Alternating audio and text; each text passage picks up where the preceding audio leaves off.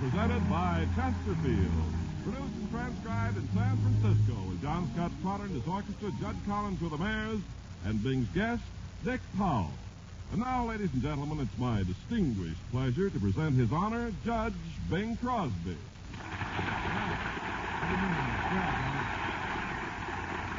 Dad.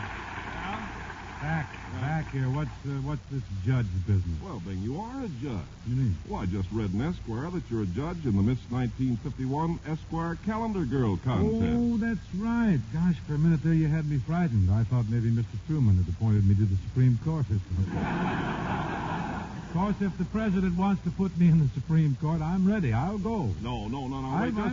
Just a minute, Bing. No, you can't leave Esquire in the lurch like that. Oh, they're all right. They got some really sharp judges for their calendar contest, Ken. They got Fred Waring, Kay Kaiser, Eddie Cantor, Rudy Valley, other gay blades from the halcyon days of the Crystal Set. Why didn't Esquire get some college men for judges? Rudy Valley's still in college. Fred Waring's still living in a frat house at the University of Pennsylvania, and Kay Kaiser's a professor at North Carolina U. That's you all. Right, you all, yeah. Say, Bing, when you went to college at Gonzaga, you studied law, didn't you? No, not exactly, Ken. But I did spend about 6 months as an office boy for a lawyer in Spokane. Well, then you were studying law. No, this lawyer defended me in a case, and I was working out the fees. I see. Well, would you care to tell us about this little legal difficulty you were in? Don't build it up into a whole big Dreyfus case or something. It wasn't anything so serious as all that, Ken. You see, my brother Everett got a little printing set for Christmas. Mm-hmm. Very first things he printed were some very reasonable facsimiles of United Cigar Store coupons. Sort of a Mr. 880, huh? Everett was just a kid then. We called him Mr. 440. But if Everett was doing the printing, why were you apprehended? Oh, gee, I was just carried away by Everett's artistry, and one day I sent 700 of his bogus coupons in for a ukulele. And what happened? About a week later, there was a knock on the door. I flung it open eagerly to reveal a man standing there with a bright, shiny ukulele in his hand. I thrust my chubby little arms out to receive it. He slapped the bracelet on me. They nabbed you, huh? What happened to Everett? He got a job with United Cigar Stores making coupons. But, Ken, enough of this shady past. I am now a judge. Please hand me my robes and my gravel. You mean gavel? Gravel, I'm going to sing, kid.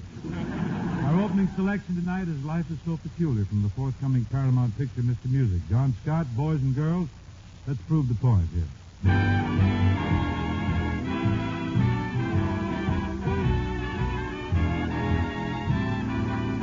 Oh, life is so peculiar. You get so wet in the rain,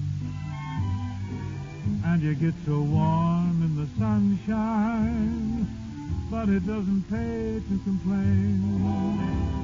When I get up each morning, there's nothing to breathe but air, and when I look in the mirror, there's nothing to comb but hair, and when I sit down to breakfast, there's nothing to eat but food. Life is so peculiar, but you can't stay home and brood. Yes, life is so peculiar. The desert's only got sand. The ocean's only got water. You never know where you stand. When I go out to dinner, there's nothing to wear but clothes. And whenever I get sleepy, nothing to do but doze. And whenever I get thirsty, there's nothing to do but drink. Oh, life is so peculiar that it makes you stop and think.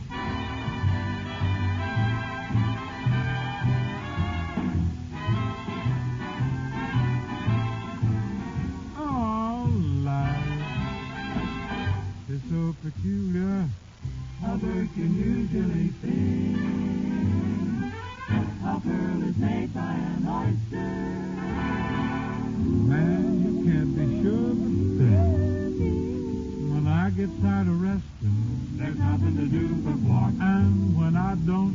listen. There's nothing to do but talk. And when I'm up in my plane, There's nothing to do but fly. Life is so peculiar, and I often wonder why. Yes, life is so peculiar. a fork belongs with a knife. Bow, bow, bow. Corned beef is lost without cabbage. A husband should have a wife. Well, you know that life is so peculiar, but everybody says that's life, that's life. Well, later the mess. That's life.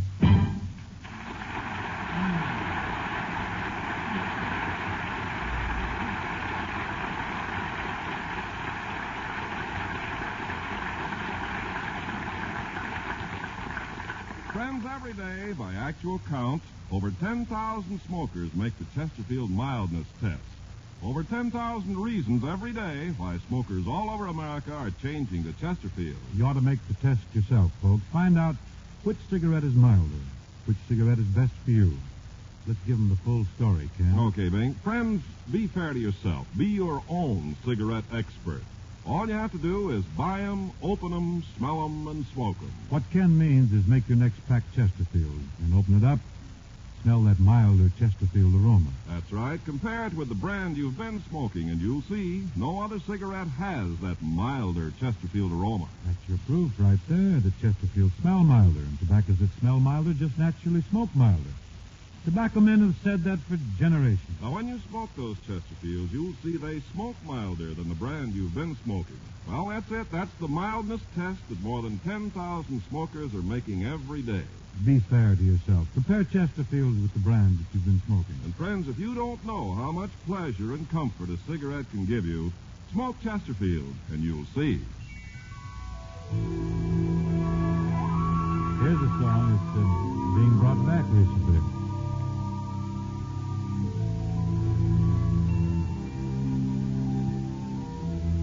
I saw the harbor lights.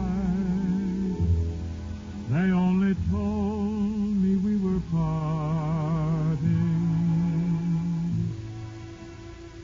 Those same old harbor lights that once brought you to me.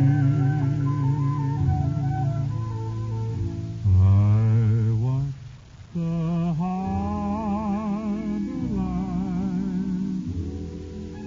How could I help if tears were starting? Goodbye to tender nights beside the silver sea.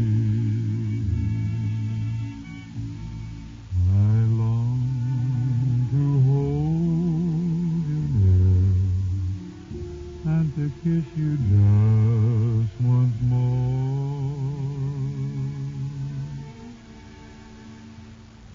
But you were on the ship and I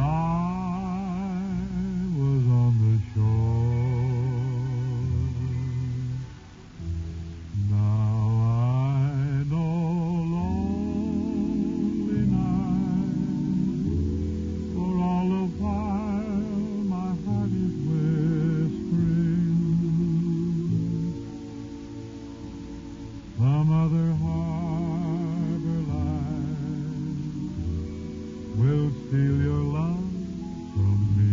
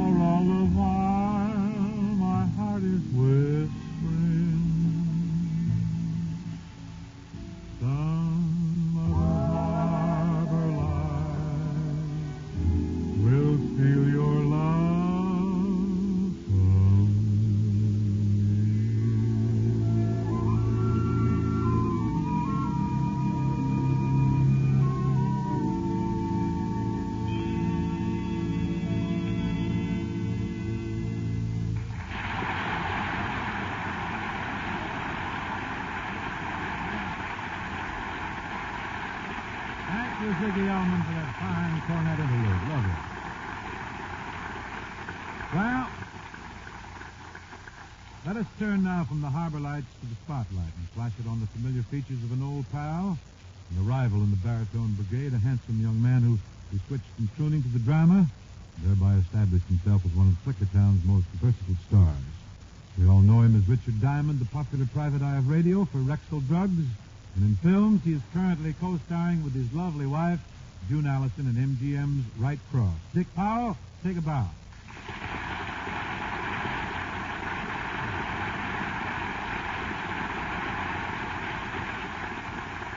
Hello, says, just a minute there, Crosby. That was a very nice introduction, and I sure got a kick out of everybody applauding. But I'm not Dick Powell.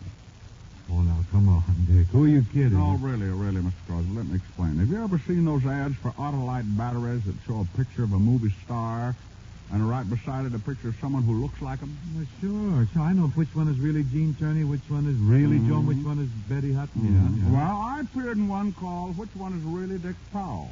I'm Otis P. Buttram of Mishawaka, Indiana. Well, Otis, it's a pleasure to have you on the Chesterfield program. Why, I don't know. Well, I'll tell you, it's this way. Your brother Everett had a little trouble with hiring Dick Powell. It sounds possible. Yeah. Powell wanted $5,000, so Everett called me. And what are you getting? 4,000 United Cigar coupons.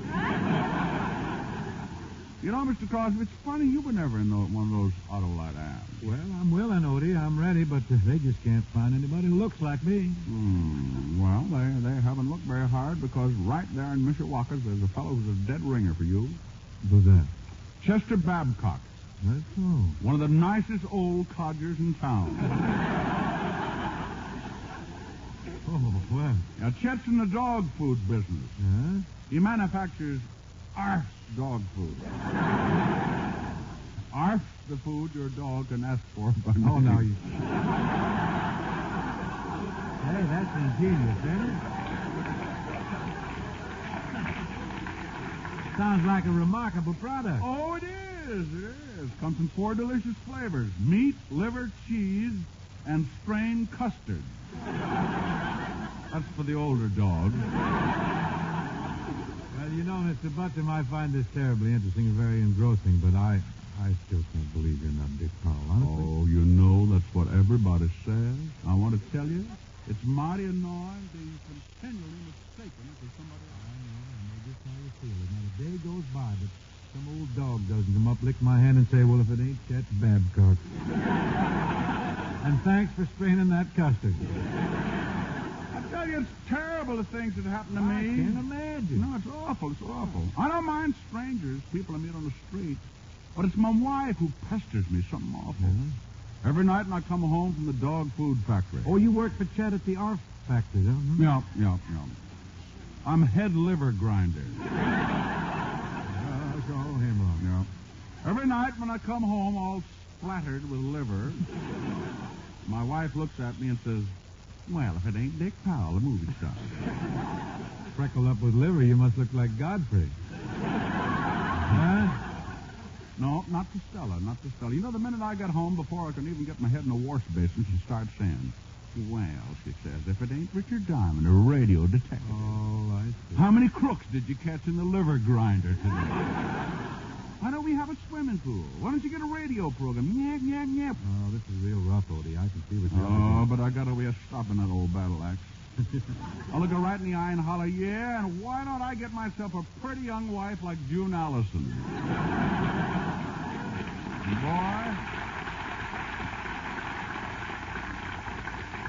Boy, that sure drives her to the beauty parlor. You can't win, can you? But you be careful now, Odie. I think I detect a wild look in your eye. Your wife better watch her step. One of these days you'll be grinding up something else besides liver. Oh, no. I wouldn't do that. I wouldn't run her through the grinder.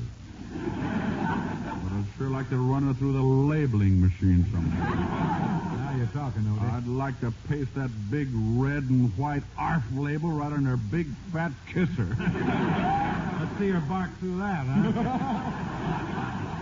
Odie, where'd you meet your wife, anyway? Oh, she was a label licker in the factory before they put the machine in. Well, you know, a label... Hey.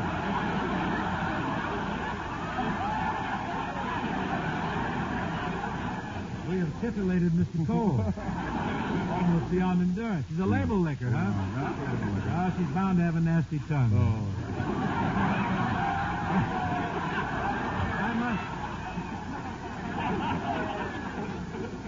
This is a fugitive from the Hope Show. Well, it's been nice meeting you. It's been real grim, Odie. Oh, well, thank you. You got me wrong. I don't mean to offend you in any way, Otis. I was just sort of hoping that, that Dick would be here so we could sing 400 or 500 songs together. Oh, that boy's got a wonderful voice. Odie. Hmm? Come here. Yeah? Had a wonderful voice. What do you mean, had? The boy doesn't have it anymore, Odie. Pipes have gone. The boat sailed, huh? Aloha. How did this happen? Just happens to most singers. As time takes its toll, they just don't hold up. Really? Certainly. I want to tell you something else. This is between you and me, Odie. I'm lucky. Very few singers have the reserve voice that I have. Oh, you mean your son Gary? Nope. Huh?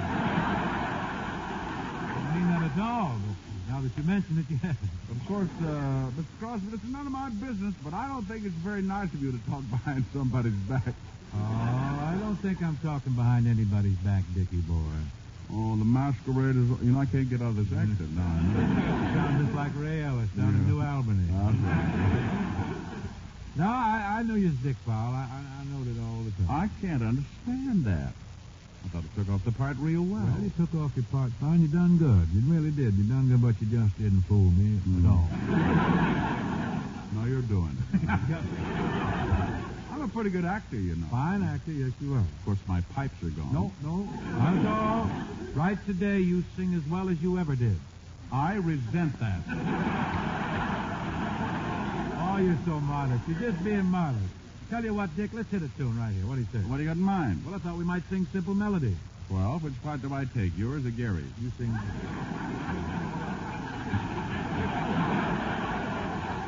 You sing Gary's part. Thanks, Daddy. All right. John Scott, Simple Melody, please.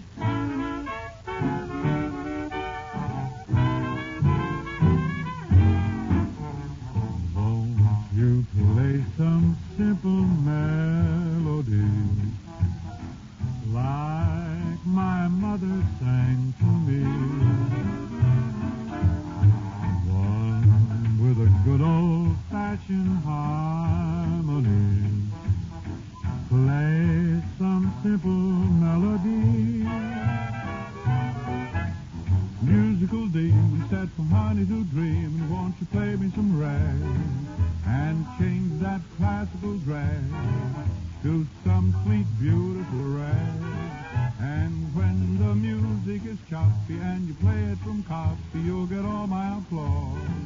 And that's just simply because I want to listen to rag.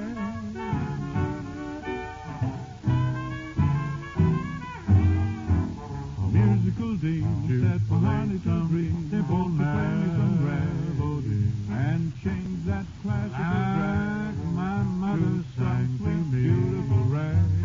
And when the music is choppy and the good old copy, you'll get all my applause. And that's just simply because some simple I want to listen to rag.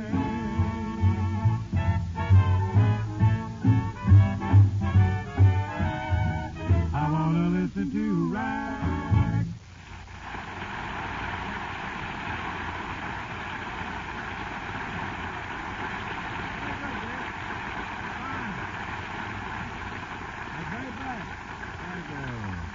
Very bright, Dick. Very bouncy. Thank you, Daddy. Now can I have $45 to go to the movies? You're not Gary anymore. No, fine, Dad. The minute I mention money, he doesn't want to play anymore. Say, Dick, you know that Irving Berlin wrote Simple Melody way, way back in the days before you and I ever dreamed we'd be in show business. Well, it certainly made a big comeback. All the good ones always do, Dick. And incidentally, you've been associated with a lot of great songs that are about ready for another ride. I wonder if you remember this one. See? Are the stars out tonight? I don't know if it's cloudy or bright, 'cause I only have eyes for you. The moon may be high, but I can't see a thing in the sky, 'cause I only have eyes for you.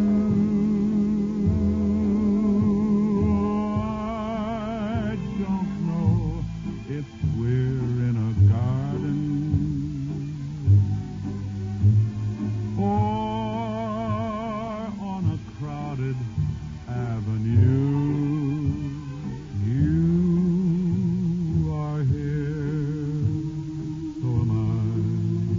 Maybe millions of people go by, but they all disappear from view.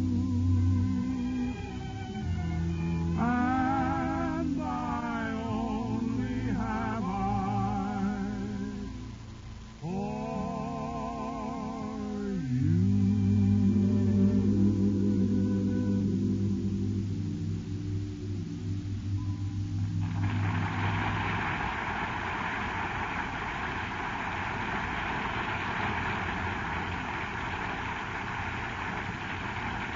Say, Dick, here's another one. You must remember this when you were the dream boy over there at Warner Brothers Musicals. See if you remember this one. You must have been a beautiful baby. Oh, yes. Why, you must have been a wonderful child. Naturally. When you were only starting to go to kindergarten, I'll bet you drove the little girls wild.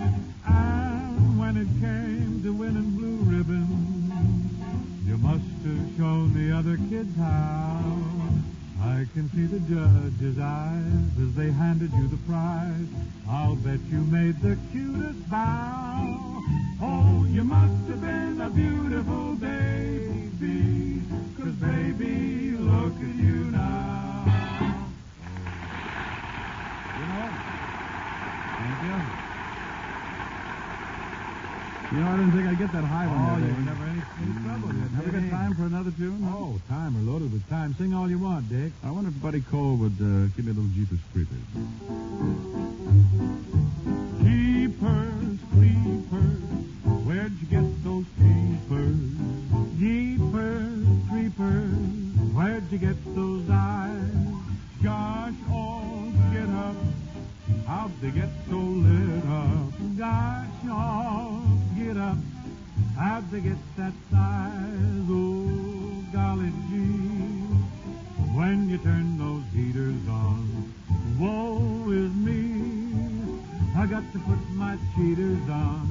Jeepers, creepers, where'd you get those creepers? Oh, those weepers, how they hypnotize. Where'd you get those eyes?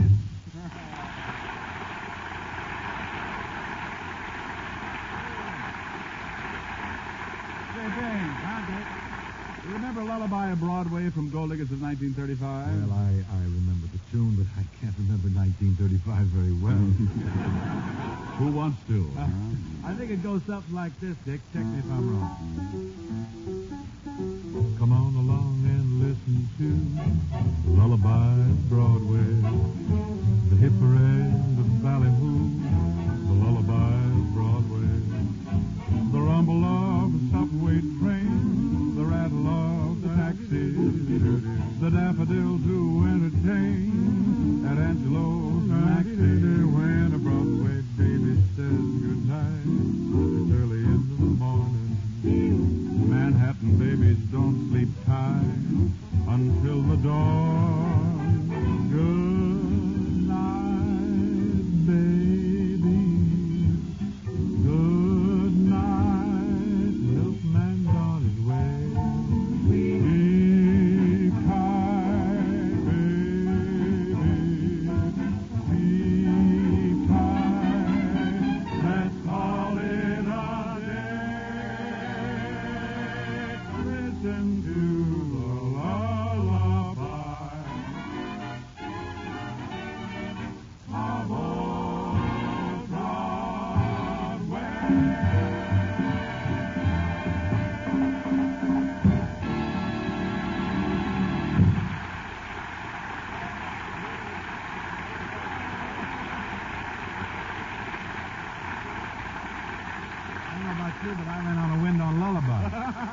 Straight, though, Rich, and thanks a million. Oh, thanks. Hey, wait a minute. What? Thanks a million. Now, there's the tune. See, just like we planned it. Works out. You just keep talking.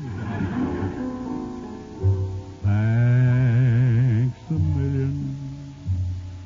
A million thanks to you for everything that love could bring you brought me.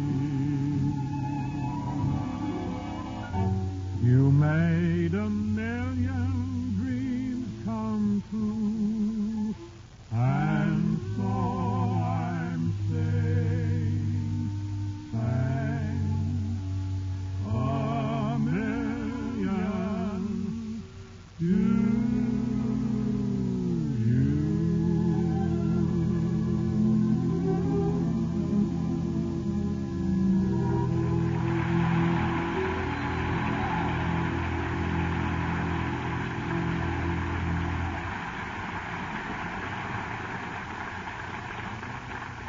Thank you, Dick. Oh, that was a lot of fun. Another new and lovely French melody has reached our shores. Johnny Mercer, eminent lyricist, has done an English version of this one. The falling leaves drift by the window. The autumn leaves of red and gold. I see your lips, the summer kisses, those sunburned hands I used to hold. Since you went away, the days grow long, and soon I'll hear old winter's song. But I miss you most of all, my darling, when autumn leaves start to fall.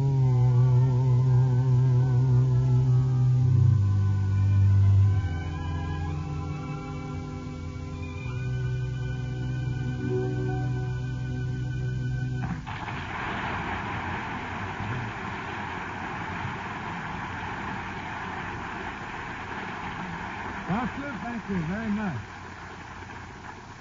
Well, that's our closer for tonight. Before raking up the autumn leaves that are cluttering up the stage here, I would like to thank Otis J. Buttram and Dick Powell for joining us here in San Francisco tonight.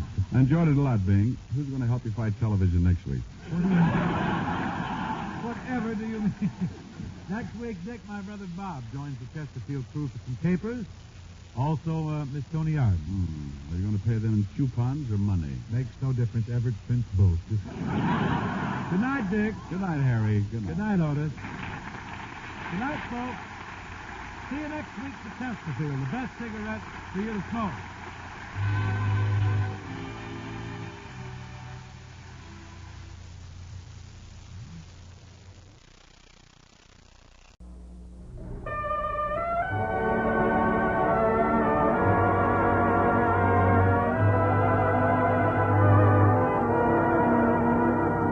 Someone wait for me.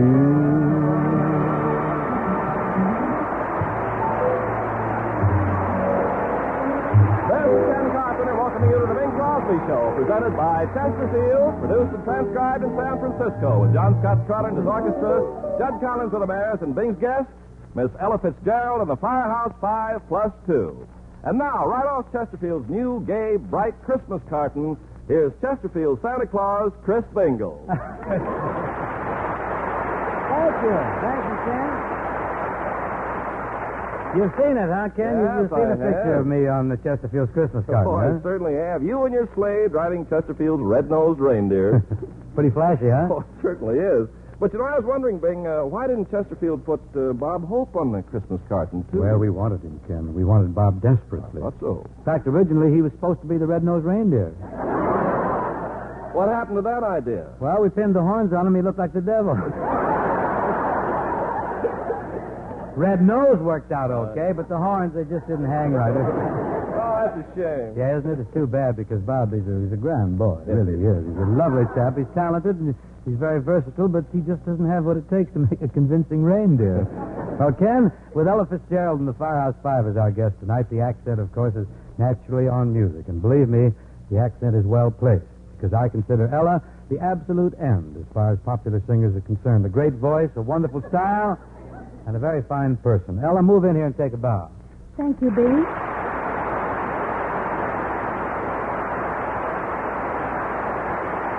Hey, Ella, you've been having some laughs around San Francisco. I heard you had a successful visit yesterday at Bay Meadows. They tell me that you latched onto the Daily Double out there. Is that true? I got really even. You wish you'd tell me where you're getting your information. But I think right now we better roll things here with the opening tune. The new song called Marshmallow World. John Scott, we're ready.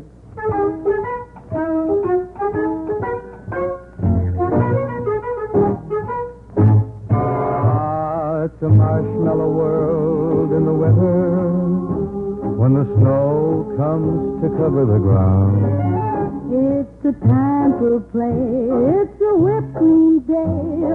I wait for it the whole year round. And those are marshmallow clouds being friendly in the arms of the evergreen tree. And the sun is red like a pumpkin head. It's shining so your nose won't freeze. And the world is your snowball. See how it grows.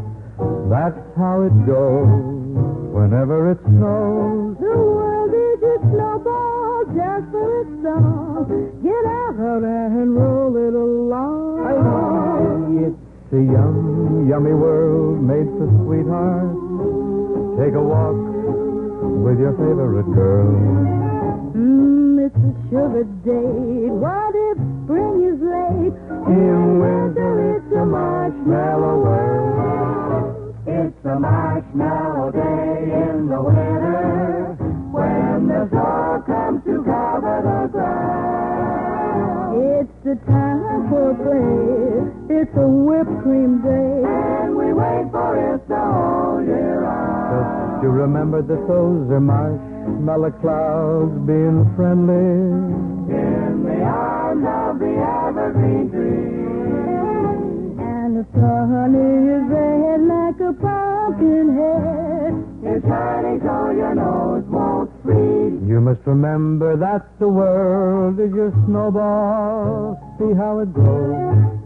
That's how it goes whenever it snows. The world is your snowball just for a song. Get out and roll it along. Oh, it's such a yummy world made for sweethearts. Take a walk with your favorite girl.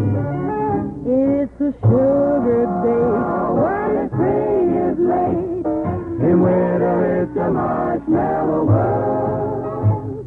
In winter it's a marshmallow world. In winter it's a marshmallow world.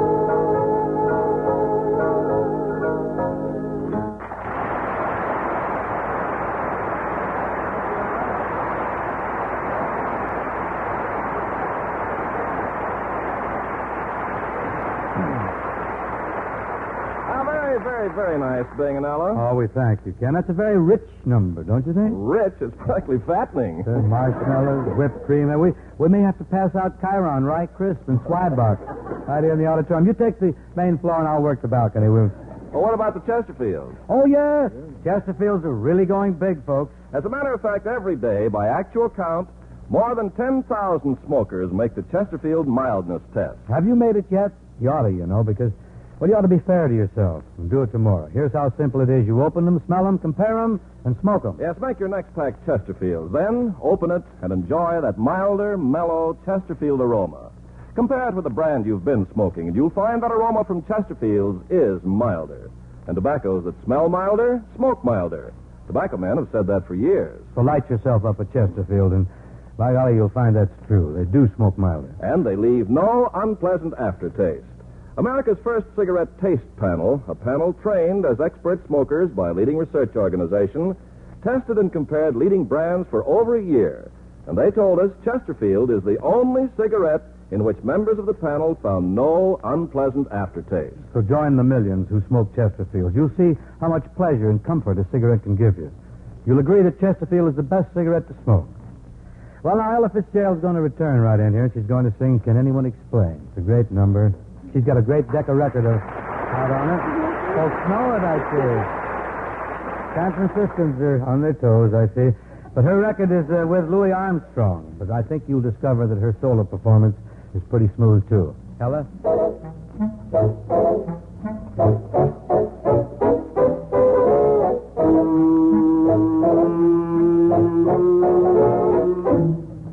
Can anyone explain the thrill of a kiss? No, no, no. But when two eager lips are pressed against yours, you'll know. Yes, you'll know.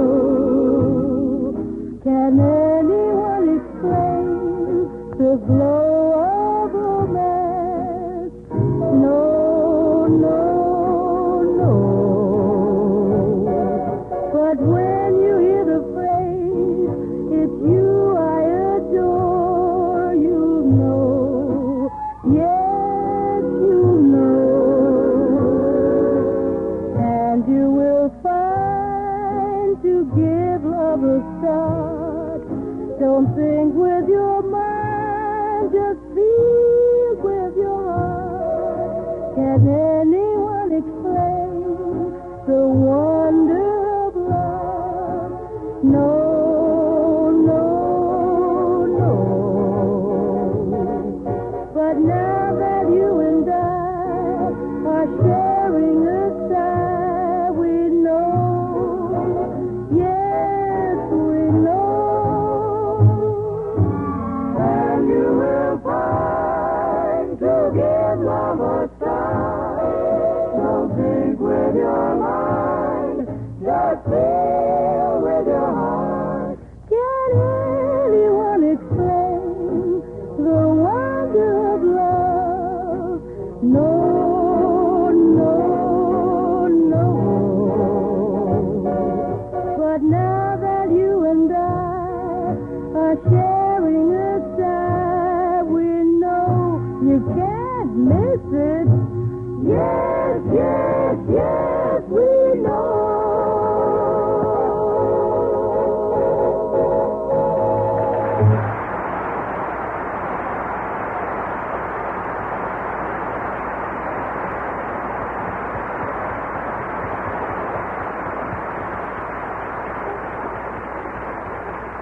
Oh, Ella, that was enchanté. Vraiment enchanté. Merci, monsieur. Merci, monsieur. Now the proceedings are going to take on a rather frenetic turn as we turn quickly from the sublime to the explosive. For now, that on-team little combination known from coast to coast as the Firehouse 5+2, assembling for a musical attack here, an assault. I want to tell you when these boys break loose. Storm warnings should be hoisted, livestock should be tethered. Might be a good idea to get the women and children indoors. Everybody hold tight because here comes the Firehouse 5+2 with the Tiger Rag.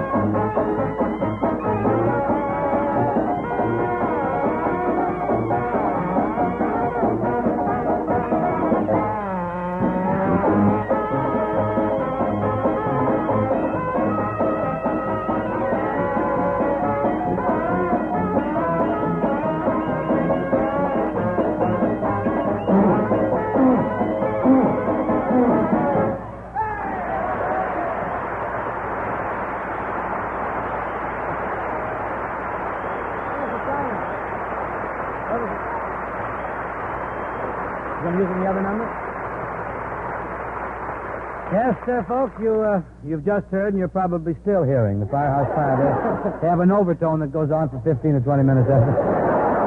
Firehouse 5+2 with Ward Kimball, he's the chief, the trombone player, Frank Thomas on the piano, Clark Mallory clarinet, Ed Penner tuba, soprano sax, Harper Goff on the banjo, Danny Alguire on the cornet, Monty Montjoy on the drums. Now, most of these lads are animators and illustrators and storymen at the Walt Disney Studios in Hollywood. Loafers.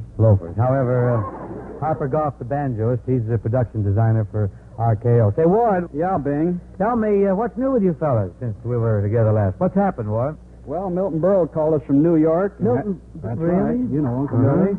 Fly east for his old television show. You were on the television with Uncle Milty, huh? We flew 6,000 miles for one course of Margie's.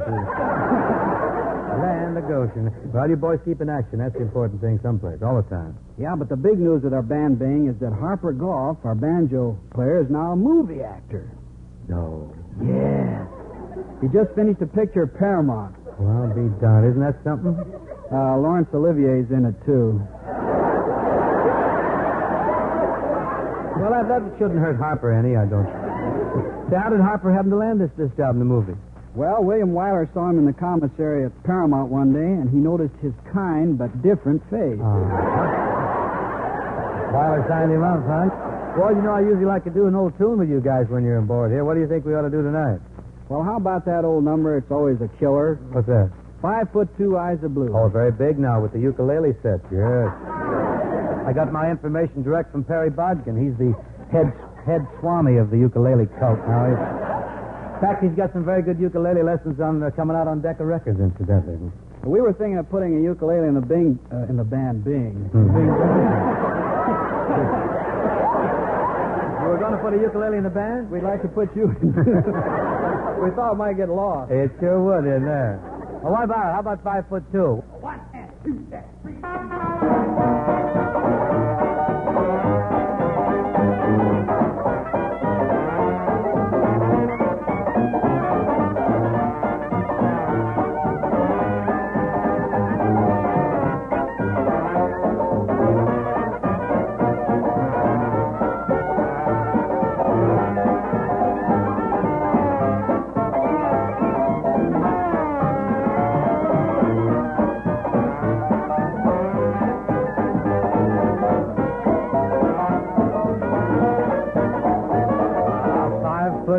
Eyes of blue, but oh, what those 5 foot could do. Anybody seen my girl? Turned up nose, turned down hose, never had another beau. Anybody seen my girl? Now if you run into 5'2", covered with fur, diamond rings and all those things. Do I sound like Jack Smith at all? Could she do? Could she woo? Anybody seen my girl?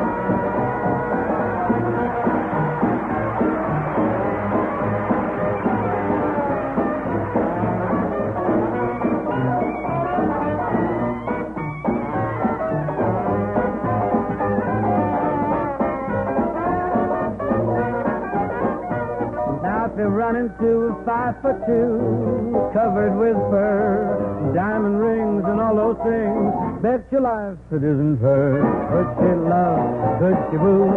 Could she coo? Anybody seen her? Anybody seen her? Anybody seen my gal?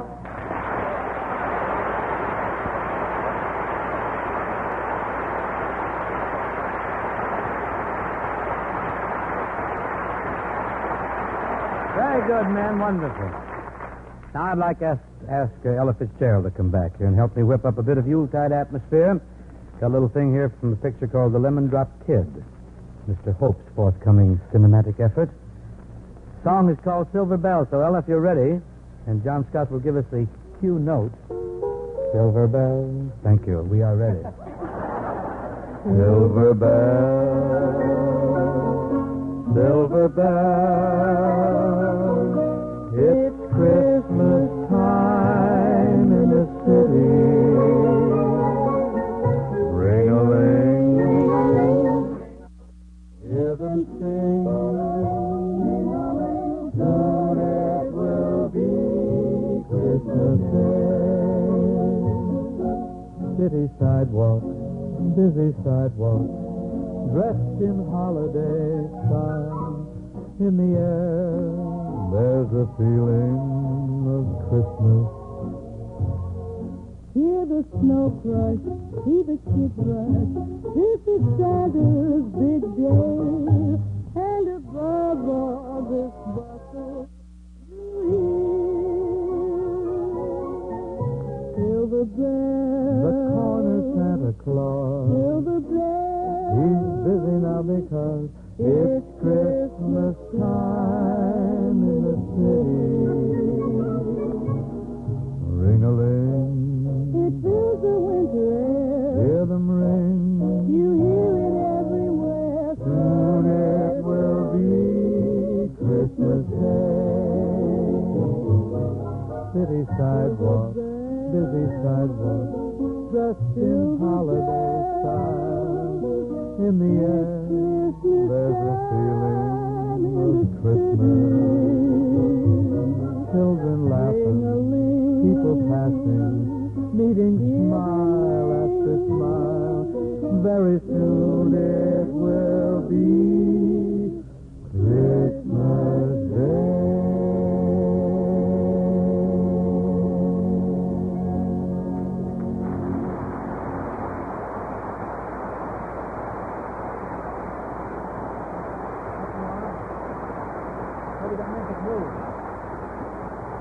Hey, folks, thanks very much, Ella. We got a little thing here. We haven't rehearsed it too good, but we're all here at the mic, so we'll give it a whirl. It's a song called Memphis Blues. Johnny Mercer, incidentally, has got a very nice record out on this song, and Jovial John from Savannah, GA, said that it'd be all right for us to use his special lyrics. Firehouse 5 are ready, so let's all go to Memphis.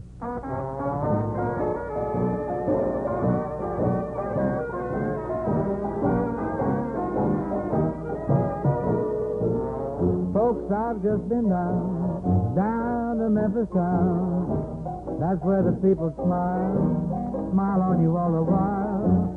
Hospitality, man, it was good to me. I couldn't spend a dime, had the grandest time. I went out a dancing with a Tennessee dear. Met a man named Handy with a band you should hear. And while the dancers swayed, all the fellas played real harmony. I never will forget the tune they call the Memphis Blues. They got a fiddler there who always slickens his hair. Folks, he sure does pull a mean bow. And the big bassoon seconds to the trombone it moans just like a sinner on revival day. That melancholy strain, ever haunting refrain, is like a southern sorrow song. Here comes the very part, wraps a spell around my heart. That's me why to hear that loving tune again. The Memphis Blues. Mississippi River, long, deep, and wide. Got myself a rowboat, and I pulled for the other side. And when I heard the music, I could lay back down and die. Oh, you should have heard the singing come floating out across the tide.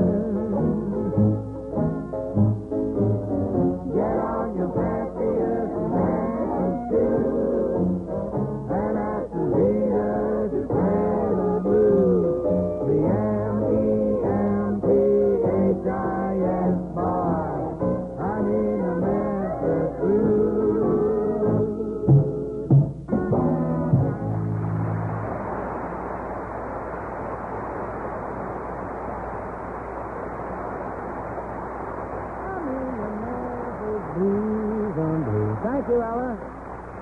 you, folks. Thanks also to the Firehouse Five, too, for some mighty fine blasts in there. Tell you, Ken, I'll bet everybody in Memphis runs right out now and buys Chesterfield right away. What do you think? Sir. By the way, Bing, did you happen to catch Bob Hope's program last night? Did I happen to Yes. catch Bob's program? Yes. Ken, the Bob Hope show is an absolute must in the Crosby household. Good. Every Tuesday night, we all gulp our dinner down, then we dash madly for the radio. We all sit in a semicircle, and we pay strict attention. Oh. The first one to laugh has to wash the dishes.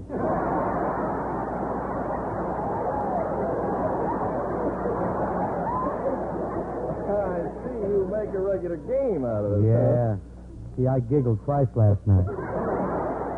Oh, then you heard Bob mention the new Chesterfield poster, the one that shows him holding up the new Chesterfield Christmas carton? Oh, indeed I did. I heard him plug my Santa Claus likeness on the carton, too. You know, Bing, you make a very convincing Papa Santa Claus. Well, I've had a modicum of practice, shall we say.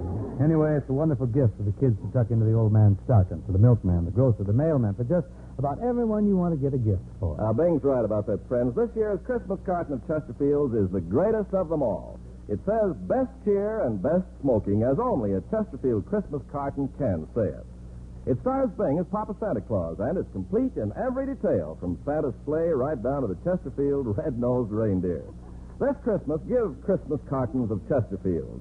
They say Merry Christmas, as only a carton of milder Chesterfields can say it. Order them today at your favorite cigarette dealer. A lovely French melody called So in Mart, now equipped with English lyrics by that eminent lyricist out of Savannah, Georgia, Mr. John Mercer. The falling leaves drift by my window, the autumn leaves of red and gold. I see your lips, the summer kisses, the sunburned hand I used to hold. Since you went away, the days grow long, and soon I'll hear winter's song. But I miss you most of all, my darling, when autumn leaves start to fall.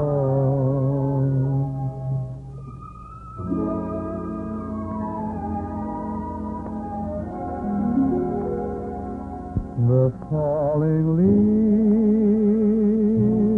drift by my window, the autumn leaves of red and gold. I see your lips, the summer kisses, those sunburned hands I used to hold. Since you went away, the days grow long, and soon I'll hear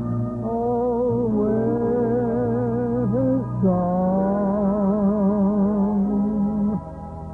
But I miss you most of all, my darling, when autumn leaves start to fall.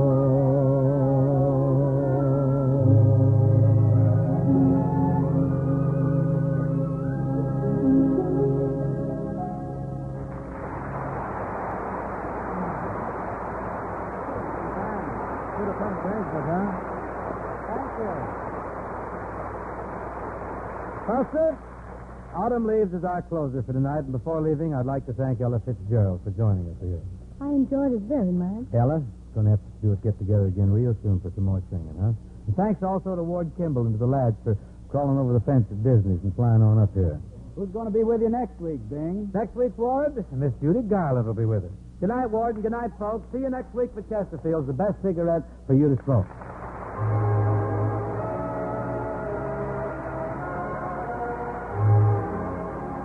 This is Sherman Billingsley, reporting from my store club in New York. Of course, Chesterfield is our #1 cigarette. But if any of our customers like a long cigarette, I always recommend Fatima. They're the best king-size cigarette. It says right on the yellow pack, they're extra mild. And they sure are. Remember, at the store club, we recommend only the best. The #1 Chesterfield and king-size Fatima. Presented by Chesterfield, was produced and transcribed in San Francisco by Bill Morrow and Murdo McKenzie. Tune in next week and hear Bing and his guest, Miss Judy Garland.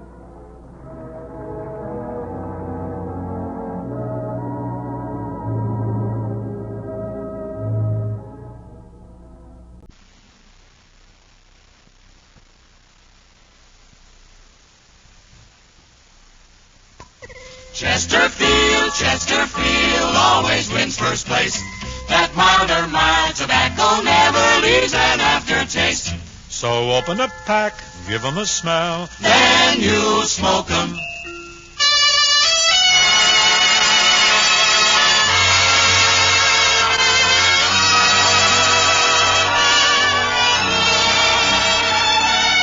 someone waits for me.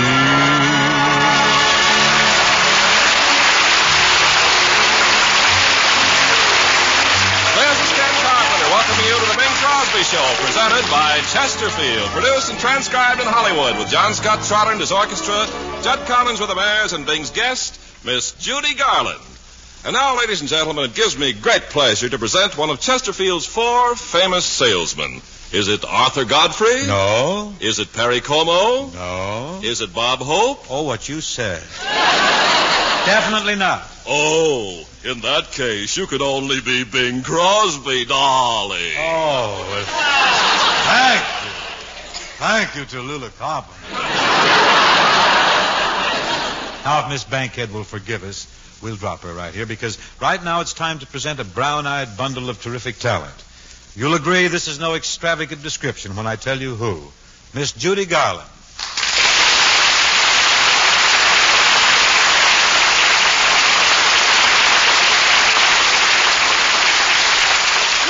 Hi, Bing. Judy, isn't it fascinating about radio? I mean, how coincidental radio is. Like, for instance, here I am standing talking right now to the greatest girl singer in the world. Oh, thank you, Bing. I mean it. Only a second ago, Ken and I were standing here talking about another great girl singer. Oh, who's that? Tallulah Bankhead. Well, I'll give up if she will. I just can't figure it out, Judy, but far be it from me to try to prevent you girls from being catty if you Us girls, what about you men? Oh, no, Judy. We may be worms, cads, heels, and scoundrels, but we're definitely not catty. When we are, we never mention names. Never mention names? No. Didn't you tell me during rehearsal that you knew what the thing was? I told you I knew what the thing was, but I was very cryptic about it. I was subtle. Huh? I merely said that you could hear him on the radio for Chesterfield every Tuesday night. That's all. See, there you are, Bob Hope. That just like a woman, you see, you're mentioning names again. Nobody would have known, but I'll forgive you. Judy, if you'll sing the opening number with me tonight, would you do that? It's Rudolph the Red-Nosed Reindeer. Big hit last Christmas, and it looks like it's going to be another big hit this Christmas, too. Is it agreed? I'm ready if you are, Rudolph. Rudolph? Let's go, John.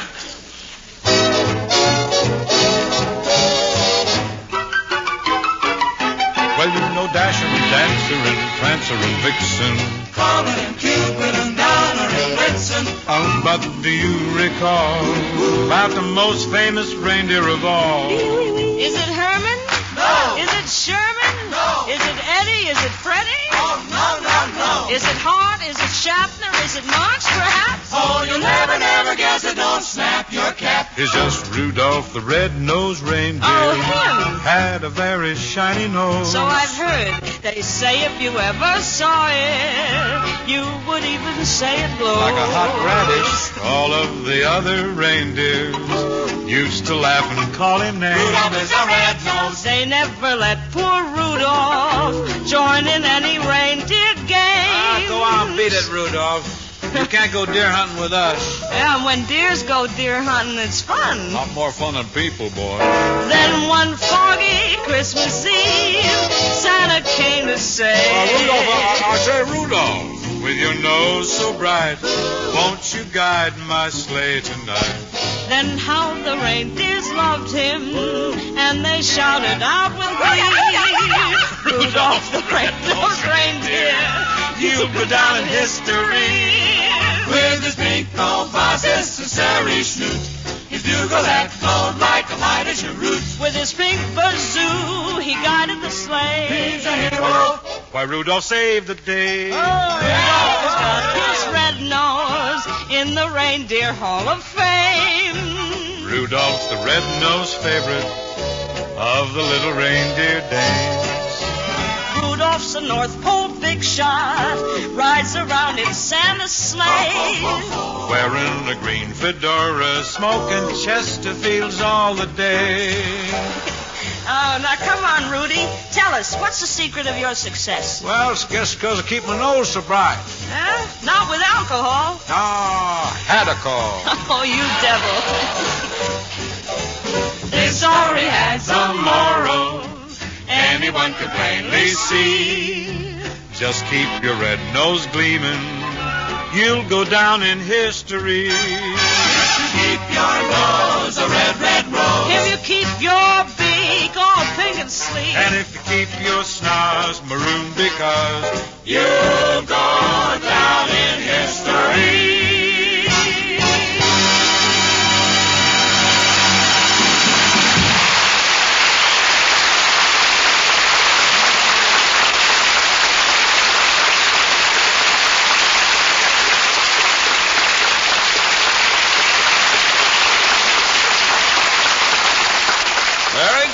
Bing and Judy. I'm sure people and reindeers listening in all over the world loved it. Very big and gnome. Really? Now, if you're agreeable, I think we should roll up our respective sleeves, Ken, you and I, and sell some Chesterfield. I'm right with you, Bing. Well, folks, like Ken and I have been telling you for these many weeks, you can easily prove to yourself that Chesterfield is the mild one. Just smell 'em, smoke 'em, and compare 'em. Make your next pack Chesterfield. Then open it and enjoy that milder, mellow Chesterfield aroma. Compare it with the brand you've been smoking, and your nose will tell you the difference between Chesterfield and other cigarettes. Chesterfields are milder. That's right. And tobaccos that smell milder smoke milder. Tobacco men have been saying that for generations. You smoke them now, and you'll find Chesterfields are milder, and they leave no unpleasant aftertaste. Yes, the country's first and only cigarette taste panel confirmed this fact. Chesterfield is the only cigarette in which members of the panel found no unpleasant aftertaste. So make your next pack Chesterfield, and you know how much pleasure and how much comfort a cigarette can give you.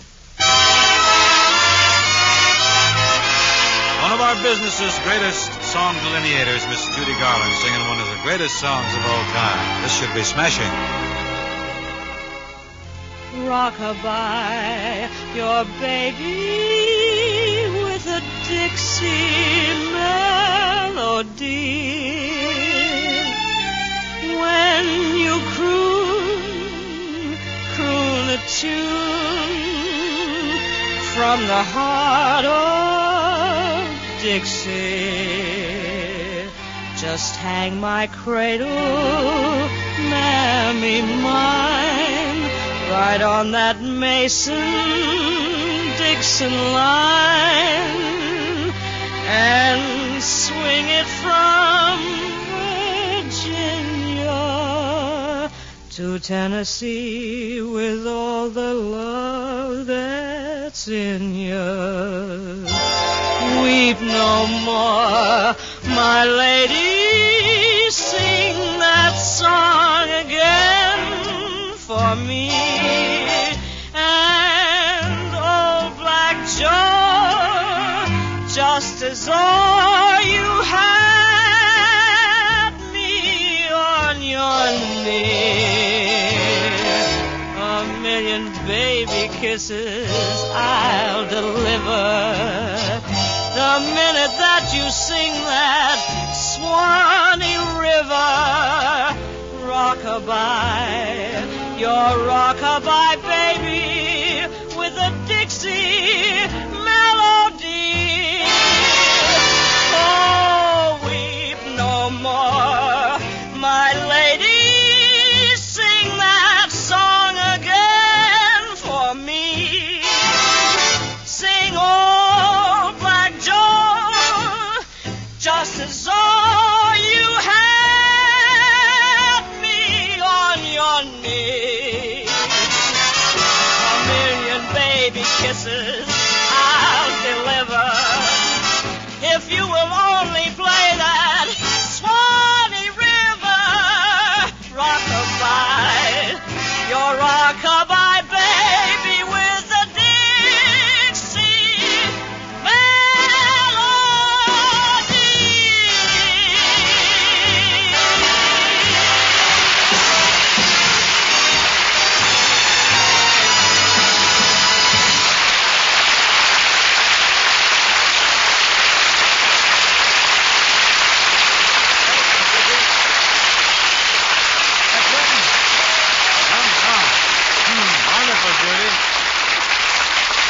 Ah, that was great, Judy. Really fine. I tell you, you're singing better every day. I wished I could say the same for myself. Oh, no. I wish I could. You do too. Oh, wait a minute, Bing. Don't be so modest. I'm not being modest. Then don't be so frank. He's singing better every day, too. Incidentally, Bing, I want to congratulate you on your new picture, Mr. Music. I saw it the other night. Oh, did you? Did you go to the sneak preview? Yes, and all of us sneaks loved it. Oh, thanks. Hey, Mr. Music's a very daring picture, you know. In fact, it's the picture that everyone said Hollywood would never dare to make. So we made it in Santa Monica. Yeah, ever since the Grunion have been running every night. Hope it stirs up a few people when it comes out, let alone the Oh, Grunion. it will, Bing. You know, every story about songwriters is successful. They've already made the stories of Victor Herbert, Cole Porter, Calmer and Ruby, Jerome Kern. Yuki Sharon? They were all very popular with the public. Yes, but Judy, those are all stories about professional songwriters. I got an idea to top any of those. Why don't you and I do a movie about amateur songwriters? There's millions of amateur songwriters. Everybody's trying to write songs. I know, I'm one myself. Me too. Well, we'll be a husband and wife team of struggling songwriters. Good idea. That's a wonderful idea. I'll be the husband. You'll be the wife. Great. You see? It's working perfectly already. Why, this picture will be bigger than the life of George Jessel. Oh? Did Fox make the life of George Jessel? Certainly. It's a wonderful picture, too. Panic in the Streets. Georgie's a panic anywhere. Easy a card. Listen, why don't we give the folks a little preview of our amateur songwriting movie? What do you say? What do we do for songs? We make them up as we go along. What do we do about a story? It's a musical. Who needs a story? Give us a vamp, Ken. Ladies and gentlemen, this is the story of Judith and Yummy Yogurt. I don't like my billing. I quit. Two amateur and unsuccessful songwriters. Stand by, folks, because this picture's going to tug at your heartstrings. This is the only movie made where the audience will go out whistling the dialogue instead of the music. I just saw him whistle. For 10 long years, Judith and Yummy have been struggling for recognition in the world of music. As the picture opens, we find them in their tiny apartment just off Tin Pan Alley. Yummy is sitting on the piano bench, staring off into space. Yummy.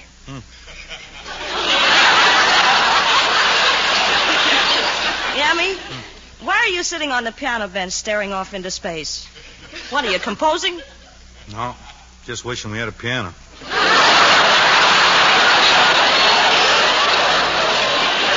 We can't give up, Judith. I just got an idea for a song that the world has been waiting for. It's a torch song. Oh, sing it to me, Yummy. Okay, Mammy. Can I join you if you're not too hammy? Now, you lay out now and write down the words as they come to him. I don't want to lose a precious syllable. All right, okay. Gee whiz, if you'd have written down Sam's song the first time it came to me, those other guys wouldn't have beat me to it. First time it came to you, you were sitting in front of a jukebox listening to it. Well, I'm liable to get inspired anywhere. I never know where it's going. Okay, Yummy, let's have your torch song. Okay, it's a pretty sad song.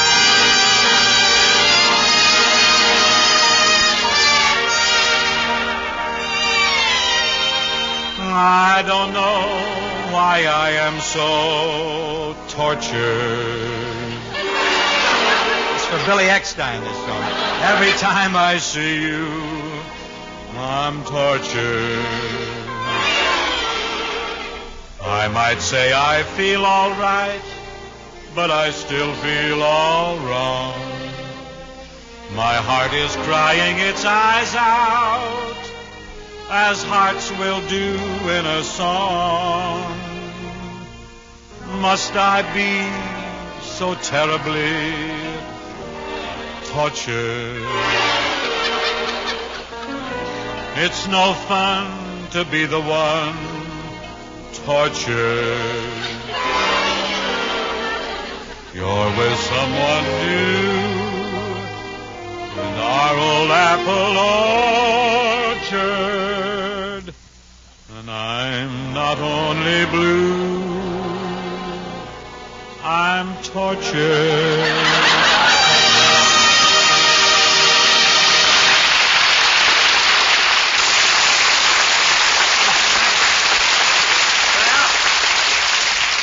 Well, that was tortured. Also torture. Yeah. Say, listen, you know what? What? We should do a cheerful song, a bright song, a gay song. Yeah, that might be it. How about that song we were running through the other day? You know, the one called Boise, Idaho? Let's try it. Okay, we might have more fun with Pocatello, though. Well, Boise, Idaho. Here we go. We'll do Boise. Bring me in, John.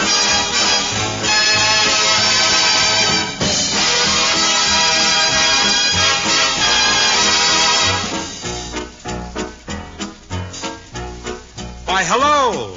Why, hello. How are you today? I'm fine. Me too. We're both feeling okay. Say, my bag's all packed. For a trip out west, you mean out there where the sun shines best? All set? Oh, you bet. Let's go back that way. Here we are, just a little bit far from the place where we belong. No, we ain't got a dime, but we're biding our time by always singing this song. Ro-do-de-o, do-do-de-o, you'll never know how much we long for Boise, Idaho. Oh, the girls from Butte are mighty cute, but we will let them go. For the girls are noisy when they come from Boise, Idaho. Ro-do-de-o, do-do-de-o, you'll never know how much we long for Boise, Idaho. We're on the right track. We don't need any signs to a little log cabin in the rustling pine. Oh, baby mine, we're so happy that we don't mind to say goodbye to all the things we left behind. Well, I get here, but it's not near to the place we'd like to play. Oh, now before we go, there's one more thing that we would like to say. And you know that it's Ro-do-de-o, do-do-de-o, you'll never know how much we long for Boise, Idaho. Boise, Idaho. Boise, Idaho.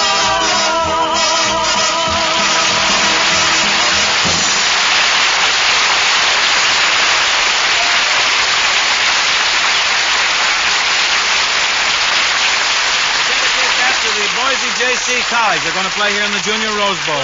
Yeah. That'll be a hit, boy. We'll make millions on that Idaho song. We'll be lucky if we wind up with a sack of potatoes. You know, the trouble with us is we're not in the groove.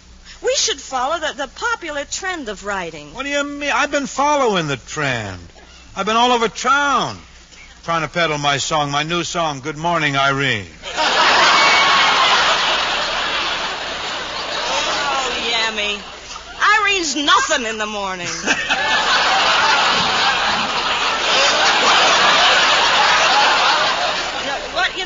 What the people want are songs about famous painting. Now, look what happened with Mona Lisa. Oh, Mona Lisa, that's a painting? Of course. Oh. Well, if the people want songs about paintings, I know a better painting than that. What's your idea of a better painting than Mona Lisa? The girl on the white rock bottle? It ain't bad. It's very colorful. But there's a painting I saw called the Blue Boy. Terrific. Yeah? Does that do anything to you, honey, Blue Boy? Yeah. Listen, I've got a sensational idea for some words. Well, I'm always ready with a melody. Let's do it, huh? Let's try Blue Boy. Okay. You ready? Yeah. Go ahead. The art gallery is calling to me. I'll hurry to my blue boy. Gainsborough's his name, so it says on the frame, but I call him my blue. Oh, my little blue boy. He's warm, he's real, I tell myself, but I know he ain't. One day I sneaked a kiss, tasted just like pain. My heart is blue Nash.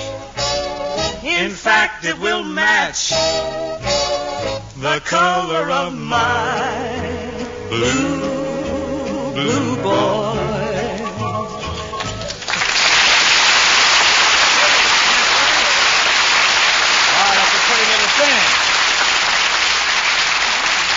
That's great. That'll run Mona Lisa right out of town. Yeah, they'll run us out with it. What are you talking about? It's a great song. Yes, but don't you think that the melody is just a little bit like My Blue Heaven? It's exactly like My Blue Heaven. That's our trouble, Yammy. We're not original. We're not creative. Look at us. Married 10 years, we haven't even got a child.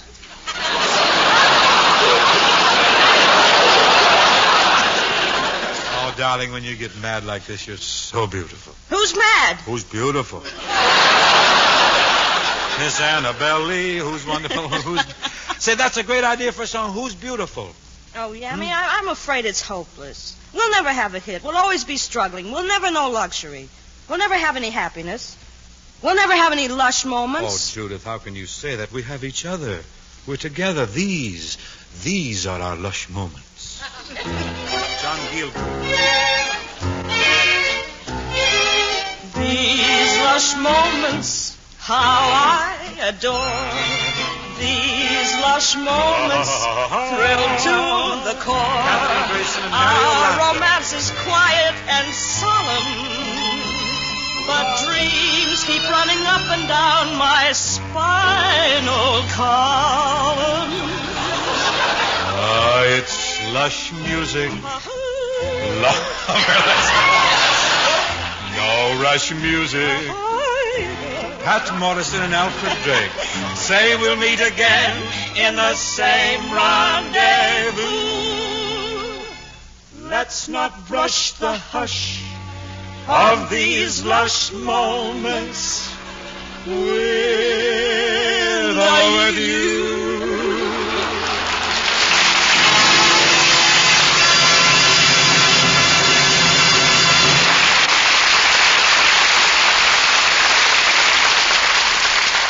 That's it, folks. These lush moments is the happy ending to the movie which Judy and I intend to make just as soon as television blows over. Let's make it now and release it on television. That'll help it blow over. That'll move it. Quick thinking, Judith. Now, if you'll excuse me for a moment, we'd like to turn from the amateur songwriters to the pros. And a new Christmas tune, a jumpy little thing, real bouncy, written by Johnny Burke and Jimmy Van Heusen, called Papa Santa Claus. Toys gave a party for Papa Santa Claus, and it was the party of the year. Well, they all brought a present for Papa Santa Claus, and he grinned from ear to ear. There was brand new harness for the reindeer, new jingle bells for the sleigh, and they all wished him a Merry Christmas, and the Toyland band began to play. And the North Pole rocked and rocked with laughter and applause when the toys gave a party for Papa Santa Claus. Ho, ho, ho! Ho, ho, ho! Ho, ho, ho! The wooden soldiers marched around the room. Big bass drum went boom-a-boom-boom-boom, boom. And Jolly Old King Cole put on his pipe and bowl and joined the other dolls and danced the polka. The Kingham cowboy rode his rocking horse and tried to rope an Indian, of course. But when the circus clown put on a lady's gown, they laughed so hard harness chandelier fell down. The toys gave a party for Papa Santa Claus, And it was the party of the year. ho ho, the party of the year. They all brought a present for Papa Santa Claus, and he grinned from ear to ear. And the North Pole rocked with laughter and applause when the toys gave a party. They gave a happy little party for. They gave a party for Papa Santa Claus.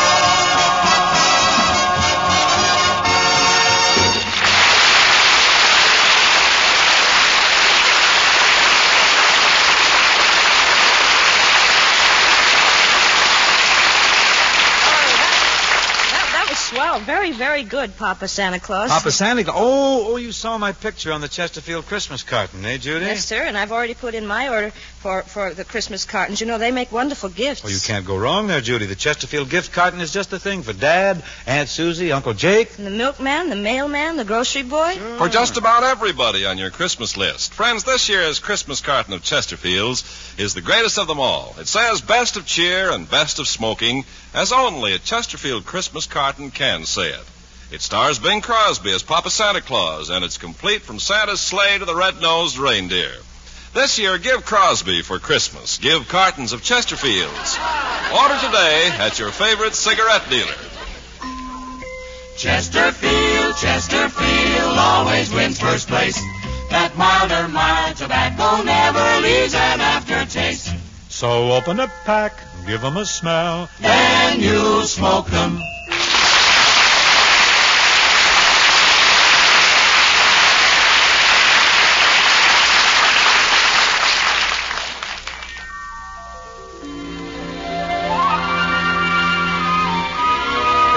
Song. It's about 12 or 15 years old, I guess. It's enjoying quite a revival on the radio, on the television, on the discs. I saw the harbor lights. They only told me we were parting. Those same old harbor lights that once brought you to me. I watched the harbor lights. How could I help if tears were starting? Goodbye to tender nights beside the silvery sea. I long to hold you near and to kiss you just once more. But you were on the ship and I was on the shore. Now I know lonely nights, for all the while my heart is whispering. Some other harbor lights will steal your love from me.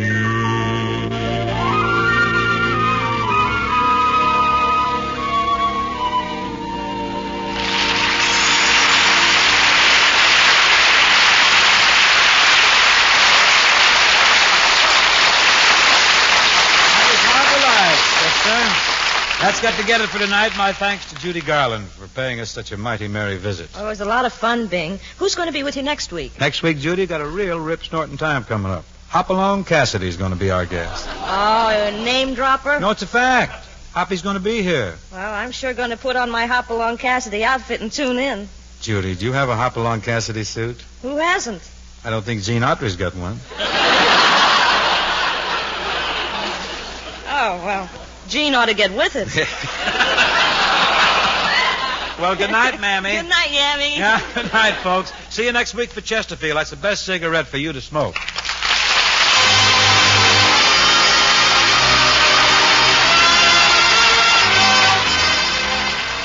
This is Sherman Billingsley reporting from my store club in New York. You know, our number one cigarette is Chesterfield. And when customers ask for a long cigarette, I always recommend Fatima. It says right on the gold and yellow package, they're extra mild. And they sure are. At the store club, we only recommend the best. Number one, Chesterfield. And king size Fatima, the best of all long cigarettes.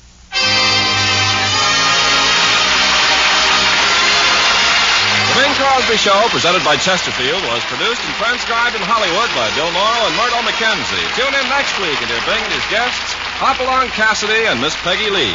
And remember, folks, automatic saving is sure saving. Invest in United States savings bonds.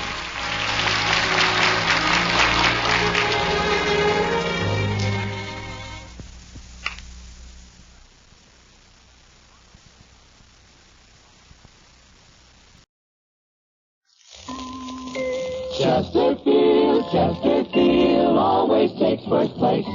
That milder, mild tobacco never leaves an aftertaste. So open a pack, give 'em a smell, Then you smoke 'em.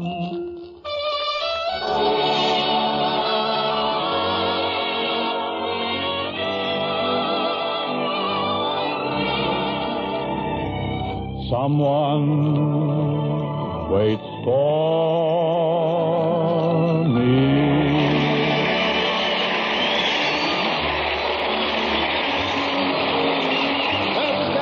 Welcoming you to the Bing Crosby Show, presented by Chesterfield, produced and transcribed in Hollywood with John Scott Trotter and his orchestra, Judd Collins with the Bears, and Bing's guests, Hopalong, Cassidy, and Miss Peggy Lee. And now, ladies and gentlemen, it gives me great pleasure to present that famous hero of the Old West, Bing Crosby. Thank you. Thank you, Ken. Thank you, Ken. I'm glad you remembered I was a hero of the Old West. I shot it out with plenty of rustlers in my day. Easy now, steady, boy. When I said you were the hero of the Old West, I was referring back to the days when you were such a hit as a singer at the Coconut Grove. I shot it out with many a rustler right in the Coconut Grove. Ken, I don't think we should stand here, though, yakking about the Coconut Grove in the old days when we have the star of the current show of the Coconut Grove right here. Ladies and gentlemen, Miss Peggy Lee.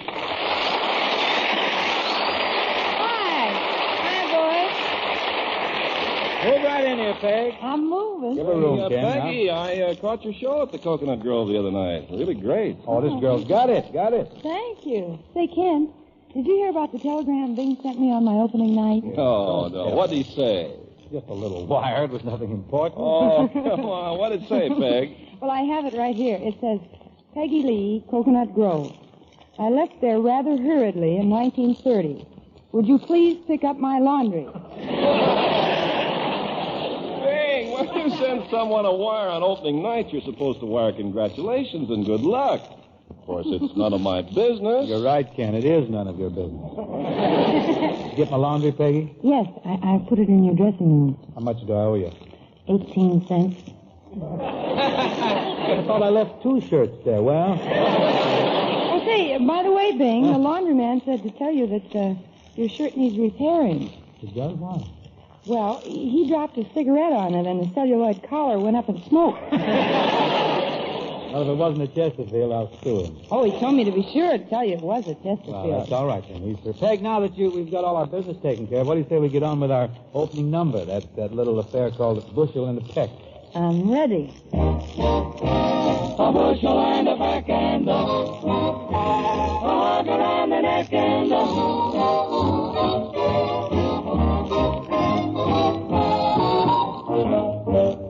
I love you, a bushel and a peck, a bushel and a peck, and a hug around the neck. A hug around the neck and a barrel and a heap, a barrel and a heap, and I'm talking in my sleep about you, about you, about you,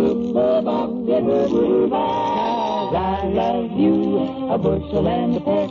You bet your pretty neck I do. Do-do-do-do-do-do, do-do-do-do-do-do, a do-do-do-do-do-do-do. Oh, I love you, a bushel and a peck. a bushel and a peck, though you make my heart a wreck. Oh, yes, you make my heart a wreck, and you make my life a mess. You make my life a mess, yes, a mess of happiness. About you, about you, cause I love you, a bushel and a peck. You bet your pretty neck I do.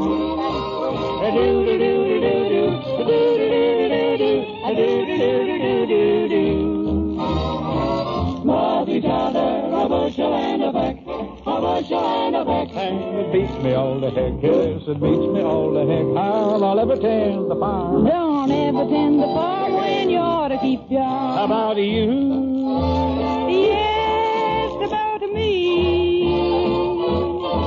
Cause I love you, a bushel and a peck. You bet your pretty neck I do.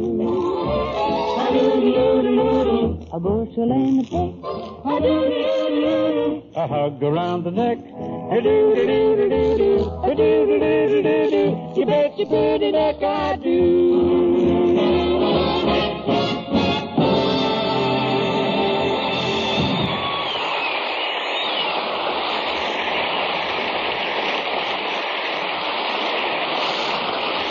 Very good, Bing and Peggy. Any day now, Paramount is going to cut loose a little musical film called Mr. Music. The following is one of the ditties from this fin de siècle. You have to follow your dreams till they all come true. Look around when they do, and you'll be home. You'll be home. You have to follow your heart, and it may be far. Then just ask where you are, and you'll be home. You'll be home. There'll always be meadows yonder with greener clover than those you wander right over. That shining castle you see on a distant shore. Go and knock on the door, and you'll be home.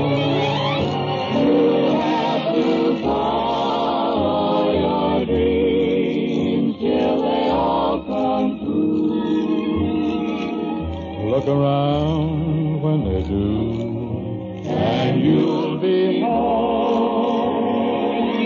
You have to follow your heart, and it may be far. Then just ask where you are, and you'll be home. There'll always be meadows yonder with greener clover than those you'll wander right over. That shining castle you see on a distant shore.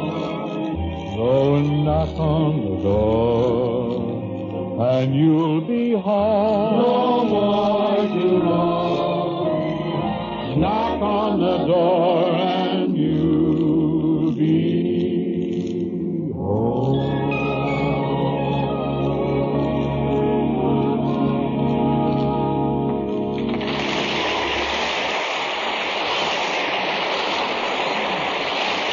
Now, folks, Peggy Lee is playing. The Duchess Peggy Lee is going to sing the current hit called Orange Colored Sky. You ready to slam bang and Alakazam, Peg? Oh, yes, I feel very... You should be very hooting on the gate. Huh? Miss Lee, Orange Colored Sky.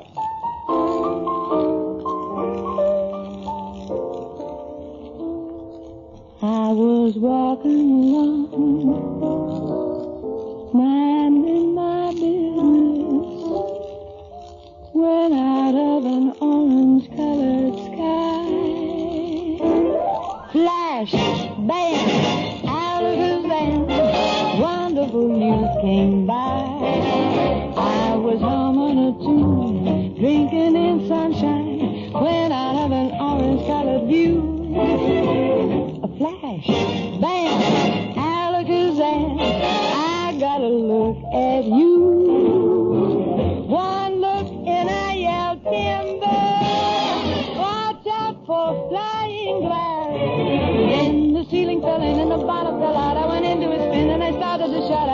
This is it. This is it. This is it. This is it. I was walking along, minding my business, when love came and hit me in the eye.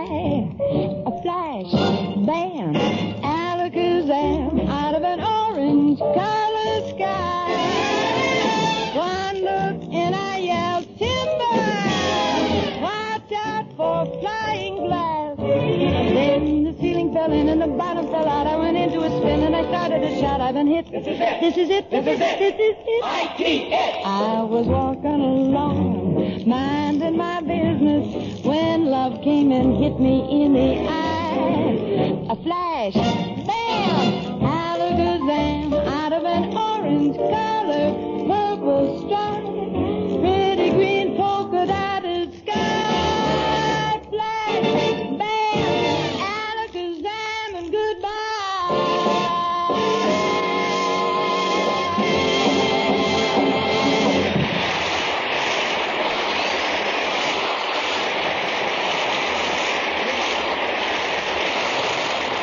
Jolly, Peggy, very jolly. Now, please stand by, will you, honey, while I bring on our next guest of the evening. Fine, handsome, two-fisted man whom the boys, the girls, and the grown-ups of this country have put on a high pedestal. And justly so, because he stands out as a symbol of clean living, honor, fair play, and good behavior. Hoppy, it's great to have you with us. Thanks, Bing.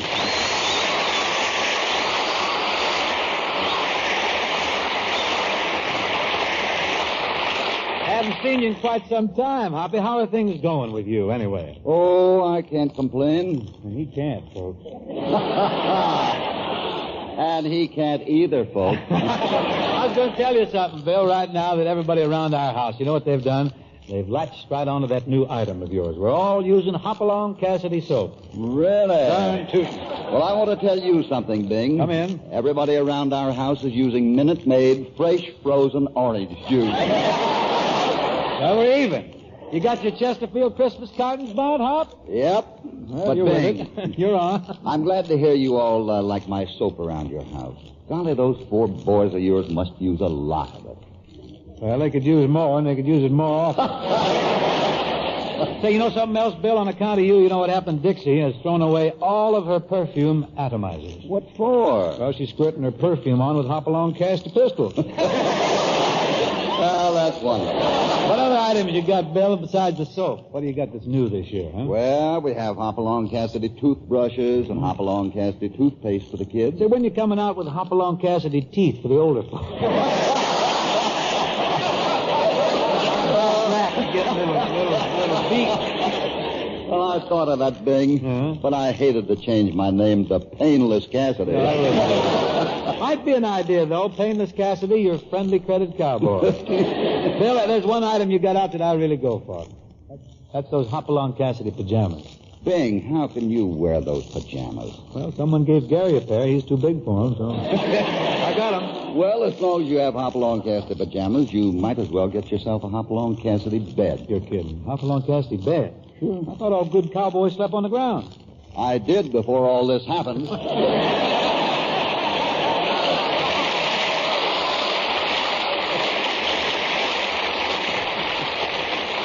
All I can tell you is this couldn't have happened to a nicer fella. Thank you, Bing. Say, Hoppy, what do you say we have a little Western play? We've got to have a Western play for the folks here, huh? That's fine with me, Bing. Carp, Ken, how about setting the scene? Oh, gladly. That Yes, I'll give it. Ladies and gentlemen, we now present a drama of the Old West entitled Smoking Guns, or Guns That Smoke Milder, Shoot Milder. The scene is the dirty, rough, tough frontier town known as The Thing, Nevada. Oh, this must be a vicious village, huh? During the play, Hopalong Cassidy rides his famous white horse, Topper. Miss Peggy Lee rides a beautiful chestnut mare, and Mr. Crosby rides the mobile gas flying red horse. I got a notion to drill you, Carpenter. Our scene opens in the beautiful, newly decorated Gopher Hole Hotel, which is run by Miss Peggy Lee. Overture, Mr. Trotter.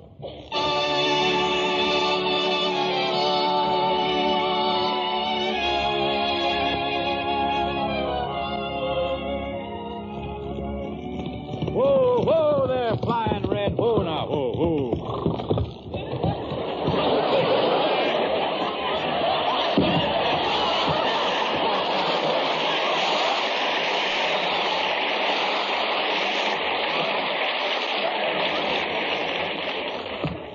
ad-libbing horse if I've ever... Open the door so I can come in. You stop taking bows and let it open.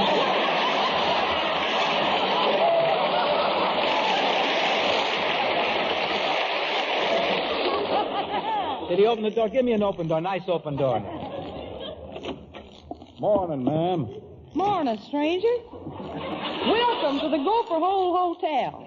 My name is Ace Crosby, ma'am. You got a vacant room here at the Gopher Hole? Yes, sir, and believe me, it's a pleasure to have an ace in the hole. Okay. Man, this must be a tough burg. What's them arrows in the wall? Indians been here? No, they point the way to the bathroom. Oh. What'll they think of next? Bathroom. What? Here's your key, Ace. Room 21 on the second floor. Fine. You send the bellboy up from the laundry? Sorry, we don't have a bellboy. Should I come up? Okay, but bring some White Rock with you. You know, Ace, What? you're different from most of the fine, upright, bashful, honorable men in this town. Mm-hmm. You're a heel. Well, you're mighty attractive yourself, girl. Morning, Miss Peggy. Morning, Hopalong. Hopalong. Well, I'll be moseying upstairs. Just a minute there, stranger. Your name's Crosby, ain't it? For what? You're not fooling me, any stranger. You're Itchy Fingers Crosby, and if I catch you reaching for anything around this town, I'm going to cure your itch. Well, you ain't scaring me none, Cassidy. Some people might think you're tough, but I don't. I'm staying in this town just as long as I feel like it. How long is that? Happens I'm leaving immediately. You better leave, partner. I know for a fact that you're the worst thief ever hit the Nevada Territory. And if you aren't out of here by sundown, I'm going to run you out. Gene Autry. John Wayne.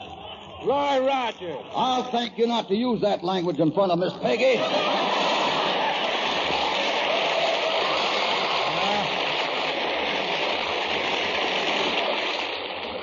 Lone Ranger.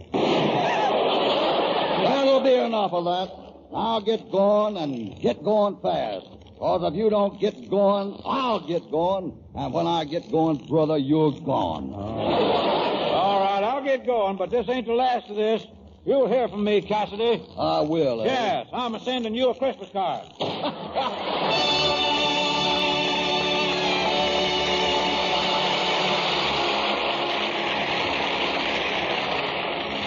And so, Itchy Fingers Crosby left town, but later that night he sneaked back. And we now find that he's forced his way into the First National Bank and is now kneeling in front of the safe. But Hopalong Cassidy had a premonition that Crosby would return, and he and Miss Peggy are also in the bank, kneeling behind the safe. We now see Crosby, in the flickering light of a lantern, sitting in front of the safe, cracking walnuts. I'm just a limbering up. As soon as I get these walnuts cracked, I'm going to crack this here safe. Pat, might as well shoot the lock off. Get into the green stuff. Oh, that was easier than opening a charge account at Leo's Sunshine Farm. All right, Crosby, I got you covered. Reach for the sky. Well, in that event, Cassidy, I may as well let you in on a little secret. I'm not a crook. No? I'm Buckskin Crosby, the famous United States Marshal. No. Yes, and I blew that safe to get valuable evidence against the president of this bank. Well, I'm mighty glad to know you, Buckskin. Likewise. Me too, Buckskin. You know, Miss Peggy, ever since I met you this morning, I had a hankering. I just had a downright hankering for you. Golly, I'd like to do something about it. Okay, Marshal, what's your plan? Well, it's kind of personal between you and me. I thought maybe we might get hitched, but I don't like to propose in front of Hoppy. Okay, I'll mosey along. The best of luck to you, Buckskin, and Miss Peggy. Thanks, Hoppy.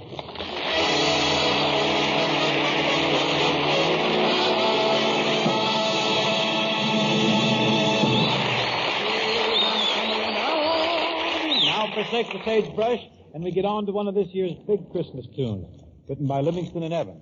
Peggy, how about you taking a piece of this? You know this song? Sure, Marshal. What's your plan? Oh, now. stuck on a gag, you won't turn loose. Gag beater, we'll call it.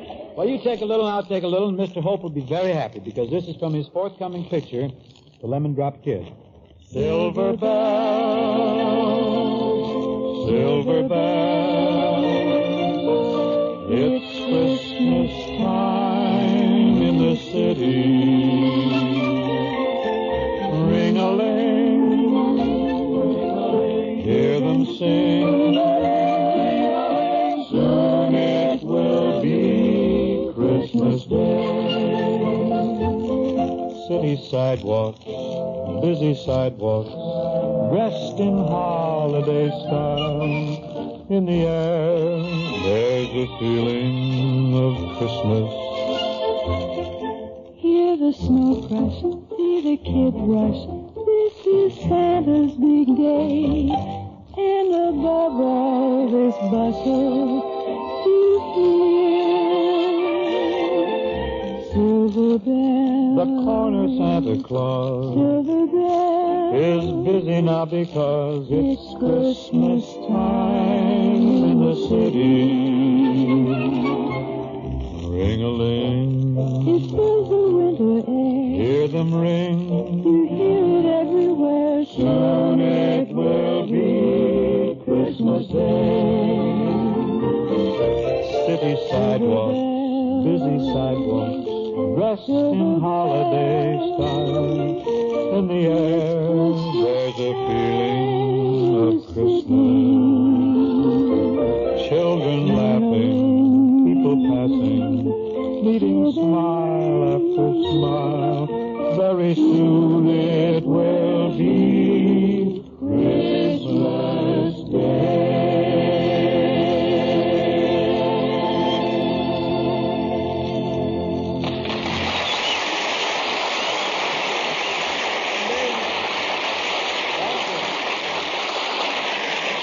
Thank you, Peggy. Peggy, believe me, the fact that we sang Silver Bells will make Hope really happy. Oh, Bob's happy all the Well, time. he's slap happy, isn't he? Irving Berlin's great song. Definitely a must this time of the year, I guess.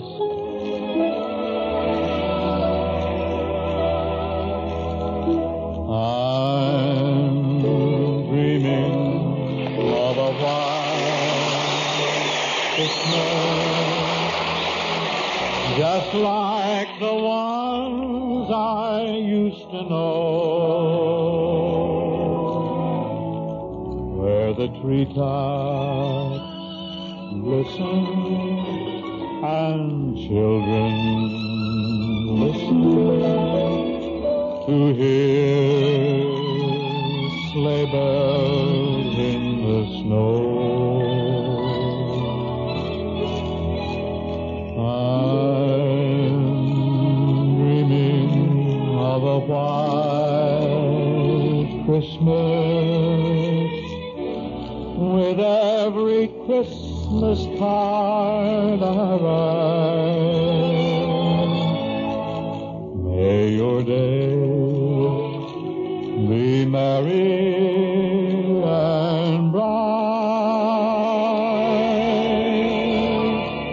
and may all your Christmases be white.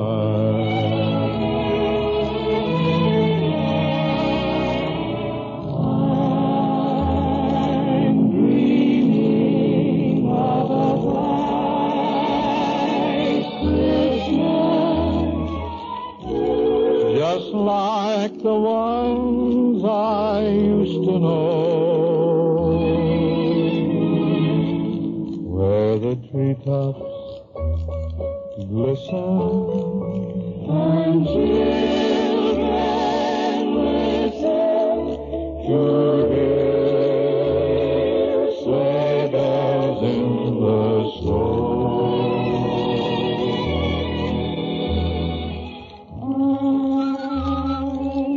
dreaming of a white Christmas with every Christmas card I write. May be merry and bright, and may all your Christmases be white.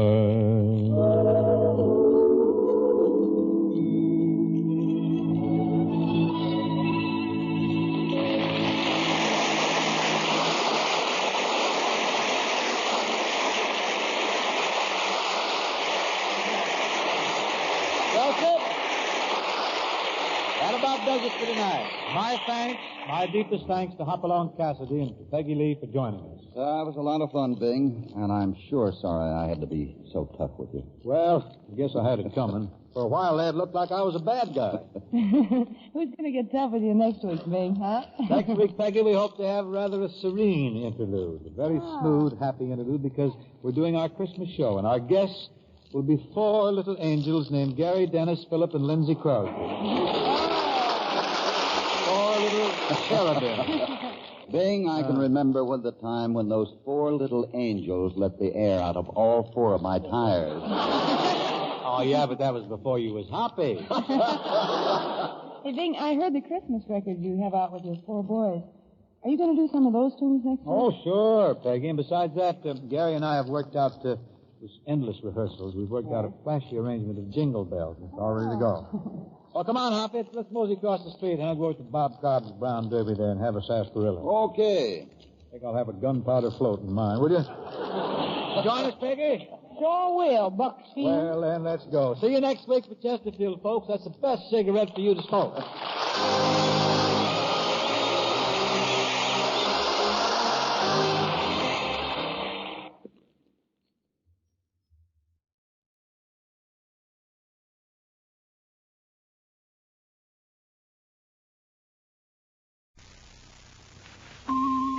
Chesterfield, Chesterfield always takes first place. That milder, mild tobacco never leaves an aftertaste. So open the pack, give 'em a smell, Then you'll smoke 'em.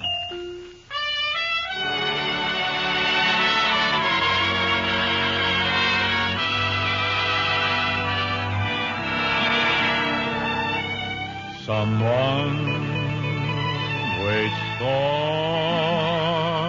me.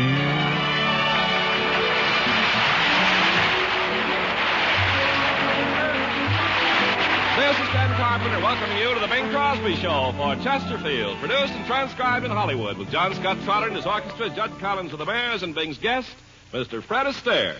And now, ladies and gentlemen, it gives me great pleasure to present Gary Crosby's father, Mr. Music. Thank you. Now, wait a minute, Ken.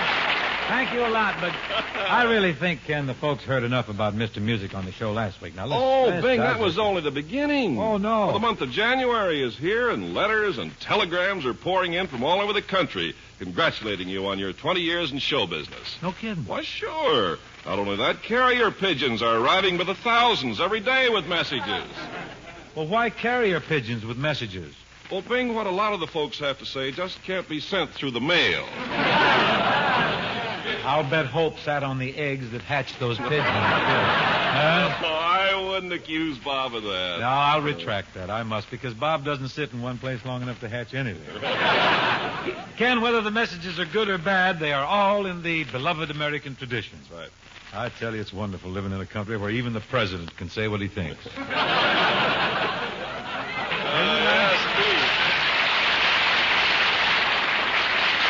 But don't say it with ink, huh? No.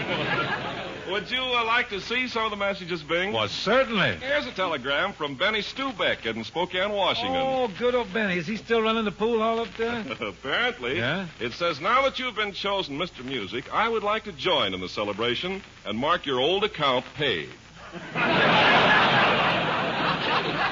Isn't that sweet of Benny? Yes, He thinks of everything. Here's a P.S. I'm putting your brother Everett's bill in the hands of a collection agency. Listen, he might as well tear that one up, too. Well, Bing, here's another wire. Well, I don't know. I don't think you'll care too much for this one. I can take it. It says, Bing Crosby, Hollywood. Mm-hmm. Why all this hullabaloo about you? I got bigger in 6 weeks than you did in 20 years. Who's that from? It's signed The Thing. All right. Okay, Ken, now read me some of the good ones. Those are the good ones. Oh. Well, I better go to singing then. Our opening number is Life is So Peculiar, which oddly enough is from a Paramount picture called Mr. Music.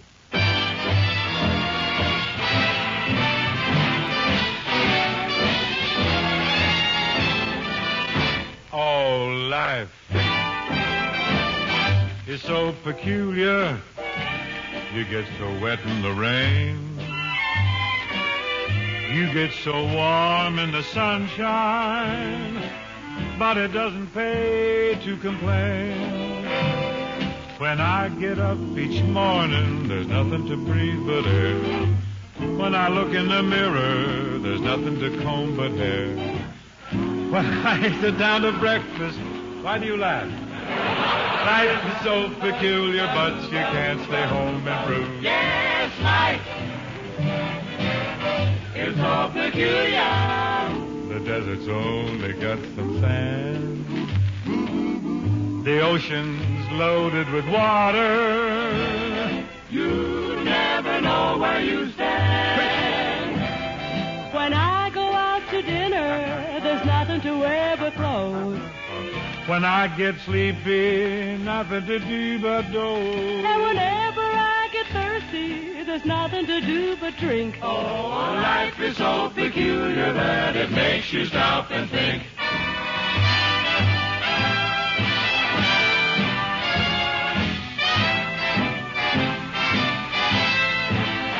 Oh, life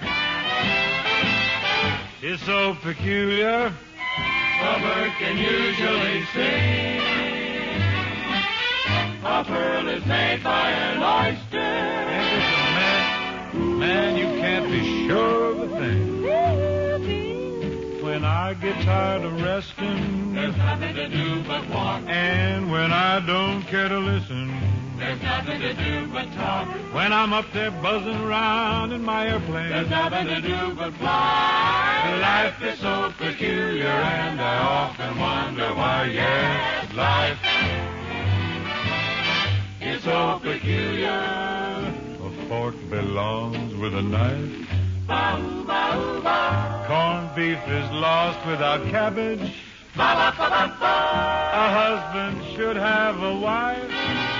Well, you know that life is so peculiar, but as everybody says, that's life, that's life. Well, ain't it a mess? That's life.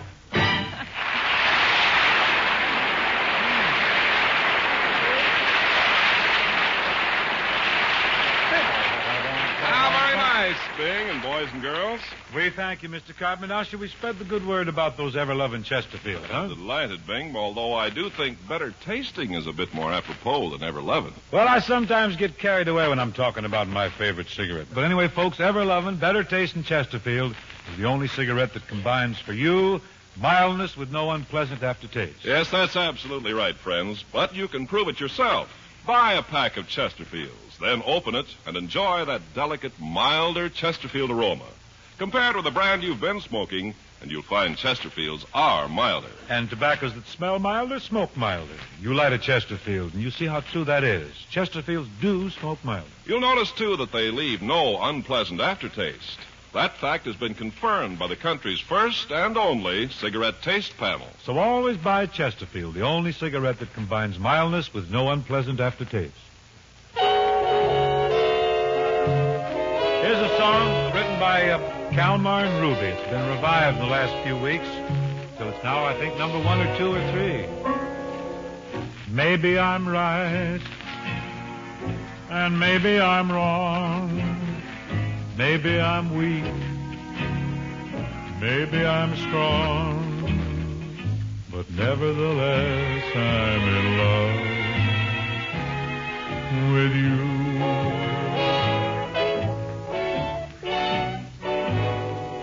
Maybe I'll win, and maybe I'll lose. Maybe I'm in for kind of blues. But nevertheless, I'm in love with you. Somehow I know at a glance the terrible chances I'm taking. Fine at the start, then left with a heart that is breaking.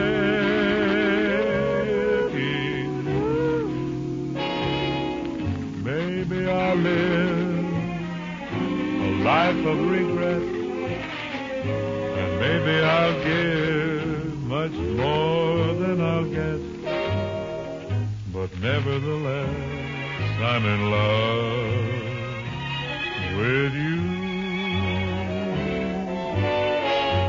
Somehow I know at a glance the terrible chances I'm taking. Falling for you, fine at the start, then left with a heart that is breaking. In spite of all I can do, maybe I'll live a life of regret.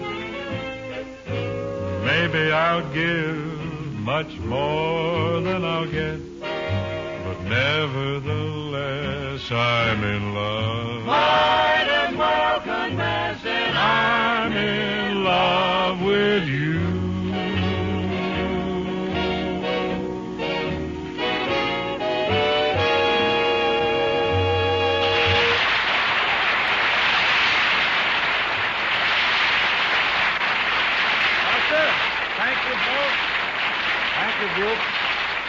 The time now approacheth where we usher in our visiting personality of the evening.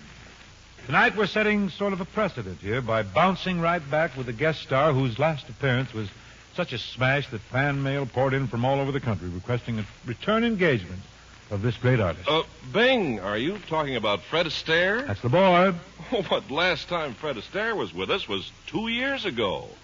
Is that bouncing right back? Well, on our lackadaisical type program it is, yes. Well, Bing, I Don't quibble now, don't quibble. Ladies and gentlemen, in answer to your thousands of insistent letters requesting his immediate return, we bring you once again the nimble-witted, nimble-footed Fred Astaire.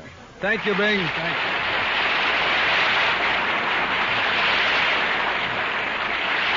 Now, Fred, here we are again. I know. And I feel like a pest bouncing right back like this. Oh, now, don't be silly. We can't get enough of you. But, Bing, I was here only 2 years ago. Well, that's what you call showmanship, Fred. You were on, you were good, so we grab you right back while you're hot.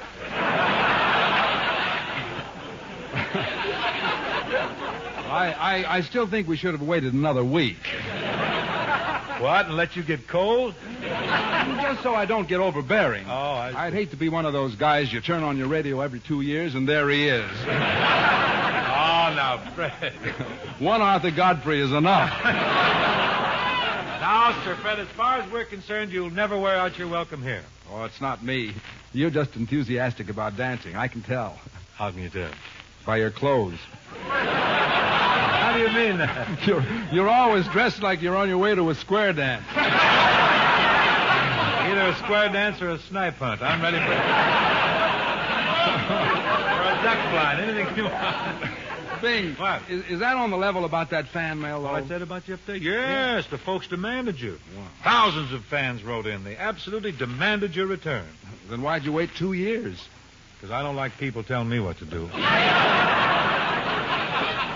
Say, you are a headstrong boy. Well, as a boy, I had the strongest head in Spokane.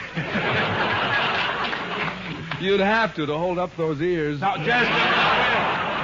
You wait a minute, Fred. We're too classy, you and I. We shouldn't be doing this. We have too much soigné to stand here and resort to this rowdy, rugged type of dialogue. It isn't for us at all. It's for Hope and those kind of people. But Jerry Lewis. I was only kidding, Bing, really.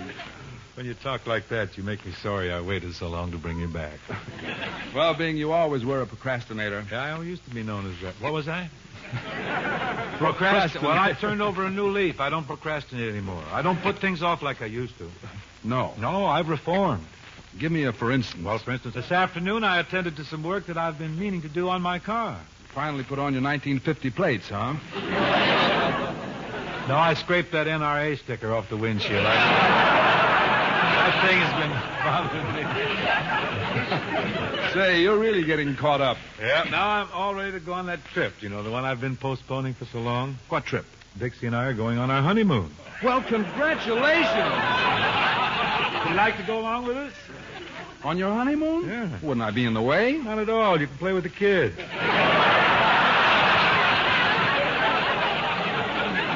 You'd make a nice fifth for basketball. Well, okay. Tie a pair of sneakers on the back of the car and count me in. Oh, you are a pal. Bert. You're my buddy, Bing. In our house, you're our favorite radio personality. You listen to the program regularly? Every 2 years. Well,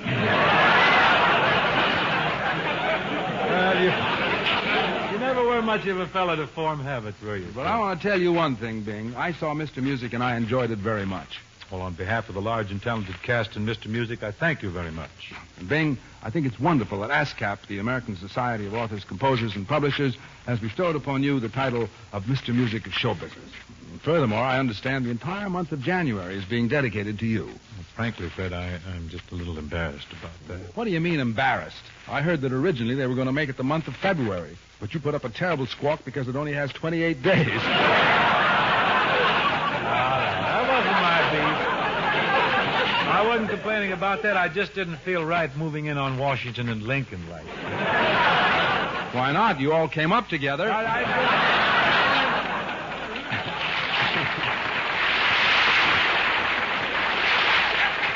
What are you going to call this month? Binguary? That was a good idea. The way they explained the idea to me was that they hoped that when people thought of January, they'd think of me.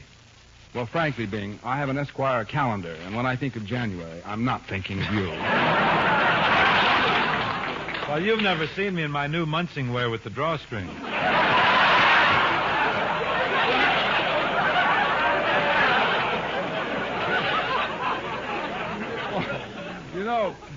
It's hard to believe you're celebrating your 20th year in show business. It doesn't seem you've been around that long, does it? Well, it wasn't so long ago I saw you dance for the first time. Oh, yes, it was. Oh, it was. And I remember when it was Fred and Adele Astaire. I was a gay young blade. Oh, you were a handsome devil. You had everything. Youth, charm, looks. Always puzzled me, though. What? All that going for you, and you were out dancing with your sister. At least it wasn't my brother. Well, Everett.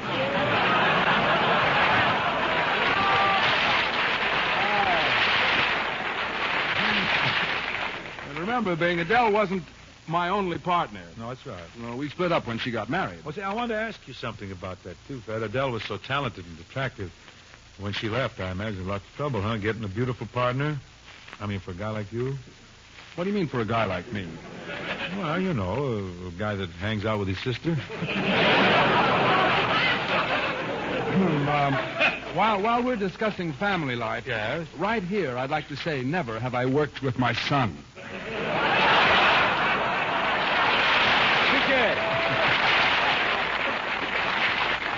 Fred, now that we're fortunate enough to have you here, what would you like to do to entertain our listeners? Well, let's see. I dance. Well, that doesn't work too good for radio. Dancing's great, Fred, but if they ever invented something where people could see you as well as hear you. You mean television? Quiet. We've been telling our listeners that the television is still on the drawing board.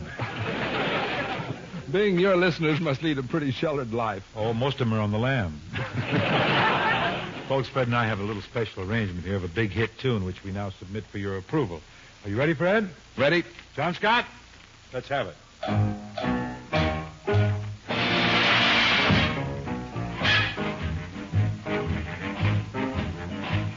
While we were walking down the beach one bright and sunny day, we saw a great big wooden box a-floating in the bay. We pulled it out and opened it up, and much to our surprise, we discovered a right before your eyes. Yes, they discovered a right before their eyes, a genuine real life before their very eyes. I thought I'd take it home with me and teach it how to sing. We'd go on television then, the team of Thing and Bing. We practiced McNamara's band and dear old Donegal. But I couldn't sing with that. It had no voice at all. He couldn't sing with that. It had no voice at all. I took it to my studio to teach it how to dance. To polka, waltz, and jitterbug, I gave it every chance. I taught it every step I knew. Its training was complete.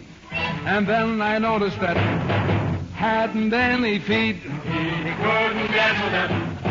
It hadn't any feet. I took it out to Pittsburgh then to join the Pirates team. And every time it came to bats, showed a lot of steam. 4 times it circled the bases, but it made no score at all. That silly son of a forgot to hit the ball. That silly son of a forgot to hit the ball. I introduced it to my friends, this mystifying pet. It soon became the darling of the international set. I said to Rita Hayworth, is it beast or is it man? She said, I can't figure that, but maybe Allie can. He made a joke, but maybe Allie can. We put it back into the box and tied it tight with rope. And then we sent it COD to Mr. Robert Hope. Oh, how we'd like to be on hand to watch the luckless goof. When that sees that, he'll really hit the roof.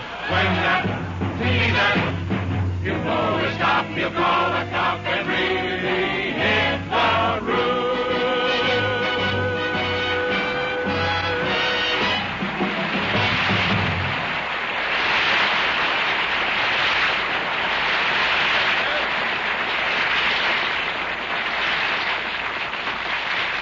Fred, I guess we took care of that thing, huh?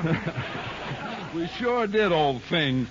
But, Bing, now that you're celebrating your 20th anniversary, I think the folks would like to hear one of your old songs. I know I would. What, for instance, do you think they'd like to hear? Oh, just one more chance? Well, I tell you, if John Scott can take the old arrangement and slide it down about 4 tones, I may be able to handle it without popping a gasket.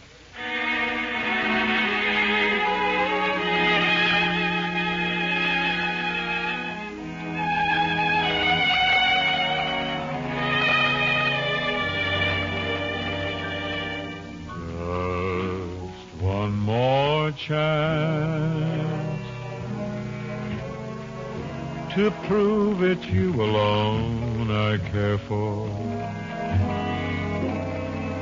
Each night I say a little prayer for. Just one more chance.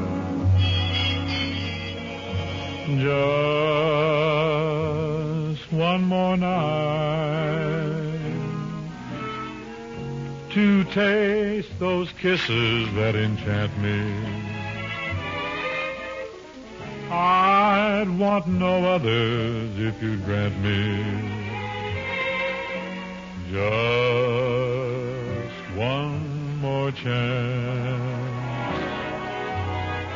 I've learned the meaning of repentance.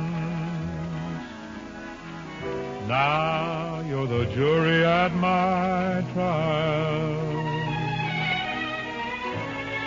I know that I should serve my sentence. Still I'm hoping all the while you'll give me just one more word. I said that I was glad to start out, but now I'm back to cry my heart out for just one more chance. I've learned the meaning of repentance. Now you're the jury at my trial. I know that I should serve my sentence. Still I'm hoping all the while you'll give me just one more word. I said that I was glad to start out, but now I'm back to cry my heart out for just one more chance.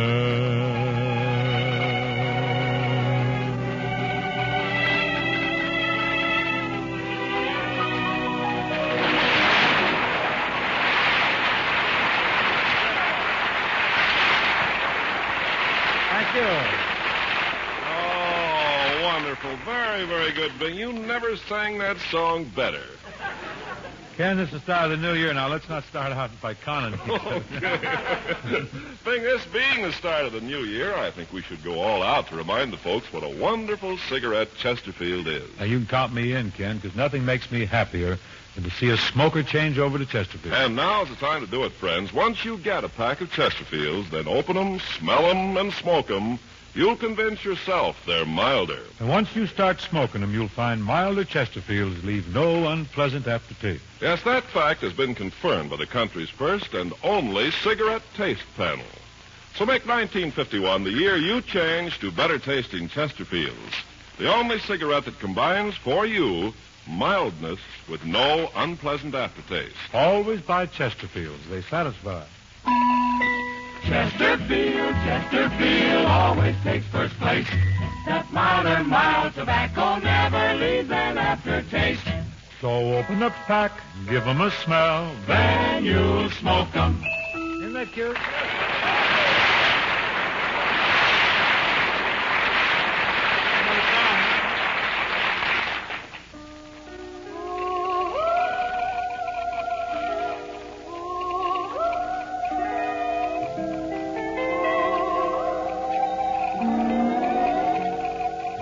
beyond the reef,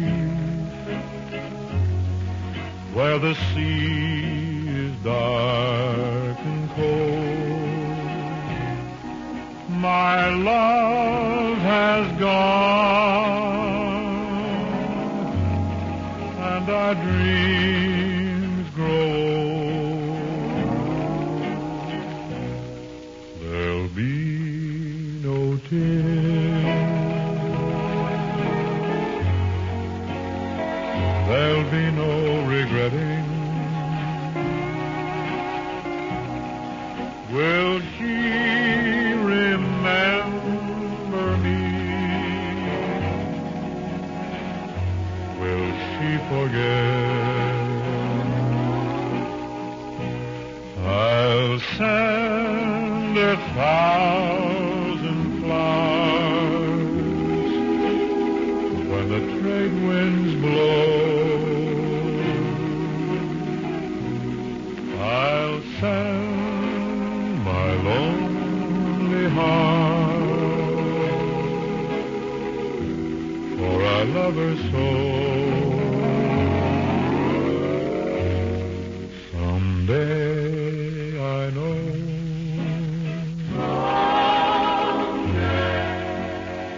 she'll come back again to me.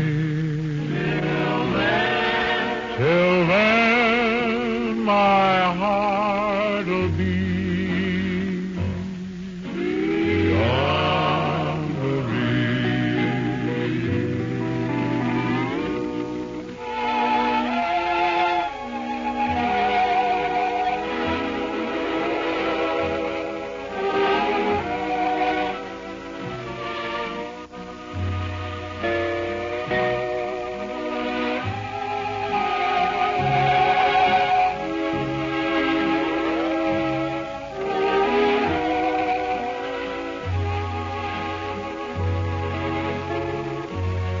Someday I know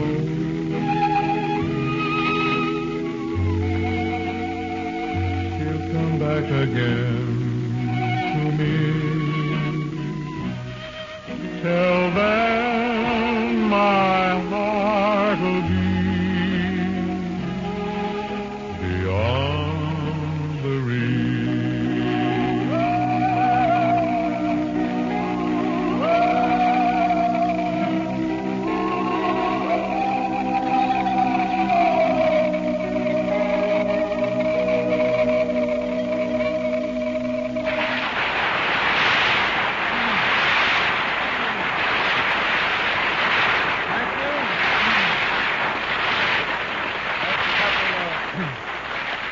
Couple of acknowledgments to supporting artists. That was Miss Lulie Jean Norman singing out there beyond the reef, and Danny Stewart was on the steel guitar. And that song certainly gives me the old wanderlust. I may jump on a freighter in the morning if the Southern Star's in the harbor down there and leave for the Southern Seas. I'll go with you. It'll be a good place to hide until Bing Crosby month blows over. You bring some trinkets, I'll bring the dice, and my ukulele will be a riot down there. But really, Bing, I do want to offer my congratulations and best wishes for next Wednesday, which will be Bing's Day all over the country. What's this Bing's Day now? Why, it's in your honor. Get out. Next Wednesday, there'll be dancing in the streets, balloon ascensions, 1-cent sales, cornerstone layings, grass fires, smog protest meetings, and to top off the whole thing, thousands of carrier pigeons flying in formation are going to spell out Bing Crosby. In the sky? In the sky, on the ground, all over.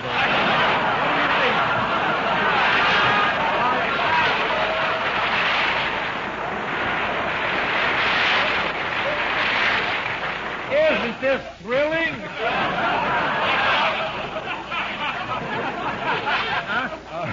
Who's going to help you celebrate Bing's Day on your program next week? Well, next week, Fred, I guess they're going to be Bob Hope and Bob Crosby. Well, that's better than the grass fire. Yeah. better than the pigeons, too. Well, we're going to have just a lot of fun. Thanks, Fred, for dropping in, huh? It was really jolly, Bing. Good night. Good night, Fred, folks. See you next week for Chesterfield, the best cigarette for you to smoke.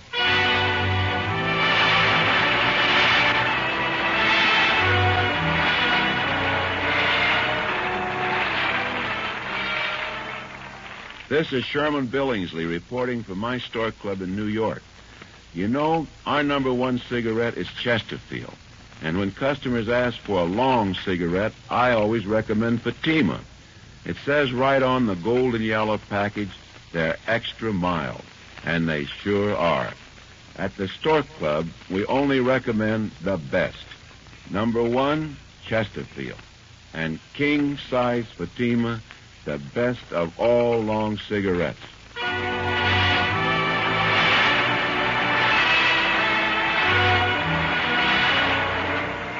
The Bing Crosby Show, presented by Chesterfield, was produced and transcribed in Hollywood by Bill Morrow and Murdo McKenzie.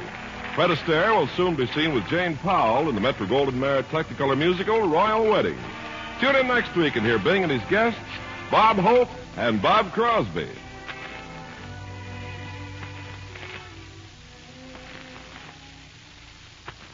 For you, proof of mildness with no unpleasant aftertaste. Chesterfield, Chesterfield always takes first place. That milder, mild tobacco never leaves an aftertaste. So, open the pack and give 'em a smell. Then you smoke 'em.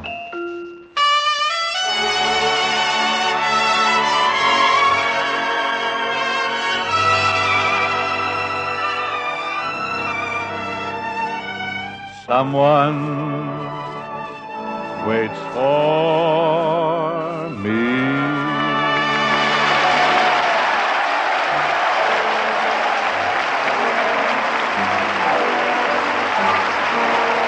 This is Ken Carpenter welcoming you to the Bing Crosby Show for Chesterfield, produced and transcribed at Fort Ord, California, with John Scott Trotter and his orchestra, Judd Collins of the Bears, and Bing's guests, Miss Toni Arden and the Firehouse 5+2.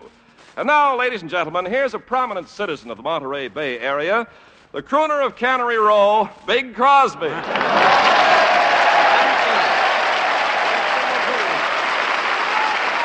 you, Kenneth. Thank you very much, Ken, for that lovely introduction. You liked it, huh? Yes, crooner of Cannery Row. That has a definite air about it, you know.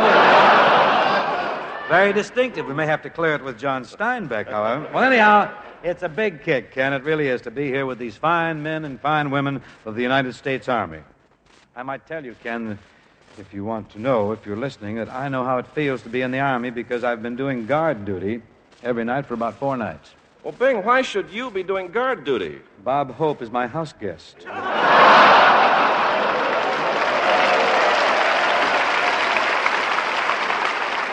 Oh, Bing, Bob wouldn't steal anything. Well, if he does, I'm going to fill him full of buckshot, I'll tell you that. Yeah, I don't know, Bing. Bob's pretty shifty. He'd be kind of tough to hit. Oh, he's a cinch. All you have to do is just center in on his nose, and if you get any kind of a scatter, you can really ventilate that ball. Now, wait, just a second. What? Bing. You wouldn't want to mar that beautiful face, would you? No, I guess it'd break too many hearts up in Alaska, some of those Eskimos. They love blubber up there, you know. Well, now, Ken, I think we should bring on our first guest of the evening, and this is a real pleasure, because I consider this young lady one of the real great singing stars, the new stars. She's made some great records, and she's just finished a picture at Columbia Studios in Hollywood. Folks, may I present Miss Toni Arden.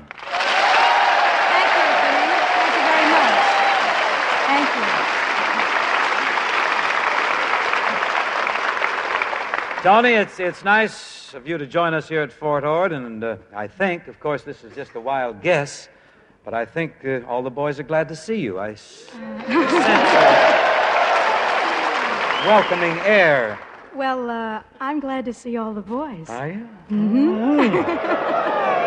Well, we had better get into the opening number then. Shall we take a whack at that Let's Do It Again? I'd love to, Bing. Fine. John?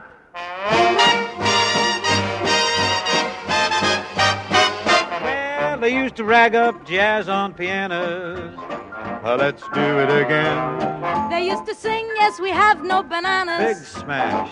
Let's do it again. They had a Charleston beat to lift their feet in 1924. Hop-a-doody, dapper down. The drummer man tried to knock a cymbal on the floor. They used to do-a, hocka-do-a, let's do it again. They used to vote do-de-o-do-de-o-do. Let's do it again. And even Sister Kate would shimmy, shake, and wobble like a jelly on a plate. They used to get such a kick out of living. Let's do it again. They used to rag up the jazz on pianos. Man, you're gone. Let's do it again. They used to sing, yes, we have no bananas. No, no, no, yes, we have no bananas.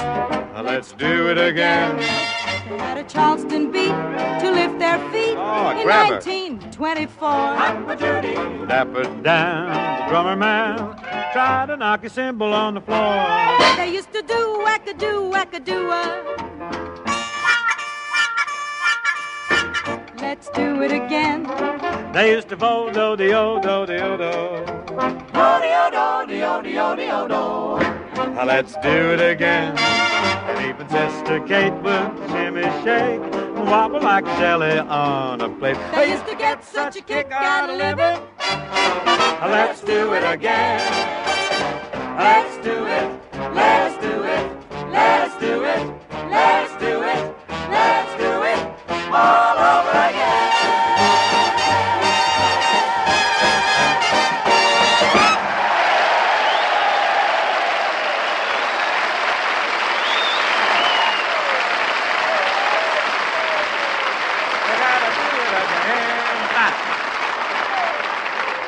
Very, very sprightly, very jolly, Toni and Bing. Do you think it bounced a little bit? I really Bubble, did. you're very kind, Ken. And now, without further ado, let's sell some Chesterfield. Friends, for you, proof of mildness with no unpleasant aftertaste. Yes, that's what Chesterfield has for you. And here's the authority that proves Chesterfields are milder. Over 1,000 prominent tobacco growers have signed the statement saying, to judge tobacco for its mild smoking qualities, I smell it. If it smells milder, I know it will smoke milder. That's the standard mildness test. If that tobacco's made into cigarettes, those cigarettes will smell milder and smoke milder. That's why I smoke Chesterfields.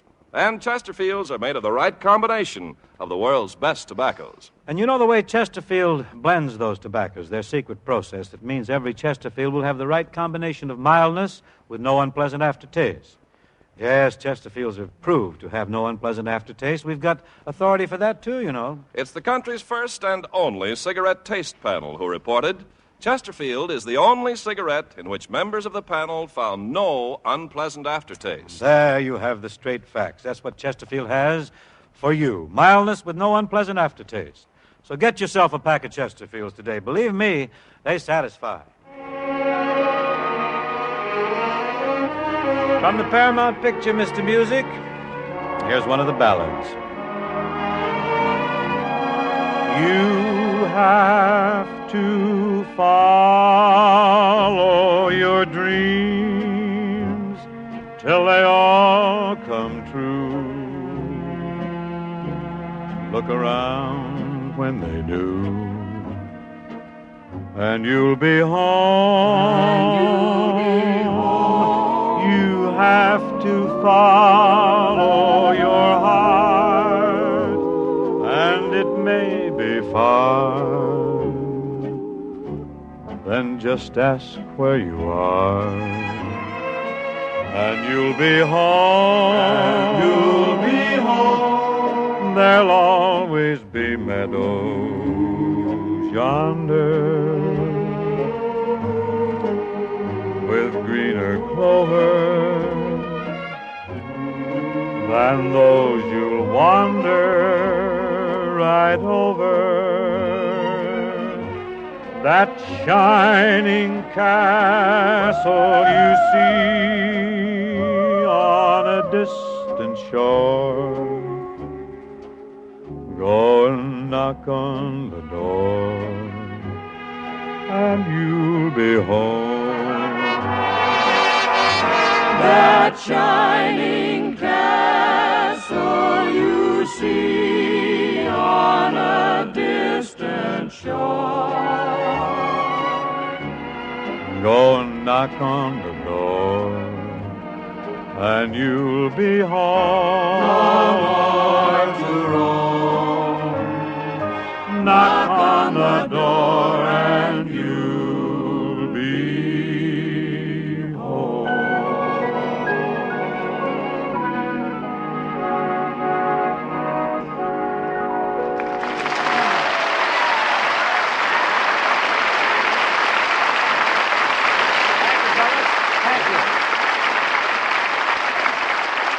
Thank you very much, men. And now the gracious, glamorous, lush-throated Toni Arden returns to serenade us. Toni, what's the tune of your choice tonight? I thought I'd sing But Beautiful. But Beautiful. Mm-hmm.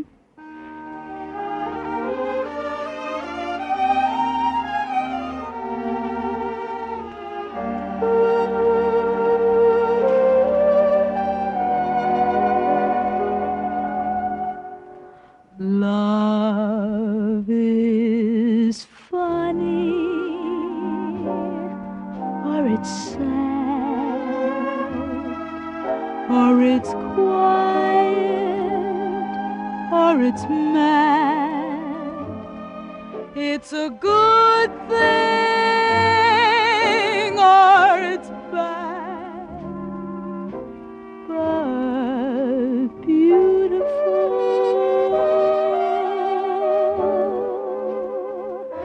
Beautiful to take a chance, and if you fall, you fall. And I'm thinking that I wouldn't mind at all.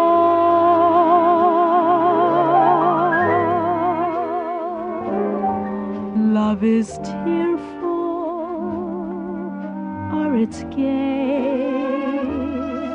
It's a problem, or it's play. It's a heartache either way, but beautiful. And I'm thinking, if you were mine, I'd never let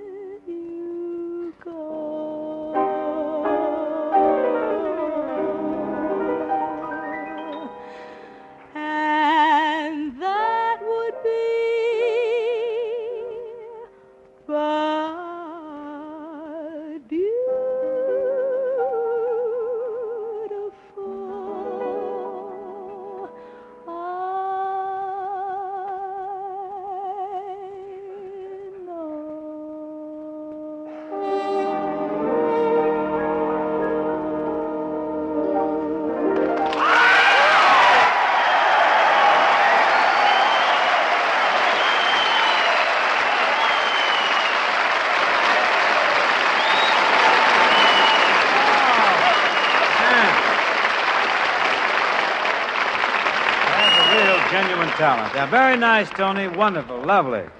Now, gang, I'd advise all of you assembled here to don your flak suits and fly to the bomb shelters because you really got to get prepared for an assault. For assembling here on the stage is that hyperthyroid musical organization known as the Firehouse 5+2. These lads, I must tell you, are really amateur musicians because most of them are artists and storymen over at the Walt Disney Studios in Hollywood. And they play mostly for the fun of it. Their racket is Dixieland, and believe me, I use the word racket advisedly because these boys are fairly audible. And here they come on now with the Copenhagen, right? That's right. Copenhagen.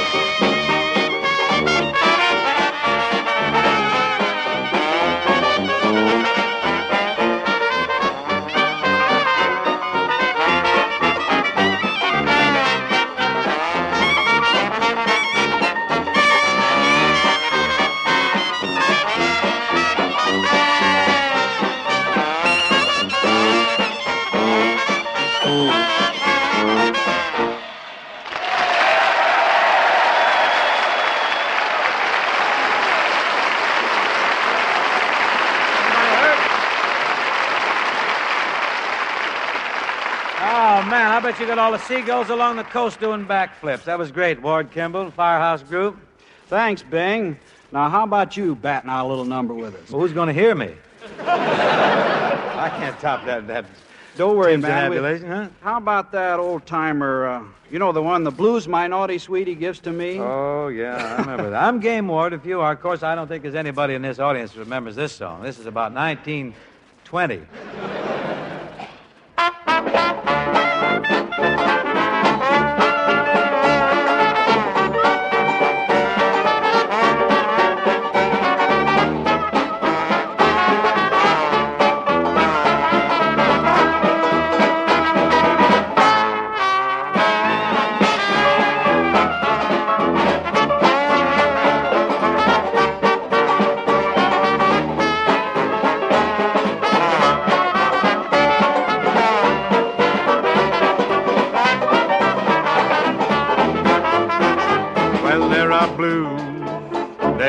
From worry, there are blues that you get from pain. There are blues when you're lonely for your one and only. Blues you never can explain. Oh, blues that you get from longing. But the bluest blues that be are the sort of blues that's on my mind. They're the very meanest kind. Blues my naughty sweetie gives to me.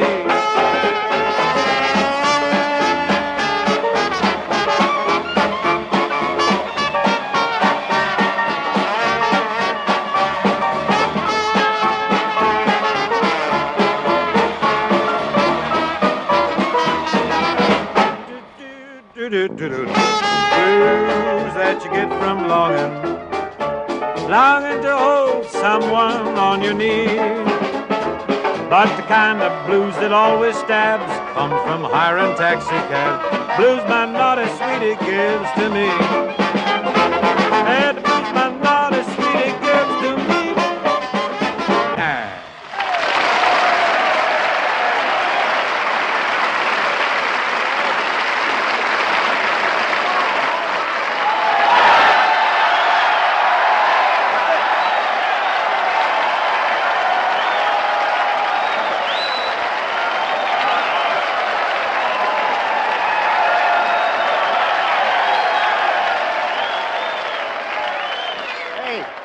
Hey, what's going on here? What is this, 4th of July at Pacific Grove or something?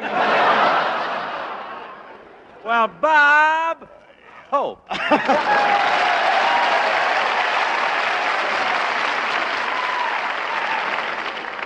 Now, my good man, whatever you're selling, we don't want any, so just take it on the author. Now, look, Fade, Crisco, fade. I know that was a pretty tough song for you, so you better lie down. I'll take over the whole thing. Yeah, here's a bus ticket to Hollywood. Go ahead, fade out here. Good night, Bob. I'm sorry, See you I'm around. out and I'm going to stay on, boy.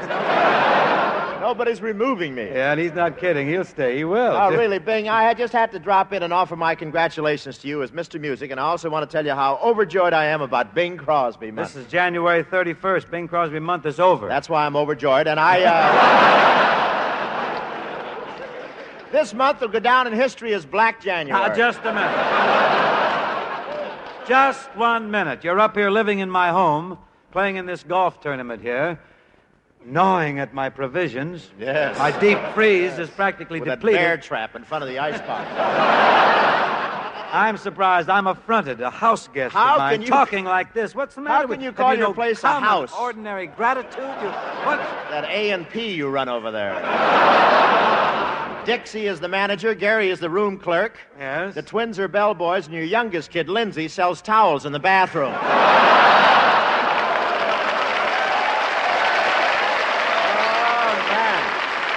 That's a rough roll over there. The only difference between staying at your house and the Waldorf Astoria is that your house doesn't have an elevator. As soon as we sell enough towels, we're putting one in. I'm up here to play golf and rest, and after 4 days at your house, I'm a wreck. What are you talking about? When you arrived, you practically fell out of the car in a heap. Now I've got you walking and breathing. You're starting to come alive. Now let's do something for you, huh? Well, you may pull through. You know what it did for you, that wonderful sea air? Sea air is great for sleeping. Yeah, how can I sleep in a house where I'm worried all night that my pocket is going to be picked? No, nobody's going to roll you unless you forget to hide your money. When I checked into your house, I had a watch. Now all I have is a white circle around my wrist. Well, put on some body makeup. Nobody will notice it. Sleeping at your house is impossible. By the time I finish telling bedtime stories to each one of your 4 deductions, the sun is coming up. I appreciate that, too, Bob. It's very nice of you to talk the kids to sleep. Believe me, you're the one that can do it, too. Very nice. You're sweet.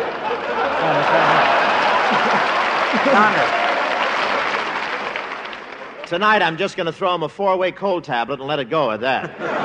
I tried to grab a little nap this afternoon, but there was a seal outside barking and making so much racket I couldn't even doze. Seal? That was me out on the lawn rehearsing my songs for tonight. No, kid. I was limbering. Didn't you catch that fish when I threw it out there? I thought the way you well, leaped you're for sweet it to must think have of me, been Bob. Really, very sweet of you. I appreciate it. I don't. By the way, I don't want to. I sure don't. Put By your the way, teeth and I'll try be it right again. back. Put it in your John. I'm ready. Now, Brown Ord. Anyway. And by the way, I don't want you to have a stroke or anything, but I found out the combination to your wall safe. I'm not worried. It doesn't worry me a bit. Because if you open that safe, I'll fill your girdle so full of lead you'll never be able to swing and sway with Sammy Kaye. Well, I was just kidding, Bing. I wouldn't bother your safe. And I want to tell you, these last few days have been very nice at your house. I really got a kick when you blow your bugle every morning at 4 a.m. and everybody has to jump out of bed and squeeze Minute Maid orange juice for the San Francisco area. Well, if you make a nice showing there, if you squeeze enough juice, why, you may get your room a lot cheaper. Yeah. I must drop in again real soon. Do that, Bob, and it's nice of you to drop in here at Fort Ord. I tell you, it's wonderful. It's really heartwarming that one of NBC's big stars is gracious and humble enough to pay a visit to a itty-bitty CBS program like this. Oh, well, you often go slumming. And Bing... Bing,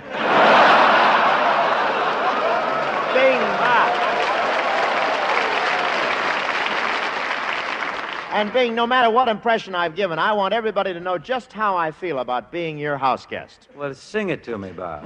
Do that. I went broke in Monterey as guest in your house. What are you beefing about? Didn't I give you a nice room with twin beds? Yes. That was some fun. There was a twin in each one. It was crowded in old Monterey. Beautiful old Monterey.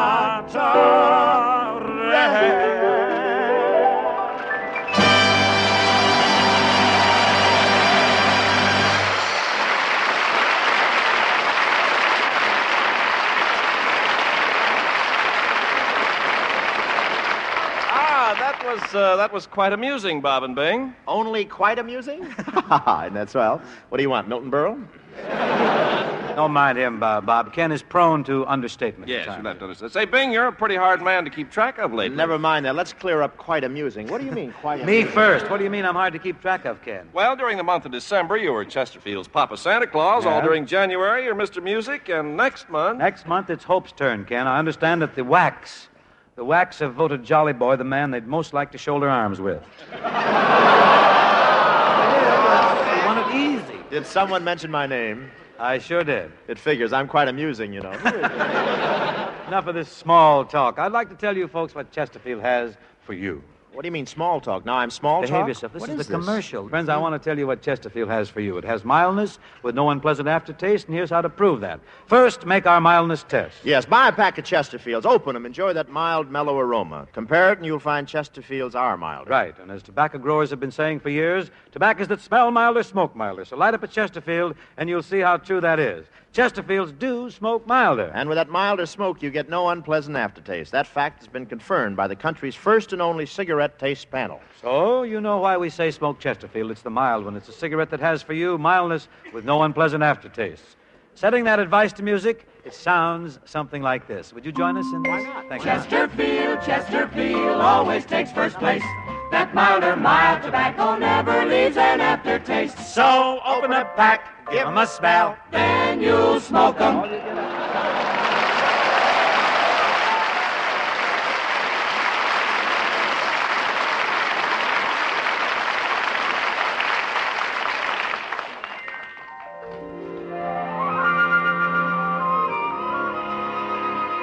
Lovely ballad of the late 30s. Being revived this season. Great success. I saw the harbor lights. They only told me we were parting. The same old harbor lights that once brought you to me. I watched the harbor lights.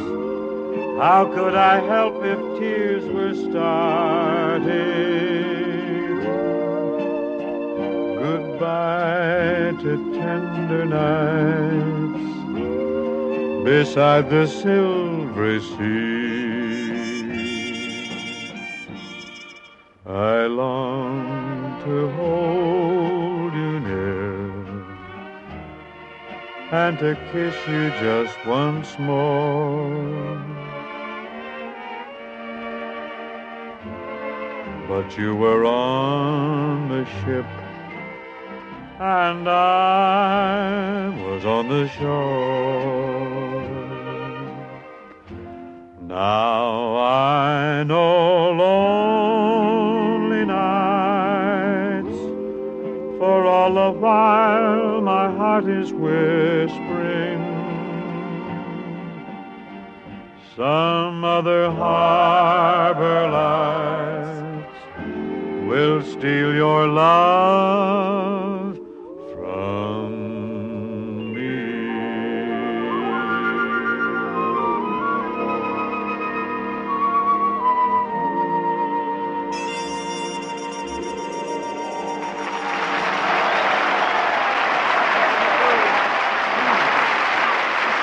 the group. Well, sir, that's about the sum and substance of this little soiree this evening, fellas. Thanks again.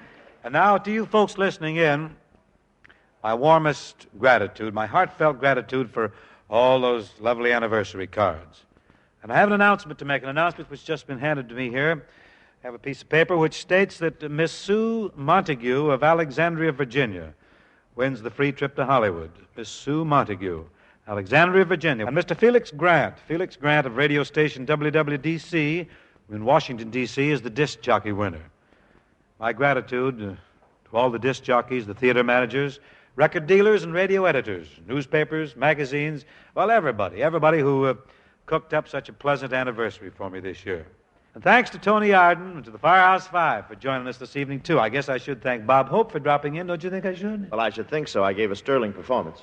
You thrilled me. Oh, I guess you inspire me. Say, by the way, who's going to be on the show with you next week, Dad? Why, Are you going to listen in? No, but I imagine I have enemies who will. Well, Bob, next week we got a fine gal. We got our guest is going to be Judy Garland. Judy, huh? Well, I might listen. Well, I hope you find it real jolly, real merry. And thanks again, Bob. Oh, it was nothing. By nothing, I mean that's what I got paid.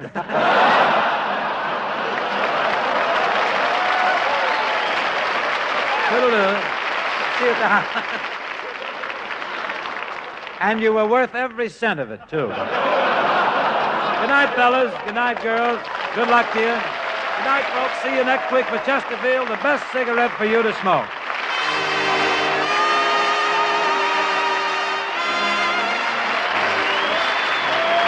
The Bing Crosby Show for Chesterfield was produced and transcribed at Fort Ord, California by Bill Morrow and Murdo McKenzie. Tune in next week and hear Bing and his guest, Miss Judy Garland.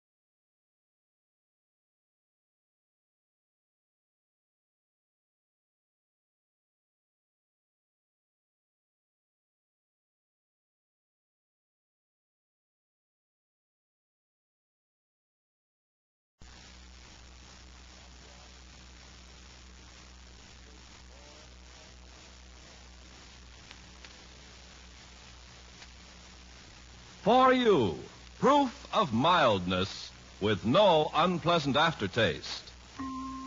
Chesterfield, Chesterfield always takes first place. That milder, mild tobacco never leaves an aftertaste. Oh, ho, open a pack and give 'em a smell. Then you'll smoke 'em.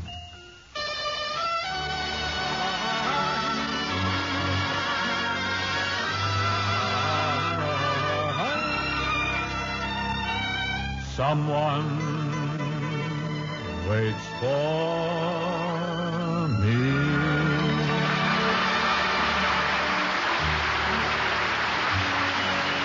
This is Ken Carpenter welcoming you to the Bing Crosby Show for Chesterfield, produced and transcribed in Hollywood with John Scott Trotter and his orchestra, Judd Collins of the Bears, and Bing's guest, the glamorous, unpredictable Tallulah Bankhead.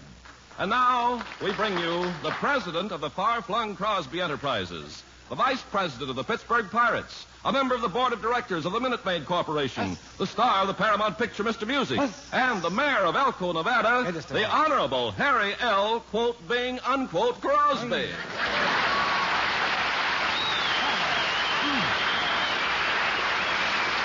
Now, wait. Just what was all that for? Well, Bing, with Tallulah Bankhead as your guest tonight, I thought we should get off on the right foot. Well, why the build-up for me? Well, I want Miss Bankhead to understand that she's not doing a guest shot with some crumb.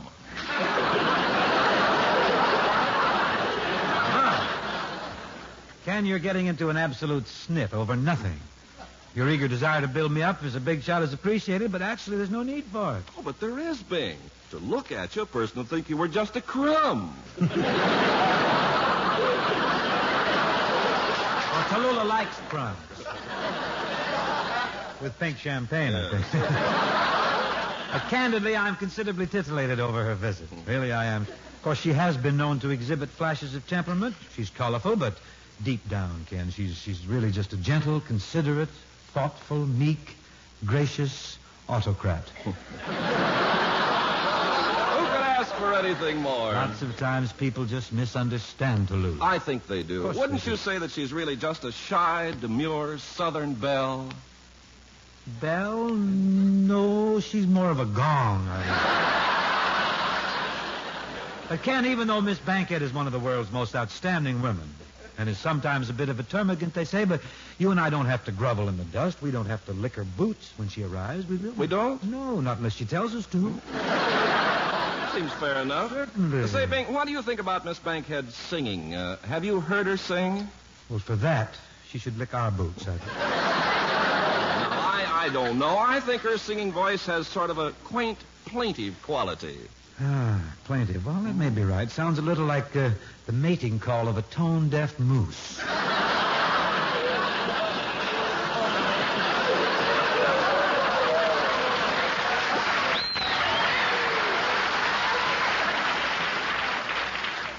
Oh, all you baritones are jealous of each other. Oh, no. I'm a tone higher than she is.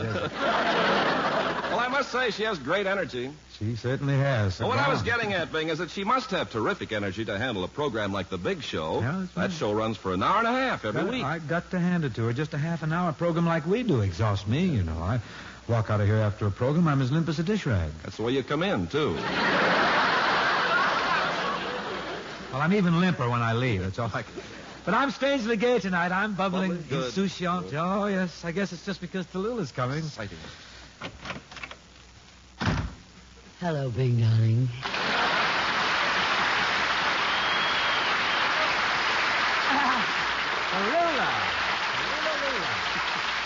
Tallulah. Well, Bing, darling, it really is wonderful to see you. And I can't tell you how thrilled I am to be on your program. My heart is just pounding, darling. Oh, I'm as giddy and excited as a schoolgirl, if my memory serves me right. No, but I really am excited. You're excited. I'm as limp as a dish rag. What's exciting about that? Tallulah, it's marvelous having you here. It really is. I confess I haven't slept a wink for nights just anticipating your visit. Oh, you're sweet and so reassuring. Let me look at you. Yes, just the same. Oh, darling, you haven't changed one bit. Really? You're the same little boy. Now come here while I tuck your shirt tail inside your trousers.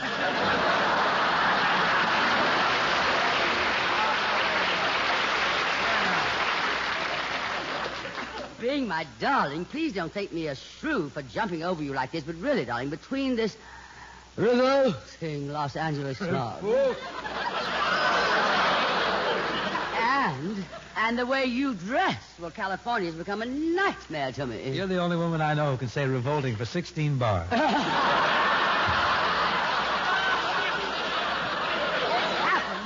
well, this smog is murder in Los Angeles. I must agree. Tell me, you know what you ought to do? While you're out here, you should hop down to Palm Springs and relax. Me relax? Sure, certainly. Go down to the springs, lie in the sun, soak up that vitamin D, drink in the sunshine. Drink what in the sunshine? The sunshine. Oh, August. You know, Tallulah, I don't know why, but I got the shock of my life. I really did when I learned that you were going to do your own program on the radio. Oh, really? Yeah, you're such a legitimate star. Oh, well, Bing, I'll tell you, I was getting restless waiting around for a suitable play. Then one evening I became so engrossed in a book that inspired me to accept a radio engagement. What book was that? My bank book. It shouldn't surprise anyone. Your extravagance is legendary. Oh, well, darling, I can't help it, Bing. I never could learn to hang on to a buck. Well, you ought to talk to Bob Hope sometime. He knows all the Hopes. Well, I will talk with Bob next time he's on the big show. He was my guest not long ago. Oh, that sounds like an interesting combination. Bankhead and lunkhead. Say, what did Bob do on your hour-and-a-half show? An hour and a half.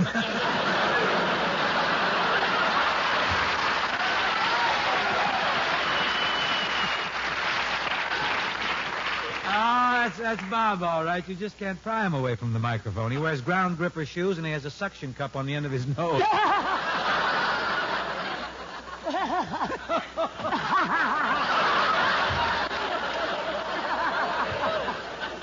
Well, darling, enough of the big show being. What do you do here on this itsy-bitsy thing?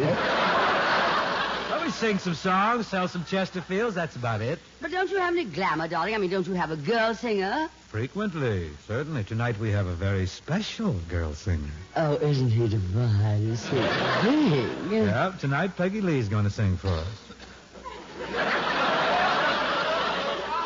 Peggy Lee? Well, unless she happens to be related to Robert E. Lee, I am sure I'll detest her. A rebel yell here in a minute. Oh, you bet.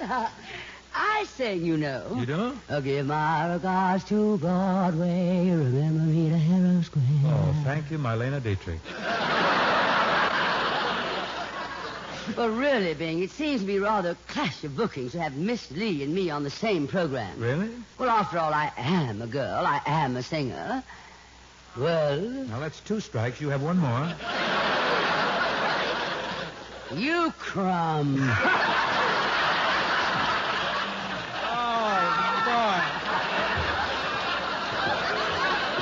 That's the only girl I know that can tie Toot Shore in a knot.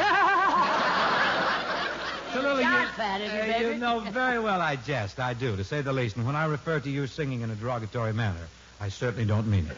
Well, I should hope not. Of course I don't mean it. Tell you what, I've got a song here that I'm supposed to do right now. I'll just go over and sit down. You can sing my song. Oh, no, Bing. You're sweet and gracious and divine, darling, but now that you've asked me, I really don't feel like singing. Oh, but Tallulah. No use begging. It's useless. I'm sorry. I just won't sing now. Oh, a little later, perhaps. Yeah, that's it, a little later. Now, if you'll excuse me for a few minutes, Peggy Lee and I like to blend a popular favorite of a thing called Just the Way You Are. You ready, Peg?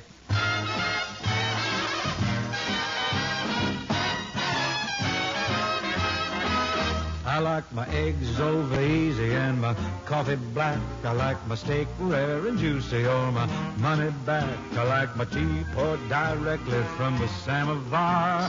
But I like you just the way you are. I like my juice when I waken or I'm so upset. I'm quite a fuss budget for my favorite cigarette. And I go mad when a picture's crooked on the wall. But I like you anyway at all. Friends know about my idiosyncrasies, peculiarities. They grin and bear 'em. I'm telling you all this confidentially because eventually you'll have to share 'em. I like the seams in the stocking to be smooth and straight. I like my meat and potatoes on a separate plate. About 1,000,001 things I'm particular, but I like you just the way you are. I like my sheets and my covers to be tucked in tight. I like your kid brother when he's out of sight. I like my champagne, especially with caviar.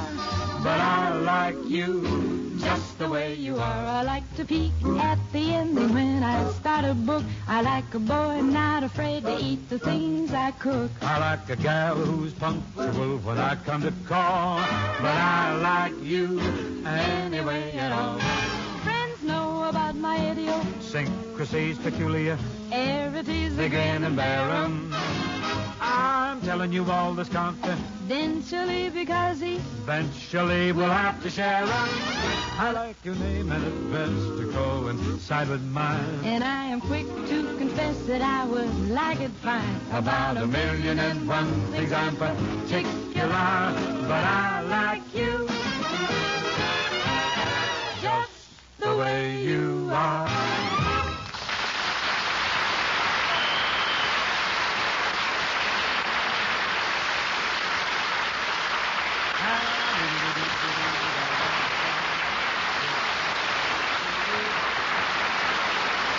Very good, Bing and Peggy. It was nice to say so. Bing, I want to tell you something. When it comes to Chesterfields, nobody has to tell you that you like them just the way they are, that you're just in love with them. Oh, they certainly don't, Ken. Once you take a puff of one of those milder Chesterfields, you'll know you're in love with them. And folks, over 1,000 tobacco growers are in love with Chesterfields, too. And we've got the love letters to prove it. Mr. Carpenter, will you read the proof of Chesterfield's mildness? That proof is found in this statement from over 1,000 prominent tobacco growers. It reads, "To judge tobacco for its mild smoking qualities, I smell it. If it smells milder, I know it will smoke milder. If that tobacco is made into cigarettes, those cigarettes will smell milder and smoke milder. That's why I smoke Chesterfields." Nicely done. Nicely proved, too. You ready with the proof of no unpleasant aftertaste? Proof of no unpleasant aftertaste is found in the report from the country's first and only cigarette taste panel. The report concludes, Chesterfield is the only cigarette in which members of the panel found no unpleasant aftertaste. Now, you put that proof together and you find that Chesterfield gives you mildness plus no unpleasant aftertaste. So Chesterfield gives you more for your money, and that's something to think about these days. So always buy Chesterfield. And now here is Miss Peggy Lee, who brings us a new ballad entitled, Would I Love You? Oh, for just a chance to love you. Would I love you, love you, love you? To take you in my arms has always been my goal.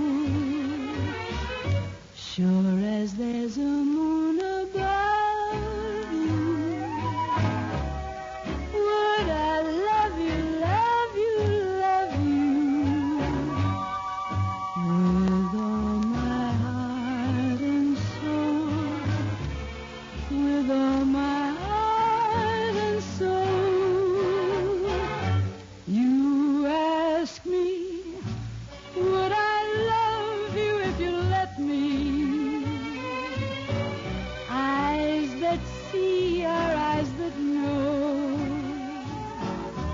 Would I love you? What a question when I'm yearning so.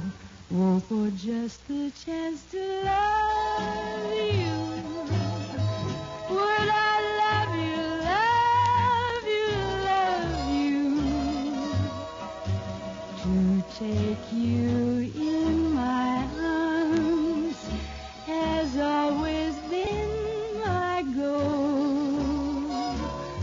Sure as there's a moon above you, would I love you, love you, love you, with all my heart and soul, with all my heart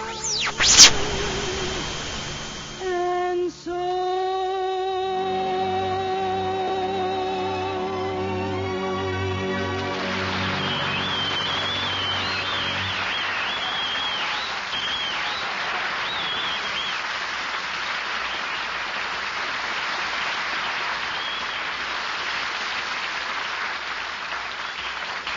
Oh, darling, that was lovely, Peggy. Really, really beautiful. Oh, thank you, Tallulah. And I consider that a real compliment, coming from another girl singer. Isn't she sweet? Where's the man called Being? Right here, right here. Right here. Darling, I hope you heard what Peggy said. I did. Don't you think I should sing? Certainly. You know, Tallulah, what we should do is we ought to do a play with a song in it. Better yet. Well, I think we should do a dramatic song, something like perhaps Just a Gigolo. Oh, divine. Just a Gigolo's a great old tune, you know, very popular in 1930. 1930, those were the days. Yes, and the nights weren't bad either.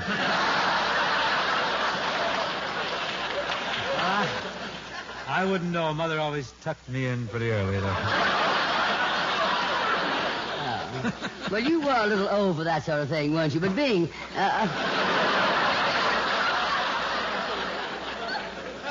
darling, about this song we're doing, do we sing together, or do we do each have a solo? Well, the way I have it planned, Tallulah, is that I sing Just a Gigolo, and then you do a dramatic recitation.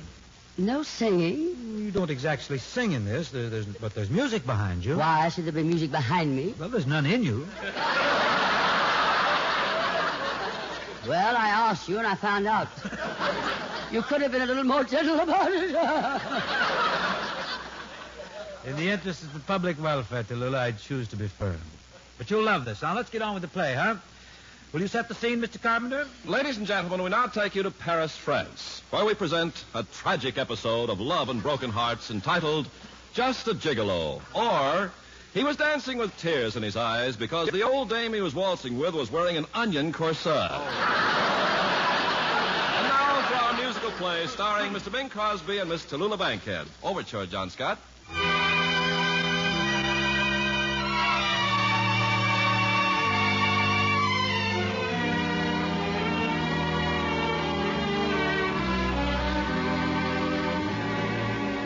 Just a gigolo, everywhere I go. People know the part I'm playing. Paid for every dance, selling each romance. Every night some heart betraying. There will come a day youth will pass away. Then what will they say about me? When the end comes, I know they'll say just a gigolo. As life goes on without me. Yes, ladies and gentlemen, that's what he is. Just a gigolo.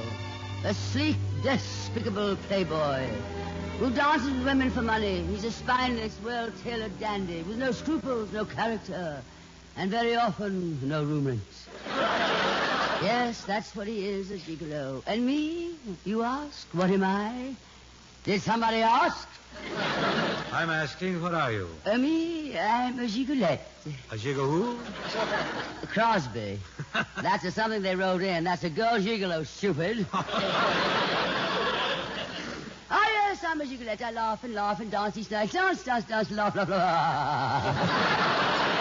Oh, people think I'm happy, but actually my feet are killing me.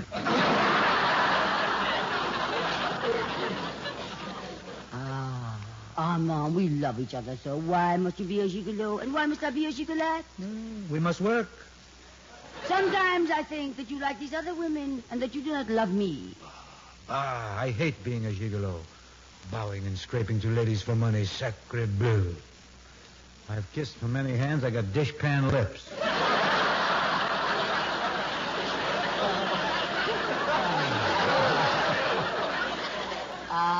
You have beautiful lips, my little cabbage. Oh, Jeanette, why did you ever become a gigolette? Why does anyone become a gigolette? Then you are mom. Why did you become a gigolo? Because I could not become a gigolette. Union, you know. Strong union. No, Mom, my own, my very own. At last I realized why I love you so. Why? Because you could not become a gigolette. You have made the little joke to keep my heart from breaking. You are brave. You have to be brave to tell these little jokes, baby.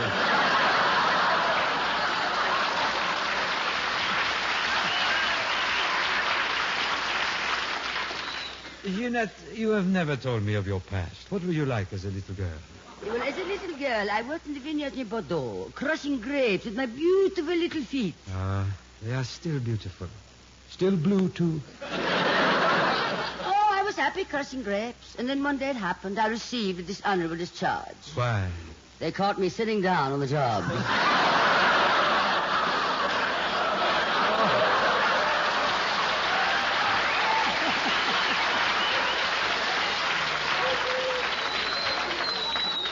Oh, Armand, why don't we go back to Bordeaux so I can get you away from all these other women? you are jealous of me. But I am also jealous of you. You are seeing entirely too much of that wealthy American lately. No, that is nothing true. I went to his apartment, but we just played an American game. It was a game called Monopoly. Monopoly? It's a game that you play with real estate. And did you win? Oh, yes, I think so. I am now the sole owner of Pottstown, PA.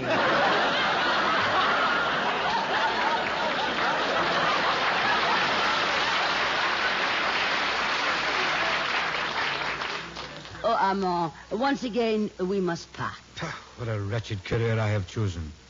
It's all right now while I'm young and beautiful, but when I'm old, what will happen to me? What can happen? You'll wind up on a used gigolo lot. But lucky for you, darling, you've only been driven by old ladies. Oh, I shouldn't jest. Armand, we have both chosen wretched lives. Where will it lead us? Where will it end? I will tell you where it will end. When the end comes, I know they'll say just a gigolo. You care to join me? Mais oui, oui, oui. As life goes on without me.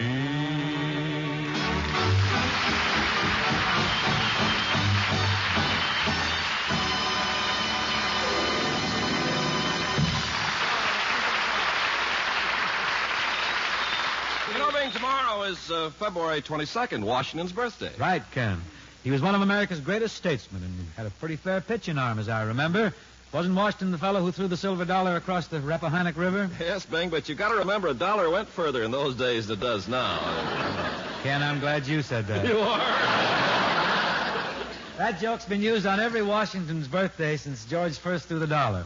I wouldn't want us to break tradition. We got it. Well, Bing, I didn't say it for that reason. I merely want to point out that even though a dollar doesn't go as far these days, Chesterfield does give folks more for their money. Mildness plus no unpleasant aftertaste. That's right, folks, and you can prove those qualities just as easy as falling off a log. Just put your money on a pack of Chesterfields, open them, take a healthy whiff of that milder, delicate aroma. Then remember that tobacco growers have been saying for years, tobaccos that smell milder, smoke milder. Smoke Chesterfield and see how true that is. They're milder, but that isn't all. There's an extra added attraction. In Chesterfield, you get no unpleasant aftertaste. Now, that fact, of course, we get from the country's first and only cigarette taste panel. So, there you have the reasons that you like Chesterfields. Chesterfield is the cigarette that has, for you, mildness plus no unpleasant aftertaste. In the musical capsule, it goes like this, dear. Chesterfield, Chesterfield always takes first place. That mild tobacco never leaves an aftertaste. So, ho, open a pack and give 'em a smell. Then you'll smoke 'em.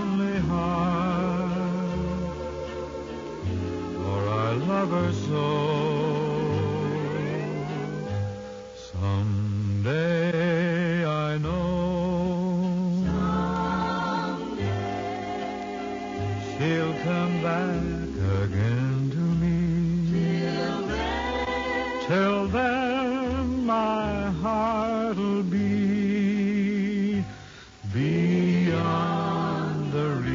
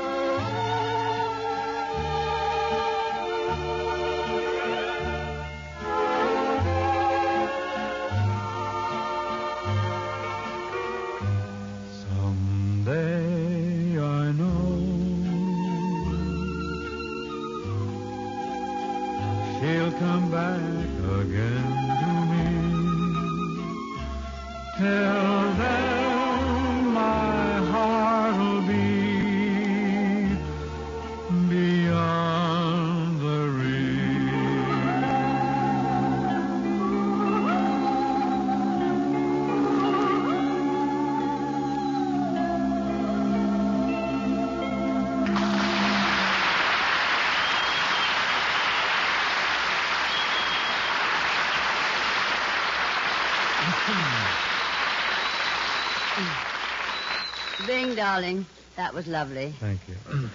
Well, darling, what happens now? Nothing happens. This is it. Do you mean the program's over? Mm-hmm. Oh, I keep forgetting you have one of those little demi-task programs. Tallulah, that's the whole idea of this network. That's what CBS stands for. Concise, brief, succinct. Oh. I'm glad I didn't have to pronounce that. By the way, how many guest stars are you going to have on your show next week? Next week, Tallulah, just to show you we're no Parkers around here, we're having 7 guest stars. Ah, you're kidding. I am not. We're having the Andrews sisters, Nat King Cole, and the trio. That's 7. Count them. Right? Well, all right, darling. Good night. Good night, Bing. Thank you so much. Thank you, honey. Good night, folks. See you next week for Chesterfield. The best cigarette for you to smoke.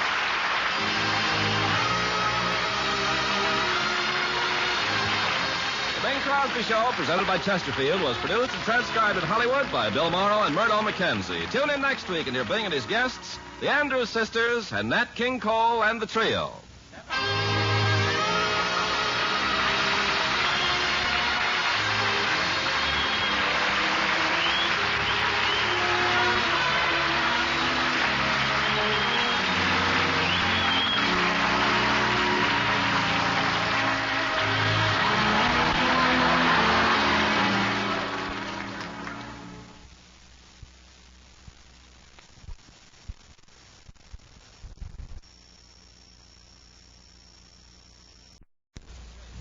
For you, proof of mildness with no unpleasant aftertaste. Chesterfield always takes first place. That milder, mild tobacco never leaves an aftertaste. So ho, open a pack and give 'em a smell, Then you'll smoke 'em.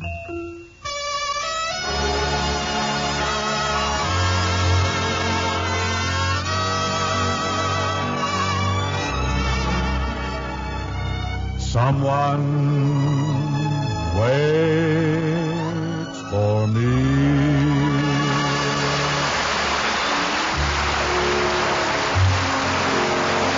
This is Ken Carpenter welcoming you to the Bing Crosby Show for Chesterfield, produced and transcribed in Hollywood with John Scott Trotter and his orchestra, Judd Collins of the Bears, and Bing's guests, the Andrews sisters, and Nat King Cole and the trio. Yep, Ken, and with a guest list of such talent and scope in the vocal department, we'd be silly people indeed if we didn't put decided emphasis on music this evening. So we've made elaborate plans to bring you a brace of hit tunes, songs that you folks have heartily acclaimed as your favorites for the past few months. Of course, I know in 30 minutes we can't put a considerable dent in the long list of favorites, but we'll sort of give it a lick and a promise, huh? Now, if the real mares will move in here, we'll make All My Love our opening sally.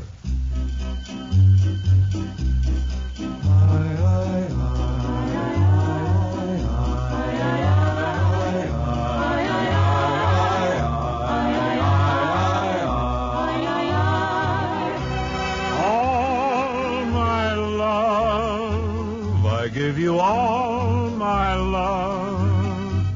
The skies may fall, my love, but I will still be true.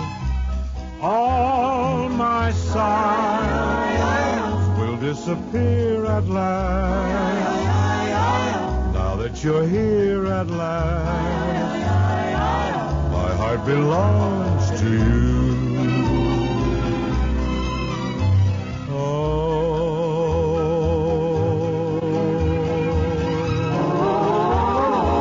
Don't you ever let me go. Don't you ever let him go. You thrill me so I can see as I recall my life. I've waited all my life to give you all my love.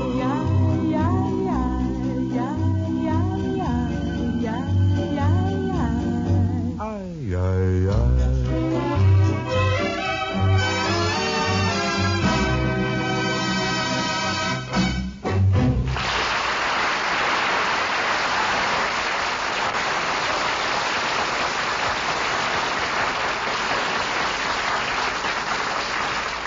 Very nice, Bing and kids. Very nice indeed. Say, Bing, have you heard about the enormous stack of fan mail that's been piling up for Chesterfields lately?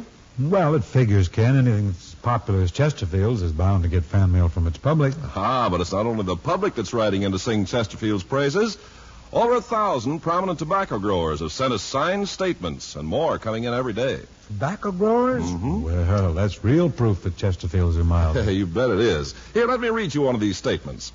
To judge tobacco for its mild smoking qualities, I smell it. If it smells milder, I know it'll smoke milder. If that tobacco is made into cigarettes, those cigarettes will smell milder and smoke milder. That's why I smoke Chesterfields. Well, that's certainly proof of Chesterfield's mildness, if I've ever heard it. They all agree. And now, Ken, how about us proving that Chesterfields leave no unpleasant aftertaste? You got to have that, too, you know. Well, that proof, Bing, is in this report from the country's first and only cigarette taste panel.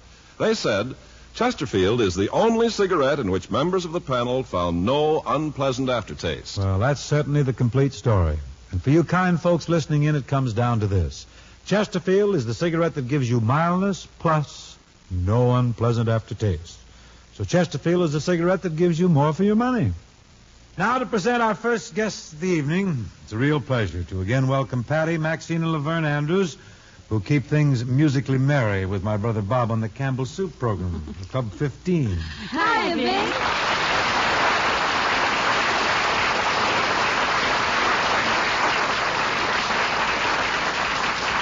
Gals, what popular favorite have you chosen as your opener today? Well, we thought we'd do Lullaby Broadway. Lullaby? Mm-hmm. Oh, yeah, Harry Warren and Al Dubin's great song. That was a big hit years ago, but I think it's going back too far, don't you? Oh, but it's being revived. Yeah. And, Bing, we do have a new Decca record out on it. Decca? Oh, well, then it'll be a big tune again, I'm sure. Let's have the Chesterfield version now, kids.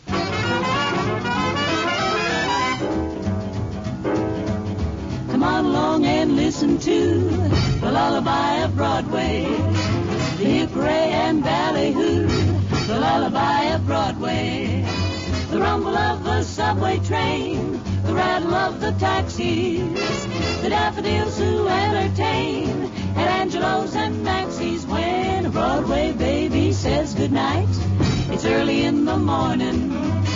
Manhattan babies don't sleep tight until the dawn. Good night, baby. Good night. Milkman's on his way. Sleep tight, baby. Sleep tight. Let's call it a day. Come on along and you can listen to a baby cry, the lullaby of old Broadway. The jumpin', shoutin', and the swing-a-roo, the lullaby of Broadway. The band begins to jam a tune, blip, blip, and everyone goes crazy. You rock-a-bye your baby soon, the atmosphere gets hazy. Hush, I'll buy you this and that, you hear a daddy saying, and baby goes home to her flat to sleep all day. Sleep tight, my baby. Get a lot of sleep as time goes by. Good night, my baby. Have a lot of fun in the night time. Get a lot of sleep in the day time. Good night, good night. Let's call it a day. Good night, good night, good night.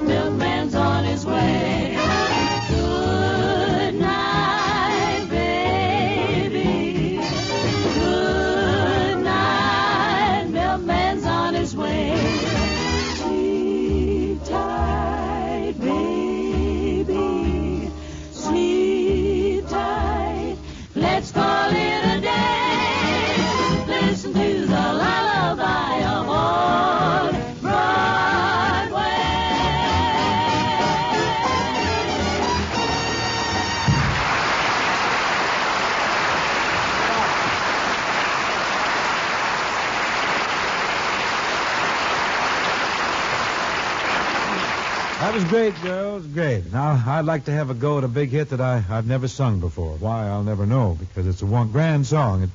It's a very nice number, and it gained great popularity, largely, I imagine, because of the great record by Louis Armstrong and Ella Fitzgerald. Really a smash platter, that one. If you didn't hear it, you ought to go out and buy one right now. Also, deck a disc. I guess it's safe now for me to sneak in with a chorus or so of Can Anyone Explain?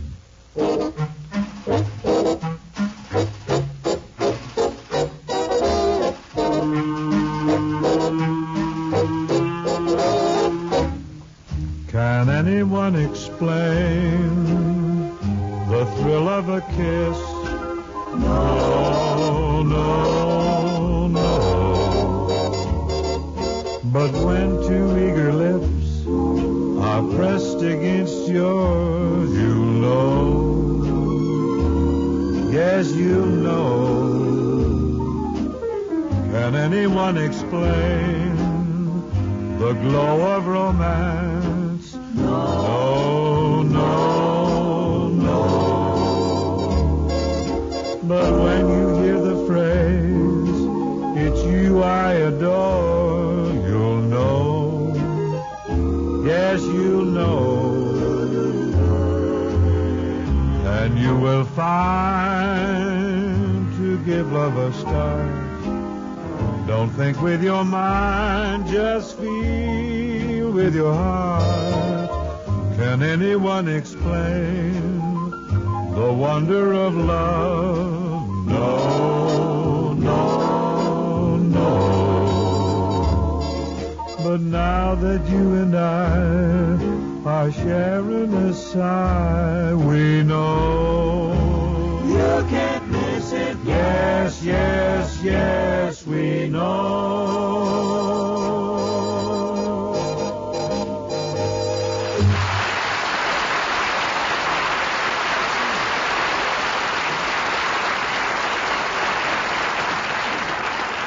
Thank you. Thank you very much. Folks, no rundown on your favorite songs, I'm sure, would be complete without hearing from our next guest.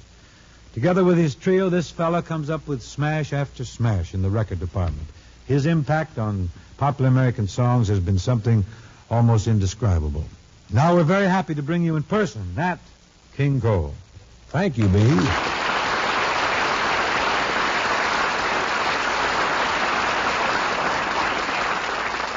Nat, what are you going to do for us? I was thinking you might do your sock version of Orange-Colored Sky. How about that? Well, I'd be very happy to. Folks, I promise you, this is flashier than all that stuff over Las Vegas recently.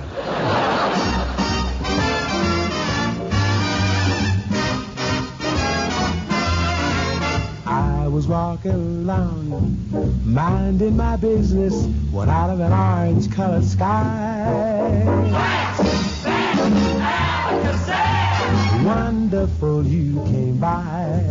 I was humming a tune, drinking in sunshine, when out of that orange-colored view,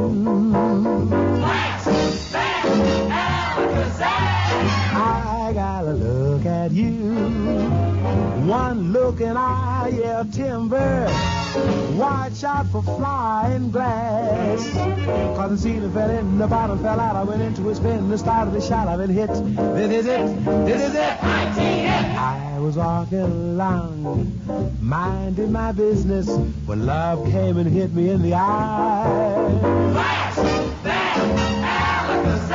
Out of an orange-colored sky.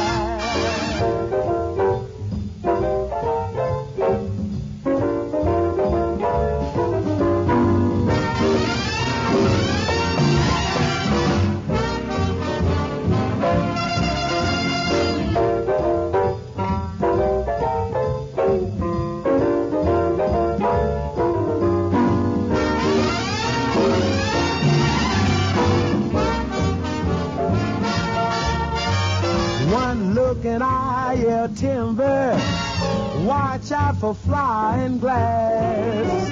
Cause the ceiling fell in, the bottom fell out. I went into a spin, the start of the shot, I've been hit. This is it, this is it, I was walking along, minding my business, when love came and hit me in the eye.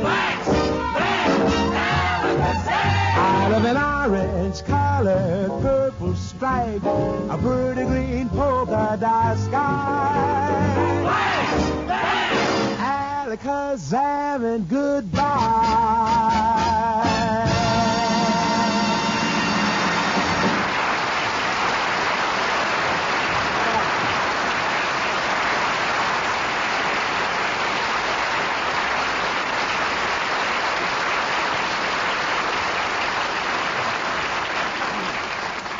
King, that wins you a case of Minute Maid fresh frozen orange juice and a carton of those milder Chesterfields, not to mention the plaudits of our small but loyal radio audience. Now, what do you say we duet on a tune that the folks kind of went for during recent months? Well, we could do Good Night, Irene. Yes, we could do Or My Heart Cries for You. Mm-hmm. Or Sam's Song. Sam's Song. Let's do that one. I know that. I know more.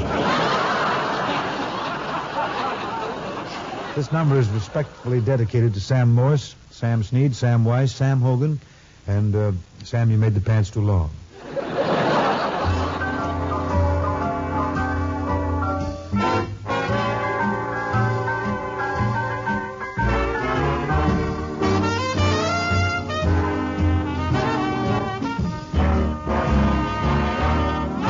Here's a happy tune you'll love to croon.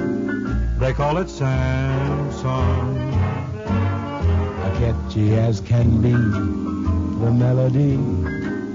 They call it Sam's Song. Nothing on your mind, and then you find you're humming Sam's Song. Why it makes you grin, gets under your skin, as only a song can do. The people that you meet out on the street are whistling Sam's song. Everyone you see will soon agree that it's a grand song. So forget your troubles and wear a smile. You'll find you'll never go wrong if you learn to groove this happy tune. They call it Sam's Song. Hey, King, you know this pattern? I don't know. I'm going to keep my fingers crossed. Well, just hang on around the curves and just finish in the dead heat. That's all. Here's a happy tune. That'll bring you a smile all the while when you croon it, you're really in style. And the title is Sam's Song. Man, you're in there. Catchy as can be. With a sly little beat and the melody sweet keeps you tapping your feet. And the title is Sam's Song. Nothing on your mind. But the news of the day and the bills you must pay keep your hair turning gray, but you're still humming Sam's Song. Yes. Why it makes you grin, gets under your skin, as only a song can do. A people that you meet. Hello, Joe, what you know, and remind me to motel and business to slow, but I'm whistling Sam's Song. Everyone you see has a story to tell or a gimmick to sell, but agree that it's swell and it's really a grand song. So forget your troubles and wear a smile. You'll find you'll never go wrong if you learn to croon like a lark in the park who is making his mark, serenading the dark with a chorus of Sam's Song. Anybody heard? We made it. If you learn to croon the happy tune, they call it Sam's Song.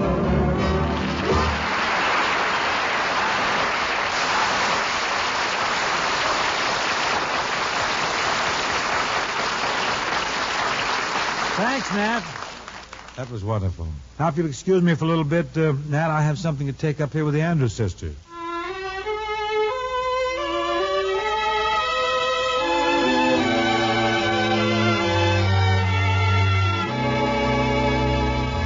Waltzing with my darling to the Tennessee waltz, when an old friend I happened to see introduced him to my loved one, and while they were waltzing, my friend stole my sweetheart from me. I remember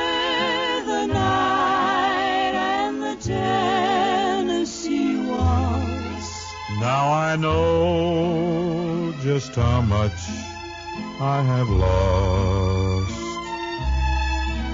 Yes, I lost my little darling the night they were playing the beautiful Tennessee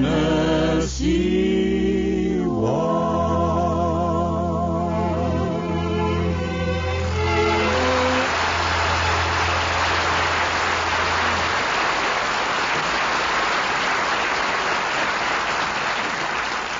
That was the sad story of the liability and the risk involved while dancing in Tennessee.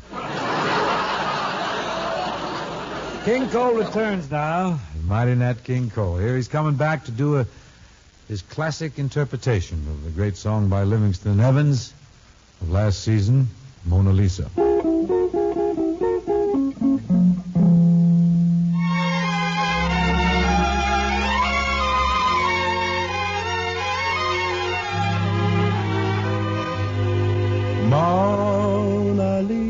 Mona Lisa, men have named you. You're so like the lady with the mystic smile.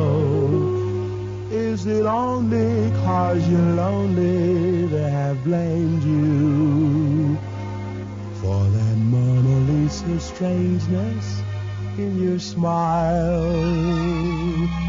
Do you smile to tempt a lover, Mona Lisa?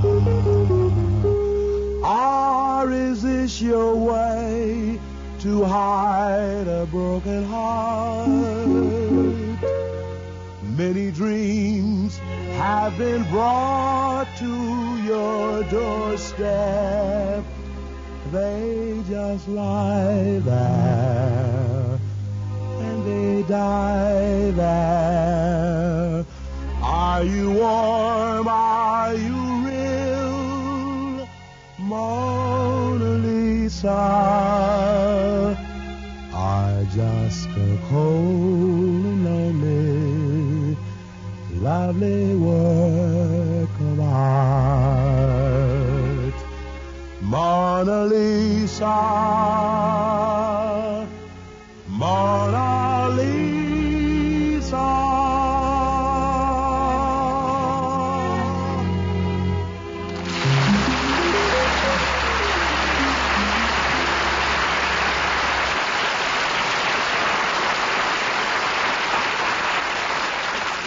Thank you, Nat, for one of the truly great moments in popular music.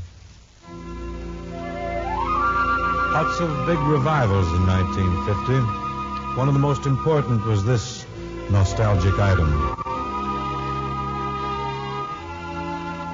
I saw the harbor lights. They only told me we were parting. Those same old harbor lights that once brought you to me. I watched the harbor lights. How could I help if tears were starting? Goodbye to tender nights beside the silvery sea. I long to hold you near and to kiss you just once more. But you were on the ship and I was on the shore. Now I know lonely nights, for all the while my heart is whispering some other harbor lights will steal your love from me.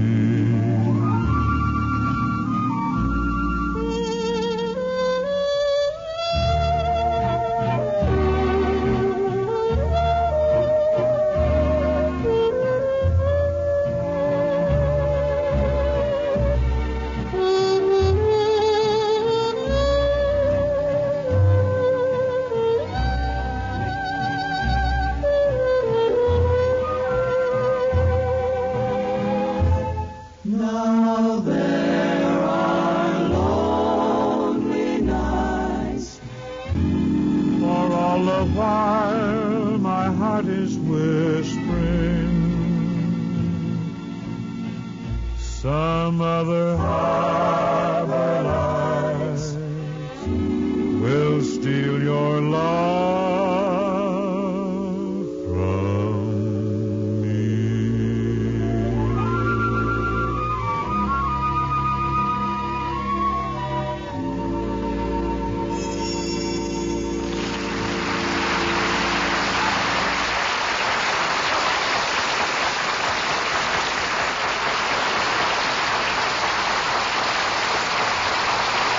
Harbor Lights, sister. And a very lovely cornet solo was by Mr. Bobby Guy.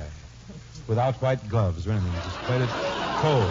Say, Bing, I just happen to think tomorrow's the 1st of March, the windy month. Hey, that's right, Ken. You know, March always reminds me of that big wind from Cleveland. Leslietown, Hope. How so, Bing? Well, he comes in like a lion and goes out like a ham. Well, with all due respect, Bing, you have a reputation for being a pretty breezy character yourself. So?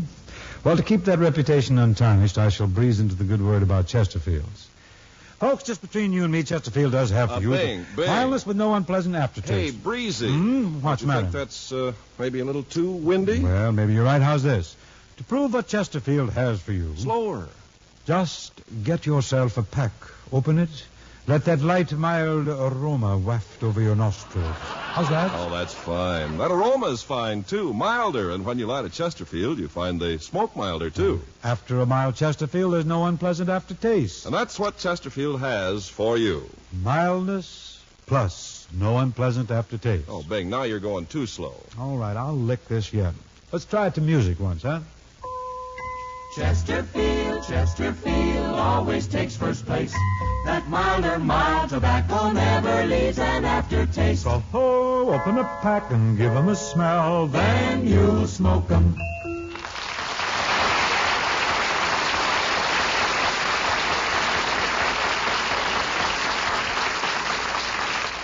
And now the entire ensemble, the Andrews Sisters, Nat King Cole, the Rhythmaires, and I, we're going to join hands here, join voices in John Scott Trotter's arrangement of Meredith Wilson's fine song of good wishes and faith. May the good Lord bless you and keep you.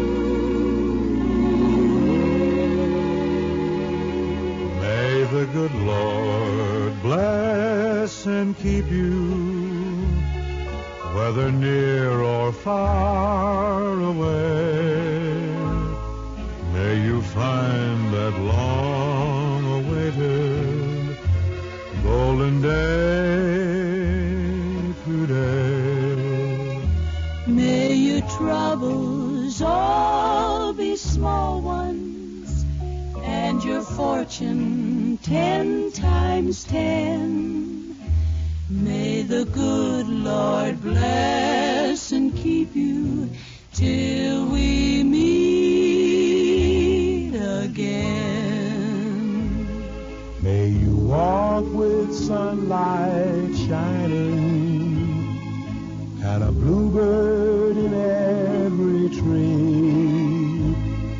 May there be a silver lining back of every cloud you see. Fill your dreams with sweet tomorrows. Never mind what might have been. May the good Lord bless and keep you till we meet again. May you walk with sunlight shining and a bluebird in every tree. May there be a silver lining back of every cloud you see. Every cloud you see. Fill your dreams with sweet tomorrows. Never mind what might have been. May the good Lord bless and keep you till we meet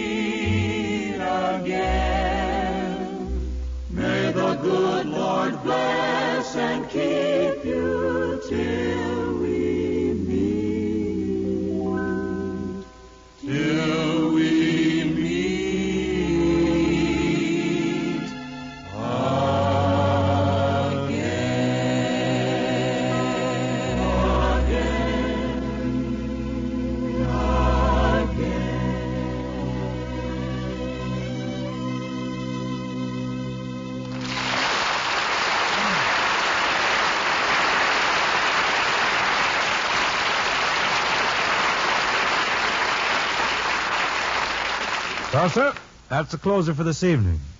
I hope you've enjoyed some of the big favors that we could bring you in this half hour. Of course, due to time limitations, we didn't get a chance to sing Good Night, Irene. The thing got lost in the shuffle. There's that little number Bushel and a Peck and many others that we just couldn't handle, couldn't get to them. But now my thanks to the Andrews sisters and to Nat King Cole for joining us this evening. I hope you'll be with us next week when our guest will be Miss Judy Garland. See you then for Chesterfield. That's the best cigarette for you to smoke.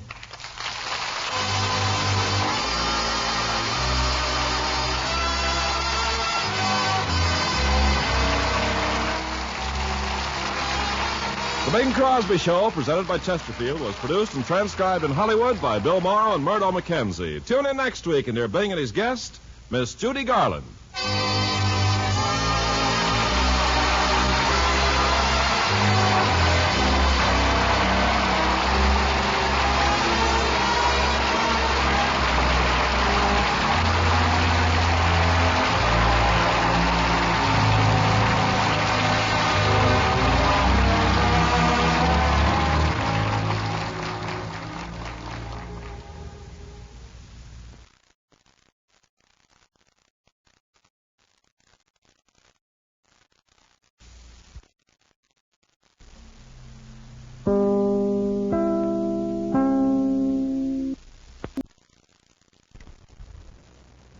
For you, what every smoker wants. Mildness plus no unpleasant aftertaste. Chesterfield always takes first place. That mild tobacco never leaves an aftertaste. Oh, open the pack and give 'em a smell. Then you'll smoke 'em.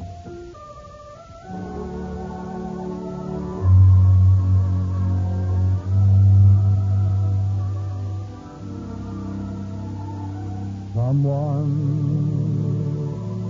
wait for me.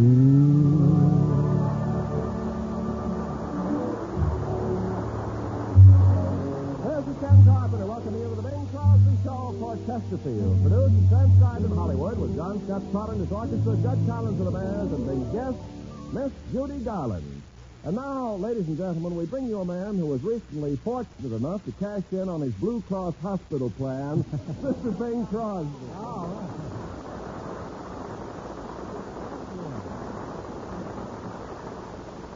Thank you, Dennis. It's real pleasant to see that my operation hasn't upset you. You're positively jocose about the whole thing. Well, I guess I really shouldn't be so flip. But, No, this is quite a thing. This hour, I can give you about 45 minutes. I know you 7 could. minutes. Well, tell me about the big affair. Did you have a surgeon, or did Senator Kefauver look into you?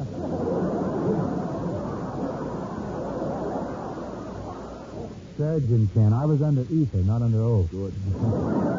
Before we go any further, though, I want to thank all the folks who sent me such nice gifts while I was in the hospital. Plenty of loot, huh? Oh, nearly topped Christmas. Ken, even before the operation, John Scott Trotter brought me flowers, the Ridmares brought me candy, and my brother Everett brought me some papers to sign. Well, that's Ev for you. Not for me, that's Ev for Ev. I'm glad you're up and around now. I certainly hope the operation didn't leave you with a scar. Oh, what difference does it make if I have a scar? Well, it makes a lot of difference. No difference at all. What does too? You're in show business. Yes, but I'm not Lily St. Cyr, you know. I'm no enthusiast. I want to tell you something, Bing. Your operation was sensational. Yeah? It was positively the most thrilling thing I ever saw. The thrilling thing you ever saw? Yes. Didn't you know? What? It was on television. On television? Yeah. Mm-hmm. That's what those papers were that Everett had me sign.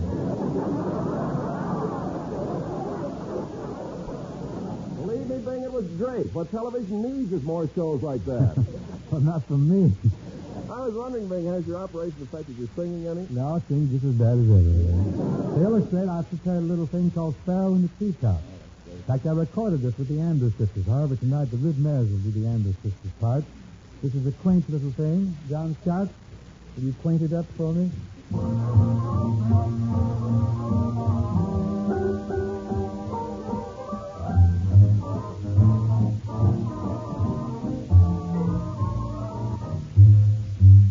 Sparrow in the treetop, sparrow in the treetop, go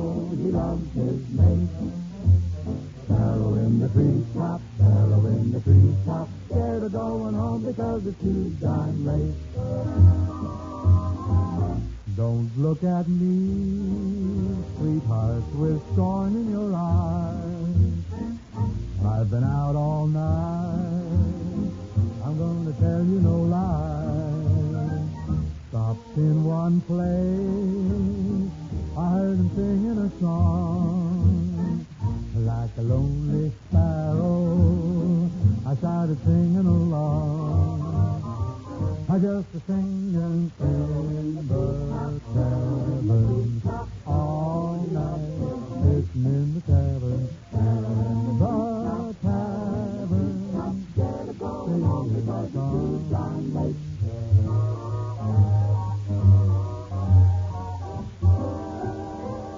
In walked a blonde, and here she asked me to dance. I told that blonde, no, that there wasn't a chance. I love my kids and my beautiful wife. Is that the honest truth? Well, I swear by my life. I kept singing in the tavern all night, sitting in the tavern, in the tavern, going on because it's all late.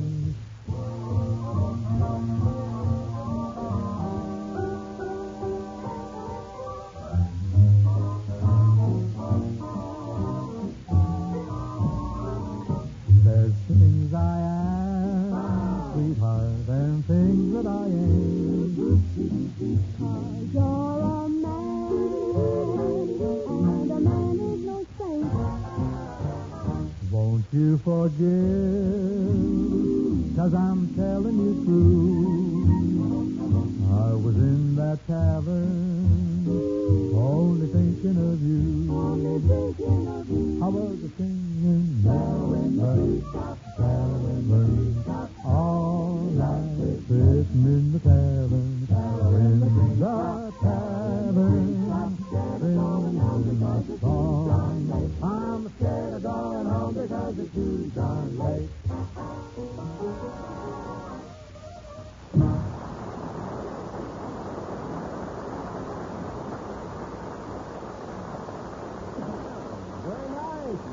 Got arrangements by Aaron Copeland out of Georgian Style. Oh, I liked it. You do? It was really great. It's a little bizarre. Thank you anyhow, Kenneth. Say, I meant to ask you before, Ben, you've traveled through the South, haven't you? Oh, I love the land of the lasses and the corn tones.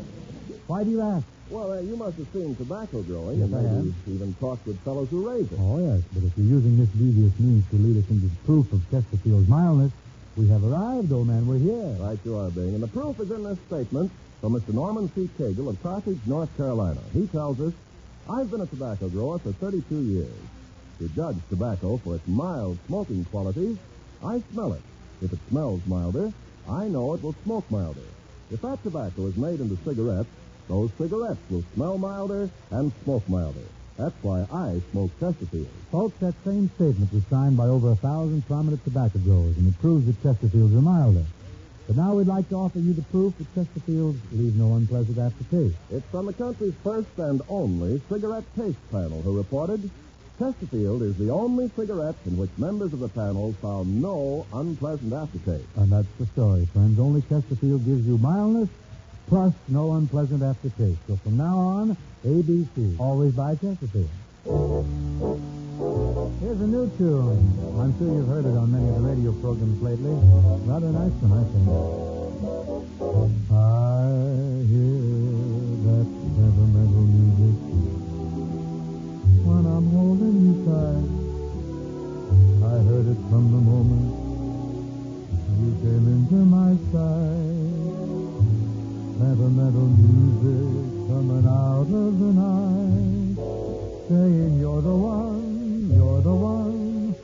Only when you're near I hear that sentimental music spinning round in my brain, fills the night with echoes of my favorite strain. Just one look at you, there's that haunting refrain, saying you're the one for me, my darling.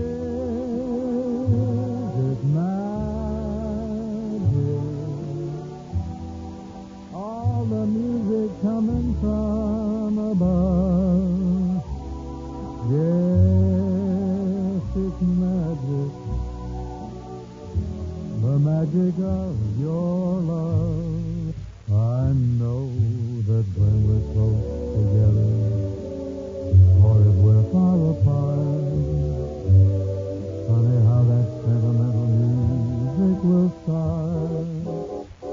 Sentimental music round and round in my heart, saying you're the one, you're the one.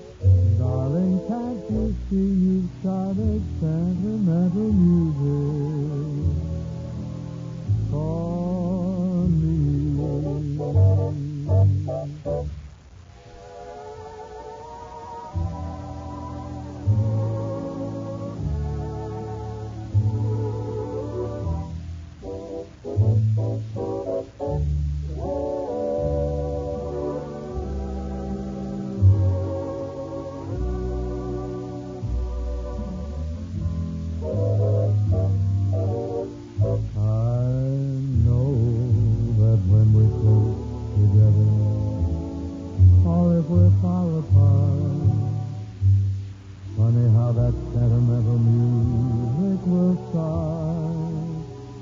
Sentimental music round and round in my heart, saying you're the one, you're the one.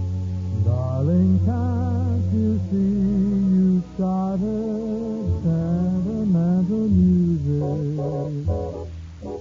for me?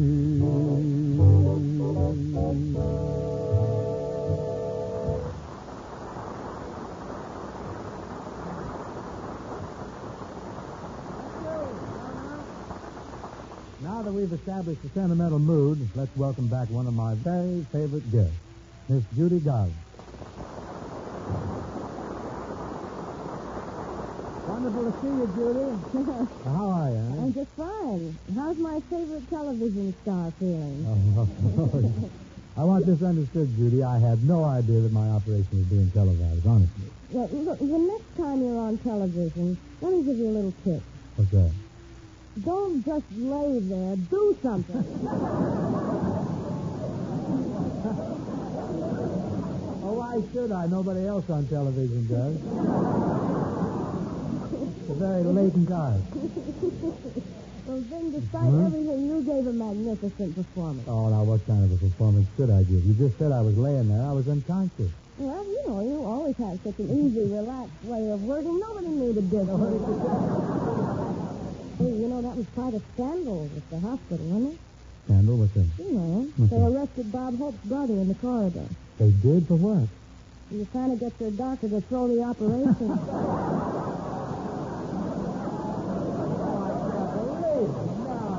I can't believe Bob would do a thing like that.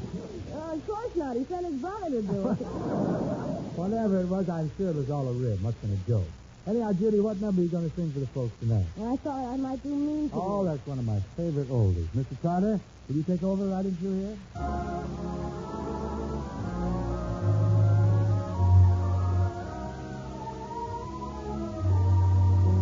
You're mean to me. Why must you be mean to me? Honey.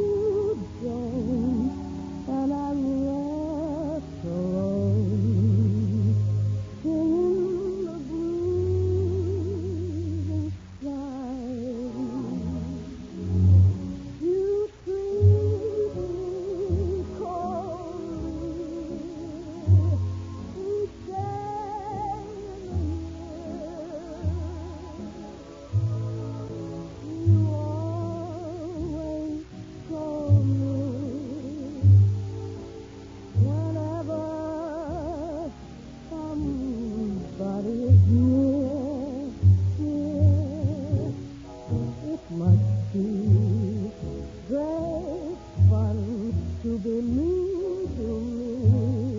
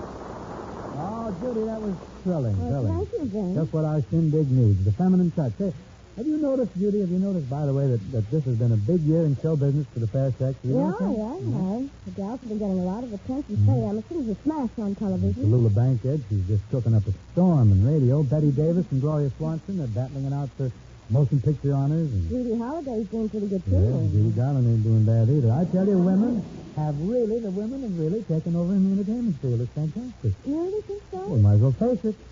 Men are on the way out. Well, that raises a very important question for us women. What's that? Which way they go? No kidding, Judy. If this current trend continues, the gals are apt to take over radio. Pretty soon we'll be hearing programs like One Woman's Family, Phyllis Spitali and her all-boy orchestra, Mrs. District Attorney, Wife Brother John. I don't know. It could go on and on.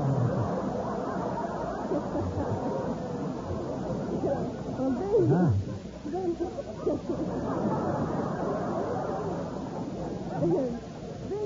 Maybe women will move further into radio and even replace those red-blooded, hard-boiled He-Man characters like Sam Spade. A girl, Sam Spade? No, never. Don't be too No. sure. Don't be too No, sure. I'll tell you what I mean. I think we're slipping into a sketch. There's every indication of a little sketch. All right.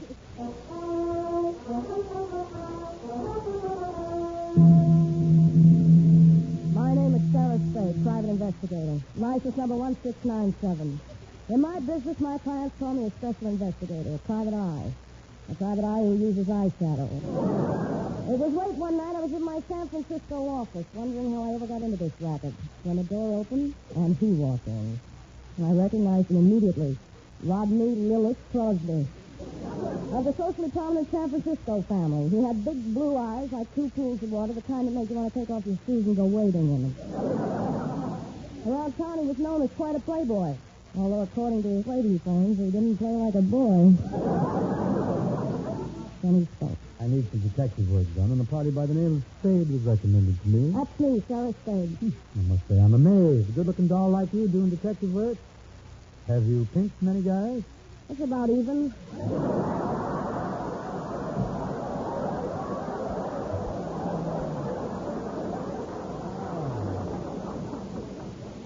Well, then maybe you can help me.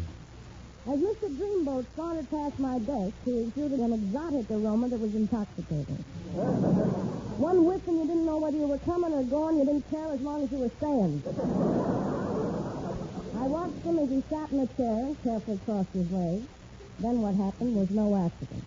That pants leg had been trained to creep up just so far and reveal a garter, a black garter. The rest he left to your imagination.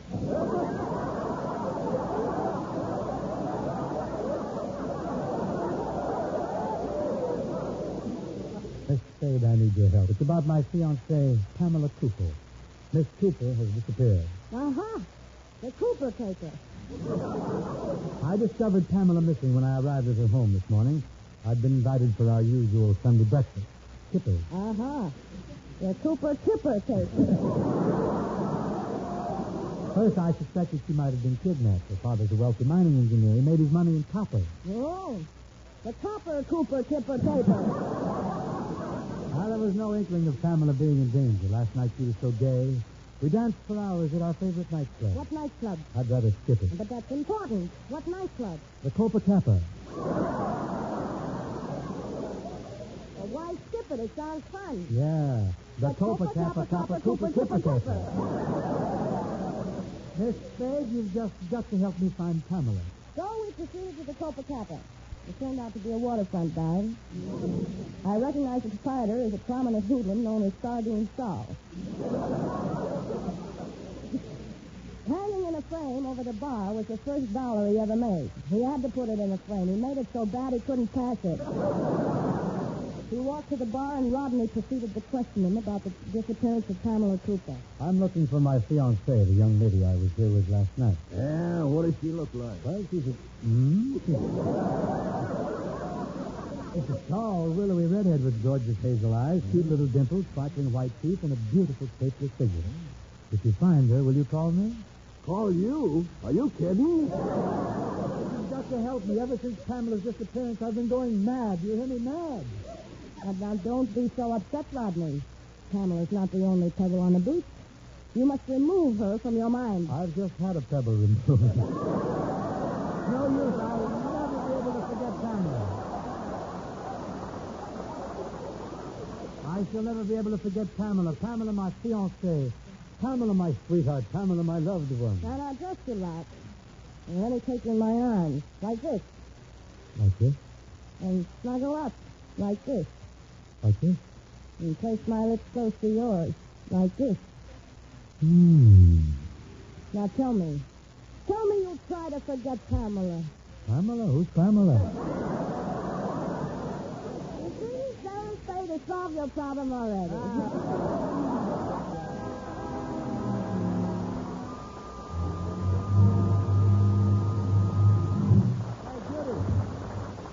Judy, seeing as how our little play had such a romantic ending, don't you think we could blend into something romantic musically? Well, sure. How about Irving Berlin's tune, You're Just in Love? Great.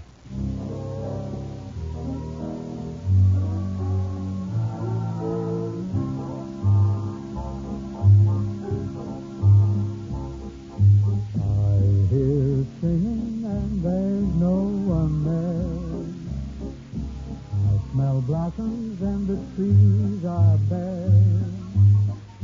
All day long I seem to walk on air. I wonder why. I wonder why. I keep tossing in my sleep at night. And what's more, I've blown my appetite. Stars that used to twinkle in the sky are twinkling in my eyes. I wonder why. You don't need analyzing. It is not so surprising that you feel very strange at night. Your heart goes to the pattern. I know just what's the matter because I've been there once or twice. Put your head on my shoulder. You need someone who's older. I rub down with a velvet glove. There is nothing you can say to relieve that present ache. Then I fix your just in love. You don't need analyzing.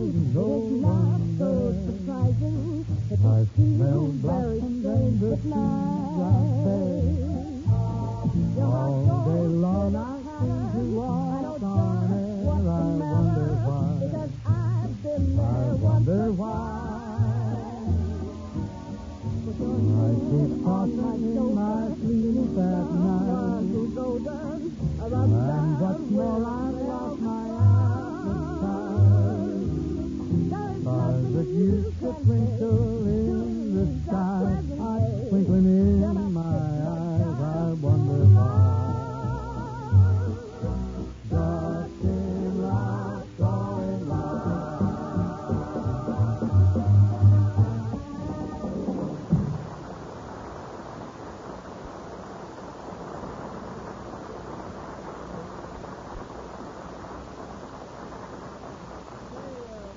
I think this would be a good time to talk about money. Money, isn't that a rather touchy topic at tax time, Ken? Oh, don't misunderstand me, Bing. I just want to remind our listeners that they get more for their money when they ABC, always by Chesterfield. True, Ken, true indeed. And that's because Chesterfield is the only cigarette that gives you mildness plus no unpleasant aftertaste. Oh, speaking of taxes, Bill, they say the government now has you on a simple ABC payment plan. What do you mean? What's that, Judy? A, always need it. B, Bing's got it. C, come on, let's get it. Now, that's a vast fiction, Judy. Not true. What were you saying, Ken? The Chesterfields do give you more for your money. They give you mildness plus no unpleasant aftertaste. And, friends, you can prove that yourself. Just put your cigarette money down for a pack of Chesterfields. Then open it and get a whiff of that milder, delicate aroma. Like the tobacco growers tell you, tobaccos that smell milder smoke milder. Smoke Chesterfield, and you'll see how true that is. Chesterfields are milder, and what's more, they leave no unpleasant aftertaste. Yes, that fact has been confirmed by the country's first and only cigarette taste panel. So next time you buy cigarettes, remember this. Chesterfield has for you mildness plus no unpleasant aftertaste. And to help you remember those 2 points, the kids and I are going to set up some music right here. Chesterfield always takes first place. That milder, mild tobacco never leaves an aftertaste. So, open the pack and give 'em a smell. Then you smoke 'em.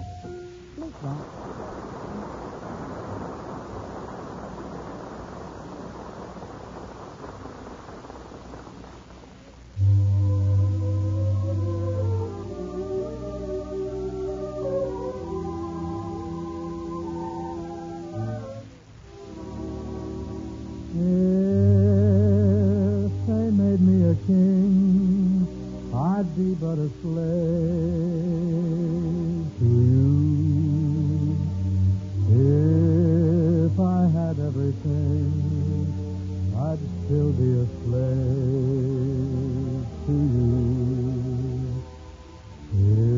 If I ruled the night, stars and moon so bright, still I'd turn for light.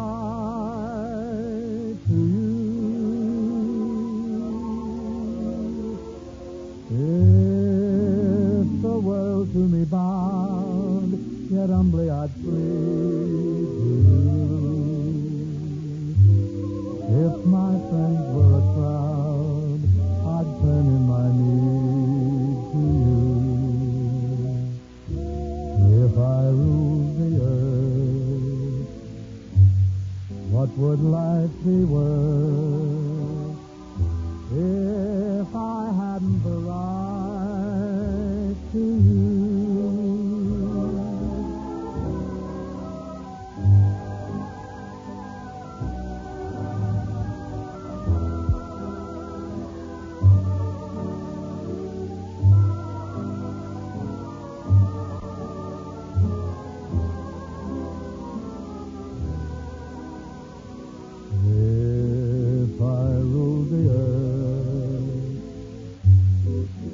Would life be worth if I hadn't the right to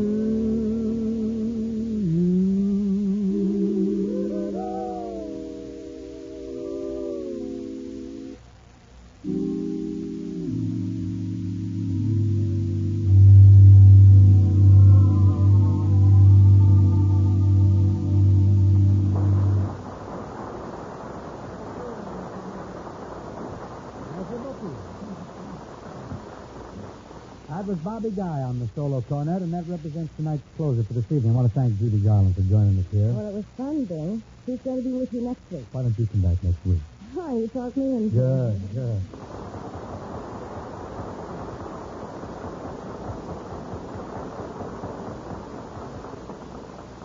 Judy, if you'll pardon me for a minute, I'd like to wish the Campfire Girls Incorporated a very happy birthday. Mm-hmm. A little early with this because their birthday week doesn't begin until March 11th, but I didn't want to forget it. Good night, Judy. Good night, Rodney. Good night, Sarah. Night, folks. See you next week for Chesterfield, the best cigarettes for you to smoke.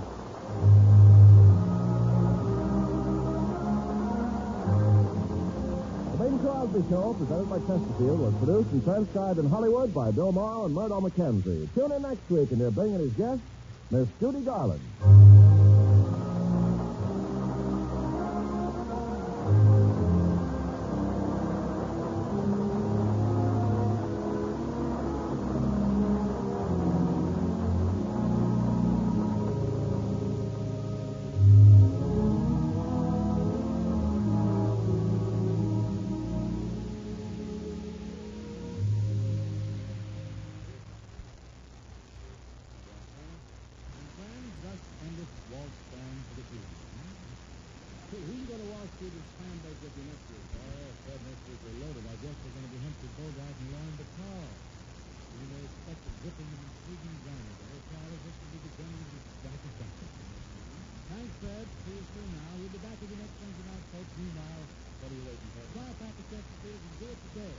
For the first time, you get the cigarette that's much milder with the added protection. No unpleasant aftertaste.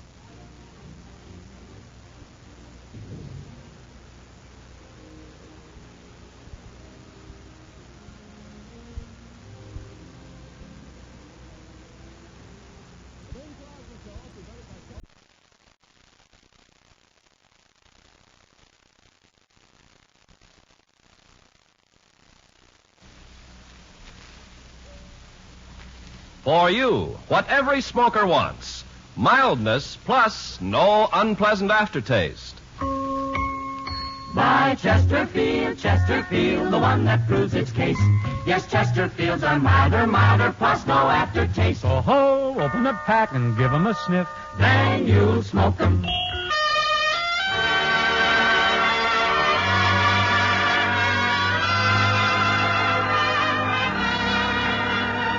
Someone waits for me.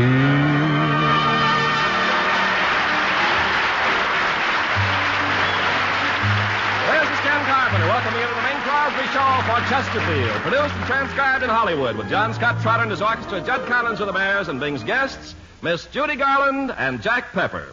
Ladies and gentlemen, in just 3 days, St. Patrick's Day will be here. Right you are, Ken, and in just 3 seconds I'll be singing a brand new Irish tune entitled St. Patrick's Day Parade. Oh, that'll be fine. Bing, you know, it's funny. I never remember seeing a St. Patrick's Day parade out here in Hollywood. Didn't you know, Ken? We hold the parade the day after. The day after? Yeah, by that time we're all able to march home from Pat O'Brien's house. Leaving a body. Oh, what a party. How big a gang does Pat entertain on St. Patrick's Day? Oh, it usually runs from about 10 to 12,000 people.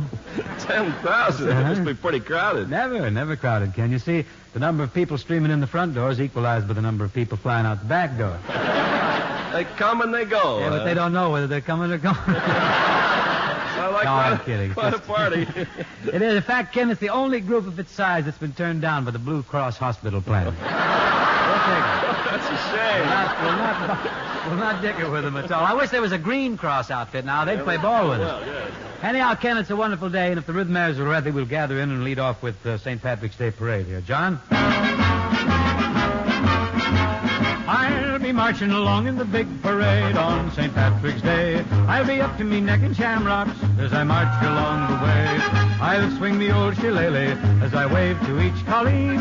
I'll tilt me ear the better to hear the wearing of the green. Oh, the Kellys from Killarney, the Murphys from Kildare, the Hallahans and Callahans who came from County Clare. There'll be folks from dear old Dublin all the way to County Cork. They'll be marching in the big parade right here in old New York. Oh, the mayor will be in the big parade, strutting high and grand, and behind them will march 1,000 cops who come from Ireland. Those beautiful songs of Erin, the band will play them all. We'll march along while singing a song, the harp of Paris Hall. Those sons and daughters of Erin, 100,000 strong, will be singing the songs of Ireland as they march along. Their eyes will shine with laughter, their hearts will all be gay, and the Irish all turn out to celebrate St. Patrick's Day. We'll be marching along in a big parade on St. Patrick's Day. Not for all of the tea in Dublin would I ever stay away. I'll trip the light fantastic, and how proud I'm gonna feel. The band will play Go Witcher Go Way and good old Irish reel. There'll be Cooney Mulrooney and Mickey O'Dowd cutting up capers and pleasing the crowd. Hogan and Brogan will pick up their heels, singing and dancing the jigs and the reels. Connells, O'Donnells and Larry O'Toole, Maloney Mahoney and Lefty O'Doul, Sybil and man, happy as they on St. Patrick's Day. I'll be marching along in the big parade, a twinkle in me eye. We'll be proud as 1,000 peacocks with our heads up in the sky. I'll be there, you can bet you, when the band begins to play, and the Irish all turn out to celebrate St. Patrick's Day.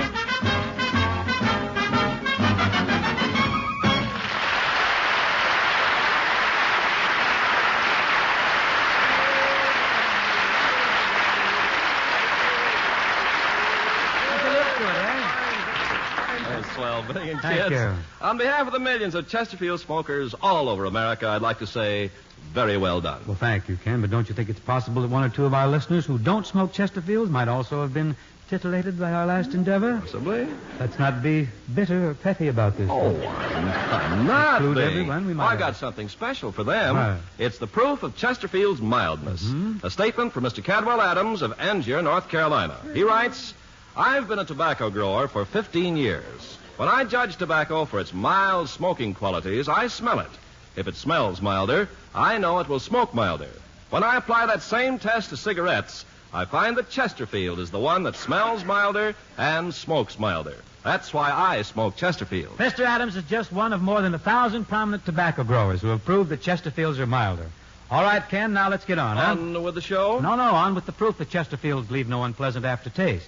That fact, you know, has been confirmed by the country's first and only cigarette taste panel, who reported Chesterfield is the only cigarette in which members of the panel found no unpleasant aftertaste. And there you have the reasons why Chesterfield gives you more for your money. Remember, Chesterfield gives you mildness plus no unpleasant aftertaste. Here's a new song, written incidentally right on this show by two of our associates, John Trotter and Tom Adair. Any town is Paris when you're young.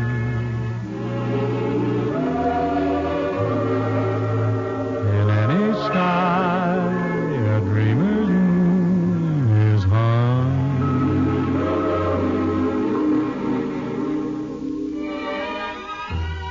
Every love's the one love that you swear you'll never leave, and the gypsy spell of spring is yours to weave. All the world is magic when you're young.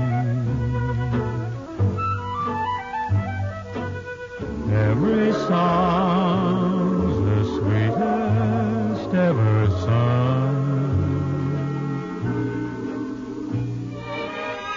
Every street is lover's lane, where wishing stars are strung. And any town is Paris when you're young.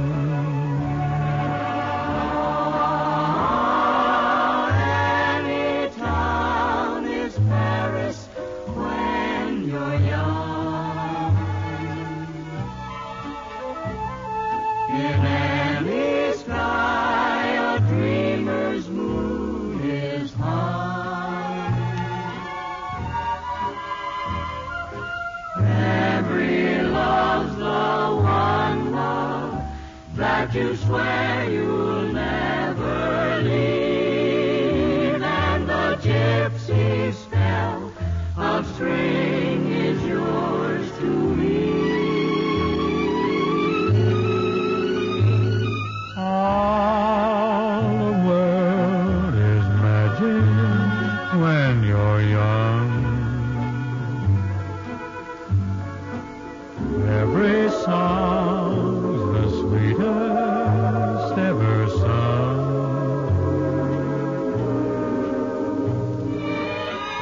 Every street is lover's lane, where wishing stars are strung. Yes, any town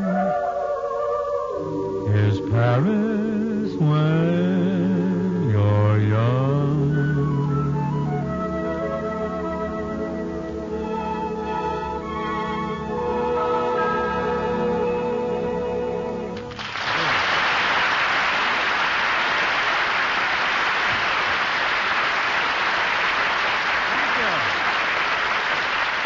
Thank you very much. And now, ladies and gentlemen, Miss Judy Garland.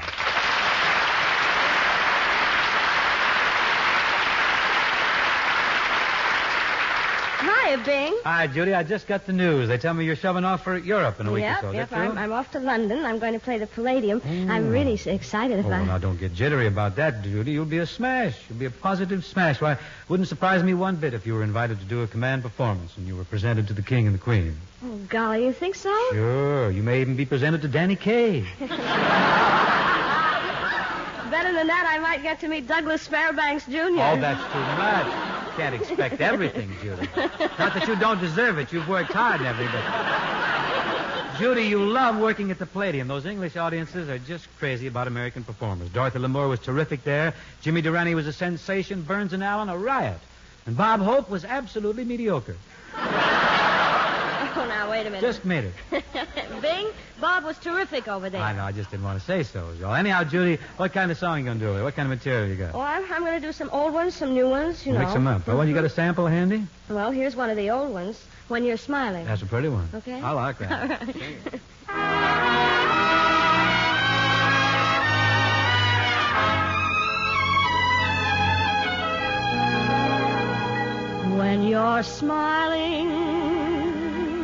When you're smiling, the whole world smiles with you. When you're laughing,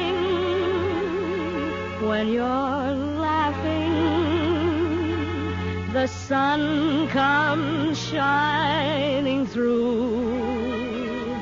But when you're crying, you bring on the rain, so stop your sighing. Be happy again. Keep on smiling. When you're smiling, the whole world smiles with you. When you're smiling, the whole world smiles at you. When you're laughing,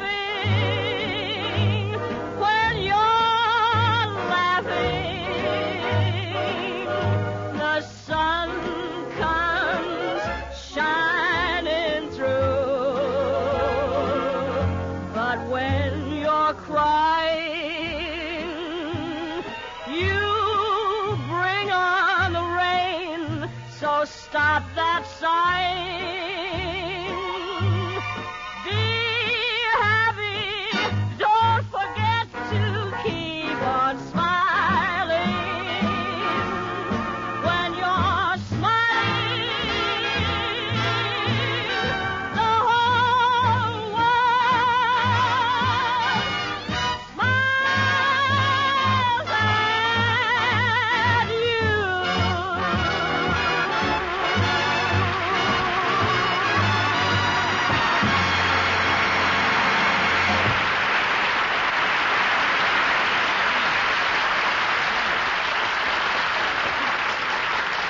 That is electric, Judy. I'll tell you something just like they say about the movies now. Garland is better than ever. Well, thank you. Thank you, Bing. You know, you're always so nice to me when I'm a guest here. You're always so polite and considerate and thoughtful. Well, Judy, my compliments are based upon your always great performance. And as far as being polite and considerate, I just have to be. Why? Well, if I'm not, my mother will take the hairbrush to me. You mean she'd spank you? Well, she ain't going to brush the burrs out of my curls. Well, Lay it on me good. This sort of brings us back to what we were talking about on the show last week. You know, it's the ladies who really run things. Ain't it the truth? Yeah. Like we said, these gals are causing all the excitement in the entertainment world these days. Faye Emerson and Tallulah and Betty Davis and Gloria. My gosh, last Wednesday you even showed us how a girl could be a cynical, hard-boiled private eye like Sam Spade. Well, that's nothing. I wouldn't be surprised if before long there'll be a lady Hopalong Cassidy. Now, just a minute, gal. That's going a bit too far. Oh, yeah? Yeah. Let me tell you something, Crosby. This here town ain't big enough for the two of us. You better smile when you say that, partner. Oh, no, you don't. You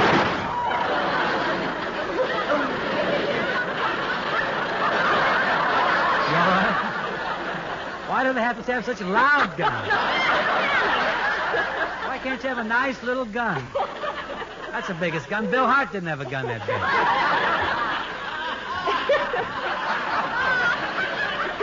Oh, you got me.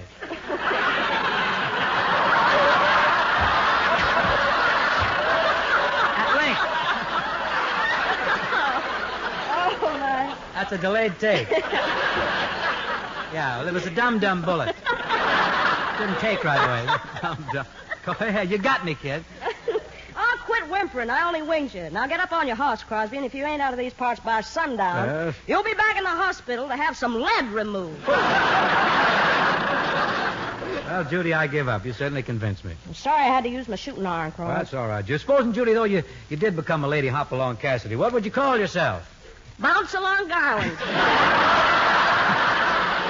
Bounce along, Garland, huh? That two-gun, red-blooded heroine of the Old West. That's me. Would I be in error if I now told the folks that we're slipping into a little Western dramatic sketch? Well, not at all. That's a fine, squire thing to do. Well, we're gone then.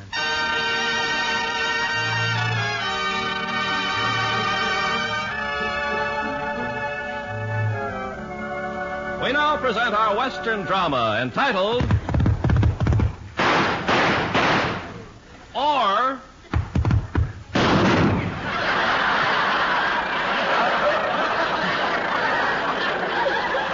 I hope that engagement is over. Take your arsenal and take it on the Arthur. Our scene is the little cow town of Calf, Wyoming, where Bounce Along Garland has just been appointed sheriff. A gang of desperados who've been terrorizing the town have just burned down the new schoolhouse. And as our scene opens, we find Bounce Along talking things over with the attractive young schoolteacher from the East. The schoolteacher speaks. Oh, Miss Bounce Along, it's wonderful. It's just wonderful to have a brave, strong woman like you here at a time like this. Well, here, take my bandana and dry your tears. I can't stand to see a man cry.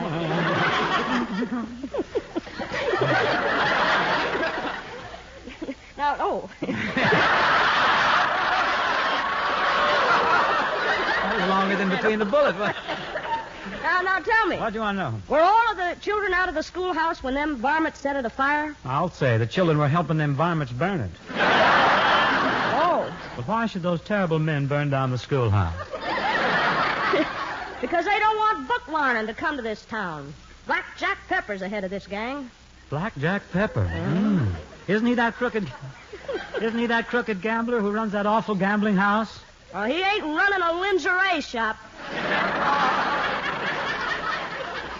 That's lingerie. I wouldn't know. I don't wear them.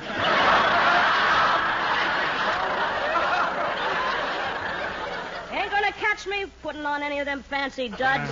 Well, any town is Paris when you do. You know, schoolteacher? Yeah? When I see a nice, clean-cut, sweet-smelling man like you, it kind of takes my mind off of Black Jack Pepper and all them varmints. You kind of make me feel like I'm more of a girl than a sheriff. Well, a girl should feel more like a girl than a sheriff. Gee.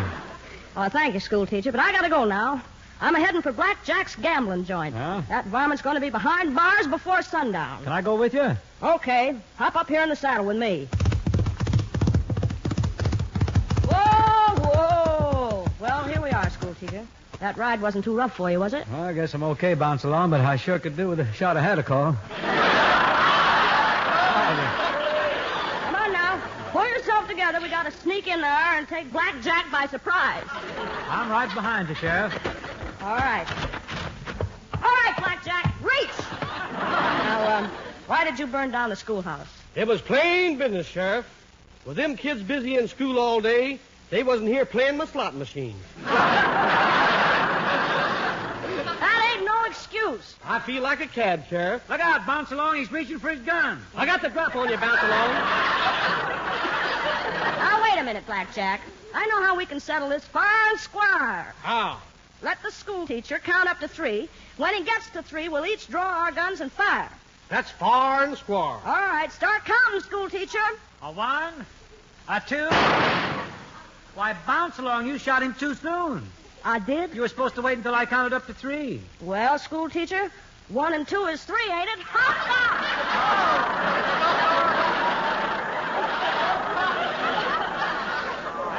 you're figuring bounce along, but your arithmetic still isn't too good. You better drop by my house tonight for a little night school. But I hate arithmetic. We may never get to it.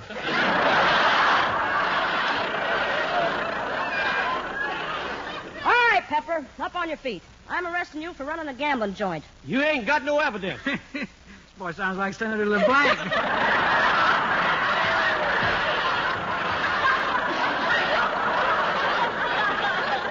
Senator, put it right in there. None of your alibis. I'm taking you over to the jailhouse and putting you in the hot seat. I'd burn down the jailhouse. Well, the seat's still hot. Doggone, I'm giving up gambling. You want to give her up, huh? Yeah, I'm going to give it up. It's caused me lots of trouble, and I never did no good at it anyhow. Are you really going to give up gambling, Blackjack? Am I? Am I?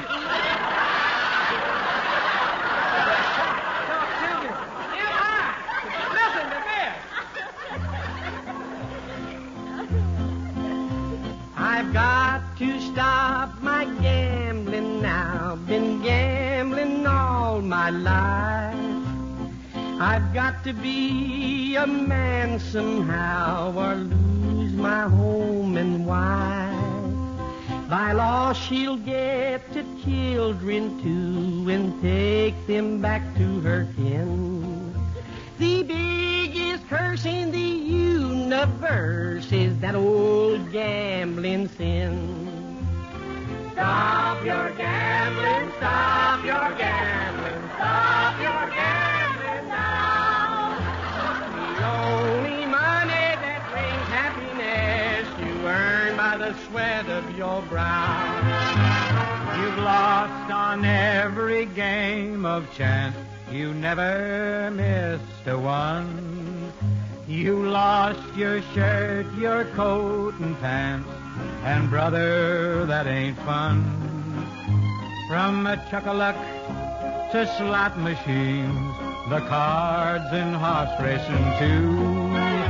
You're mooching pennies for daily means.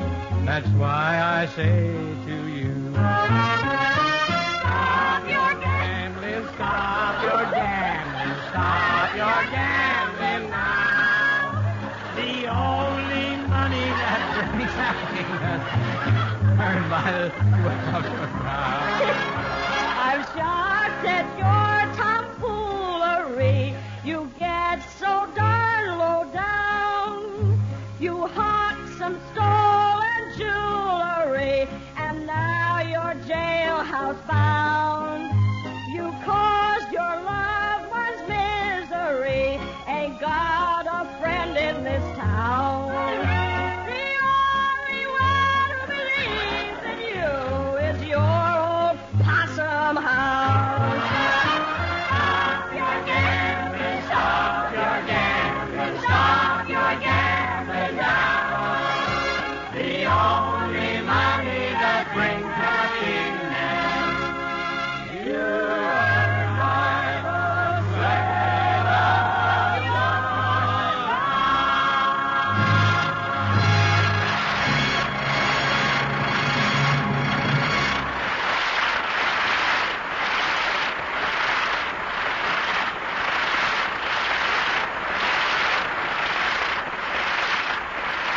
There'll be a basket out in the lobby. You can drop your dice and brass knuckles in the basket and you pass it out. Wonderful, wonderful thing. And Judy and Jack, and now that you've settled a gambling problem, don't you think we should tip the people off to a sure thing? Good old Chesterfield? I'm willing to go along. I'm willing to bounce along. I'm willing to gab along. Well, that seems fair and square. Start selling gab along. Well, folks, we've already told you that Chesterfield has mildness, plus no unpleasant aftertaste, and we've backed up that proof of mildness with signed statements from over 1,000 tobacco growers. And right now, Bing, I'd like to talk about the distinguished men and women making up the country's first and only cigarette taste panel, the ones who prove Chesterfields leave no unpleasant aftertaste.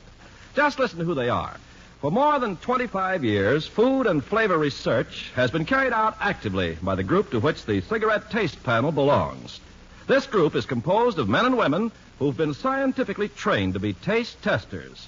Nearly all of them are members of scientific and technical societies, and many of them are authors of technical papers. These are the distinguished men and women who reported Chesterfield as the only cigarette in which they found no unpleasant aftertaste. Now, there it is, friends, proof that Chesterfield has, for you, what every smoker wants, mildness plus no unpleasant aftertaste. So always buy Chesterfields. They satisfy. Buy Chesterfield, Chesterfield, the one that proves its case. Yes, Chesterfields are milder, milder, plus no aftertaste. So ho, open a pack and give 'em a sniff. Then you'll smoke 'em.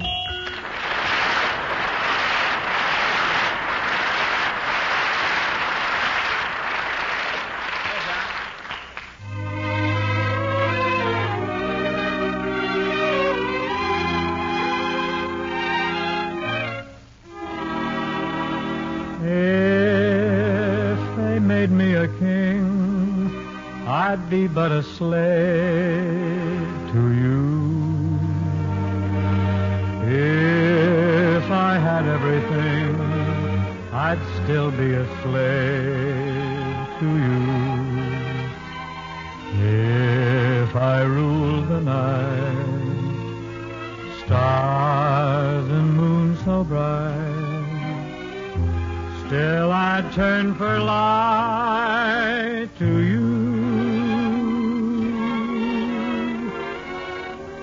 If the world to me bowed, yet humbly I'd plead to you. If my friends were a crowd, I'd turn in my need to you. If I ruled the earth, what would life be worth if I hadn't the right to you?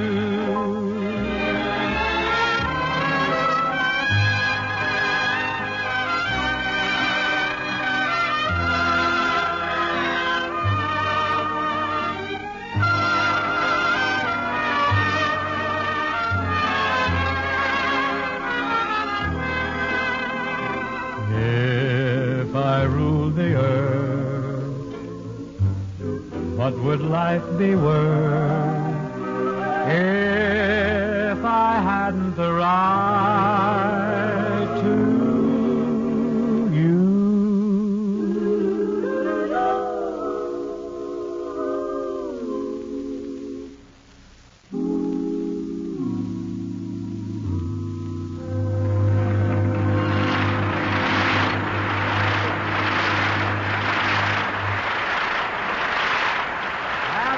Bobby Guy on the cornet and trumpet, and Rhythm Ayers doing the Pennsylvanians at the end there. But that's our closer, and thanks to Jack Pepper and Judy Garland for joining up with us tonight. Oh, it was a lot of fun, Bing. Who's going to be with you next week? Why don't you come back next week? Oh, you talk me into Good. Also, we'll have with us Les Paul, the tricky man with the guitar, and his wife, Mary Ford. Friends, I'd like to say a word about something very important to us all in this time of national emergency. The fact that we're in a state of emergency means that we're past the stage when we can stand with our fingers crossed hoping that nothing's going to happen. Putting off what has to be done. I'm speaking of the job of the American Red Cross, and here's what that job is. It's providing for instant use tremendous amounts of blood and blood plasma. It's training at least 20 millions in first aid and hundreds of thousands more as nurses' aides and in home nursing skills. It's in recruiting and training more than 500,000 additional volunteers to aid local defense units as well as active expanding Red Cross services, maintaining and strengthening its services for our armed forces and veterans. Now, we all know what the Red Cross has done in the past, especially in emergencies, and we know it's doing an even greater job now. So for the defense and the protection of your family, your community, and the nation, let's help the Red Cross mobilize the force of mercy by giving generously to the 1951 Red Cross Fund. I thank you. The Bing Crosby Show, presented by Chesterfield, was produced and transcribed in Hollywood by Bill Morrow and Murdo McKenzie. Tune in next week and hear Bing and his guests, Miss Judy Garland and Les Paul and Mary Ford.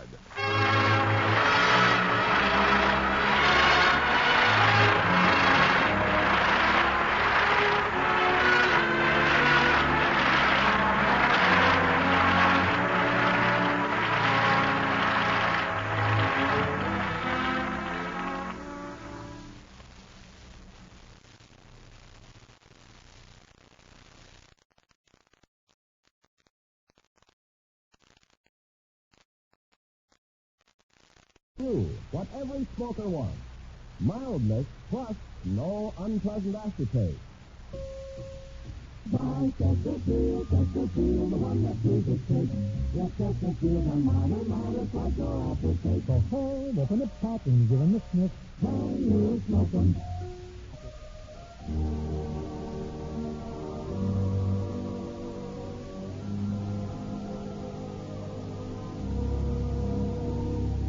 Someone waits for me.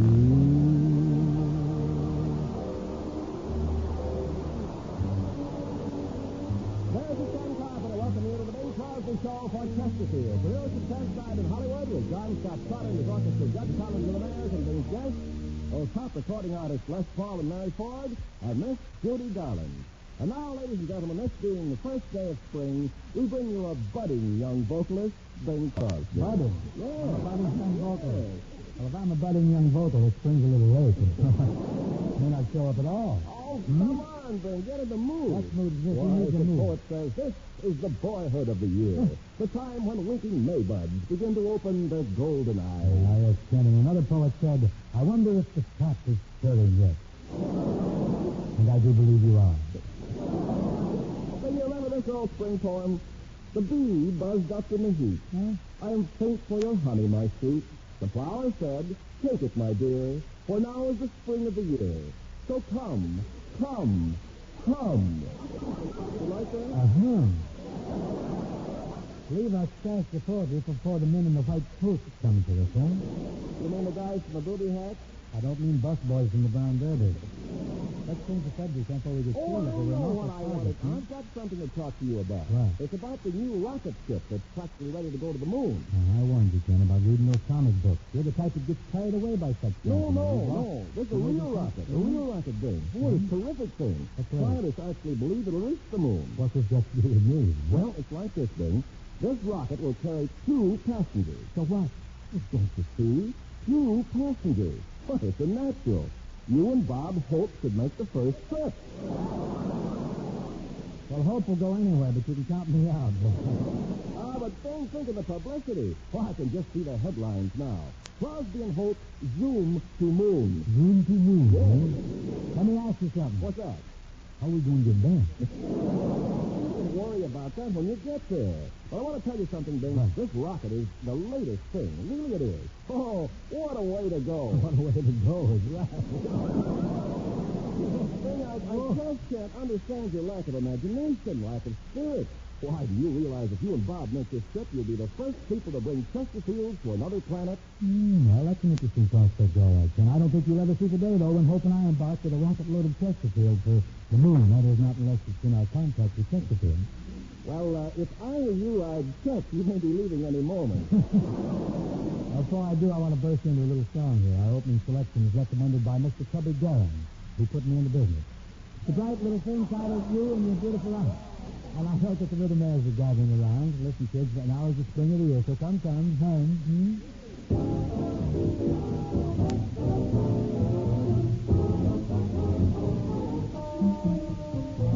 You and your beautiful eyes, you tell such beautiful lies. When you start that hocus-pocus, mind, things get out of focus. You and the older sister, they'd ought to give you a prize. You can make a basket come to life just looking at you. You and your beautiful, you, but so beautiful. You and your beautiful eyes.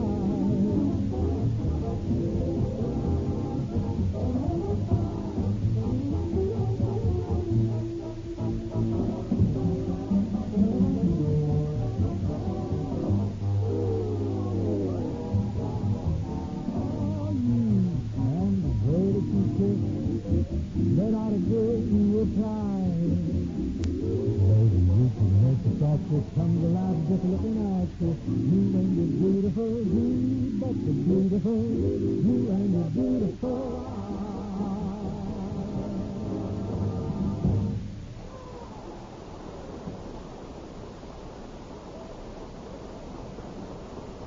Well, Bing, Jolly, jolly, Bing and Kid. Me and the kids, thank you, Ken. Bing, that rocket to the moon thing we were talking about a little while ago fascinates me. I wonder if there really are people up there. Well, Ken, if there aren't any people there now, there soon will be. Exploring? No, hiding from Senator Kefauver, I think. The place will be full of Lannisters. But to get back to this, Ken, I think we better give the folks listening in the proof that Chesterfield has whatever a smoker wants. Mildness plus no unpleasant aftertaste. Right, Bing. And folks, we have the proof of Chesterfield's mildness in over 1,000 statements from tobacco growers like Mr. Douglas Crowder of South Hill, Virginia, who writes, I've been a tobacco grower for 20 years.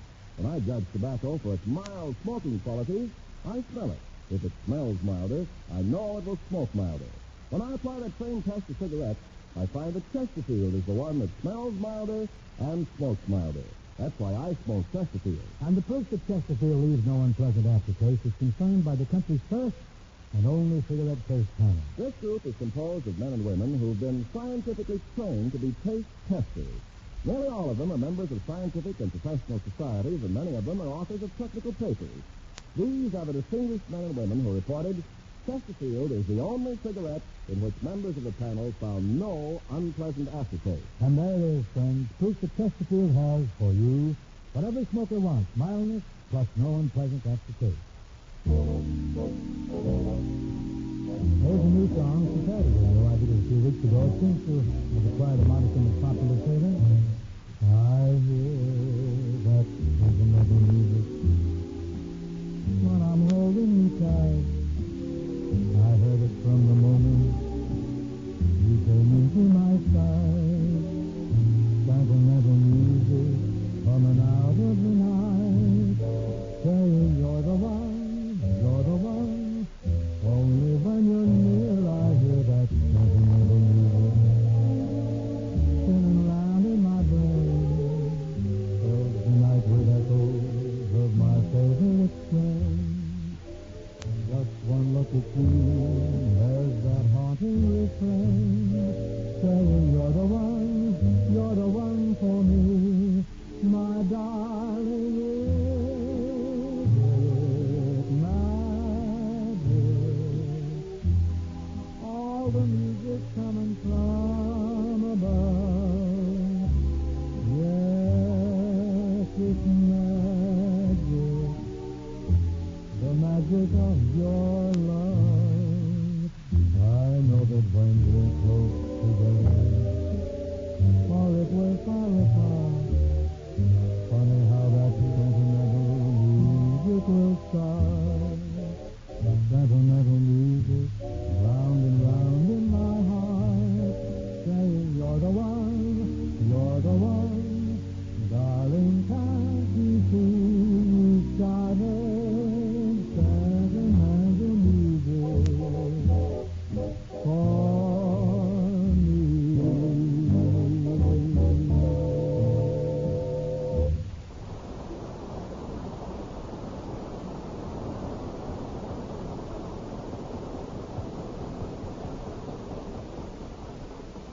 Now, ladies and gentlemen, I'd like to present two sensational performers here, Les Paul and Mary Ford. Les on the guitar, Mary does the vocal. There's some terrific records out, you know, of which I'm sure you're all familiar with some of them. Jealous and Tennessee Waltz, Mockingbird Hill, and they got a brand new one just come out called How High the Moon. That's the one they aim to do right now. I think this is an unusual sound, folks, but don't miss a single note of it, huh?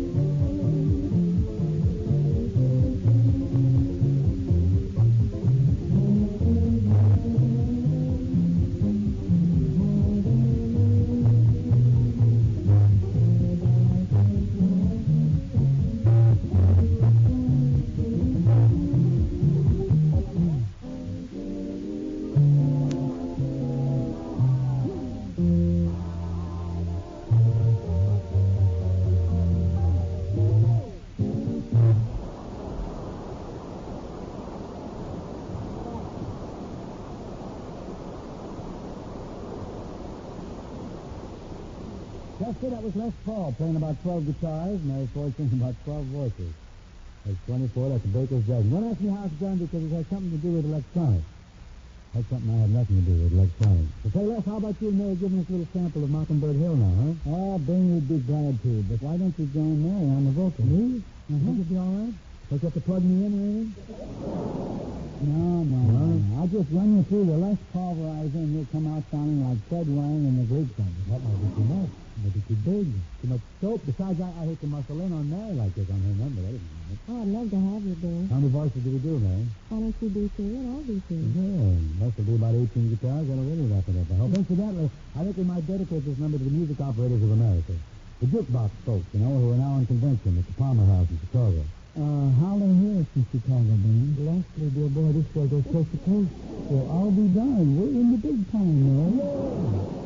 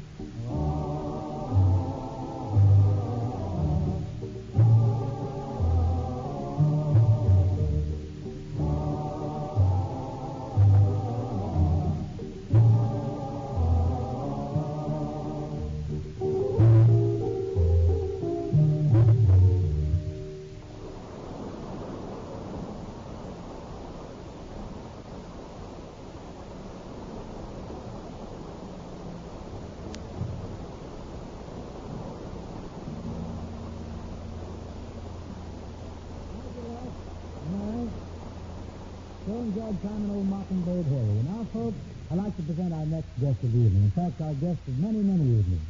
Miss Judy Garland singing a song about the tobacco country. French chemicals, fine Chesterfield. This song is called Carolina in the Morning.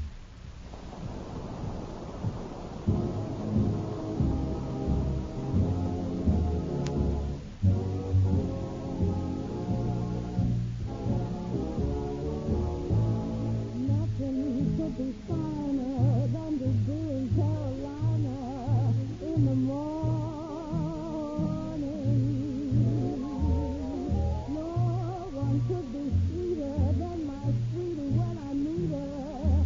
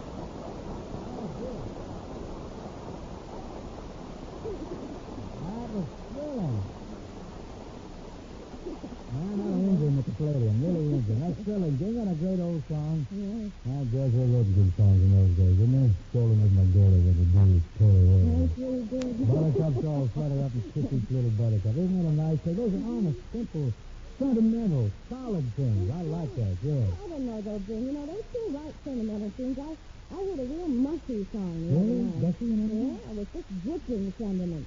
What was that? How could you believe me when I said I loved you when you know I've been a liar all my life? And then on the other hand, we have it. Well, I guess that's the long and short of it all. Oh, you come up with something there. Say, how could you believe me when I said I loved you when you knew I'd been a liar? That thing doesn't sound sentimental to me. You just got to take it easy. Is that it?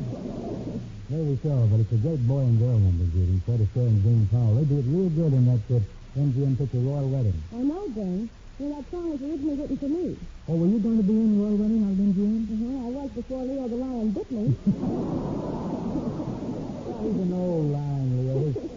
His teeth are all gone. He still got sharp guns. I mean, our old fill up and gone again? Yeah, gone. Tell you what, Judy, let you and I do How Could You Believe Me, etc. Viz, I.E., Viz, and footnote, huh? Shall we? Yeah, you'll be Harry the Hill and I'll be Judy the Jill. Oh, just a couple of characters. Okay, babe. All right, start it off here. Yeah, I can remember it.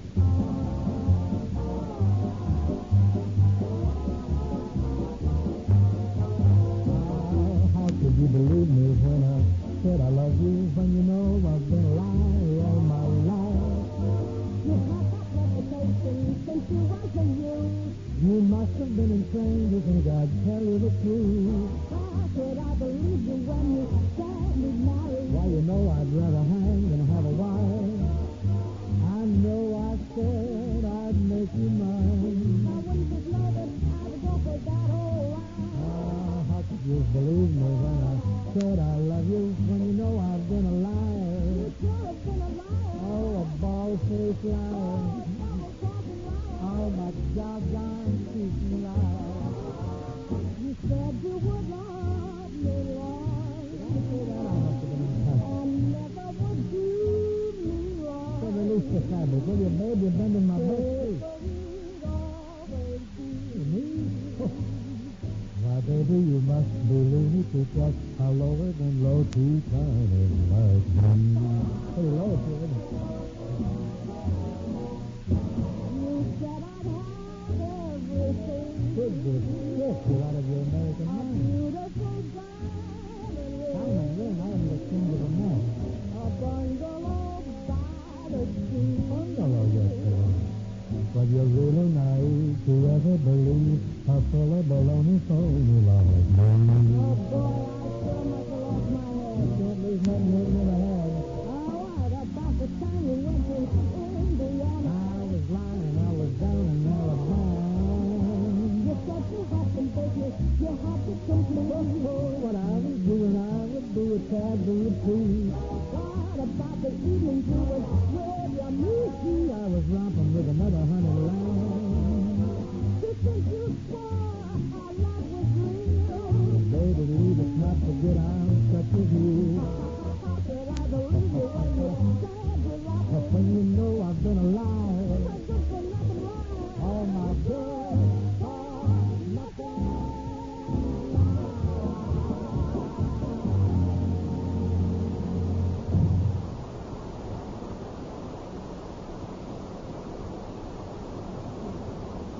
Yeah. If you don't want to get married, we could at least get engaged. Yeah, I don't want to go steady. What do you mean you don't want to go steady? You haven't missed a meal in my house in 6 years. Yeah? Yeah. Now listen, Harry the Heel. Why don't we try being engaged? And if at the end of 3 months you don't like it, I'll call off the engagement. I'll leave you. Okay, so we're engaged. And now we're engaged. And I'll have to have a beautiful diamond ring. A beautiful diamond ring. Oh, honey, won't an Elgin American compact do? No. I don't think I'm an American, but I want a ring. Okay. And just to make things look good, I think we should buy a lot in case we ever want to build a bungalow by the sea. Judy, that's where I first met you. Down at the gate. No. The running were running. I caught you in the bucket. I'll never forget that night. Remember all those driving restaurants we went to? Yeah. We drove through everyone in town and then went to my house for chow. Yeah, I'll never forget our first kiss in front of the gas stove in your kitchen. You really drunk. I backed into the pilot line. Now I need some more money for a trousseau. We don't need no fancy foreign car. We can drive your old man's Esther. Ladies and gentlemen, I would like to announce the passage of time. 3 months later. Well, that's it. Aloha. Finished. I've had enough. Engagement is off, Judy. Wait a minute, Buster. Not so fast. Come on. Give me the diamond ring. Come on. By an odd coincidence, you ain't getting nothing back. I can't understand how I ever got trapped like this. I believed in you. I didn't believe you when you said you'd leave me. You did? Yeah. How could you believe me when I said I'd leave you when you know I've been a liar all my life? Well, you had that reputation since you was a youth. You must have been ashamed of me, Dad, but it's true. Oh, how could I believe you when you said you'd leave me? Well, you know I'd rather hang than let you go. You know I said I'd set you free. Now who the fuck this game would make a slap out of me? How could you believe me when I said I'd leave you when you know I've been a liar? Oh, you sure have been a liar. A double-crossing liar. Big double-crossing liar.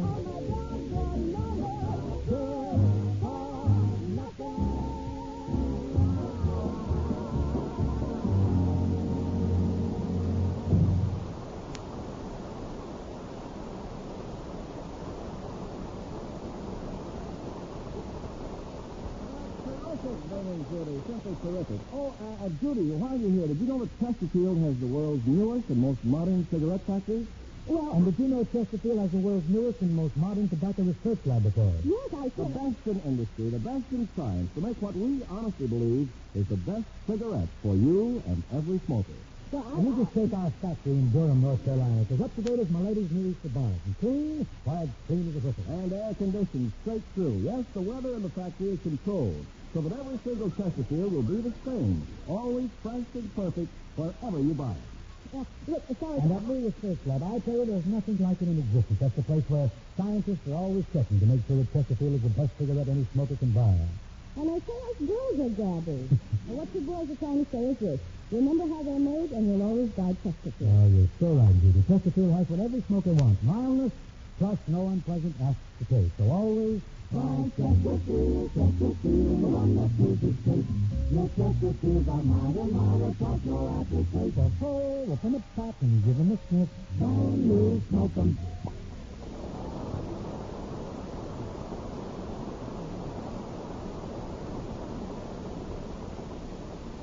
Okay, John, roll it.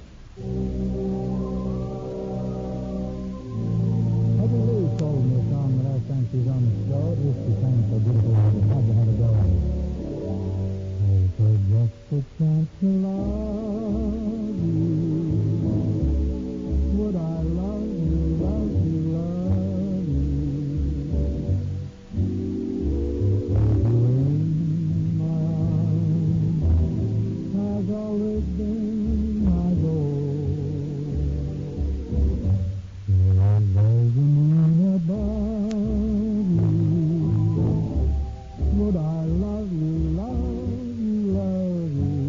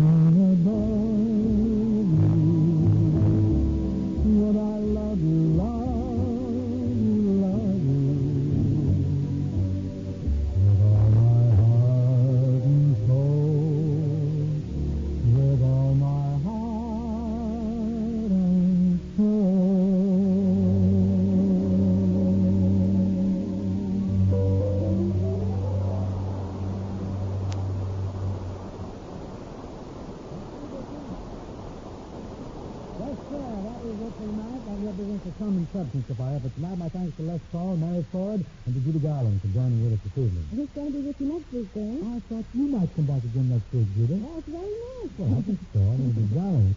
So we'll see you next week, Judy. And thanks, folks. Good night. See you next week for Chesterfield, the best cigarette for years to smoke. The Bing Crosby Show, presented by Chesterfield, was produced and transcribed in Hollywood by Bill Maher and Mart McKenzie. Tune in next week, and we'll bring in his guest, Miss Judy Garland.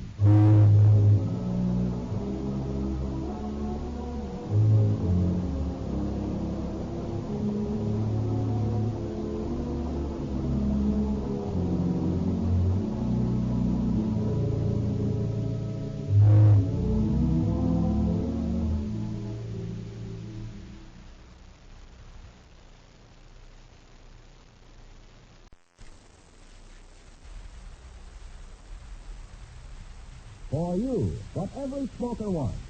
Mildness plus no unpleasant aftertaste. Hey,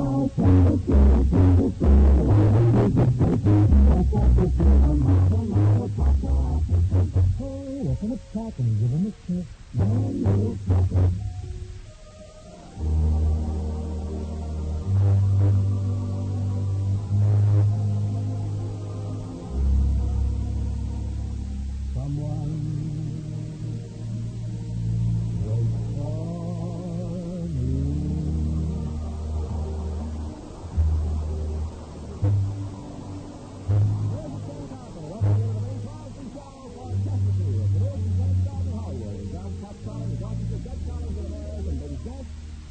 Judy Garland. Ladies and gentlemen, last Wednesday on this very program, I went out on a limb to report that it was March 21st and the first day of spring. And tonight, I'd like to back up that report by stating that this is the 7th day of spring. That's your first exclusive, Luella? Yes, well, that's what I feel is so news, Bing. News flashes. Well, if you give the folks hot news, everybody will tune in on it. What they do for Winslow, Parsons, Popper, Kefauver. Oh, Kefauver doesn't do a news program. That's a quiz show. They even have a mystery tune. A mystery tune? Yeah. Well, what it is? How can you believe me when I say I don't remember when you know I've been a liar all my life? I'm so lying, I'm so lying. Yeah.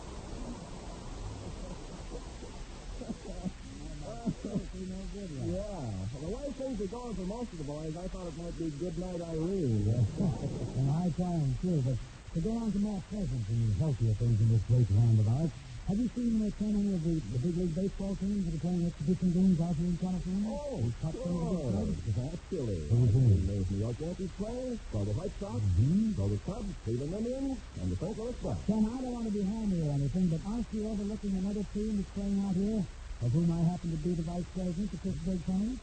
Well, they somehow or other I never associate the Pittsburgh Pirates with baseball. All this just like all the other wise guys. I'm going to give you about the Pirates.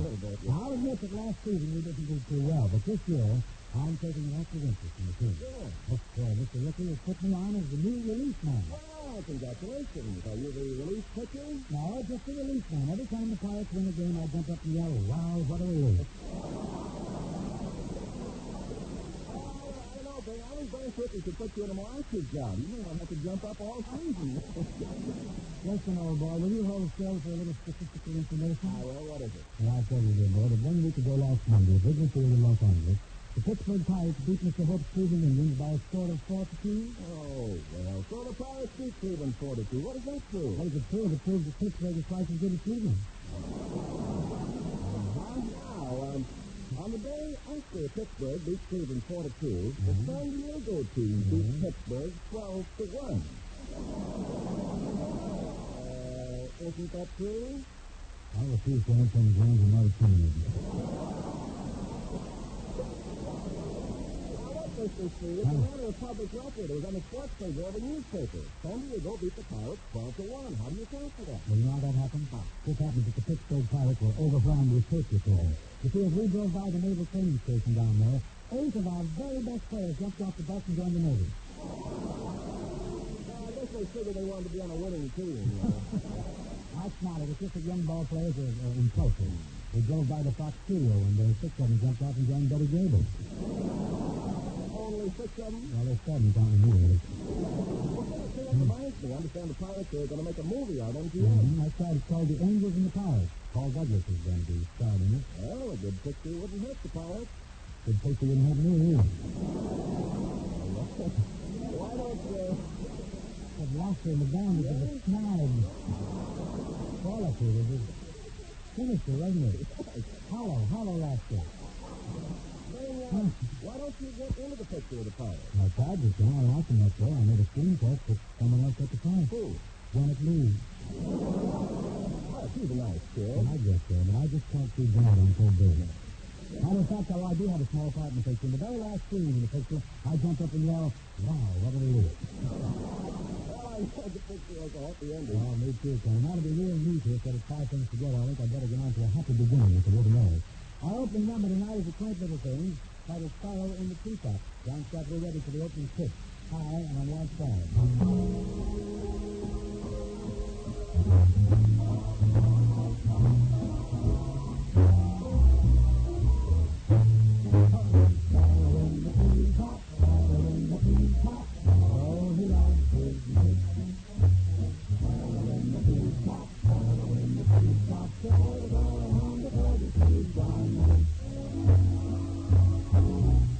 Look at me, sweetheart, with stars in your eyes. I've been out all night, thinking to tell you no lies. I stopped in one place, I heard them sing you a song.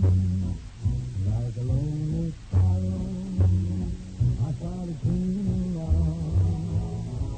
Just between you and me.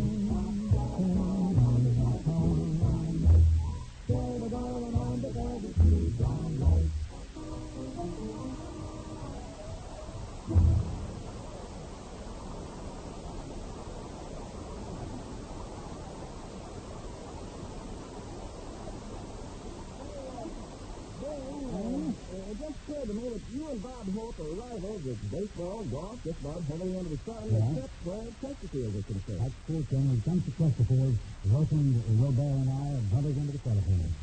Well, Ben, that reminds me of another story where Chesterfield brought two people together. It happens in MGM's new picture, Teresa. That's all about a G.I. Joe and an Italian girl, played by a pure Angelic. Is that the Chesterfield replaced Cooper, isn't it? That's right. I'm not going to tell you how and spoil the story for you. But seriously, friends, it's one of the most touching love stories ever seen, MGM's Teresa. Well, I'll have to catch it, Ken, when it comes around to our local cinema. Yes. But let's not overlook the fact that besides being a great matchmaker, Chesterfield is also a great smoke. In the first place, Chesterfields are made in the world's newest and most modern cigarette factories. Well, they're made exactly right. Second, Chesterfield gives you all the benefits of advanced research in the world's newest and most modern research laboratories. Third, Chesterfields are milder, and the truth, 1,500 prominent tobacco growers say Chesterfield is a cigarette that sells milder and therefore smokes milder. And fourth, Chesterfield leaves no unpleasant aftertaste.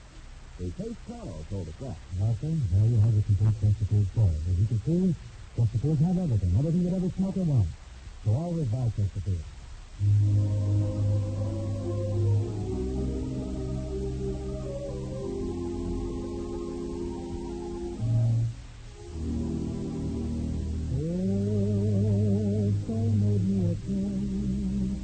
I'd be but a slave to you. If I had everything, I'd still be a slave to you.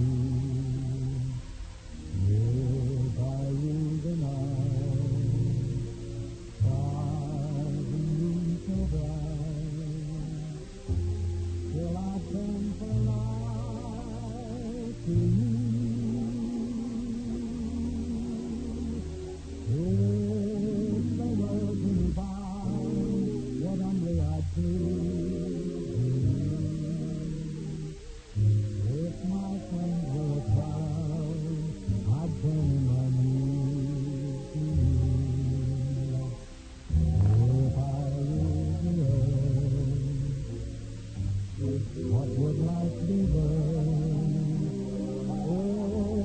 if I hadn't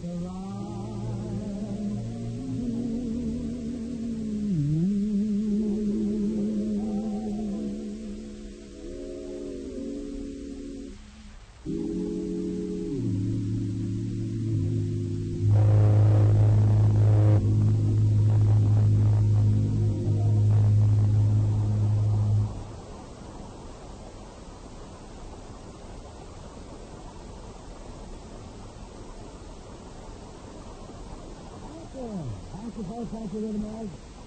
You're done. Now, folks, here's our very charming guest, Miss Judy Garland.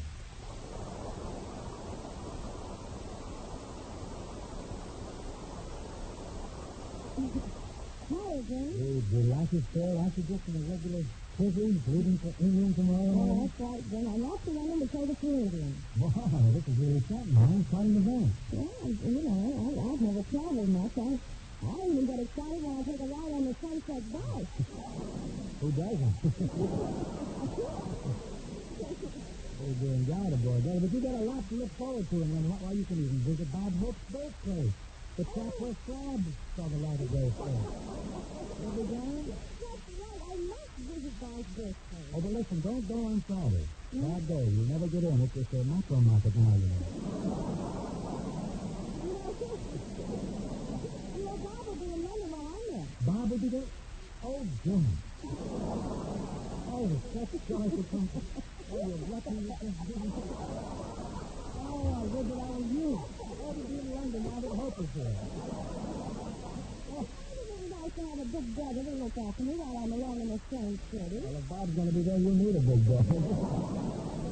Real big one. I don't know, Vinny. Bob's slowed down quite a bit lately. That's impossible, Judy. The world may have speeded up, but Bob hasn't slowed down. A great fatality, that boy. He hasn't even resorted to yamming yogurt yet. Oh, he's amazing, isn't he? That's the right adjective. Amazing is right. When you consider that only 40 years ago, he started out in London as a naturalist. And today he's one of the biggest shots in the United States.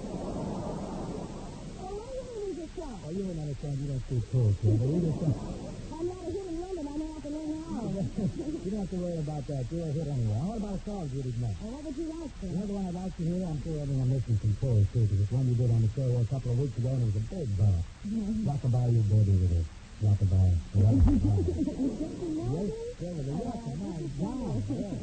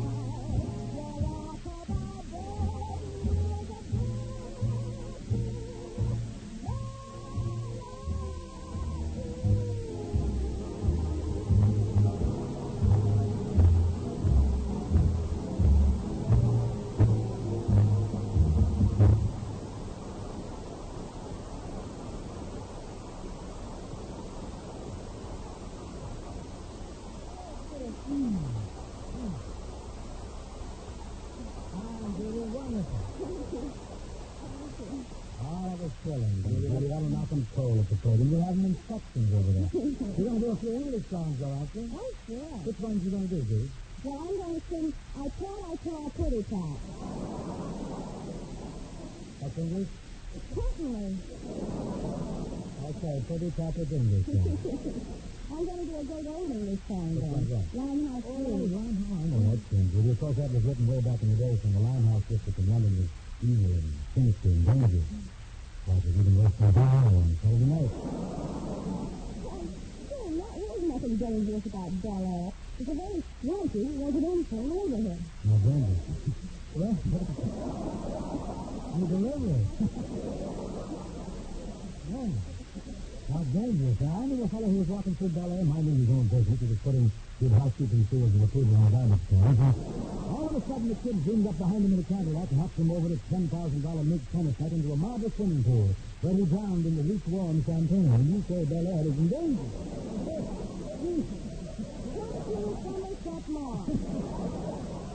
I have another interesting anecdote about a rubber planter who falls in love with the native daughter of a hamster breeder in the San Fernando Valley. And I'm afraid I just don't have time for it. I hope not. Do you have time to rehearse me a little on Limehouse Blues? We can do a little of it. John Scott, you know how to start this affair?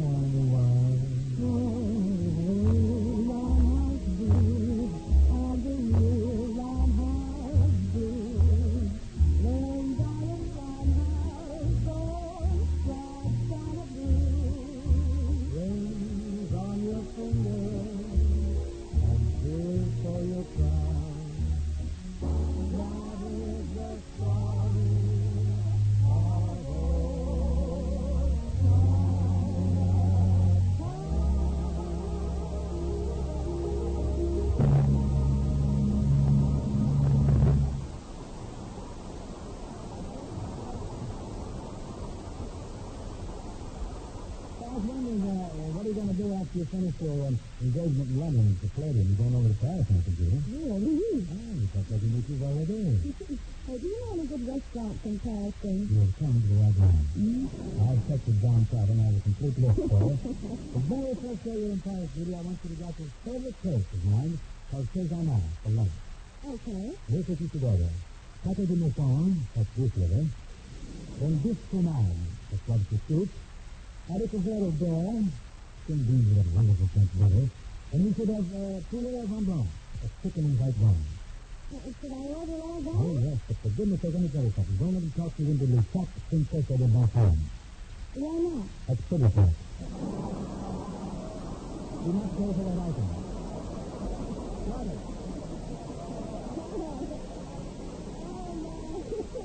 Now, there's a dish I'm going to be sure to get. Oh, the duck is delicious.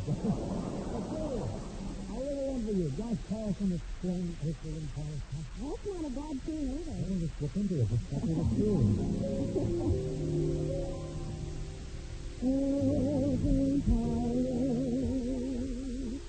Chestnuts and blossoms, holiday tables under the tree.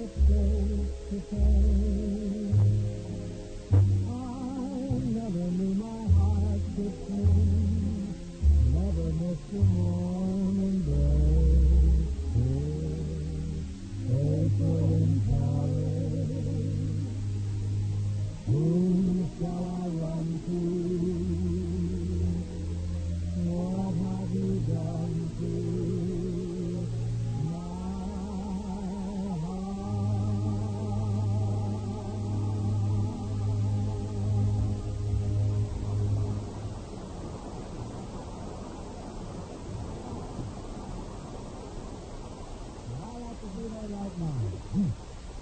Wouldn't that be nice sitting at one of those sidewalk cafes watching people from all over the world sailing down the boulevard as I sit there sipping on the Coca-Cola? So here, without a disturbing thought in my mind, without a worry in the world. So, Jimmy, how about Italy? From Rome, Milan, Venice, Florence. Can you tell me a good Italian restaurant to go to? Sure, we know another, Greenwich Village, Burl. That's fine. According to Henry Maximore, I've been reading Henry a lot lately. He's over there, he's overseas, and he's been writing some great columns, some wonderful stories recently in his column about the Isle of Capri. Well, I guess we've arrived at another pretty good song. Would you care to start it? I think we've started it adequately. Was on the Isle of Capri that I found her, beneath the shade of an old walnut tree. I could see the clouds blooming around her, while we met on the Isle of Capri. It was a beautiful world of the dawn, but somehow fate hadn't meant her for me. And though you say with a start in the morning, still my heart's on the Isle of Capri. Summertime is nearly over, we're a tiny star above. I said, lady, I'm over. Can you spell a sweet word alone? Give us goodbye, it's best not to linger. And then as I sit behind I could see, we were a pretty golden ring on her finger. Was goodbye on the Isle of Capri.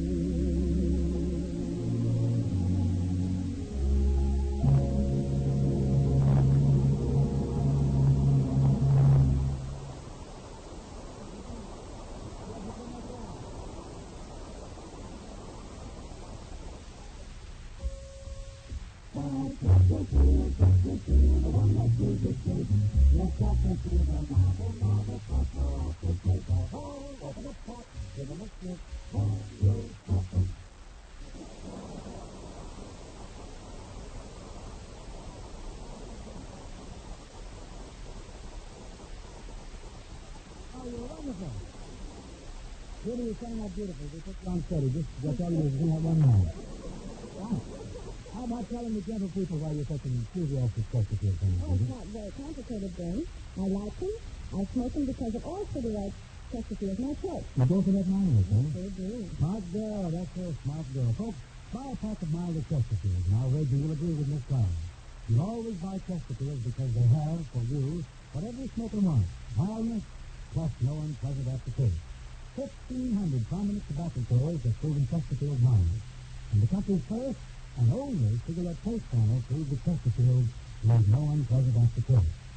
So get rid of them right quick, huh? Chesterfield.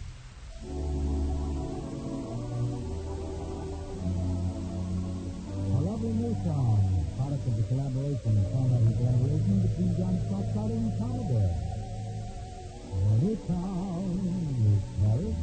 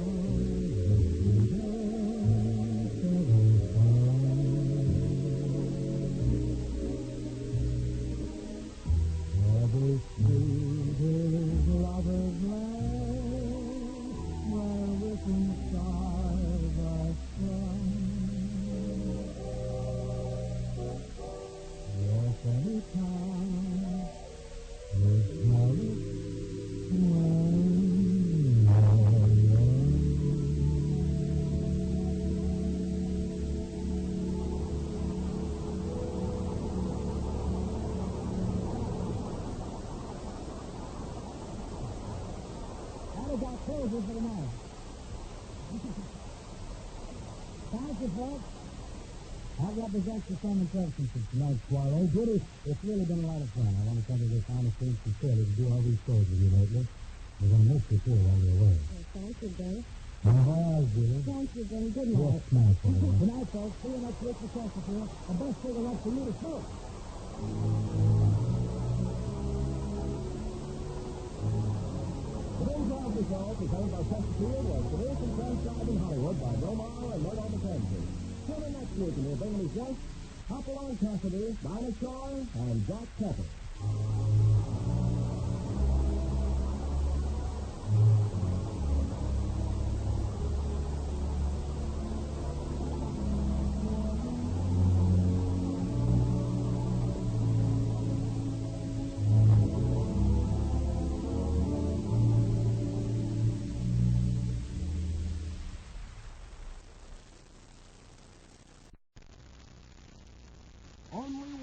Only one cigarette, Chesterfield, gives you mildness plus no unpleasant aftertaste.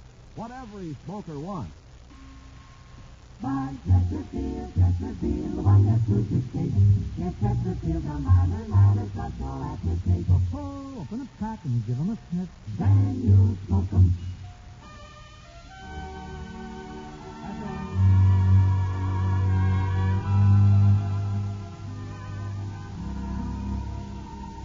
Someone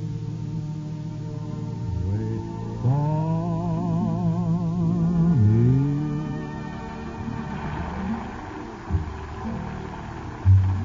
This is Ken Carpenter, welcoming you to the Bing Crosby Show for Chesterfield. Produced and transcribed in Hollywood with John Scott Trotter and his orchestra, Judd Collins with the Mares and Bing's guests, Bert Wheeler and Walter O'Keefe. And now, folks, we bring you a man who today is celebrating his birthday, Bing Crosby. Hey, you're right. Ken, no kidding. This is my birthday. And a happy birthday. Well, Bing, what's new? Well, not me, I can assure you. Oh, now, Bing. I have been around, shall we say. Blue. We all feel a little older on our birthday. Oh, I feel great, feel fine, but this particular birthday presents something of a problem to me. In fact, almost an ordeal. Ordeal? What do yeah, you mean? well, Dixie's over in Europe, you know, so the 4 kids, they baked me a cake this year. Oh, how sweet. Isn't that What nice? kind of cake the boys bake? Chocolate nut, and the way it hefts, I think there's a few bolts in it, too. A Tilton wrench may be concealed under the top. Well, after all, the kids meant well. Of course they did. I appreciate it, but I do wish they'd have taken the trouble to learn how to make a frosting. What? Well, my birthday cake's the only one ever made that has mayonnaise rosettes on it. That's just a little rough. Look, if you survive the cake, Uh-huh. are you going to the Kentucky Derby in Louisville on Saturday? Ken, I just can't make the Kentucky Derby. I sure regret that I can't be there with Colonel Bill Corum and all those nice people down at Churchill Downs. Say, Bing, I wonder which horse will win the Derby this year. What did you say? You wonder which horse can. Yes, my I dear. wonder which It's horse thinking will like win. that makes horse players into bridge jumpers. Wonder indeed. Be sure. Be confident. Oh, I suppose you're absolutely sure you have the winner of the Derby. Certainly. I have a system. Oh, you and your tea leaves. No, not using the tea leaf routine. Changing. No. What system are you using? Just hunches and bunches. Strictly on hunch. Hunch betting this year. I'll bet you anything I got the win of the Derby. How do you figure? Well, here's how I figure. Today's my birthday, right? Yeah. And I'm absolutely sure that next Saturday, Big Stretch will win the Kentucky Derby. Well, why are you so sure of Big Stretch? Because Bob Hope sent me a girdle for my birthday present. A gold gossard, I think. Yes. And that hunch is as good as gold, believe me. Dang, you're being silly. Pull yourself together. I'm pulled together. I'm wearing the girdle. Now, let's forget this happy horse talk here and get this thing. This thing's go on indefinitely. I've got to do an opening number here sometime. And I've got a clever little number here called Sparrow in the Treetop.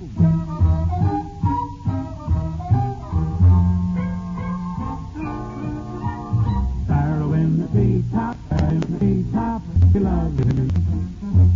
Sparrow in the treetop, sparrow in the treetop, scared of going home because it's too darn late. Don't look at me, sweetheart, with scorn in your eyes. I've been out all night, I don't tell you no lies. in one place, I heard him singing a song like a lonely sparrow. I started singing along, just a singing in the tavern, all night sitting in the tavern.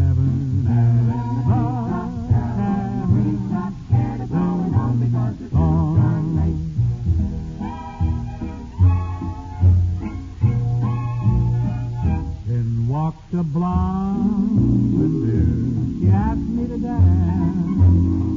I told that blonde, no, that there wasn't a chance. I love my kid and my beautiful wife. Is that the honest truth, dear? Well, I swear by my life, I kept singing in the tavern, all night sitting in the tavern, singing all night.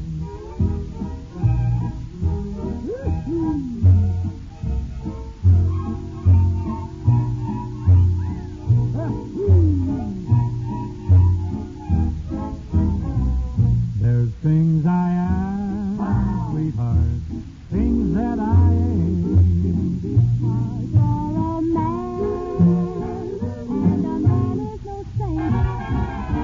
Won't you forgive, 'cause I'm telling you true. I was in that tavern, only thinking of you. Only thinking of you. I just singing now in the tavern, all night sitting in the tavern, in the tavern, scared of going on because it's too darn late. Scared of going on because it's too darn late.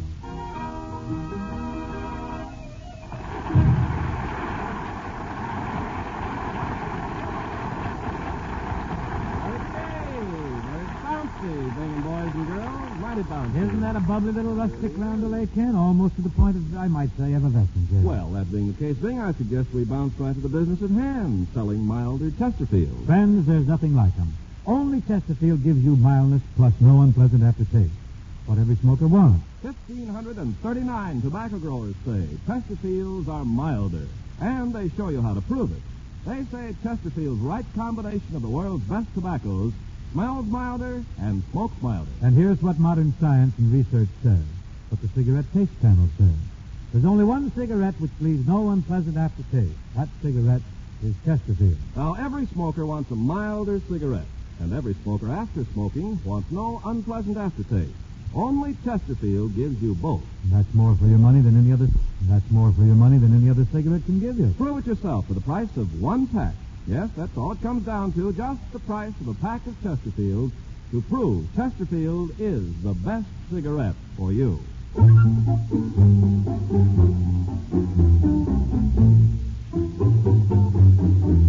Lovely thing to me, says no, and I believe her, but oh, why do her eyes say keep on, keep on, keep on?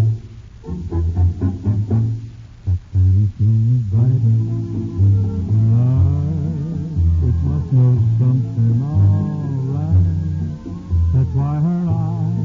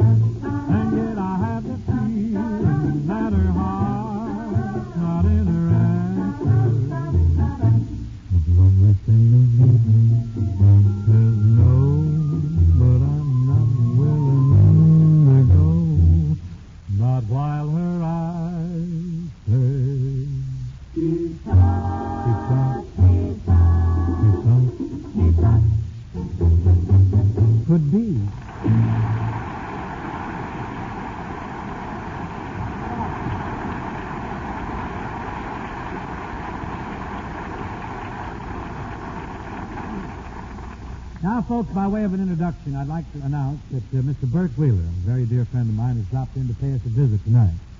You know, I've long admired and followed Mr. Wheeler's career in every medium of the theatrical profession.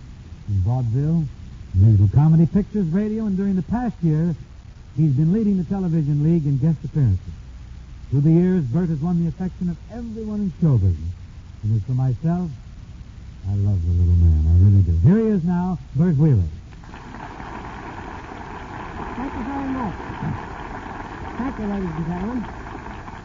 And thank you, Bing, for that flattering introduction. Oh, Bert, there's no flattery intended there at all. I just gave you the acknowledgement a man of your talent and your background deserves. Look, Bing, you don't have to kid me with that big build-up. This program has important guest stars, and you're just trying to explain me to your sponsor.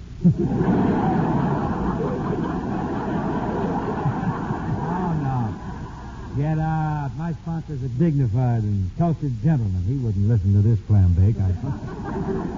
How do you know he doesn't listen? Well, we're still working, ain't we? Gee, I wish I could get a sucker. I mean a sponsor like that.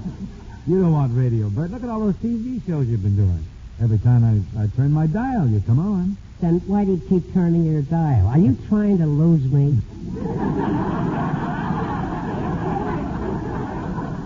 No, I enjoy watching you. May I tell you something, Bert? You never look better. You look great. No kidding. Well, Bing, you're the guy who's really holding up. Not too saggy? No, not a bit. You know, when I first met you, you were just a kid out of college. You haven't changed a bit. I haven't? Nope, you've still got that same collegiate look about you. I noticed you've even gone back to a crew haircut.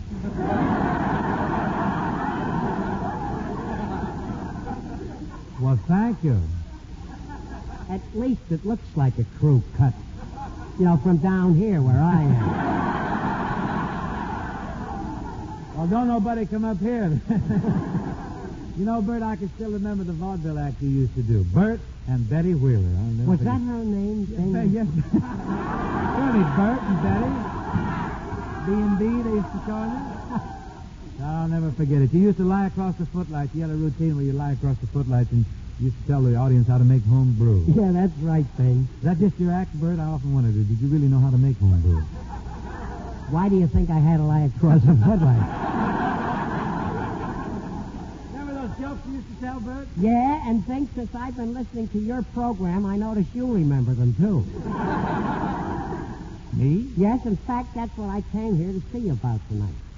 What do you mean? Well, I heard one of your programs some time ago, and you stole a whole routine of mine. I did? But, Bert, what's the beef? What do you expect me to do? Well, don't you think we ought to, work out some kind of a settlement? A financial adjustment?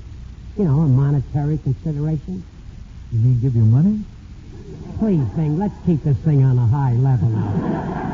A lot of money. Well, Bert, I'd be very happy to straighten this matter out. That is, if you're sure that is your joke. Of course it is. I've been telling that joke for over 20 years. 20 years? Well, Bert, then it's not your joke. What do you mean? Public domain. Belongs to everybody. How do you like this guy? For years he's been going around lifting people and pushing them around, and his brother Everett's been taking the rap for it. You sure re-edited that line. Let me see that. It's a good thing we're on tape, or I'd go back and burlesque after this one. I'd like to join you. First thing, I never thought you'd turn me down. It's a matter of principle, Bert. If the joke isn't yours legally, on what grounds would you expect me to give you money? Well, I don't know much about law. Well, I was counting on that. But I did bring someone with me who does. This man is a quizmaster on the Campbell Soup Show, Double or Nothing. He's a graduate of Notre Dame Law School, and he's a comedian in his own right. Man's name must be Walter O'Keefe. Yep, and when he gets through with you, you'll think his name is Walter O'Keefe-Hopper. He'll straighten you up. I'm going outside and get him. Who needs him? This is building, isn't it? Oh, Walter. Yes, Bird. Walter.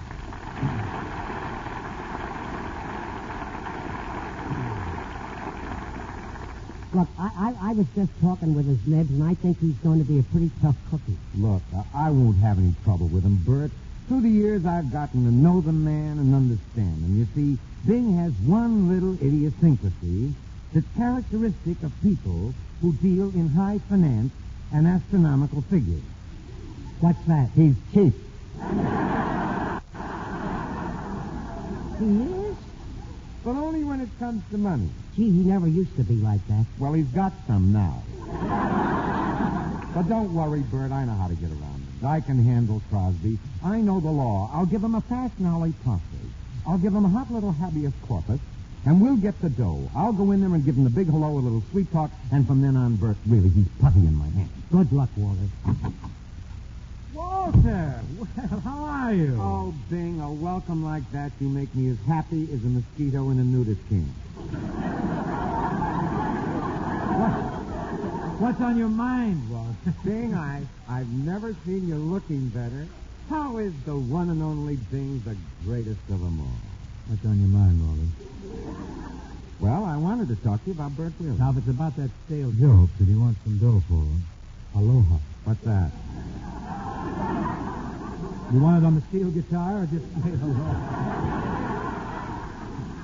Well, if that's the way you're going to act... Now, Walter, don't fly. This cuts me deeply. Really, it does. I'm surprised and amazed at you taking sides with Wheeler against me. Look. Bert Wheeler has been a friend of mine for many years. Well, we've been pals too, Walter. Besides, when things were tough and breaks were against you, who did you always depend on to get you back on your feet? Me or Wheeler? Me. And there were times when even I lost interest. We all had tough sledding in those days. You remember when we first came to California, Walter? Yeah. Did you go back there flying? Do you Yeah. remember? Two of us living together in a little hall bedroom. Bing, you remember the cute little brunette, the petite bonbon, who lived across the hall from us? Mm-hmm. Remember the way she used to write notes to you, Walter? Just to leave them in her milk bottle. Yeah. Walter, what did she say in those notes? Stop stealing my milk. Oh. Memories. Now, Bing, about this money for Wheeler. Walter, this baffles me. I say, why are you so anxious about Wheeler? What's in it for you? What's your cut? The usual legal fee, 33 1/3%. Walter, I could make a deal with you, but I realize you're a man of high integrity. That's Look, I'm willing to settle this thing for $500 right now if you can convince Wheeler that he's not entitled to anything. Oh, Bing, you ought to be ashamed of yourself. Do you realize you're suggesting that I double-cross a friend, resort to filthy hugger-mugger, connive and cheat a pal of many years' standing who's placed his trust in me? Hello, fellas. Oh, hello, Bert. I'm glad you're here. How's it going, pal? Look, Bert, I talked your case over with Bing from the legal end, from the personal angle, from the moral angle, the gentleman's angle, the code of honor. I've gone into the whole thing thoroughly, and as your lawyer, I have this to say. What is it, Walter? Kid, you haven't got a leg to stand on. I haven't? Nope. That doesn't sound right to me. Mr. O'Keefe, are you sure you two college boys didn't cook up something between you? Why, Bert, do you think I'd double-cross you? Stoop to chicanery? You're darn right you would. You know, you're an awful snake, O'Keefe. He really is. Wait, fellas, this is silly. Three buddies like us, pals for years, and a little beef over just a little money. After all, money isn't everything. Nowadays, it isn't anything. Could be right. Right as rain, amigo. You know, I know a counterfeiter, and this poor guy is losing 50 cents on every dollar he puts out. But Walter, Let him mull it over. why doesn't he quit? He's just operating now for goodwill. He wants to keep his customers in case money ever comes back. You know, while we're on this subject of currency, lads, there's a nice song. I don't know if you fellas have heard it or not, but Merman's got a record on it with Ray Bolger. A thing that harks right back to the halcyon days when a nickel was quite a hunk of dough. Oh, Bang, you mean Once Upon a Nickel? That's a good tune. Maybe we could get off with that. All right. I'd like to get off with something. Bert, I promise you we'll get everything straightened out here. In the meanwhile, why don't the three of us lads just kind of raise our voices? You get that happy tenor of yours, Walter, the lead. I'll take the baritone, and we'll sing a little paean here, a little praise of the nickel. The good old days, the nickel it used to be. Are you eager? I'm willing? for it. Yeah? Once upon a nickel, you could really buy a cake of soap, a good cigar, a pizza apple pie, a subway ride, an ice cream cone. For a nickel, you could phone. Well, those were the good old days. Our Mr. Wheeler. And once upon a nickel, You could buy a lot. A loaf of bread, a bowl of soup, a hot dog really hot, a glass of beer, a can of beans, a nickel bought most magazines. Those were the good old days. That's him. What happened to that nickel cup of coffee? Under the car. The 5-cent bag of peanuts at the game. Give him a nickel now, they'll sit you up. Because I have no doubt that the nickel is dying out. I'm gonna put one in a special frame. It's like game photos, blue book. Mr. Crosby. Once upon a nickel, we could have a good time. But now to buy a nickel's worth, you need more than a dime.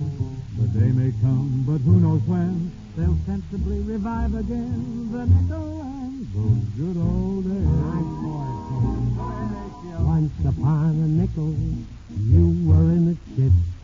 You'd do the town and throw around those great big nickel tips. Diamond Tim Wheeler, those silver coins when they were tossed could get a gal's kid brother lost. Those were the good old days. Once upon a nickel, life was very nice. A nickel box, the Iceman up with quite a chunk of ice. And those suppers at the automat. Oh, I laughed when they stole my hat. The good old days. Now the mighty buffalo upon the nickel. I get the pretty part. He's so ashamed that he has to hide his face. Cause the nickel shrunk so small, there's no room for him there at all. You know they're putting Mickey Mouse on in his place? Probably not. Once when you earn nickels, you could just relax. Notice. But out of every nickel now, 4 pennies go for tax. If you've got 50 cents to spend, a nickel beer, a toast, my friend, a nickel, and the good old days. Bring back the buffalo, the nickel, and the good old days.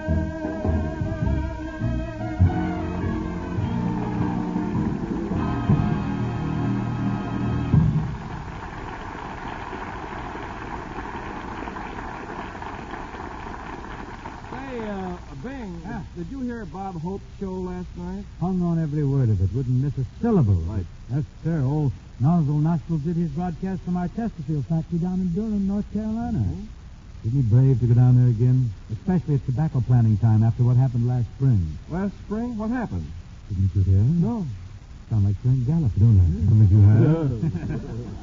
Well, last year, Ken, Yes? a tobacco grower took one look at Hope's nose, and before he could say anything, he was hitched to a mule, and he plowed up 8.5 acres of the south border. Well, one thing, you don't need a nose like Bob Hope's to make a Chesterfield mildness. No, indeed. All you have to do is open a package of Chesterfield, take a whiff of that famous milder aroma, and because tobaccos that smell milder smoke milder, that aroma is your guarantee that Chesterfield smoke milder. Or, to put it musically... By Chesterfield, Chesterfield, the one that proves its case. Yes, Chesterfield's a milder, milder, plus no aftertaste. Oh, open up top and give 'em a sniff. Then you smoke 'em.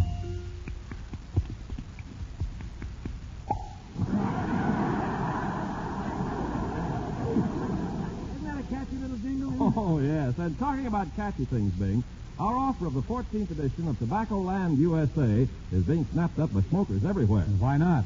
It's full of important info. So important that every smoker really ought to read it. Folks, to get your copy, put your name and address on a penny postcard and send it to Chesterfield, Box 21, New York City. That's Chesterfield, Box 21, New York City.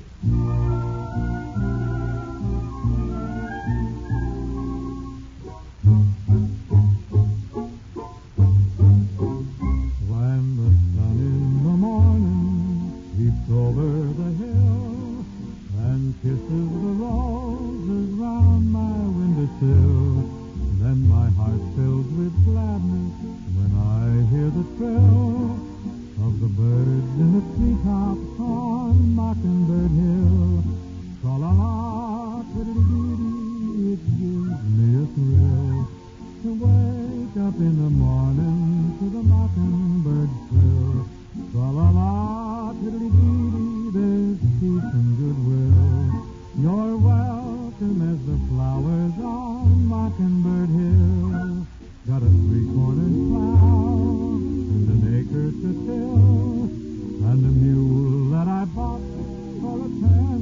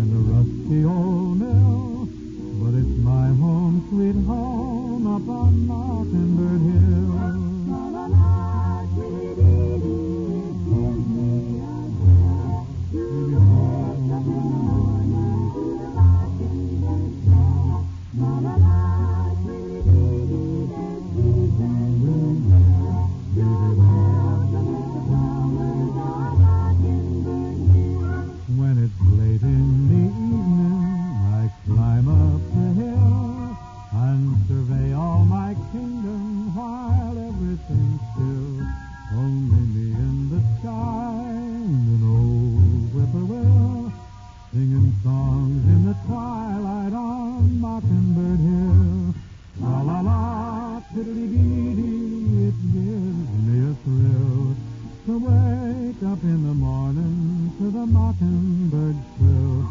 La la la, twiddly-dee, there's peace and goodwill. You're welcome as the flowers on Mockingbird Hill. You're welcome as the flowers on Mockingbird Hill. On Mockingbird Hill.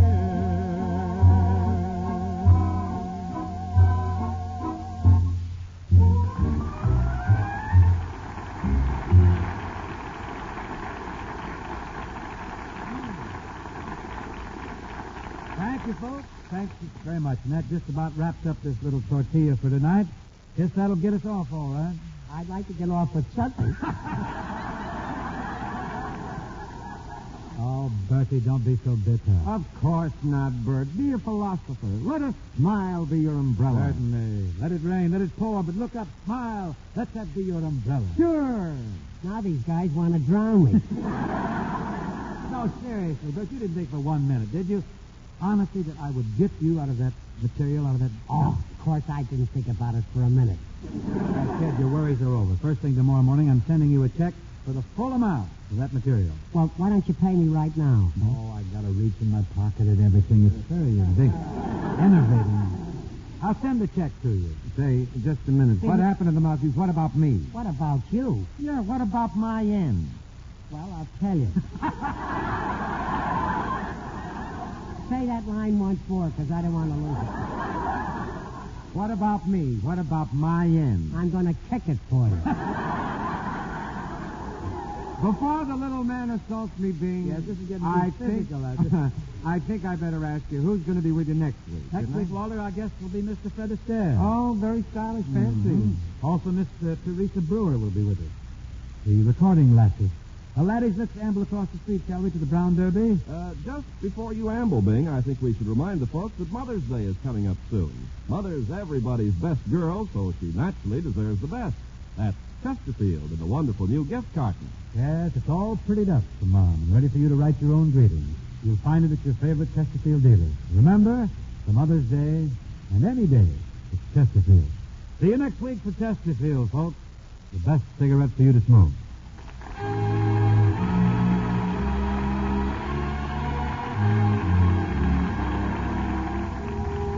The Bing Crosby Show, presented by Chesterfield, was produced and transcribed in Hollywood by Bill Morrow and Myrtle McKenzie.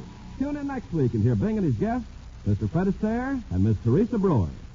Ladies and gentlemen, support United Cerebral Palsy. Give them the treatment centers, the rehabilitation schools, the doctors, nurses, physical therapists they need. Dig way down deep and send a generous contribution to United Cerebral Palsy Association, 50 West 57th Street, New York.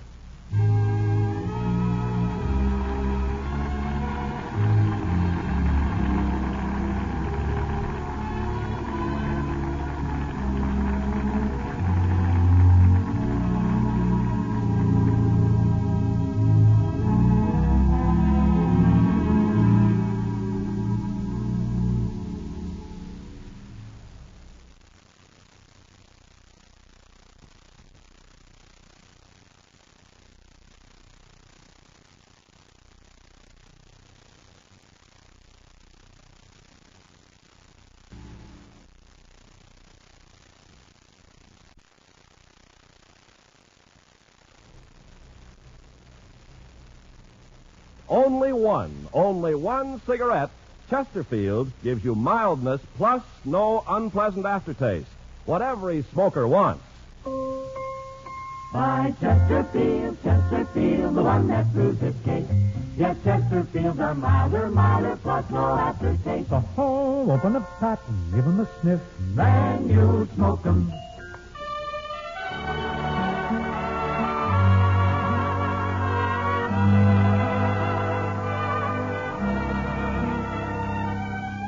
Someone wait for me.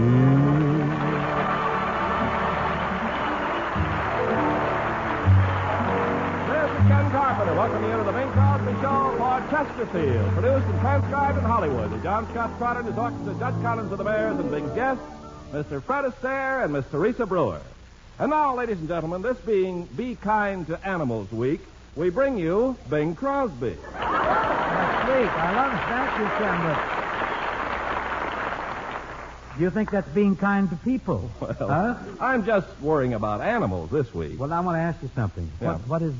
What is the tie-in here? How do you justify this? Why me for the Be Kind to Animals Week, huh? Oh, Bing, it's this way. You see, I have an old dog at home, and he just loves your voice. He does. He really does. Does he listen to the program? Oh, the minute you come on, he's right there in front of the radio. No kidding. Yes. Of course, I have to fill the loudspeaker with hamburger, but he's right there in front of the radio. Well, I don't care how we get him, just so we have listeners, Lord. You know, Big You Mike. get old Rover right up there, and I'll get a little pard. Put a little pard in there. That'll fix him. You know, Bing, my dog even smokes Chesterfield. I remember that dog now, yes. He's the one that used to eat Kraft cheese. That's the one. Yeah, used to sleep in the Philco. Yeah. Great company dog. Loyal. True. Well, anyway, Bing, it's wonderful that folks think to give dogs and cats and all animals a break like You're this. darn right it is. I mean that seriously. It certainly is. Now, Ken, to get on to the opening selection, we have a little thing here called Them Their Ives. I sang this in the Coconut Grove in 1896, I think. John Scott, let's go, huh?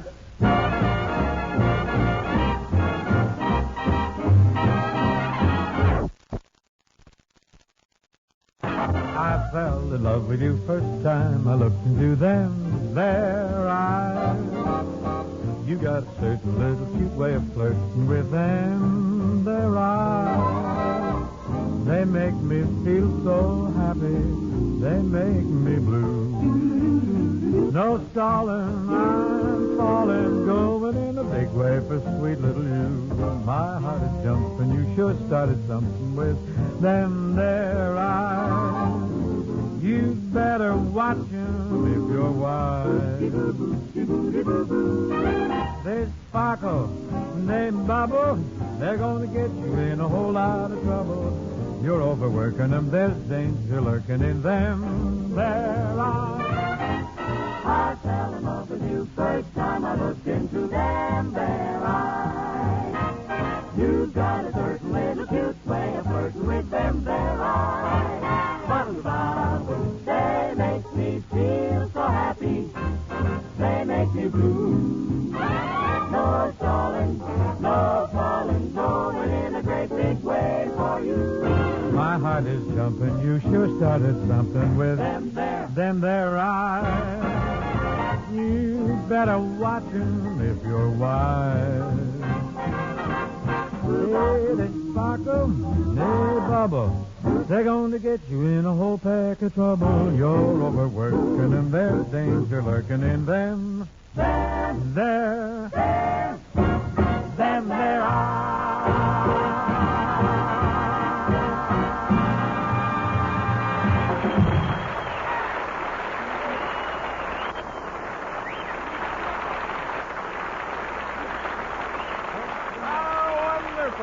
Well, you're more than kind. Really you great. are. Well, it's not just being kind, Bing. I just happen to like the way you sing. Just as I also happen to like the way you sell milder Chesterfield. And without further ado, I will tell them. Good. Friends, only one cigarette, Chesterfield, gives you mildness plus no unpleasant aftertaste.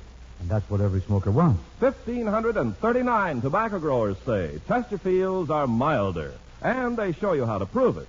They say Chesterfield's right combination of the world's best tobaccos smells milder and smokes milder. Now, let me tell you what modern science and research says. There's only one cigarette which leaves no unpleasant aftertaste. That cigarette is Chesterfield. Now, every smoker wants a milder cigarette, and every smoker after smoking wants no unpleasant aftertaste. Only Chesterfield gives you both, and that's more for your money than any other cigarette can give you. But you can prove that yourself for the price of one pack. Yes, that's all it comes down to. Just the price of a pack of Chesterfield to prove Chesterfield is the best cigarette for you. I'm a great fan of Augustine Lara, the Mexican composer. Here's a song he wrote as a waltz. We do it as a rumba. The stars were low over Mexico, and my heart beat so when I saw you, Maria Bonita. Maria Bonita. The moon was reply. When she passed me by, I could feel that I was in love with Maria Bonita. Maria, Maria, Maria. It was that night in the pale moonlight when I held her tight and I asked her to be mine forever. Since then I've never been lonely. Her reply was that she was my one and only Maria Bonita.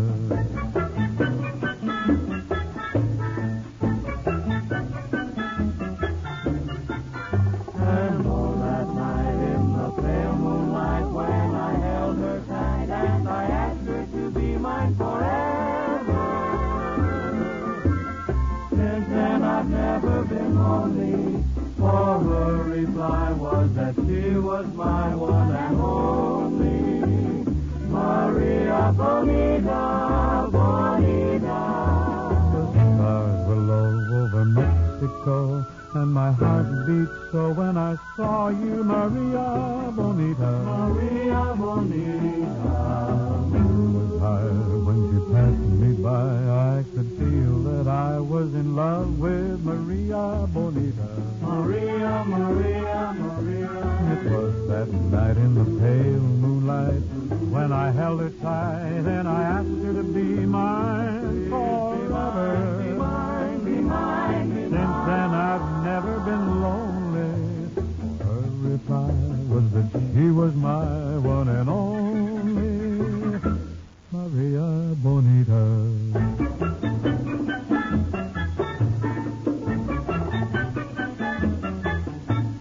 Maria, Maria Bonita.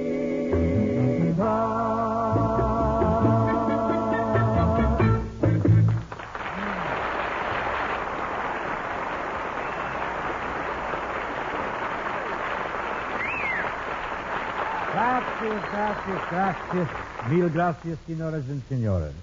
Now to present our first guest, we're going to usher in here a petite, pert young lady with big brown eyes. People say I'm colorblind. They're so silly. This girl sings quite a song, Brown Eyes or No, because I caught her at Ciro's out in the Sunset Strip a couple of weeks ago, and she fractured the people out here, and I thought you folks would like to hear her. She happens to be the young lady whose recording of Music was such a smash hit last season. I have reference to Miss Teresa Brewer. Thank you. Thank you. I want to welcome you to the Chesterfield program, Teresa. This is going to be a little high for you, isn't it? Yes. You're just a little E-flat girl, aren't you? Well, now you just relax and make yourself right at home. I want to get the microphone and everything just right for you. Well, I haven't done much radio work, Dean. No? I'm a little nervous. Oh, Teresa. Don't let radio frighten you. Radio's had it. It's groggy. It's just laying there. It can't hurt anybody. Really? No. Now, if this were television, that would be something to be frightened about. Oh, television is wonderful. I tell you, these kids nowadays are fearless, aren't they? You got a song for us? What is it going to be? Yes. How could you believe me when I said I loved you when you know I've been a liar all my life? I guess those big brown eyes just fooled me, honey. Ladies and gentlemen, the Liar song is from the Metro-Goldwyn-Mayer picture Royal Wedding, starring Fred Astaire, Jane Powell, and Peter Lawford. Well, that's that. We got MGM's credit in before Fred Astaire even got here. Is Fred Astaire going to be on the program? Yes, Teresa, that's right. Gee, you sure meet important people around here. Isn't that true? This is the veritable crossroads of the world, Teresa. This is the veritable crossroads of the world, Teresa.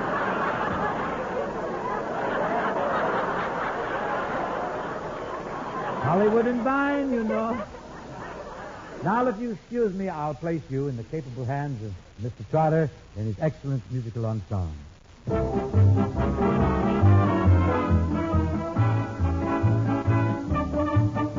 How could I believe you when you said you love me when I know you've been a liar all your life? You've had that reputation since you were a youth.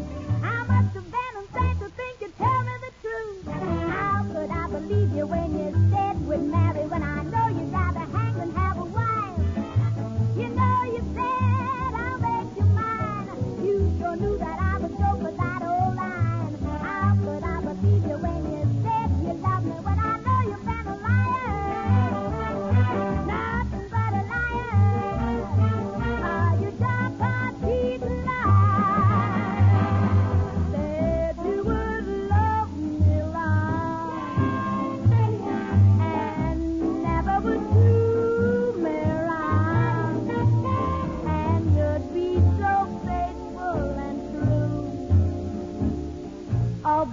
I must be loony to trust a lower than low two-timer like you.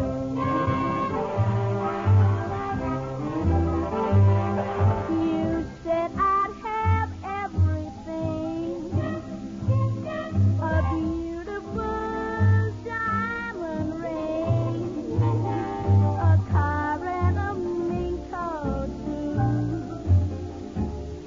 Oh, I was naive to ever believe a full of baloney phony like you.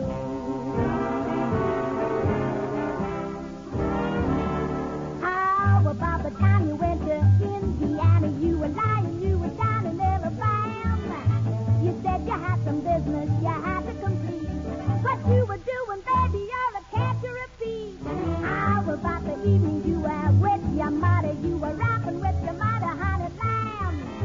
To think you swore I love with fear, but baby, wait, let's not forget that you're a here. How could I believe you when you said you love me when I know you've been a liar? Nothing but a liar. Oh, you just a cheap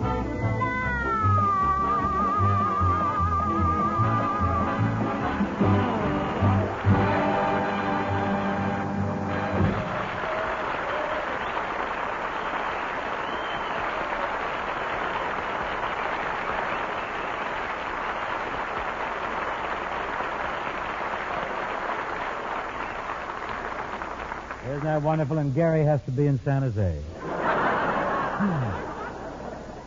Got Lenny here. A lot of Lenny's league. Well, that was wonderful, Teresa Brewer. You got more kick than Brewer's yeast, didn't you? Now, ladies and gentlemen, I would like to present my pal, my very dear friend, Mr. Fred Astaire.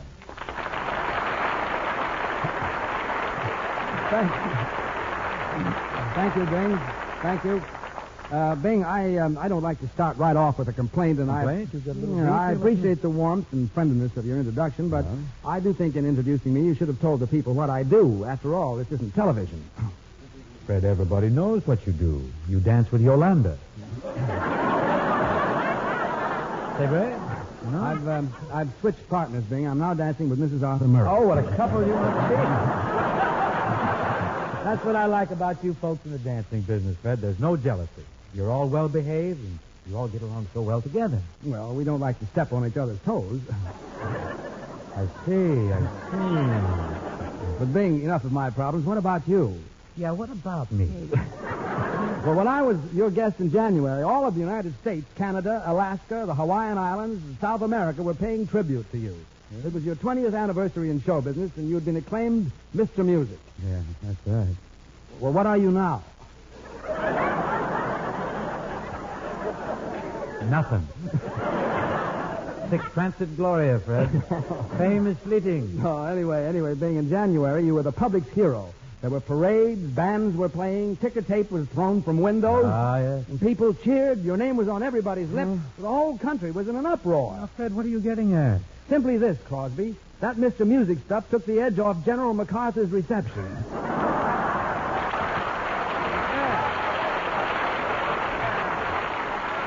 Oh, Fred, you jest. What else? Now, look here. I want to tell you something. Before we go any further, and just to show you I can turn the other cheek, I want to tell you how much I enjoyed your new picture, Royal Pudding. I mean, Royal Wedding.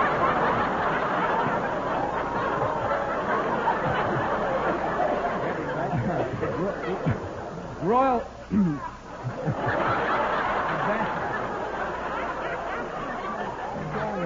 We got a great audience in the band, Fred. A nice audience here, too. Royal Pudding is my next one. Well, regarding your current one, Fred, I want you to know that I'm a very good customer of yours. I went to the theater 3 times. I paid 3 admissions when Royal Wedding was playing at Beverly Hills. Oh, 3 times? You must have enjoyed it. Well, I finally did. The 3rd time I stayed a week. Oh, gee, Bing. I never fall asleep during your pictures. Of course, I have to crunch my popcorn pretty loud, and...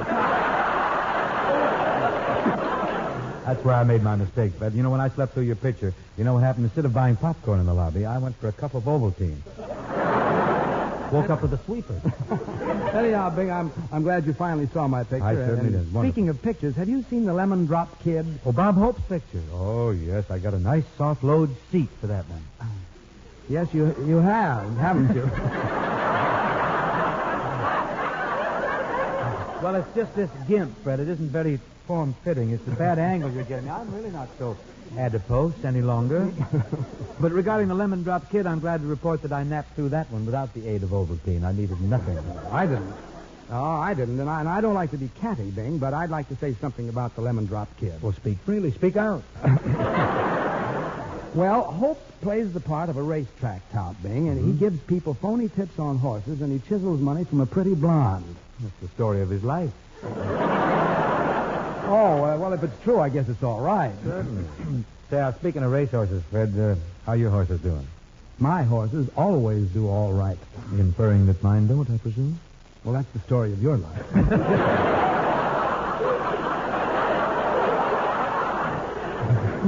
Sure like to know how to get a hold of a good racehorse. Well, in order to do that, you must first know what has four legs and runs. Fred, I know what has four legs and runs. What? 2 girls wearing nylon hose. Oh,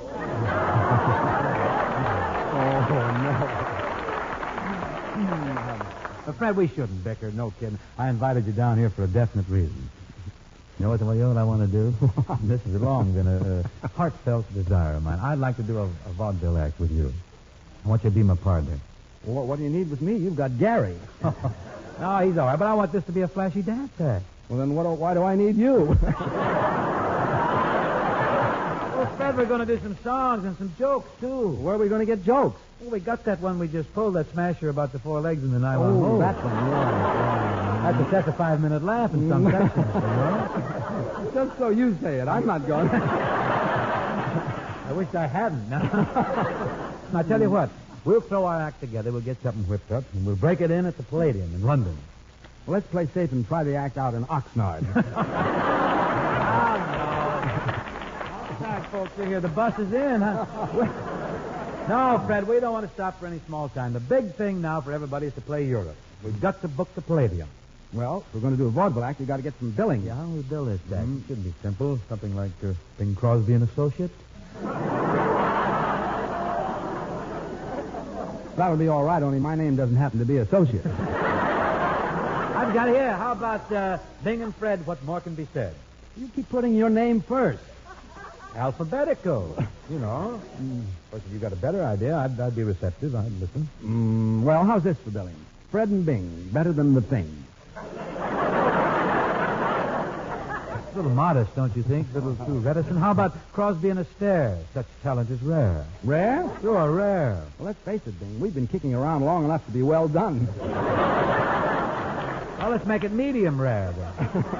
Okay. But I can't understand why you want to get a vaudeville act together and play Great Britain.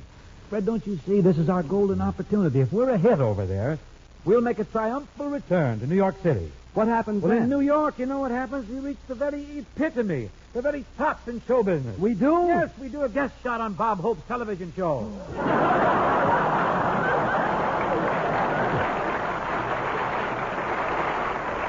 Oh, we got a few jokes, Fred. You can dance. Now what we need is a good comedy song. Say, there's a new one out now, Fred. Freddie Martin's got a wonderful record on it called Never Been Kissed. You know that number, Fred? Have you heard it? Well, I guess I know it as well as you do. Then we're in pretty bad shape. John Scott, would you mind giving a couple of vaudeville boys a little rehearsal here? Oh, I know a gal who's a treat to the eye. The boys always whistle when she passes by. She's out every night. Not a night has she missed. And her mother says that she's never been kissed. Never been kissed. Never been kissed. It's hard to believe, but she's never been kissed. One night she went out for a row on the lake. The guy she was with dropped the oars by mistake. They drifted for hours before they were missed. But still she insists that she's never been kissed. Never been kissed. Never been kissed. It's hard to believe that she's never been kissed. The young man took a liking to her. He gave her some presents of jewelry and fur, including a diamond as big as your fist. Yet she'll take an oath that she's never been kissed. Never been kissed, never been kissed. It's hard to believe that she's never been kissed. Now there's a new book they're all talking about called Lessons in Love. You have read it, no doubt. I hear that it just made the bestseller list. Well, it's written by her, and she's never been kissed. Never been kissed, never been kissed. It's hard to believe that she's never been kissed. She married the best cat in town, by the way, and said to the girls as she threw her bouquet, just keep the boys guessing. Always insist that you are a girl who has never been kissed. The end of this story is sad, and here's why. I saw her today with a tear in her eye. I asked her the reason why she was so blue, and the answer she gave me will pass on to you. Never been kissed, never been kissed. She married a man who has never been kissed.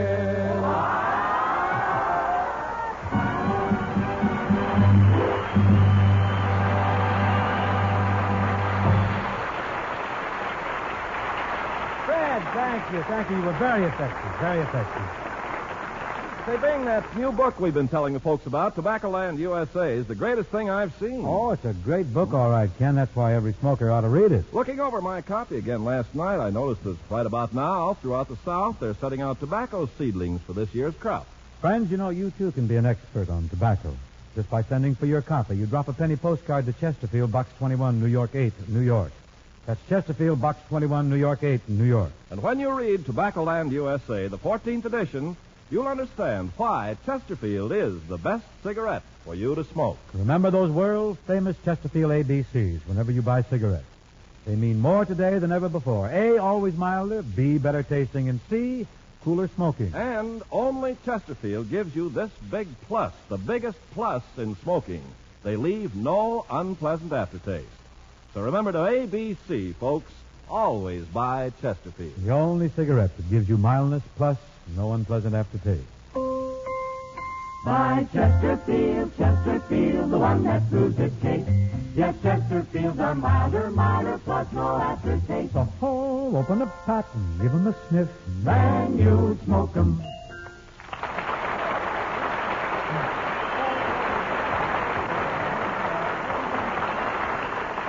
Well, here's a song, folks, that I recorded some years ago with the Dorsey boys. I see it's being revived.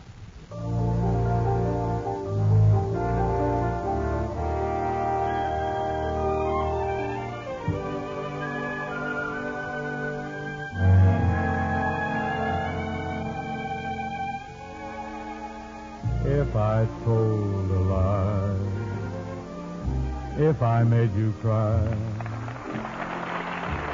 when I said goodbye, I'm sorry from the bottom of my heart, dear. I apologize if I've caused you pain. I know that I'm to blame. Must have been insane, believe me. From the bottom of my heart, dear, I apologize. I realize I've been unfair to you. Please let me make amends.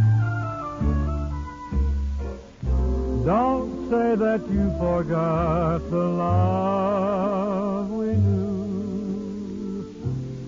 After all, we were more than friends. If I've made you blue, I've had heartache too. Now I beg of you, forgive me. From the bottom of my heart, dear, I apologize.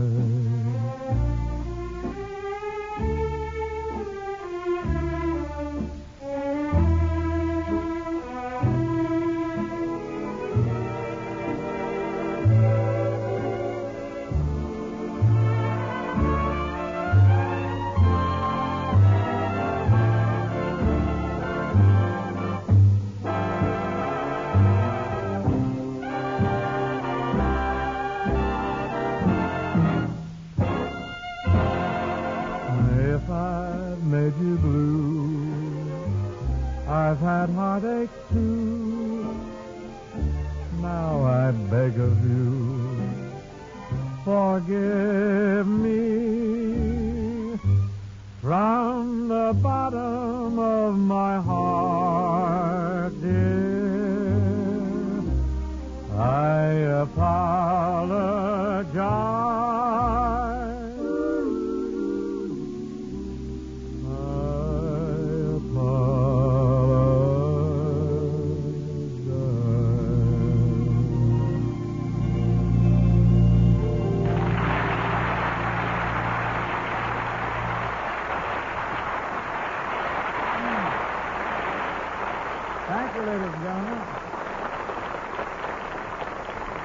And now my thanks to Teresa Brewer and to Fred Astaire for joining us this evening. Thank you, Bing. I loved it. Well, who's with you next week? Next week, Fred, well, now, you're not going to believe this, but this is the gospel, Fred. I have absolutely no idea who's going to be with us next week. Nobody tells me anything. Confusion reigns. Oh, that ought to be a wonderful show. Can't tell, it might be one of our best, Fred, and thank you for coming down tonight.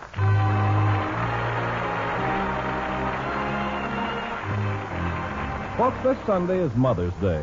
Mother's everybody's best girl, so naturally she deserves the best. That's Chesterfield's in the wonderful new gift carton. Yes, it's all prettied up for Mom and ready for you to write your own greeting. Between now and Sunday, you'll find it at your favorite Chesterfield dealer. Remember, for Mother's Day and any day, it's Chesterfield. The Bing Crosby Show, presented by Chesterfield, was produced and transcribed in Hollywood by Bill Morrow and Murdo McKenzie. And I've just got a flash that Bing's guests next week will be the mighty Burl Ives and the very talented Cass County Boys.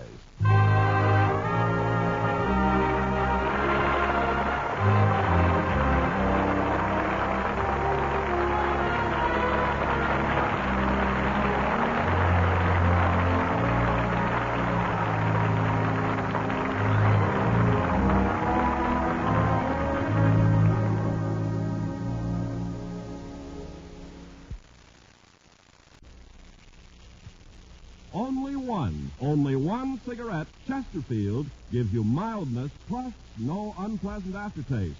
What every smoker wants. My Chesterfield, Chesterfield, the one that proves its case. Yes, Chesterfields are milder, plus no aftertaste. Oh, open the pack and give 'em a sniff. Then you smoke 'em.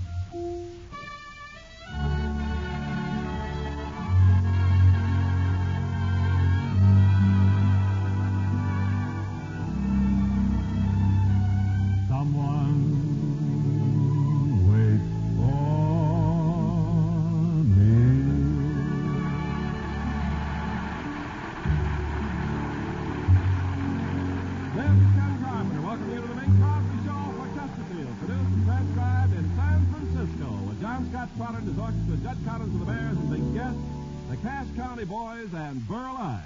And now, ladies and gentlemen, from the Marine Memorial Auditorium, we present Bing Crosby. Thank you. Thank you, Ken. Say, isn't it nice, Ken, to be up here again in San Francisco, huh? It's just wonderful, Bing. By the way, what kind of a reception did you get when you arrived in What do you town mean, this morning? reception? Reception? Yes. Oh, the same I always get. The bus driver shook me and said, "Here we are, put on your shoes and get off." I got off. I limped painfully over to the auditorium here. What do you mean you limped over here? I was a little sleepy. I put my shoes on the wrong feet. Say, what were you doing on a bus? According to the pictures I've been seeing in the papers lately, you're a railroad man. Oh, you saw that? Yes, I'm an honorary engineer, folks, of the Erie Railroad. Hmm?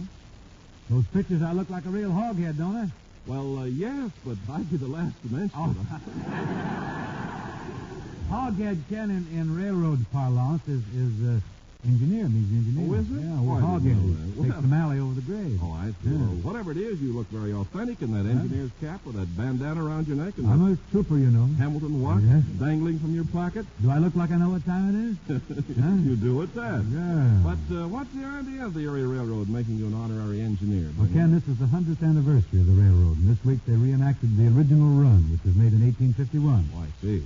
That original run in 1851, Ken, was a real gasser. I want to tell you the passengers on the train included Millard Fillmore, President of the United States, and the brilliant orator Daniel Webster. For those days he was Secretary of State. Gee, President Fillmore and Daniel Webster. Mm-hmm. Did you get to meet them, Bing?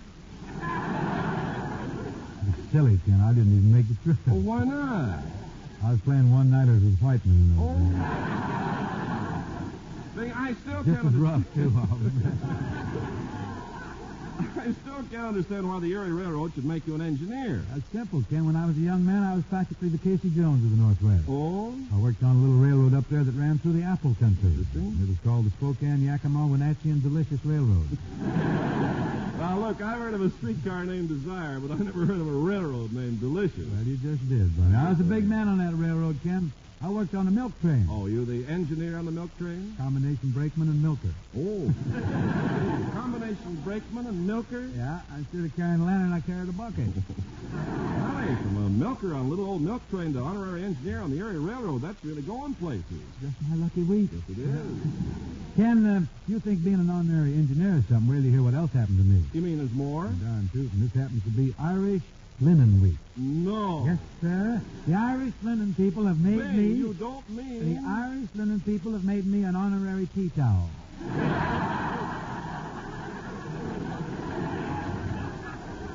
I'm Mr. Glasscloth of 1951. Glasscloth? Yeah. Well, Bing, you're a big man. I should think they could at least have made you an honorary tablecloth. Oh, I wouldn't complain about it. You know what they wanted to do first? They want to make me just a doily. This little antimacassar. Yes, I could use one for my head. Anyhow, Ken, I think we'd better get on to the opening selection here. We've gabbed enough. In this instance, the opening selection happens to be a very sprightly thing. It has been scored for lute, flageolet, and spinet by John Trotter. I play the tea towel. John, you ready?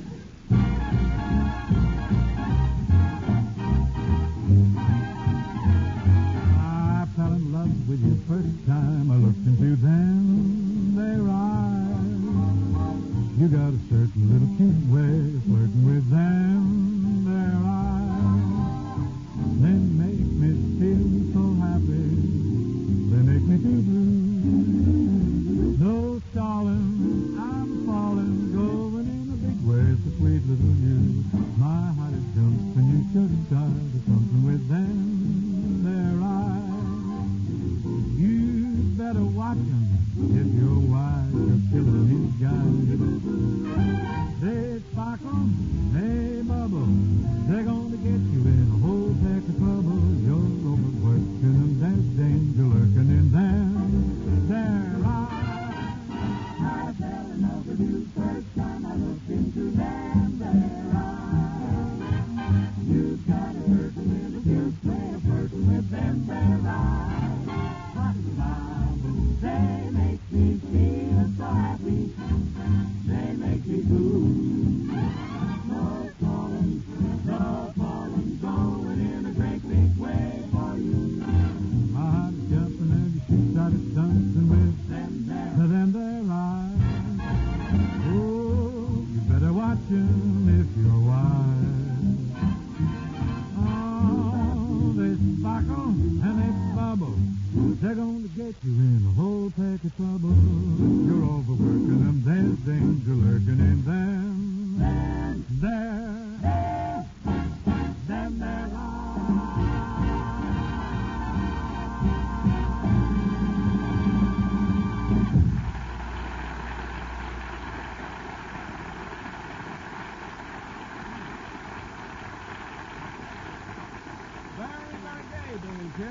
you, Ken. merry as the month of May itself. You think so? Well, Ken, let's forget them there eyes now and get to selling them there milder Chesterfields, Okay. huh? Friends, only one cigarette, Chesterfield, gives you mildness plus no unpleasant aftertaste. What every smoker wants. And 1,539 tobacco growers tell you Chesterfields are milder.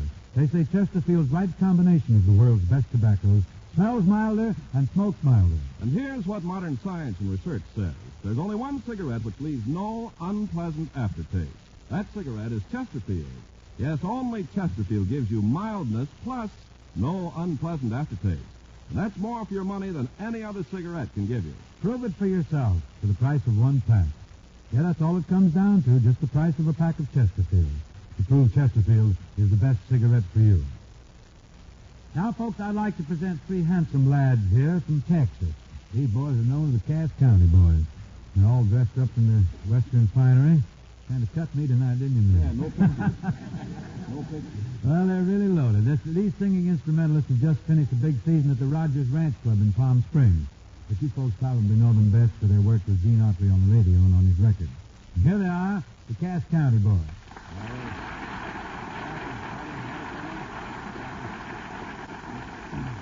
Move right in there now and get set at this microphone and let the folks know who you are. I'm Jerry Scoggins. I hold a guitar, Bing. Go, hold it. You better beat it a little, too, tonight, boy. I'm Bert Dodson, bass. Yes, sir, Bert. And I'm Freddie Martin, accordion. Freddie Martin. Say, you the Freddie Martin that has the orchestra? No, I'm the Freddie Martin that has the accordion. I'm just checking. What are you fellas going to sing for us tonight? Thought we might do that old tune, the Old Chisholm Trail, The Bing. old Chisholm Trail. I remember the old Chisholm Trail. Fact is, I drove many a long horn steer from the Rio Grande Valley up to Abilene, Kansas. Yes, I did, before they put the railroad in. That was a pretty rough trip, wasn't it, old timer? Oh, it sure was. And dusty, too. Of course, I was Mr. Dustcloth. Let's have that Chisholm Trail, boy.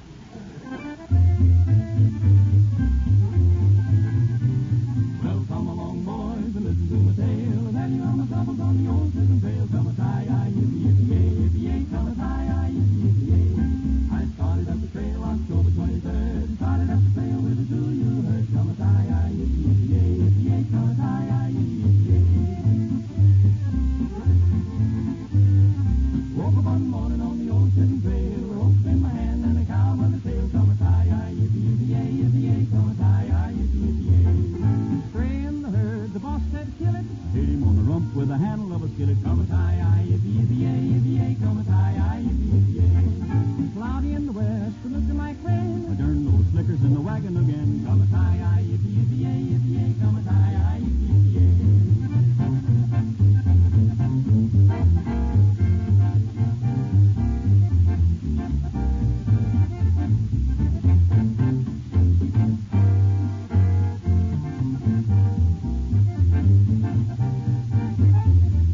Going back to town is all my money. Going back home to see my honey. Come a tie, yippee-yippee-yay, come a tie, yippee-yippee-yay. With my knees in the saddle and my feet in the sky, I'll put 20 cows in the creek flying by. Come a tie, yippee-yippee-yay, come a tie, yippee-yippee-yay.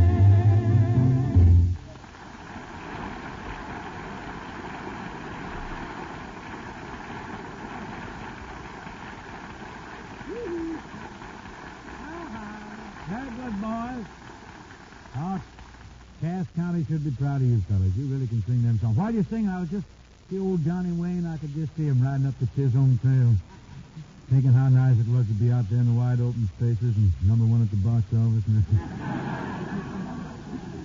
I like the way, I heard you do roving kind down there at the Rogers Ranch Club. I like the way you do it. You think we could have a go at it? You and me, too, that old sea chanty, the roving kind? Hmm? Okay, Bing, we'll run out and change into our sailor suits and be right with you. Oh, don't change the wardrobe. This is radio. No one ever know what you're wearing. Come on, me lads, avast now. Keel haul your rigging. Cast off, John. We're ready. Yeah, the dark and the roving eye, and her hair hung down in ringlets. She was a nice girl, a proper girl, but one of the roving kind. Well, as I cruised out one evening upon a night's career, I spied a lofty clipper ship, and to her I did steer. I hoisted out my signal, which she so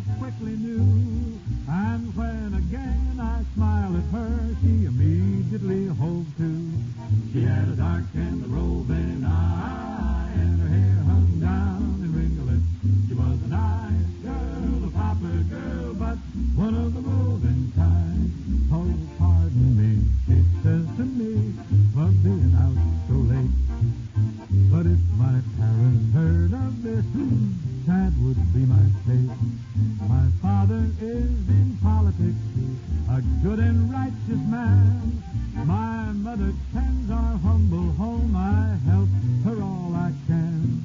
He took her for some fish and chips and treated her so fine. And hardly did he realize she was the roving kind. I kissed her lips, I missed her lips, found to my surprise she was nothing but a pirate ship rigged up in a disguise. She had a dark and a roving eye, and her hair hung down in ringlets. She was a nice girl, a proper girl, but one of the roving kind. So come, all ye good sailor men who sail the wintry sea, and come, all ye apprentice lads, a warning take from me. Beware of lofty clipper tips, they'll be the ruin of you. For 'twas there she made me walk the plank and put me under two. She had a dark and a roving eye, and her hair hung down in ringlets.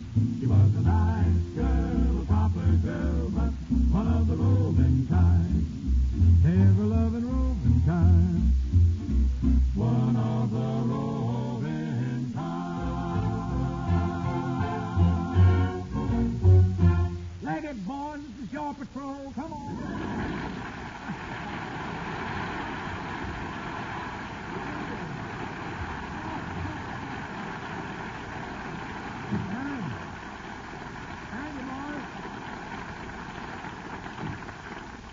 Thank you, Cass County, boys. Very fun. Real nautical. Ladies and gentlemen, it's my pleasure now to present the Wayfaring Stranger, our most authentic delineator of American folk songs, the bearded bard of balladdom, Mr. Burl Ives. Thanks, Bing. Fine. You remember where it was the last time I saw you? Yeah. Oh, Paris. Yeah, Remember? Paris. Bumped That's into you right. on the street last summer. Uh-huh. Gosh, it seems only like yesterday. You and I were standing there in the Champs-Élysées. Remember? Yeah. We're standing there admiring the architecture. Yeah. There's some of the finest architecture in the world walking up down that street. All basic stuff. Nice. Yeah. Well, yeah. So much for architecture.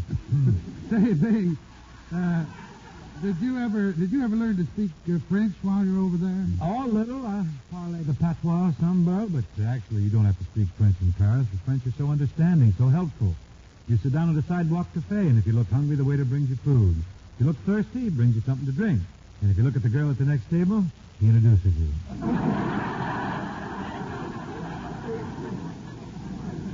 See, like a darn fool, I always sat down and just looked hungry.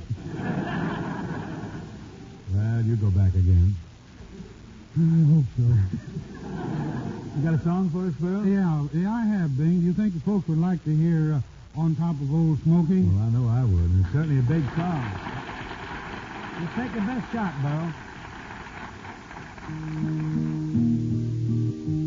On top of Old Smoky, all covered with snow,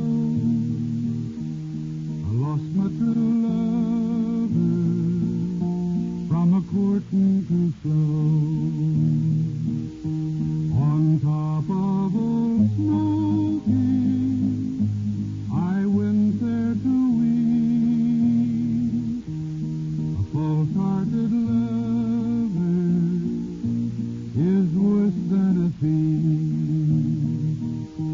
For a thief he will rob you and take what you hate.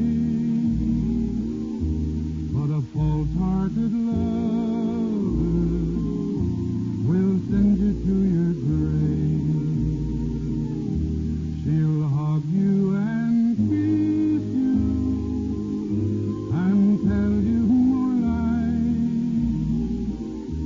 than the cross ties on the railroad or the stars in the sky.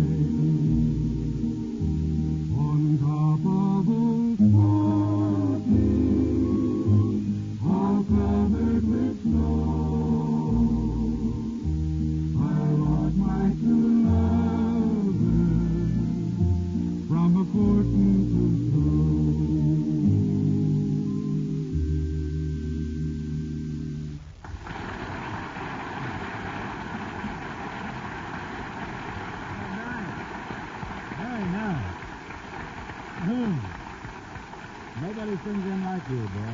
Thank you, Bang. Thank you. Say, you got something else for us? Yeah.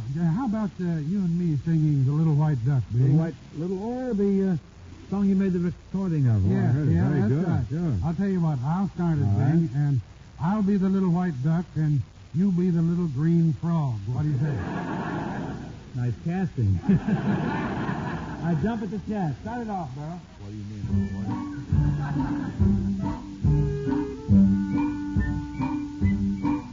There's a little white duck sitting in the water, a little white duck doing what he oughter. He took a bite of a lily pad, flapped his wings, and he said, I'm glad I'm a little white duck sitting in the water. Quack, quack, quack. There's a little green frog swimming in the water, a little green frog doing what he oughter. He jumped right off of the lily pad that the little duck bit, and he said, I'm glad I'm a little green frog swimming in the water.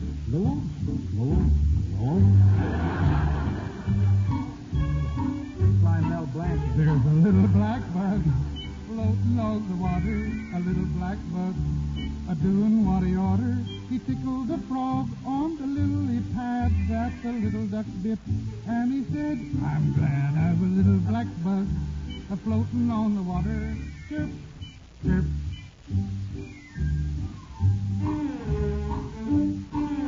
There's a little red snake lying in the water, a little red snake doing what he oughter. He frightened the duck and the frog so bad, he ate the little bug, and he said, I'm glad I'm a little red snake lying in the water.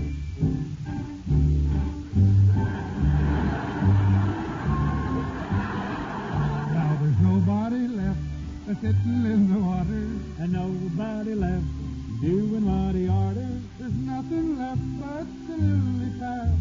The duck and the frog ran away. It's sad that there's nobody left sitting in the water. Boo, boo, boo.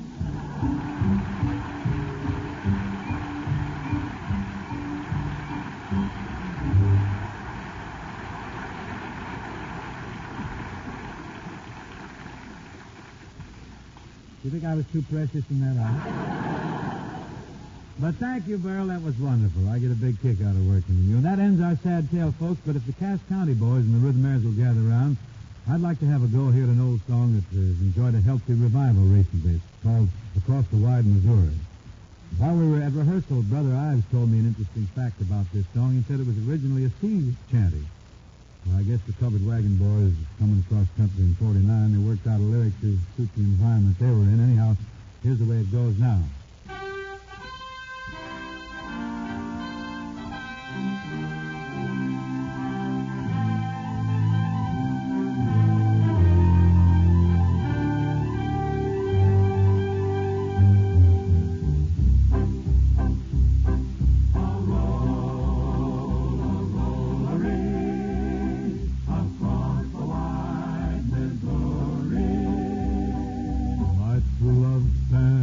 Across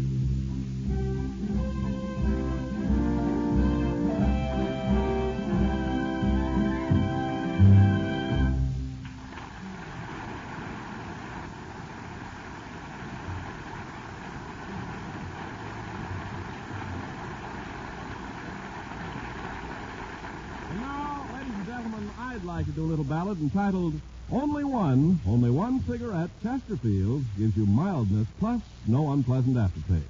Say, I like that title, Sam. A bit short, a little brief, a little terse, but it's catchy. How's it go? Well, it's all about a smoker who proved to himself that Chesterfields were milder. You mean he opened a pack of Chesterfields, took a whiff of that famous milder aroma? That's right. You see, he knew that tobaccos that smell milder smoke milder. Now, stop me if I'm wrong, Ken, but I'd say right about here he lit up and he knew he'd discovered the mild one, Chesterfield.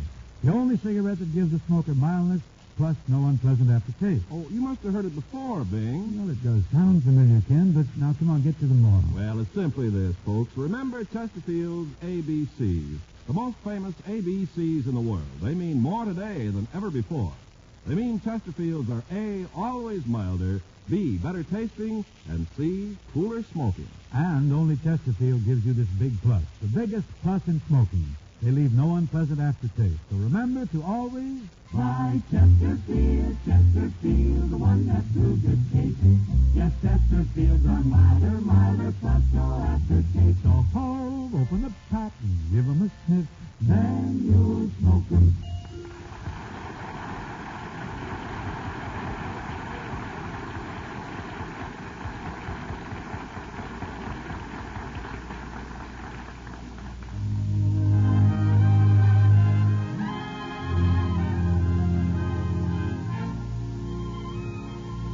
Astaire picture, Royal Wedding, is one of the ballads written by Alan Lerner, Nancy Olsen's husband, and Burton Lane.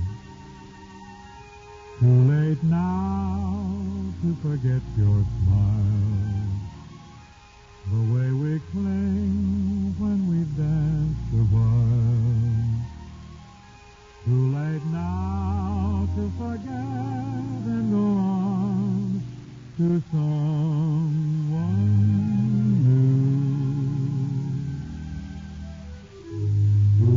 Now to forget your voice, the way one word makes my heart rejoice. Too late now to imagine myself away from you. All the things we've done together I relive when we're apart, all the tender fun together stays on in my heart. How could I ever close the door and be the same as I was before? Darling, no, I can't anymore. It's too late now.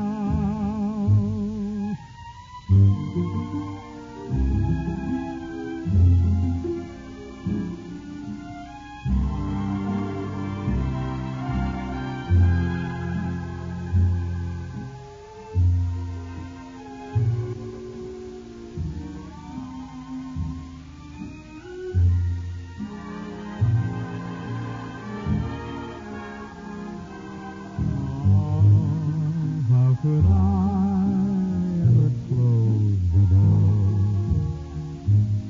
and be the same as I was before? Darling, no, I can't anymore. It's too late now.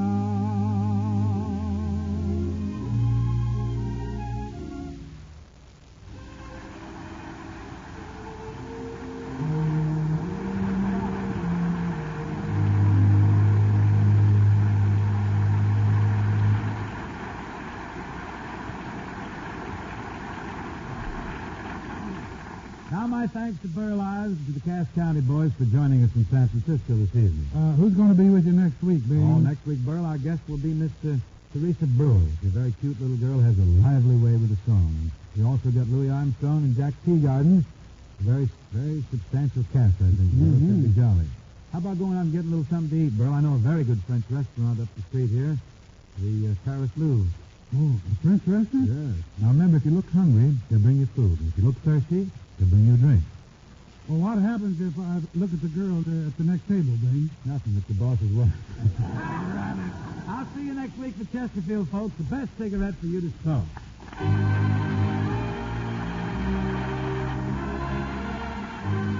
A reminder for you, folks. Have you sent for your copy of the new book, Tobaccoland USA? It's important to you as a smoker.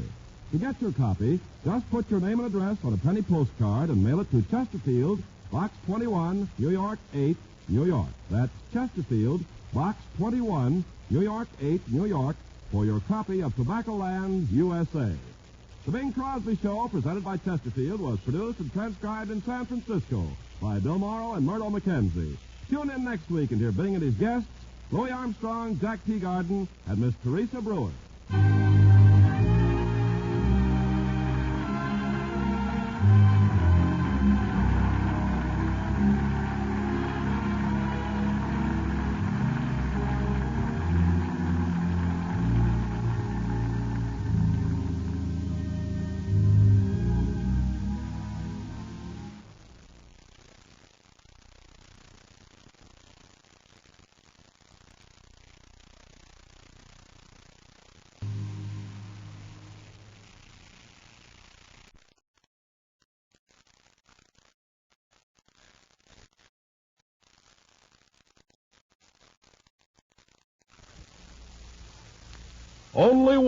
Only one cigarette. Chesterfield gives you mildness plus no unpleasant aftertaste. And that's the biggest plus in cigarette history.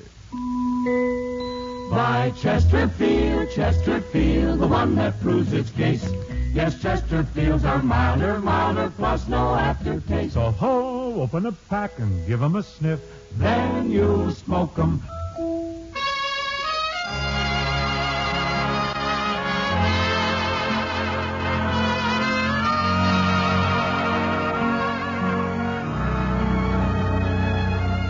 Someone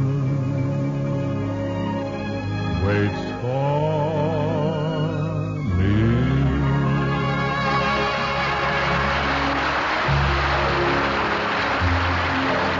This is Ken Carpenter welcoming you to the Bing Crosby Show for Chesterfield, produced and transcribed in San Francisco with John Scott Trotter and his orchestra, Judd Collins with the Mares and Bing's guests, Louis Armstrong, Jack T. Garland, and Miss Teresa Brewer.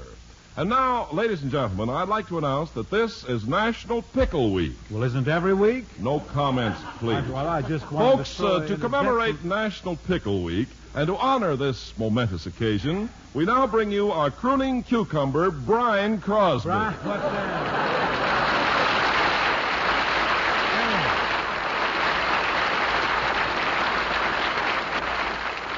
You must be fresh from Fisherman's Wharf with that type of introduction. Very salty. Brian Crosby, huh? I guess I was reaching a little. Well, you reached, but you didn't grab much, almost.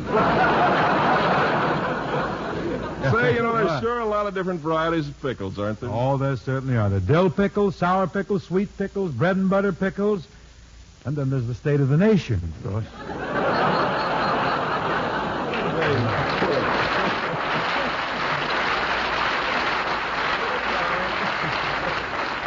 Oh, I tell you, Bing, people really go for pickles. Well, I know folks who even eat pickles for breakfast. Well, that's nothing, Ken. Gee, there were times around our house. Well, this is years ago. I had to run downstairs and get them in the middle of the night. Oh, yeah.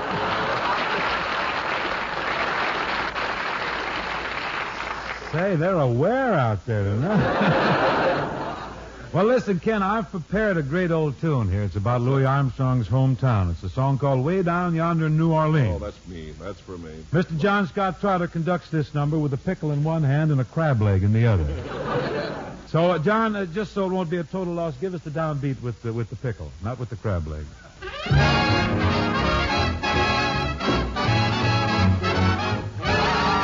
Way down yonder in New Orleans, in the land of dreamy scenes, there's a Garden of Eden, what I mean. Creole babies with flashing eyes, softly whisper with tender sighs. Stop, won't you give your lady fair a little smile? Oh, stop, bet your life you'll linger there a little while.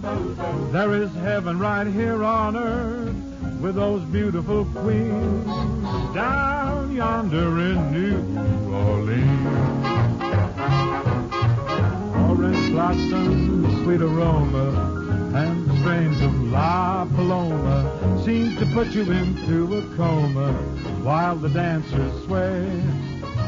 Again I'll see a Peacherino, maybe you know what I mean, oh. Shakes a mean tambourino while the Dixieland plays.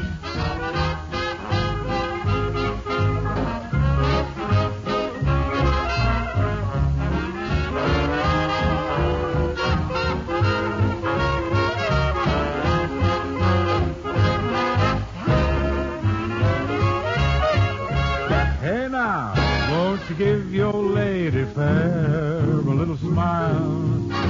Look out, bet your life you'll linger there a little while.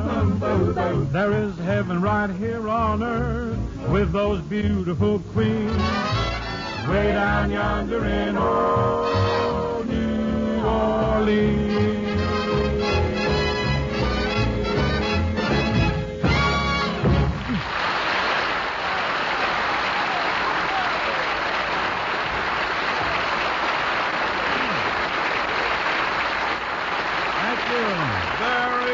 Catchy, banging boys and girls. That really carried me away. Really? Oh, yes. I'm way down yonder in New Orleans. Well, congratulations, but let's get back to San Francisco and help me sell some Chesterfields there, huh? Okay, I guess we better. Friends, only one cigarette, Chesterfield, gives you mildness plus no unpleasant aftertaste.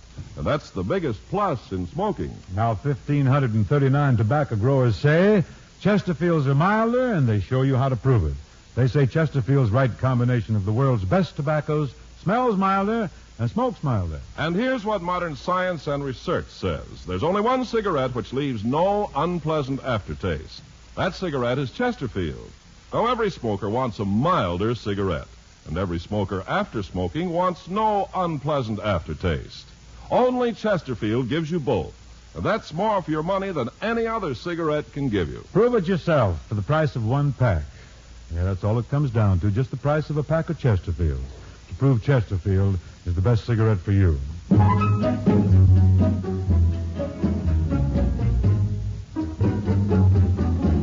lovely senorita says no, and I believe her, but oh, why do her eyes say quizás, quizás, quizás? Spanish moon is brighter tonight. It must know something all right. That's why her eyes say quizás, quizás, quizás. We should go back and dine with the rest of the dancers. And yet I have the feeling that her heart's not in her eyes. The lovely senorita says no, but I'm not willing to go. Not while her eyes say quizás, quizás, quizás.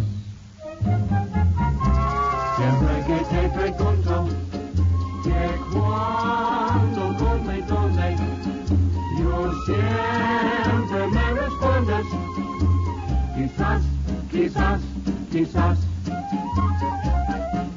The lovely senorita says no, says no, says no.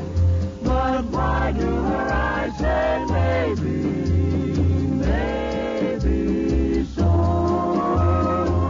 We should go back and dine with the rest of the dancers. And yet I have the feeling that her heart's not in her eyes. The lovely senorita says no, but I'm not willing to go. Not while her eyes say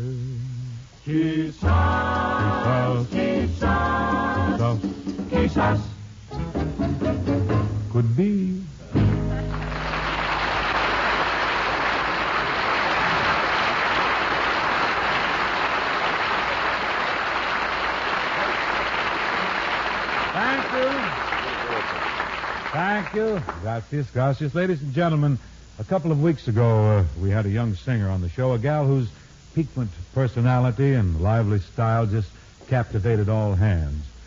We were so confident that you'd like her, too, that we asked her back.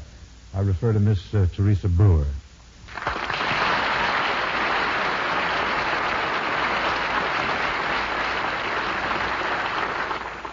Well, Teresa, I want to greet you and ask you how you're enjoying your stay in San Francisco. You happy here? Yes. Having a good time? Oh, definitely. What about your songs? You planned something for tonight? You got a little thing for us? Oh, sure. Do you know Oceana Roll? Do I know Oceana Roll? Why, so I know it well. Oceana Roll, that used to be one of my very big numbers. I was a smash with that up in Spokane. I was the featured singer with Dutch Groshoff's orchestra. Derisive laughter in the orchestra. Well, where could a kid like you find an old-time song like Oceana Roll, huh? I guess I just dug it up. Dug it up, Yeah. Huh? Darn clever digging. Let's have it. I'd like to hear this, Teresa.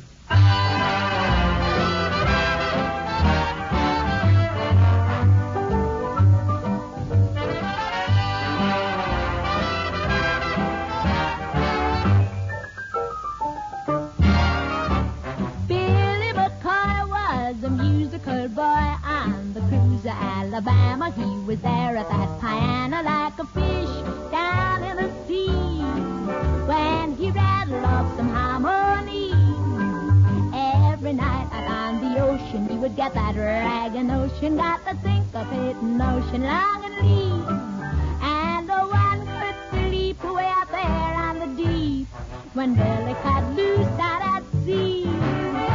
Each fish and worm begins to twist and squirm. The ship steps into different as the corkscrew time. The seas that smoke so blackly from the old smokestack. It's floating right to heaven and it won't come back. Now, here and there you see a stool and a chair. Slipping round the cabin shouting, I don't care. And when the hammock stops swinging and the bells begin to ring, and while he's sitting at that piano there on the Alabama, playing the Oceana Roll.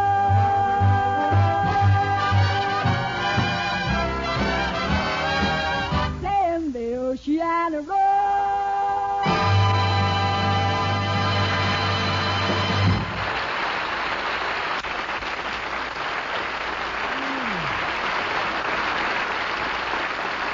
That was great, Teresa. Say, she's kind of the Sophie Tucker of the Girl Scouts.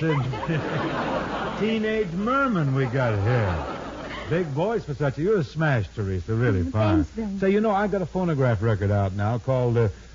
When You and I Were Young, Maggie Blues. I do it as a duet with my brother Gary. Hey,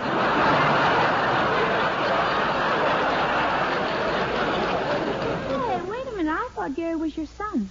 Now, there you go. You tipped my mitt. Everybody knows.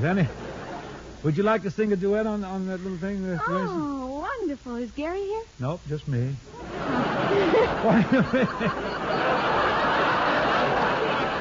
This looks like Brushville, Indiana I'm getting here.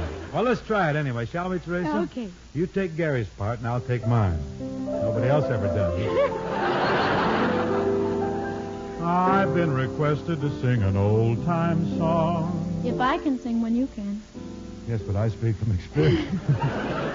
Something your granddaddy used to sing. I may join you. You going to join me? Yes. You'll be the most charming companion I've had since I sang with Madame Melba years ago. But I've a little plan, and I'll do the best I can to sing an old song so we all can understand. You simply take a favorite, then you flavor it with just a note or two of blue harmony. Tell the orchestra to play staccato, and then you jazz a little obligato. Another magazine is a ragged tune. Pay no attention to the music they play, but just rock long ago. On the spot, stop and sway, getting hot. The green grove is gone from the hill, Maggie, where once the day It's full of music that you can't refuse. But I love you know the you the way same tell the band to as play. of old. And when you listen, just correct Maggie. it and say you've got those when you and I were young, Maggie Blue.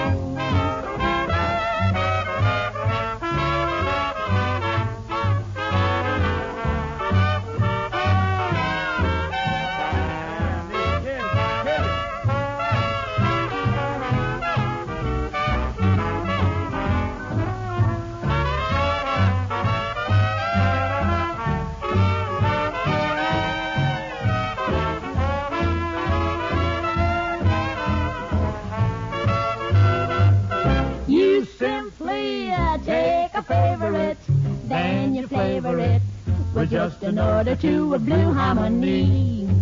Tell the orchestra to play staccato, and then you jazz a little of legato. Another Maggie tune is a raggy tune. Pay no attention to the music they play, but just rock your blues away on the spot. Gotta play gas. From the hill, Maggie, where once the daisy sprung. But I love now you know the way I tell the band to as play. of old. And when you listen, say, Maggie, I got those aggravating, agitating blues I'm hating. So I'm skating, I'm only waiting to lose. Was ever loving Maggie.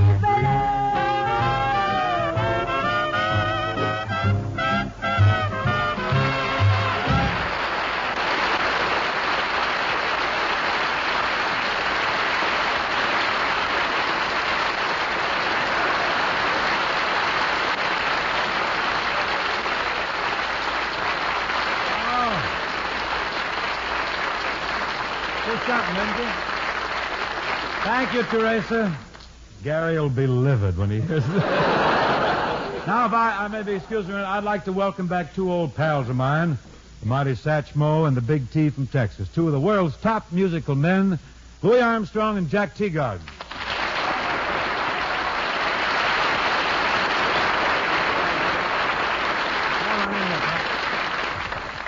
Thank you, Papa Bing. Good one there. Yes, wasn't it? Nice to see you, Bing. Well, it's good to see you, too, Jack. You lads ready with your number? Huh? Well, you don't expect us to sing before we have a cup of coffee, do you, Daddy? You mean to say you fellas just got up? Yeah. Hey, now, you two come here. I don't want to lecture or anything, but radio is a precise, punctual business. You must be prepared. You must be on your toes. You got to be up and at 'em on the qui-vive, alert, ready. Now, can this be the same Bing Crosby I worked with the Paul Whiting band?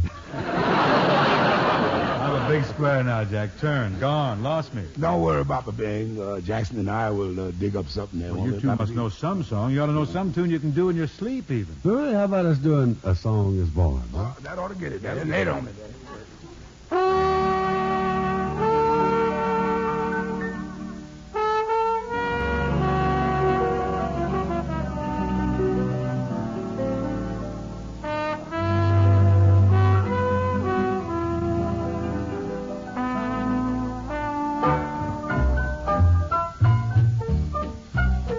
They took the tune and the words from the mockingbird. That's how a song was born. And in the soft evening breeze, whisper to the willow trees. That's how a song was born. And in the rain from the sky, sang the lullaby, and the blues came from the side. From a sigh, and when two hearts beat in time to the rhythm of the chimes, that's how a song was born. Hey, Louis, tell the ladies and gentlemen now how jazz was born down home. Okay, Daddy. Now take to read the jungle beating. They brought it to Basin Street. That's how jazz was born. Someone played away all up and down the scale. That's how jazz was born. They simply played what they liked as long as it would fit. If it just had a beat, that was it. And when the horn made a scream, they took it as a theme.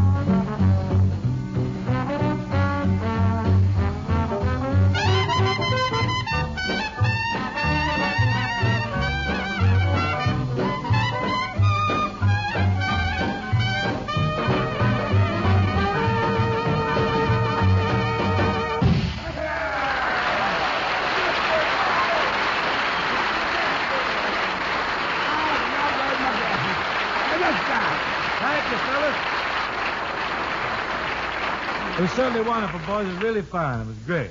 Oh, you ought to hear us do that number about midnight. Midnight? I can't stay up that long. You kidding? I think your early bird version woke the folks up here, Jack. Yeah, it nearly woke me up, too, Papa Bing. You really sure? Say, Ben, I actually got a kick of the way you and Louie sang Going Fishing a couple of weeks ago on the show. Oh, you mean Nick and Charlie Kenny's tune, huh? Why don't you and Sat sing it now?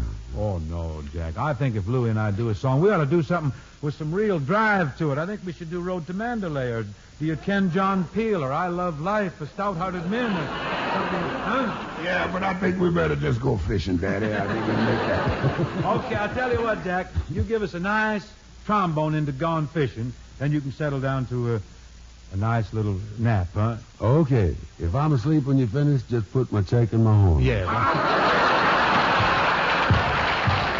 I'll drop it right in the bell, right in the bell.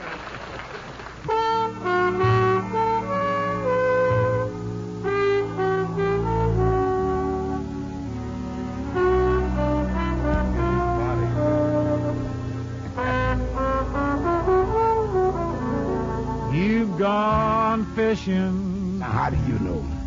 How do I know? There's a sign upon your door. Mm-hmm. You've gone fishing. I'm real gone through that. You ain't working anymore. It could be. There's your hoe out in the sun where you left a row half done. You told me hoeing ain't no fun. But I can prove it. You ain't got no ambition. You gone fishing. Lay it on there. Lay it on there. By a shady, weighty pool. Shangri-La? Yes, sir. Really lie. I'm wishing I just could be that kind of fool. Shall I twist your arm, Papa? I'd say no more work for mine. Welcome to the club. On my door I'd hang a sign. Gone fishing. Oh, instead of just a wishing. You know, Papa Bing, I've stopped by your place time or two lately, and you weren't home either. I'm busy, Louie. I got a lot of big deals cooking. I was probably tied up at the studio when you come by. You weren't tired of your dog. You was just plain old gone fishing. Well, now, don't blab it around. Keep it shady, will you?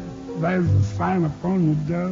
They put that up there again, man. Gone fishing. Ain't working anymore. Don't have to work. I got a piece of Gary. Cows need milking in the barn. I have the twins on that detail. They each but take you a just side. Don't give a darn. 4 bits of cow and hand lotion. See, your phone is gone, Daddy. Wonder where it went.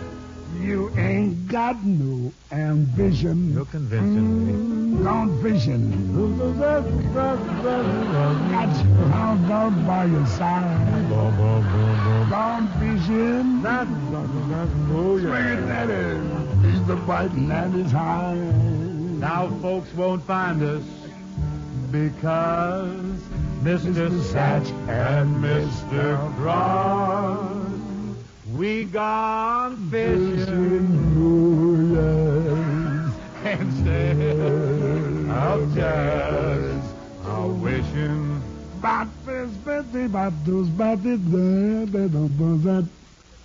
Oh, yeah.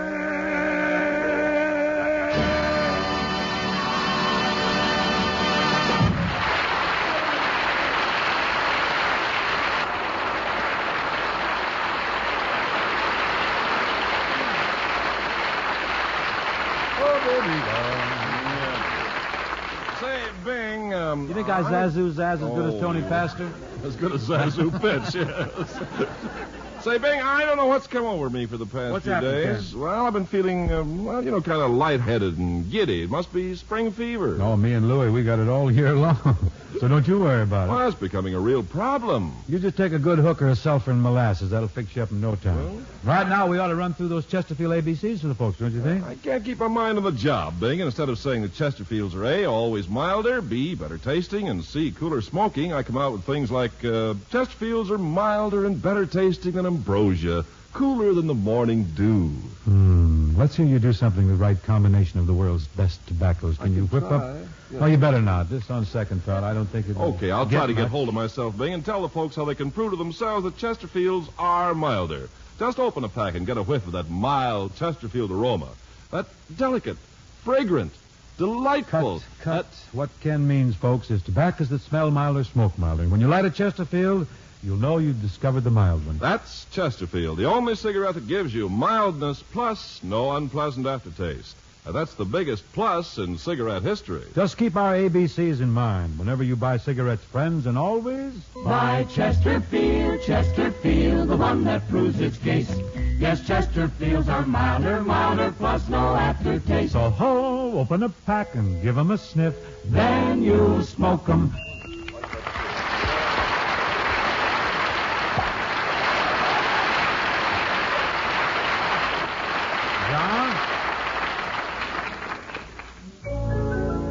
Here's a song, I think I recorded this about 20 years ago. They've revived it recently, which is a great break for me. There's one song I don't have to learn. I'm having a little trouble learning them lately.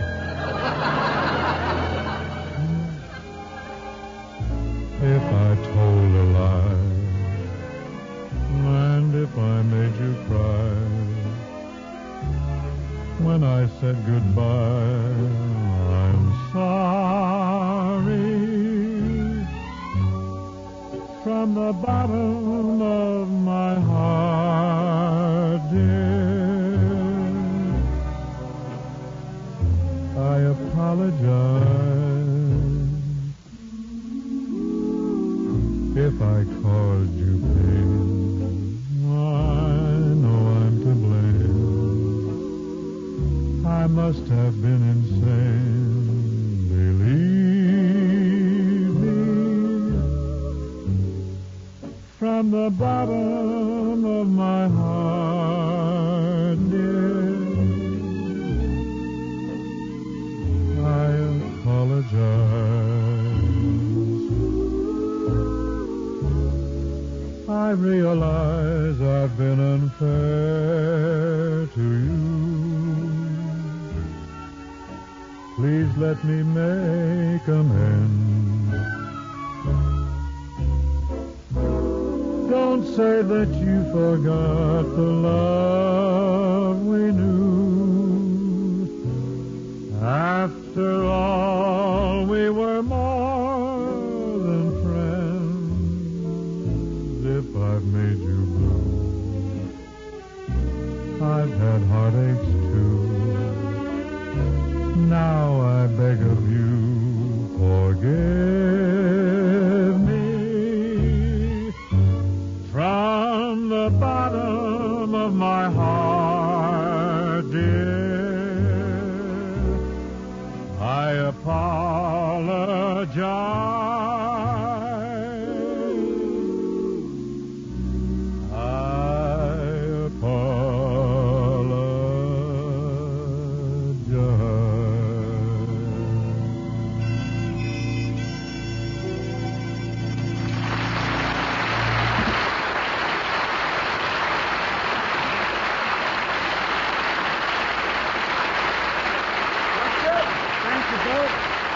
Chester, thank you very much. That represents our closer for this evening. We've all had a very nice time on this little visit to San Francisco. We carry away fond memories of Veltry's down on California Street. Yum. The show club and other gastronomical and cultural points of interest. And I want to tender my thanks now to Teresa Brewer, Jack Teagarden, and Louis Armstrong for assembling here with us this evening. I enjoyed every minute of it. Oh, you were real fun, Teresa. Thank you. Really, you were. You coming in, Louis? You're just going to hang around out there. You're just going to loiter out there. But I didn't want to trample over the lady. That's there. right. You're thinking. You're on your toes. Well, what I want to know, who's with you next week? Oh, next week, Louis, our guest will be Miss Helen O'Connell. Okay. Remember Helen O'Connell? Used to do those wonderful vocals with Jimmy Dorsey, with Bob Everly. She's going to do some new ones with us, I think, maybe an old one or two. And also with us will be Charles Durand and Guy Brion. Those are two lads from Hawaii who really stood them on their heads down at the Mocambo in Hollywood with their vocal display. Say, that sounds like quite a show, Bing. Thanks. Say, you awake, Jack? Yeah, I just woke up to say good night. Sounds like Tony Wands, don't it? Well, good night, Jack. Good night, folks. See you next week for Chesterfield. I swear that's the best cigarette for you to smoke. Yes, sir.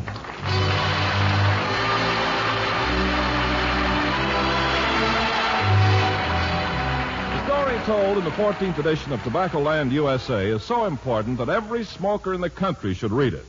To get your copy, just put your name and address on a penny postcard and mail it to Chesterfield, Box 21, New York 8, New York. That's Chesterfield, Box 21, New York 8, New York, for your copy of Tobacco Land USA. The Bing Crosby Show, presented by Chesterfield, was produced and transcribed in San Francisco by Bill Morrow and Murdo McKenzie. Tune in next week and hear Bing and his guests, Miss Helen O'Connell and Charles Durand and Guy Brion.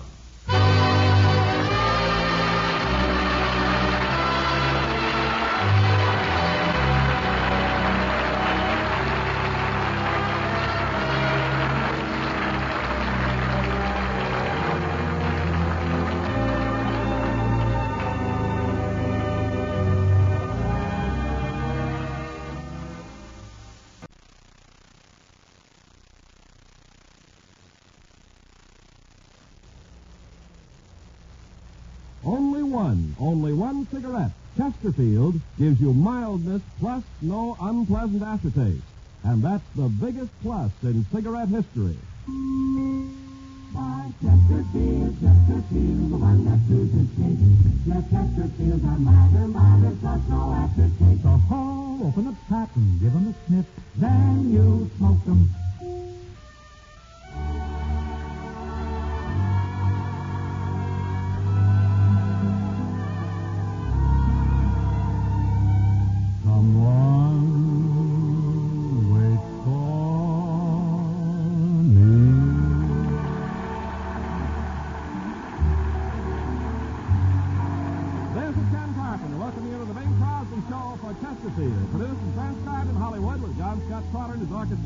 Judd Collins with the Bears and Bing's guests, Miss Helen O'Connell and Charles Durand and Guy Brion. And now, ladies and gentlemen, on this beautiful spring evening, Chesterfield presents their molting mockingbird, Bing Crosby.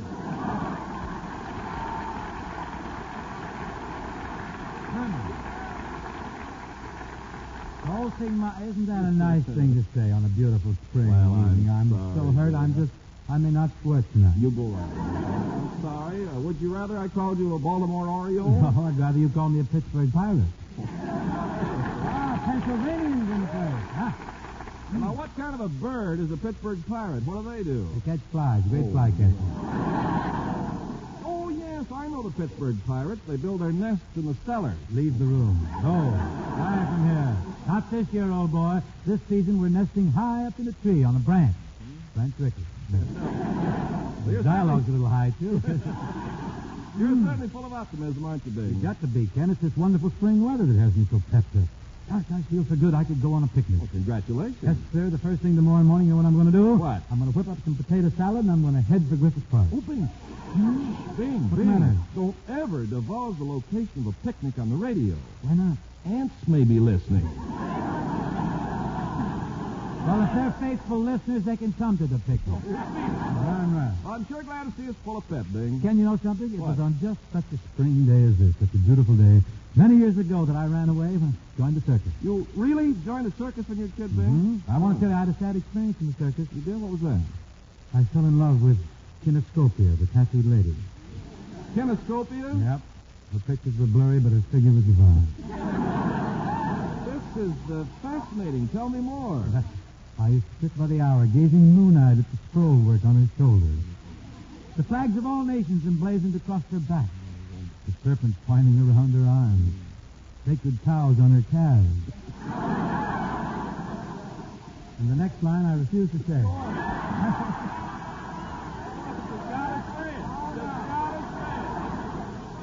Let me tell you something, What? Bing. Kinescopia sounds like a dream. Yeah, just think, Ken, all those pictures and no commercials. Well, Bing, why did you have Kinescopia add a tattoo reading always by Chesterfield? There wasn't room, Ken. As far as I could see. I think we'd better get on with the opening selections here. We have really reached an impasse. This is a tune from a new Broadway musical, a fine, smash hit Broadway musical called The King and I. Music is by Dick Rogers, and the lyrics are by Oscar Hammerstein. A little thing called I Whistle a Happy Tune. It's real bouncy. John Scott, let's get into this.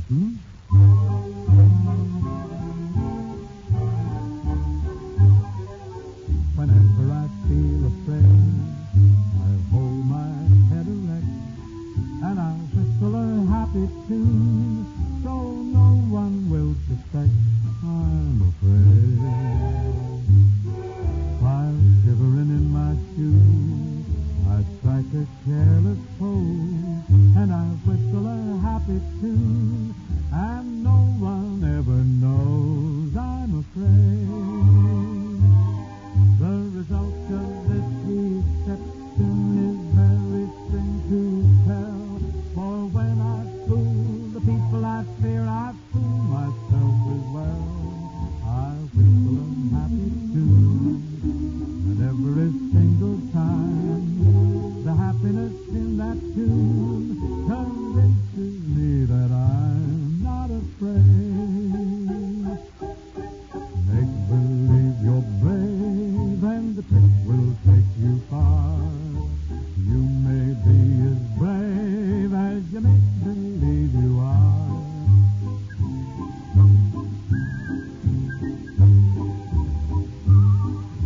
You may be as brave as you make believe you are.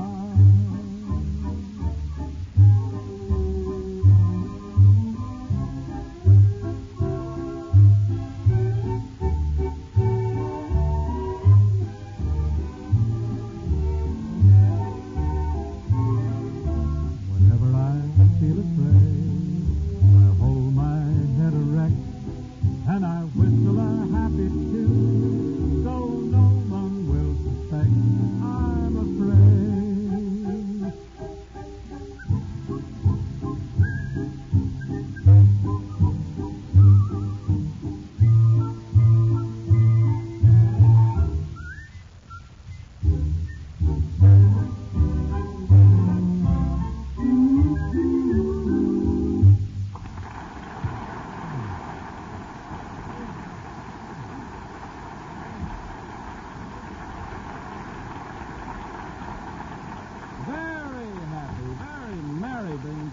It's uplifting, I think. It's a bouncy little thing. Now let's sell some Chesterfield. Why, sure enough. Folks, only one cigarette, Chesterfield, gives you mildness plus no unpleasant aftertaste. And that's the biggest plus in cigarette history. Modern science and research prove that big plus.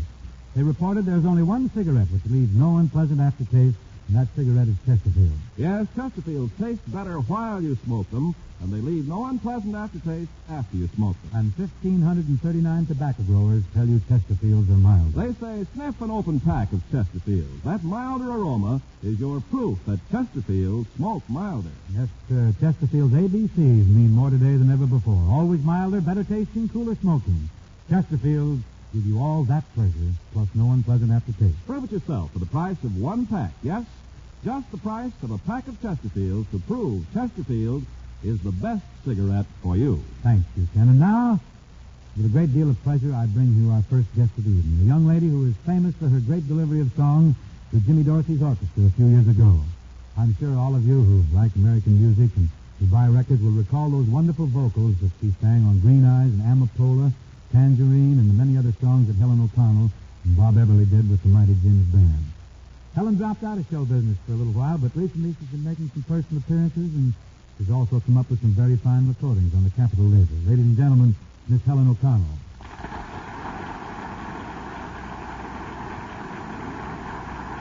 Helen! Thanks, Bing. Helen, it's nice to see you back. Where you been, Helen? You been on a vacation? Well, not exactly, Bing. I took a little time off to get married. Oh, wonderful. Any children? Yes, 3 girls. Well, don't just throw it away like that. Punch it up a little. Make something of it. That's really something. Well, I suppose you think so. I know so. What are you going to sing for us tonight, Helen? Well, I thought I'd do The Loveliest Night of the Year from the great Teresa. Oh, that's a fine selection. I'll get my skates on and be ready. John Scott, will you take over? Helen, is that microphone just right for you? Fine.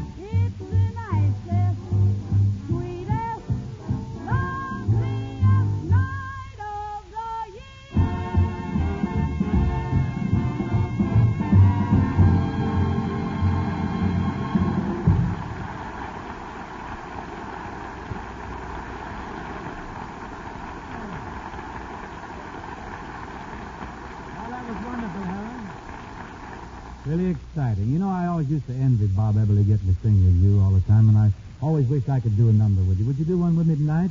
You're getting paid, you know. Find it, not much, but would you do one with me? Well, we could do Tell Me. Tell Me? Oh, you mean the old song? Oh, I know that. I know that song. We're ahead already. Found one I know. Come on, mother of 3, you start it. 3 girls, tell me. Tell me, 3 girls.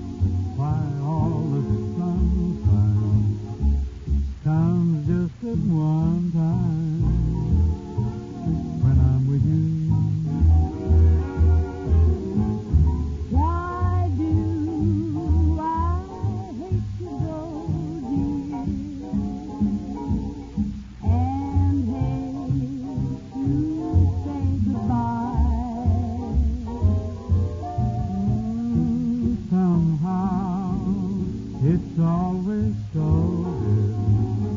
And if you know, dear, please tell me why.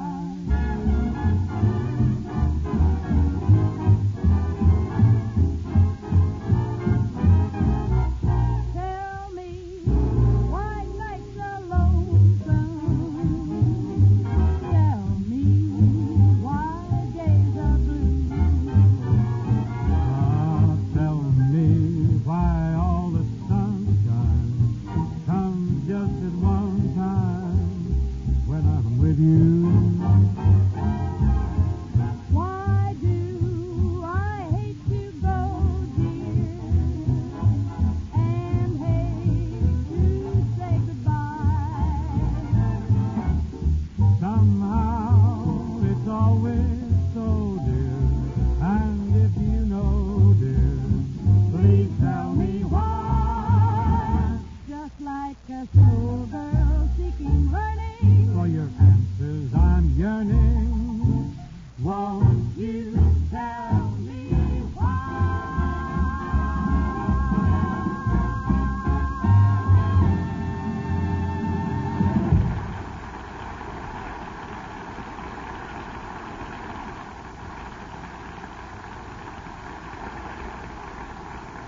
Thank you, Helen. Thank you a lot. You know, there's one song that's been occupying a top spot nationally for about, I guess 10 or 12 weeks. The romantic roulade called Be My Love. Now, I haven't essayed it yet because it's a little rangy for me. I might practice something if I...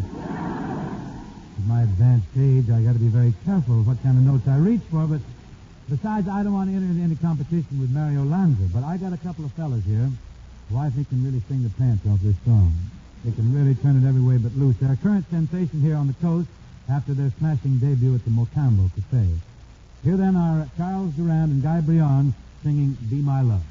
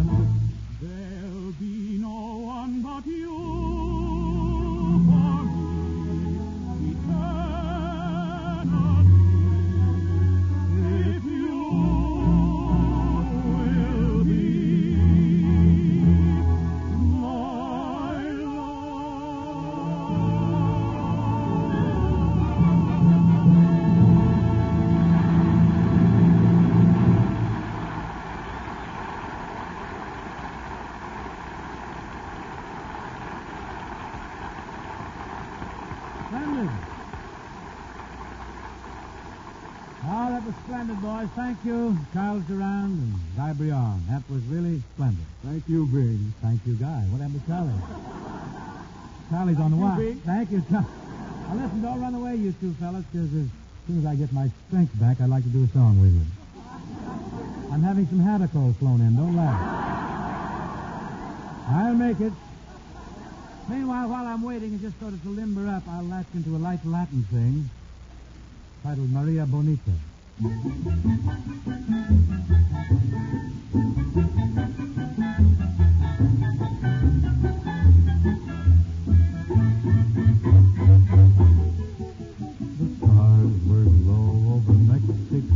And my heart beat so when I saw you, Maria Bonita. Maria Bonita. The moon was high when she passed me by. I could feel that I was in love with Maria Bonita. Maria, Maria, Maria. It was that night in the pale moonlight when I held her tight and I asked her to be mine forever. Be mine, be mine. Since then I've never been lonely.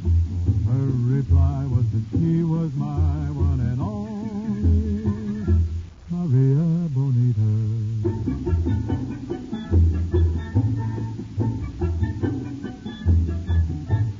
Maria, Maria Bonita.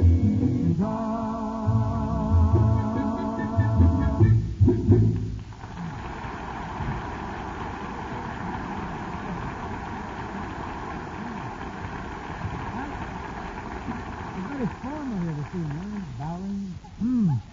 Never seen such a formal atmosphere. Must be those pink tulle gowns that you have. So what is it, pink tulle? What is it? Looks pink to me. Thank you. And now in a different vein, what's the matter with myself?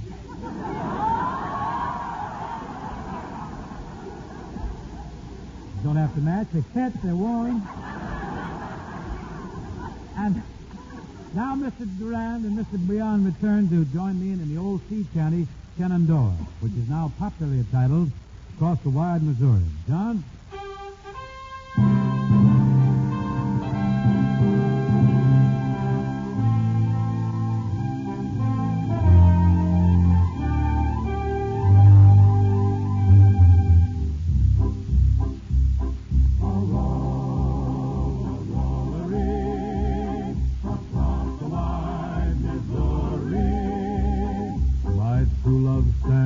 Across the river, far across the rolling river, on the bank I hear her calling, away, we're bound away, across the wide Missouri, a roll-a-roll-a-ree,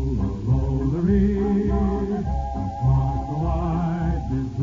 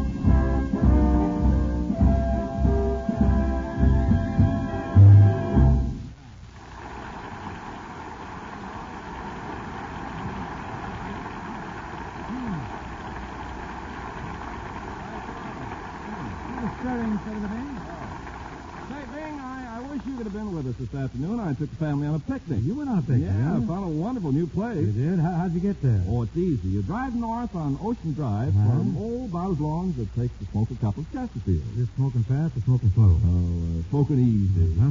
Then you turn right and go on up the hill for a Chesterfield and a half. You there? No, not quite. You turn into a wooded lane, you go 3 puffs more, and there it is. Thanks. And I guess the moral of that story is whenever you take a trip, you take along plenty of good, mild Chesterfields. But, Ken, let's tell the folks how they can prove Chesterfields are milder. Well, all they have to do is follow the advice of tobacco growers. Open a pack of Chesterfields and get a whiff of that famous milder aroma. That's your guarantee that Chesterfields are milder. When you light up, you'll know you've discovered the mild one, Chesterfield. Just keep your Chesterfield's ABCs in mind next time you buy cigarettes. You can't go wrong. Always milder, better tasting, and cooler smoking. Yes, only Chesterfield gives you all that pleasure, plus no unpleasant aftertaste. And that's the biggest plus in smoking. Chesterfield, the one that proves its case. Yes, Chesterfields are milder, plus no aftertaste. So, open a pack and give 'em a sniff, then you smoke 'em.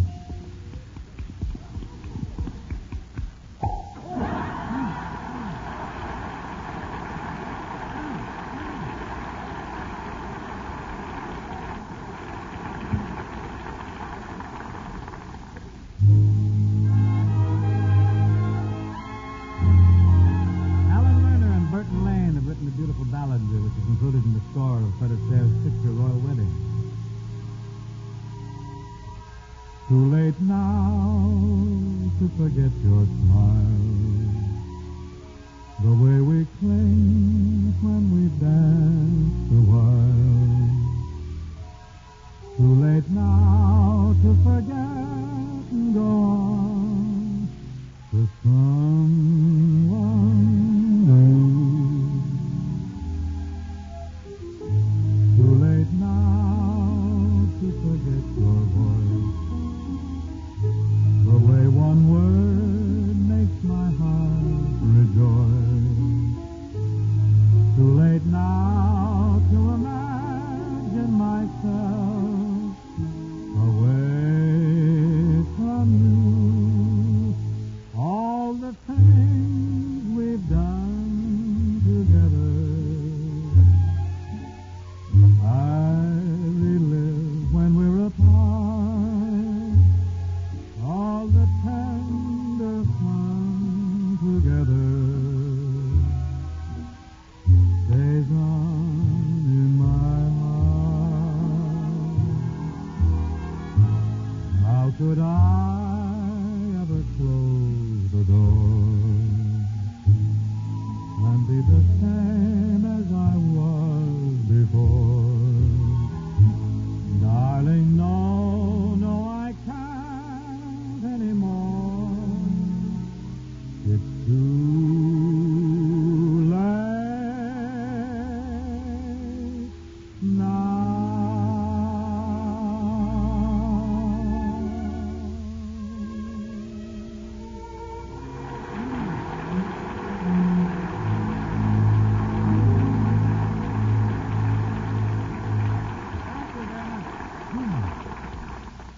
That's our closer for tonight. That's Terminé, Fini. Now my thanks to Charles Durand, Guy Briand, and Helen O'Connell for joining us this evening. I enjoyed it very much. Are you happy here, Helen? Oh, Did so you like lovely. it? I loved it. Oh, good. Helen, before you go, I want to tell you again how much I've enjoyed your new record. It's Love Me, and Arthur Murray taught me Dancing in a Hurry. Would I love you? Tell me. Mm-hmm. I killed that for you. Yeah. And, of course, Loveliest Night of the Year, which is a fine song. You're so nice to say so. And, Bing, I want to tell you how much I enjoyed your recent record of Too Fast, Too Fast, Too Fast. What was nothing? Actually nothing. You see? It's a beautiful song. You milked that up very good, Helen. You milked better than Hope. Well, it's going all right. Too Fast is, Helen. The record's doing fair. It's a nice arrangement. It's going along okay. But what it really needs is a mention by General MacArthur. We just throw in a little something, you know, but nothing much. I don't want any encomiums, just a little. Yeah, but what a kidding on the square, Helen. It's nice to have you with us this evening. I hope to see you again real soon. Before we shove off here, I'd like to remind the folks in the Washington, D.C. area that the National Celebrity Golf Tournament will be held there June 2nd and 3rd. Why do you laugh? If you want to see some celebrities and some good golf and help a worthy cause, take yourselves out to the tournament. See you next week for Chesterfield, folks. The best cigarettes for you to smoke.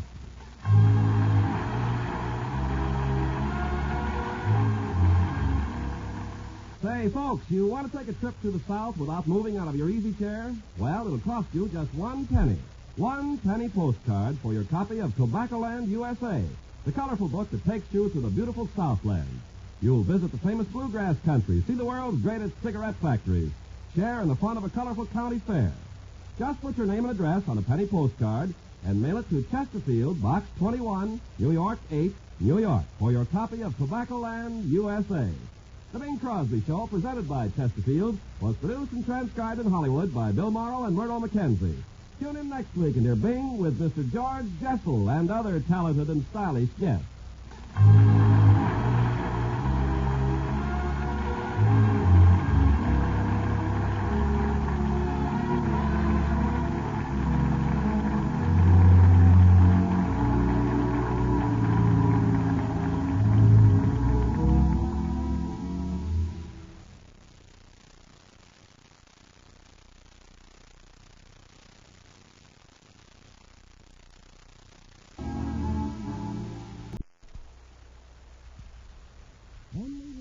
Only one cigarette, Chesterfield, gives you mildness plus no unpleasant aftertaste. And that's the biggest plus in cigarette history.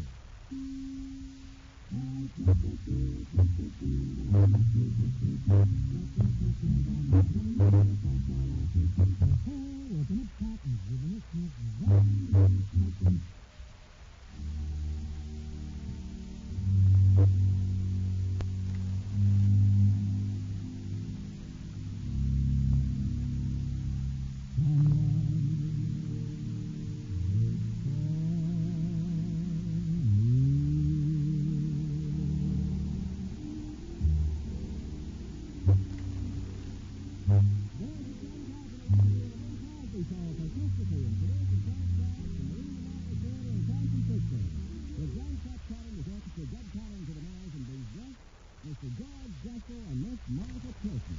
And now, ladies and gentlemen, we bring you a man who has just completed a motor trip to the northwestern portion of the United States and Vancouver, British Columbia, Mr. Bum Crosby.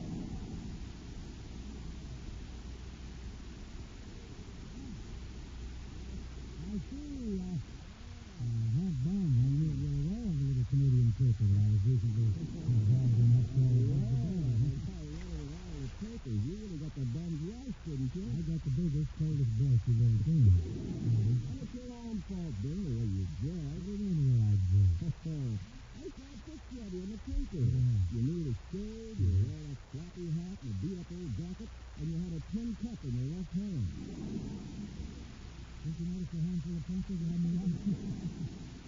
Well, Ken, actually, no matter what you think, I want to tell you, I had very little trouble getting a room at the Hotel Vancouver. No, you didn't. No, I didn't. When you're best, I walked across the street, I checked into another hotel. I took a bath, shaved, changed clothes, went back to the Vancouver, walked up to the desk, and got a room with very little trouble. No trouble at all. There's nothing. I've been wondering how you think that. Was the hotel take tennis or test hours in any way because you didn't recognize it? This is surprising, Ken. It's amazing that, as a matter of fact, this dubious arm has been heaped to Ken. I know? What do you mean? He's been appointed president of the Bad Hope Fan Club. But... So, is that something? It certainly is. I suppose you're right. I think you'll see the fellow really put him into a figure. A complete snip was my hat. Your hat? Yes. I had hundreds of top flies hooked into the band and onto the brim. That's the case? Yeah, I know. Why should that frighten you into? I just thought they were real bugs, I guess. I don't. You did? Well, then why did he spray me with a foot gun? The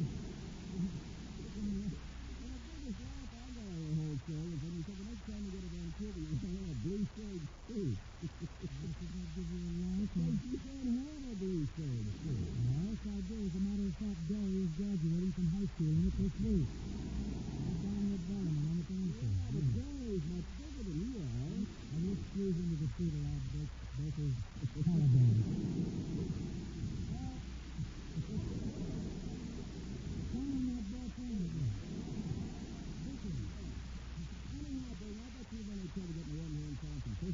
I certainly didn't. The clerk didn't even know. You, what every walked right up trying to register. I was trying to get a room without the slightest difficulty. Naturally. Where are you living? In Powell, St. Francis? I'm at the Seamen's Rescue Mission.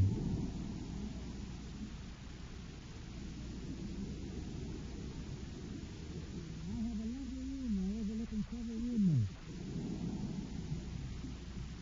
All salty old sailors, all of them. I'm not kidding. Yes, I do think I'd better go down to Third Street tonight and have a mermaid tattooed on my chest. What for? All those sailors, I feel like a fisher in the shower. All right, I suppose if you're going to move in those social circles, you should sport a little technicolor Jake Paul. I think. I'm glad you concurred, sir. Now, by way of opening tonight, here's a timely tune. It's just the season of it. Got a lot of mileage on it. It's kind of an oldie, but it's a good one. Young Johnny Jones, he had a cute little boat. And all the chickens, he would take to his place. He had days on the side, three little people by the side. But Johnny was wise and honey, he said it all like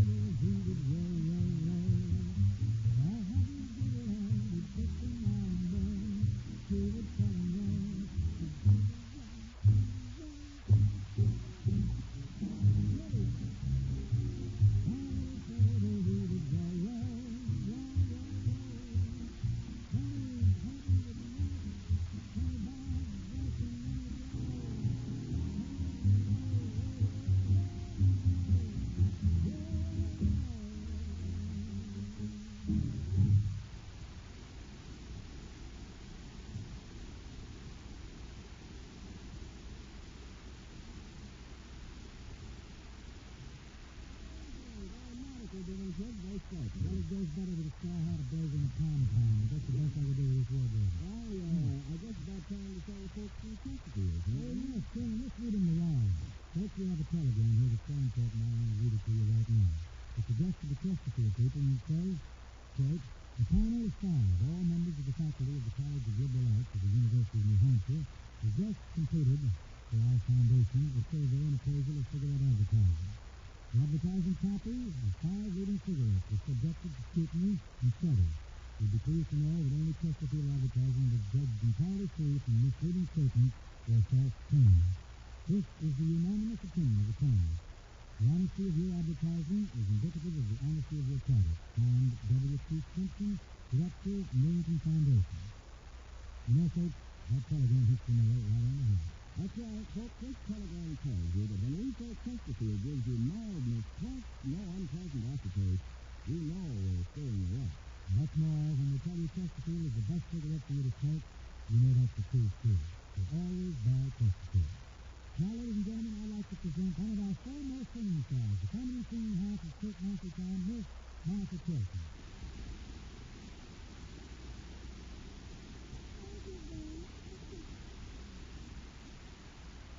Martha, just before we proceed to go any further here, I want to tell you it was very nice of your sponsor, the Alka-Seltzer people, to let you fly up tonight and help us out in the program. Well, glad to do it, Ben. Trying to find a girl for the show is really getting to be a headache for me, Martha, but you're here and everything's all right. Good old Albergetti, Ives. Nicely done. Good girl. What are you going to sing for us, Martha? Do you like Have a Man? Oh, boy, that's a great tune, Have a Man. I can't think of anybody who can give it a better belting around than you can, Martha.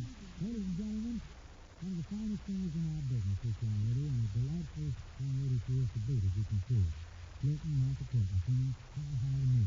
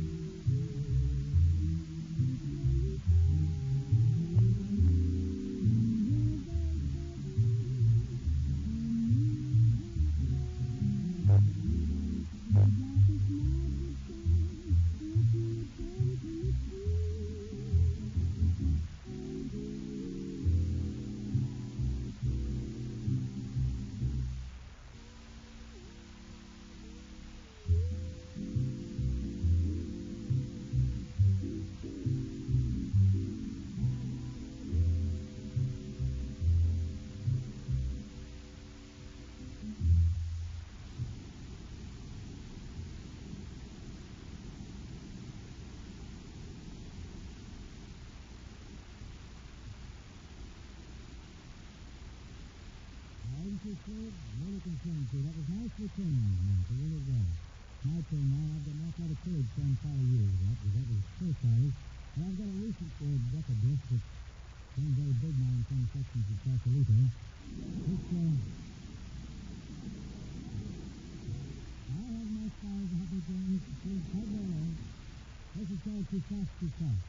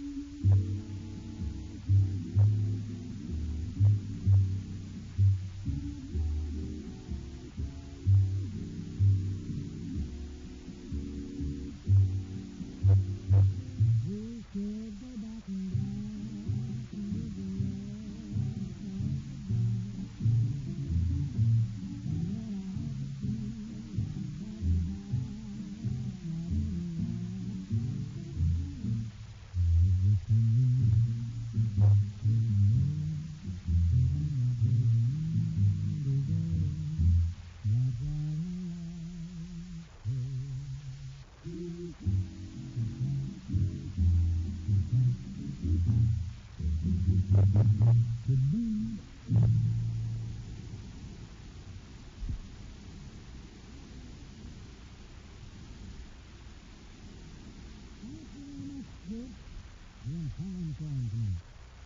and gentlemen, I'd like to present one of our best known citizens. The prominent motion picture producer, Van Dugan, raconteur, fine actor, great actor, dinner speaker, the Postmaster General of the United States, Mr. George Jessel.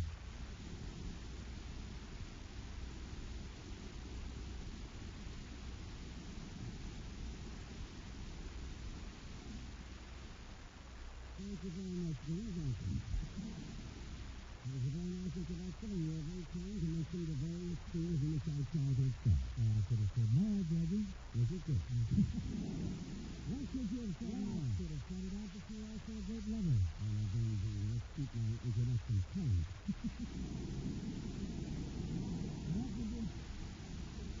You wouldn't care to just take a stroll down memory lane? Not too far.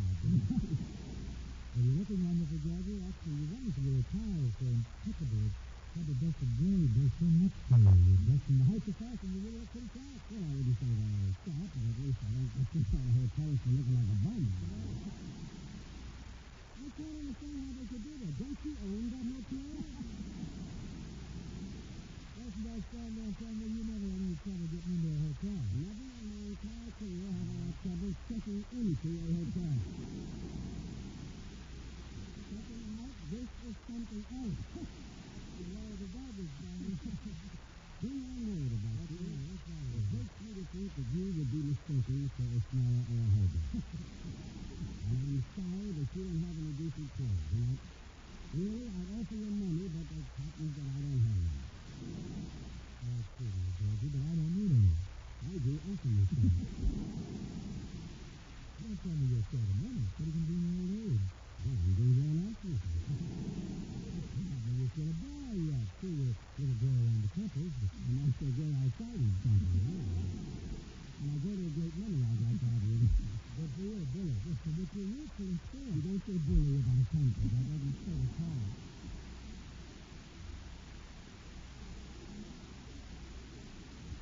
I can get the car, but your youthful and spirit, and your viewpoint is youthful, George. That's what I mean. You always have 2 or 3 pictures in production. You attend this party and that party. You're flying here, flying there, making up the dinner speeches. You're in the nightclub, dancing with this beauty and that beauty. I also collect stamps. Well, how good is it in special delivery that will kill you, really? I can't even believe you, though. You're loaded. But I always wanted to ask you one question, George. This has always been in the back of my mind. You must have attended thousands of things. But you know, yes, I have. All over the country. As a matter of fact, I'm the world's leading consumer of street cocktails, chicken a la king, romaine salad, blue cheese and crackers, and let us not forget celery and all. Which I should have mentioned before this was cocktail. Watch this. When you top probably not eat, you just finished eating. Big meal. Not at all. You see an audience that was just eating. It's a contented audience. Therefore, they take a trembling and appreciative attitude toward the speaker. You never intended anything booed or hit. No, I've been baked all the time.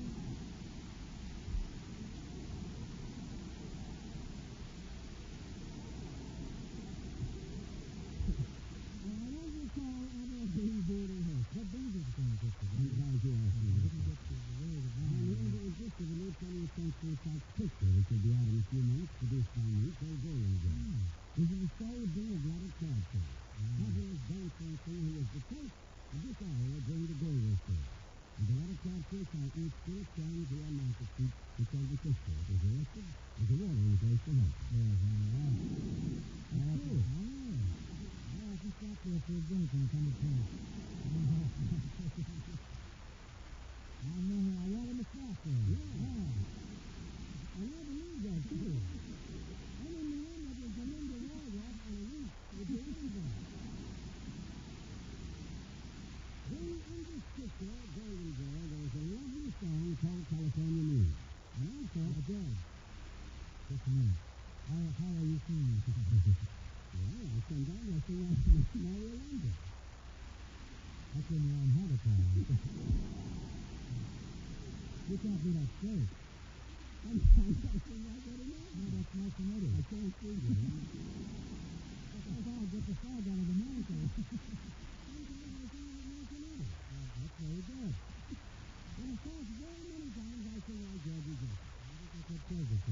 I want you to know that at the moment I'm staying fine. Tallulah Bankhead let me stay on our last program.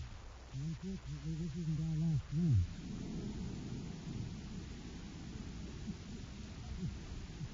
We have a opportunity. Wait a minute.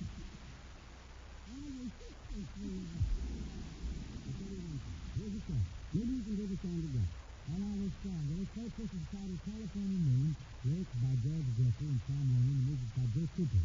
This song is from my forthcoming 20th Century Picture Golden Day. A story of what it counts for. He has never chased out of any hotel, any club.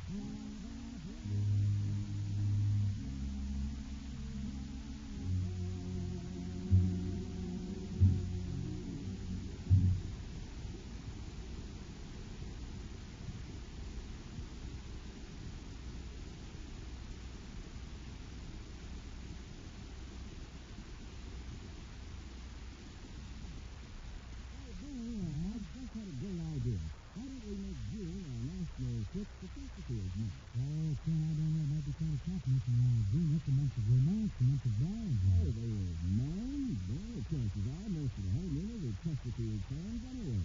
Everybody knows Chesterfield and romance go hand in hand. That's right. The prettiest girls all go for the fellas with Chesterfield. That's what they tell the folks from. Well, it's because Chesterfield gives you those famous ABCs plus no unpleasant aftertaste. That's the biggest plus in cigarette history. That Chesterfields are always mine. Better taste than cooler smoking, and Chesterfield is the cigarette that leaves no unpleasant aftertaste. Science discovered it, you can prove it. That's the man says science discovered that of all brands tested, only Chesterfield leaves no unpleasant aftertaste. Now time to a pack and see for yourself. Do like the jingle says.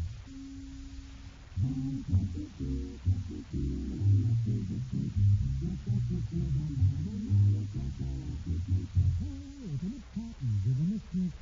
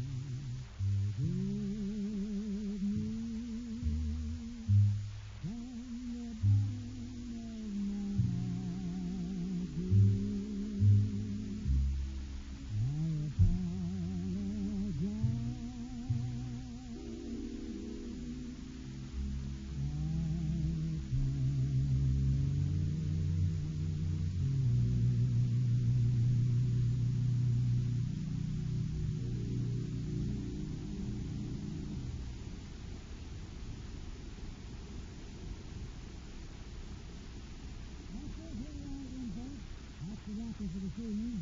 Now, I'll be to thanks to Miss Martha Tilton for joining us this evening. Enjoyed it very much, Frank. Thanks, Martha. I also enjoyed it too with you, Mr. Crosby. Well, I'm glad you came, Martha. I do want you to drop in again real soon. What do you really think? 4 years ago, I was on your program. You said the same thing. This is real soon? I didn't think you'd be real soon, Judge. He's going to be with you next week because if you really meant that real soon stuff, this could be you. Well, Judge, we've made some very expensive plans and some elaborate bookings. We have next week Mr. Bert and some other clever and entertaining folks who have not yet made themselves available.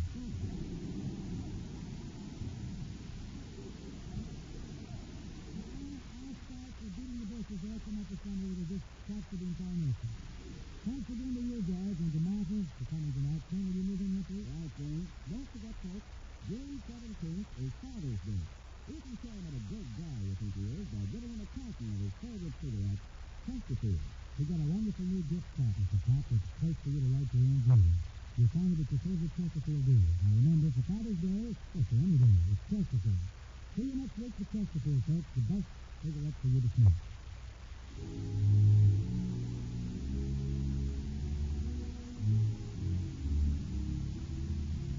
Ben Crosby Show, presented by Chesterfield, is produced and transcribed in San Francisco by Bill and made on the Tennessee. Tune in next week and Burl and his guests, Mr. Bert and other scintillating personalities.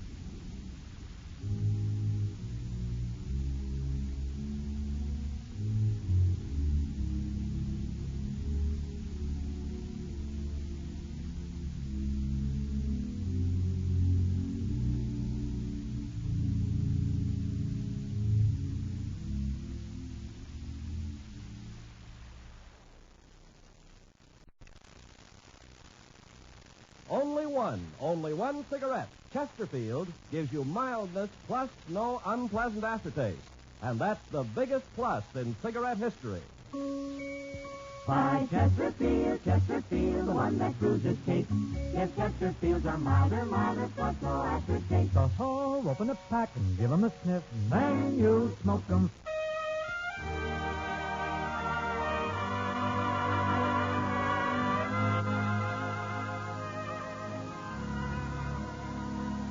Someone wait for me.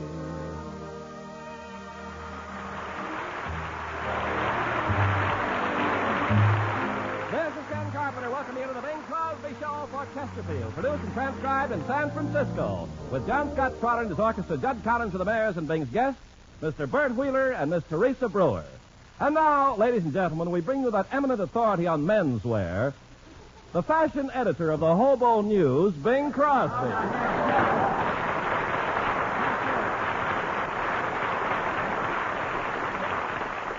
Thank you, ladies and gentlemen. Ken, I'll speak to you later about that very slipped introduction.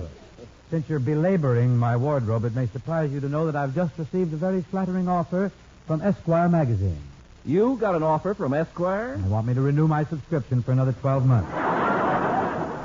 The way you dress and the trouble you have with hotel clerks. I'll just not get into that again. You do, though. We covered that. But the way you dress and all that, I'm surprised that Esquire would even send you a form letter. Well, that isn't all. You know, out of my recent reverses has come another great honor. What's that?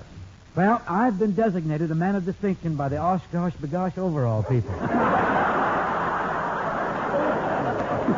Well, let's let this matter drop now. True, I did have a little trouble getting in that hotel in Vancouver. That's true. I won't deny that. But I've been here in San Francisco for over a week, and I've had absolutely no trouble with my room clerk. Yes, but you're living in a seaman's rescue mission. I checked out of there this morning. You did? Mm-hmm. Why, I thought you were very happy there. Why'd you move? Last night, 3 of my roommates were shanghaied. Tonight it ain't going to be me because I ain't going to be there. Oh. No. Bing, I thought you were the adventurous type. You often told me that you'd like to go to sea. I would like to go to sea, but not with a lump on my head. Well, you have a point there. I don't want a lump on my point either.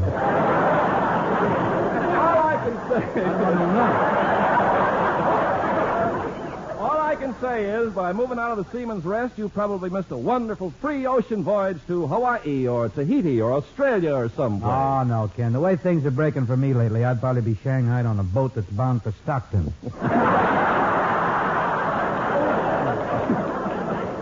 was wondering, Bing, now that you've checked out of the Seaman's Rescue Mission, would you mind telling me what hotel you're stopping at now?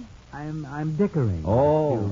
Places. This morning, I wired several hotels saying that I wasn't too dressy, but I did need a room. Any answers? Oh, yes. I received a very friendly wire from Dan London, the amiable Boniface of the St. Francis Hotel. Oh, that's great. What did Mr. London say? Well, I've got it right here. It says, Bing Crosby, care of Continental Trailways Bus Station, San Francisco. Care of Continental Trailways Bus Station?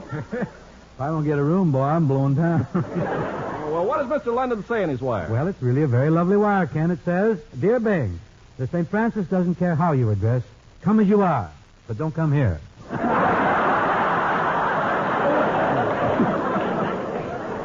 Well, at least it's a reply. That's quite cordial, too. Affable. Yeah. If you don't read it all.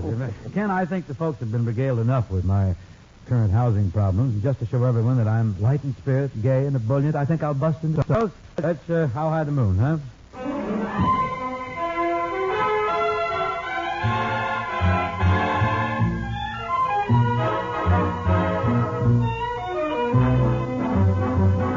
Somewhere there's music, how faint the tune.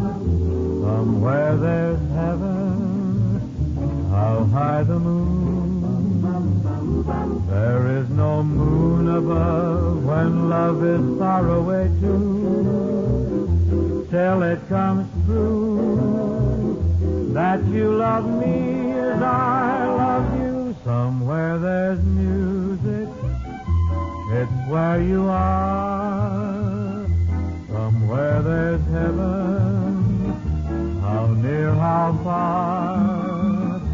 The darkest night would shine if you would come to me soon. Until you will, how still my heart, how high the moon.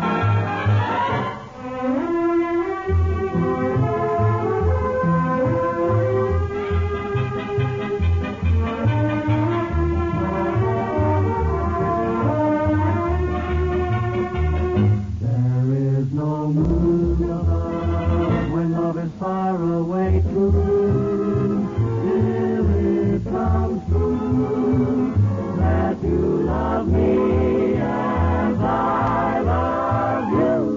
Somewhere there's music, it's where you are. Somewhere there's heaven, how near, how far. The darkest night would shine if you would come to me soon. Until you will, how still my heart, how high the moon,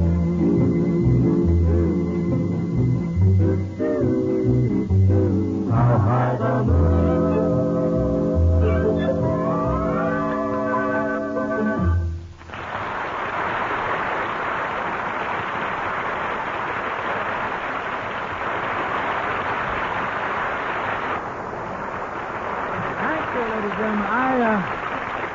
I have a telegram here I want to read to you. It's mighty important to you as a smoker, so listen close.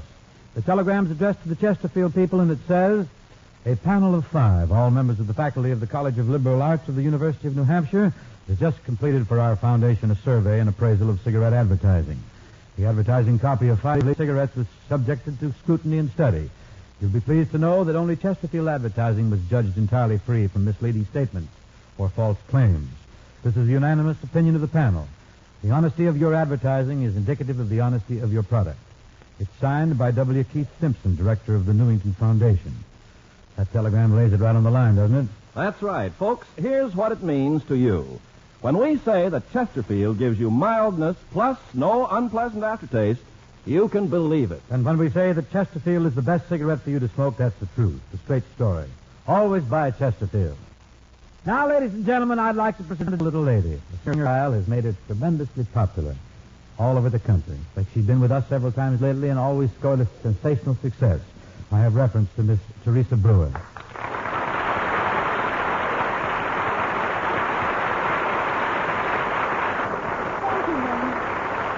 Hey, Teresa, what are you going to sing for? Is this a little high for you? No, that's You want to fine. get down there and get dead aim on this mic, you know. I broke in with Hope. I learned you got to get right in there. What are you going to sing for us, Teresa? Hmm? Would Alexander's ragtime band be all right? All right. It's practically dynamite the way you do it. You can really kick it around pretty good, I'm sure. Well, I'll try. Well, that's good enough for me. We await your opening measures, Teresa.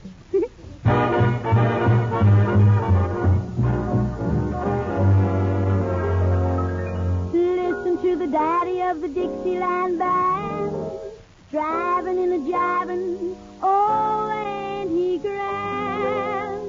Come on and hear Alexander's ragtime band. Come on and hear, it's the best band in the land. Oh, they can play it like you never heard before. So natural that you wanna go to war. That's just the best band of what am. My honey lamb, come on along, and let me take you by the hand up to the man who's the leader of the band. And if you want to hear that Swanee River play in ragtime, come on and hear Alexander's ragtime band. They play so sweetly, la da da da da da da da dum. They can play for royalty, then swing out for you and me. Swing, sway, and I don't mean just any old way. Come on, shout now, beat it out in the groove like Callaway. Little boy blue, come blow your horn. Oh, come on, boys, give that horn. Up the beat, down the beat. Come on, jitterbug, shake off feet.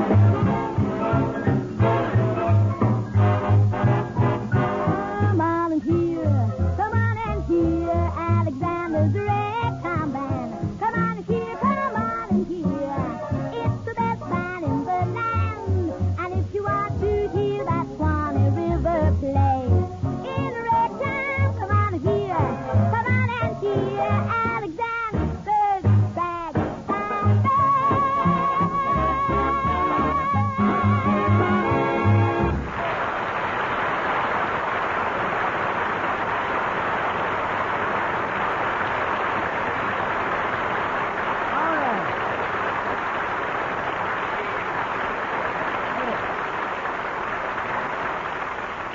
This meant I lost the page. I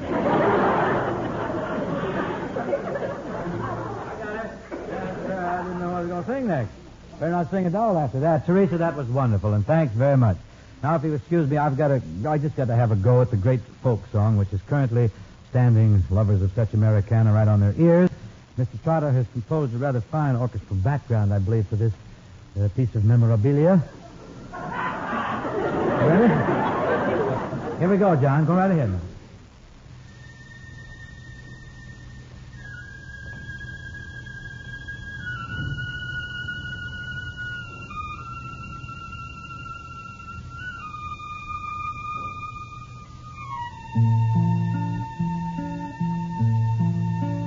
On top of Old Smoky, all covered with snow, I lost my true lover for courting too slow. For courting's a pleasure, and parting is grief, and a false-hearted lover is worse than a thief. A thief will just rob you and take what you have. But a false-hearted lover will lead you to the grave. They'll hug you and kiss you and tell you more lies than cross ties on the railroad or stars in the sky on top of old Smoky, all covered with snow. I lost my true lover for courting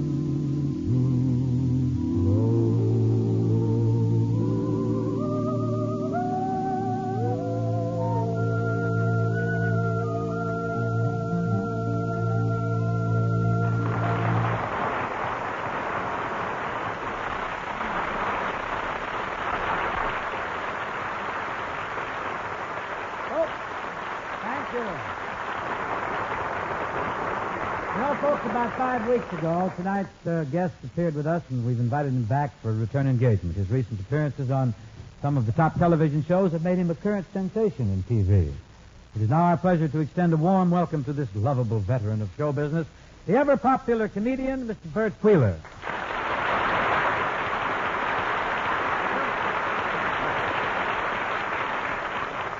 Thank you very much, ladies and gentlemen. And Bing, you should never introduce a guy to an audience as a comedian. They're supposed to find out that for themselves. Well, Bert, if you don't want to be called a comedian, how should I introduce you? Well, just say I'm a friend of yours. A friend of mine? Yeah, and if they think I'm a friend of yours, they won't expect much. Oh, you're getting all in a tizzy here about nothing, Bert. If I put you on a spot, I apologize. I'm sorry I ever called you a comedian. How do you mean that? I mean about the way I introduced you now. I hear you're sensitive for a guy who's been around as long as you have. I don't understand how you can That's another thing I'm sensitive about. How long have you been around? You really want to know, Bing? Yeah. Well, as long as we're here in San Francisco, why don't you just ask me, were you born before the fire? Huh? Go ahead and ask me. You just go. I'm laughing because I know what's coming. I don't get into anything like that. You say, were you born before the fire? I say that. All right, go ahead. All right. Go ahead. Bertram, were you born before the fire? No, behind the piano. Oh.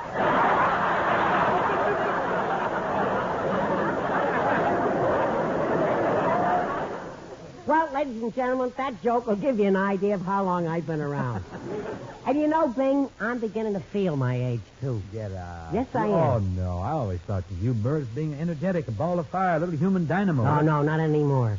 You should have heard me puffing trying to make that hill on Mason Street. No hill on Mason Street. Everybody puffed going up Mason Street, up that hill. Yeah, but I was going down. Going down? Yeah. In a taxi. Well, I wouldn't be worried about it. Probably an old cab. How do you like San Francisco, Bert? It's all right. You know, you sound like you got a little beef, a little something personal against the city. Well, Bing, maybe I am a little bitter. What happened? You see, Bing, one time when I was here, I met a girl. Uh-oh. Well, I was crazy about her, and, well, it turned out to be an unfortunate love affair. What happened? I married her. You can't blame that on San Francisco. Hey, maybe you're right. Hey, come to think of it, she was from Oakland. Yeah. How could you tell? Well, this was before the bridge was built. Yeah. And every night when she left me, I had a greaser for the swim home.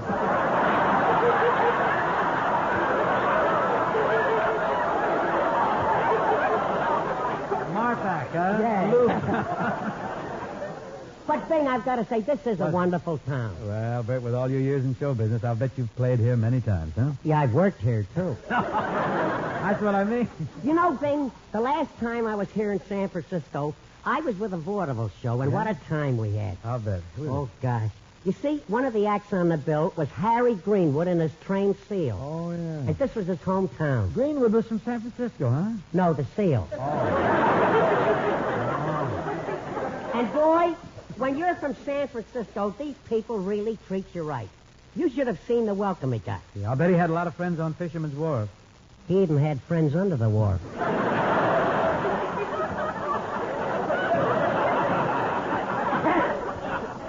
forget was always a big event when Greenwood and his trained seal played in San Francisco. You know, his family lived out here in the bay on a big rock. The seal? No, Greenwood. Oh. And you know, Bing, the way that guy used to walk out on the stage reminded me of Bob Hope. Greenwood? No, the seal.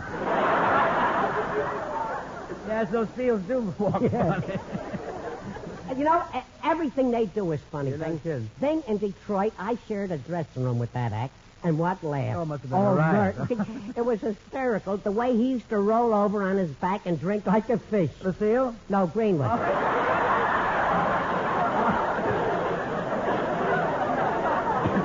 Now, listen, Bing. I want to tell you something.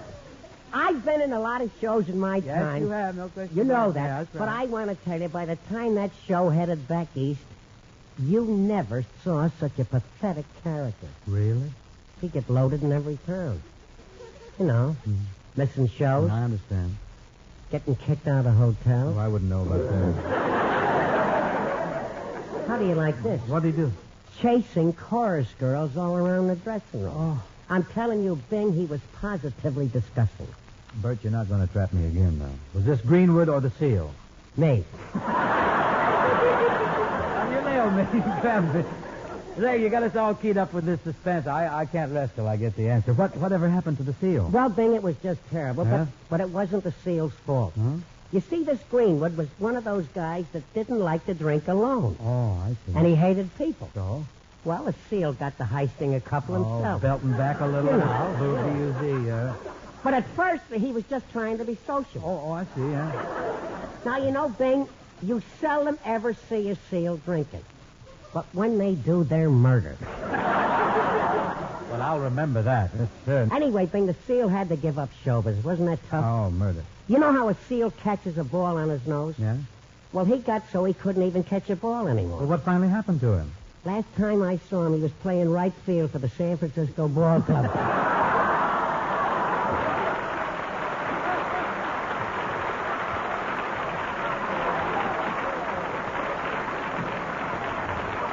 No kidding. Yeah, and you know, he is so discouraged Yeah? after each game, you can still see him heisting a field. Oh, he's still back. The seal? No, Lefty O'Doul.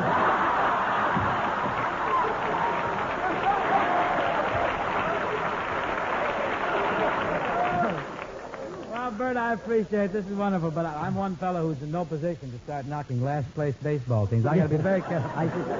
Well, listen, Bing, maybe we'd better quit while we're winning, huh? Well, it's been a lot of fun, Bert, standing here gabbing about the old days, no matter how fantastic. How about cutting up with an old song? Could you handle an old ditty with me? Okay. Take the tenor. I'm feeling a little low this evening. You take the Okay. top. You ready, John?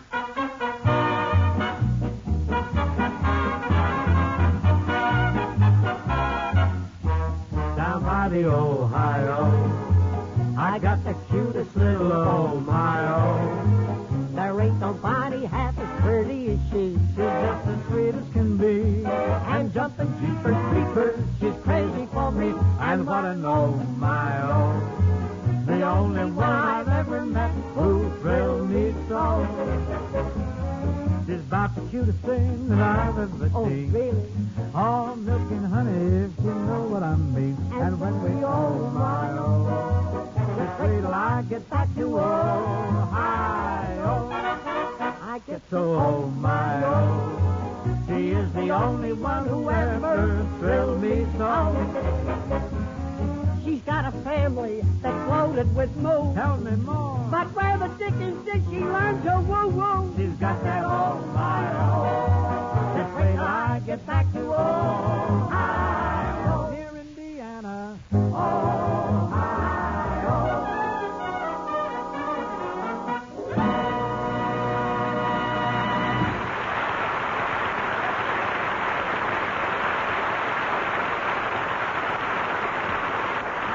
How's a minute, my guy?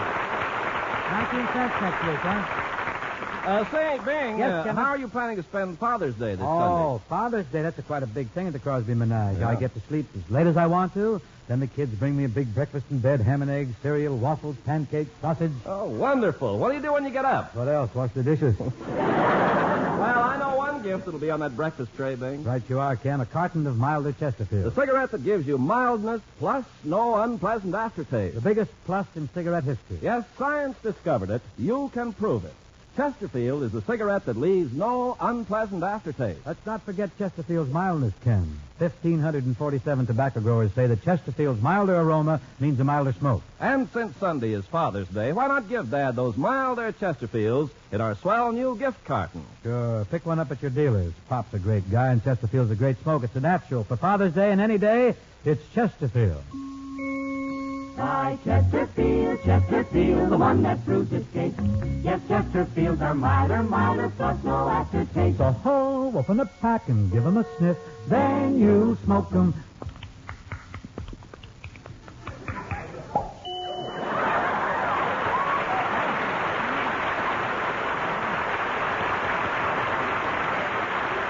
Go down.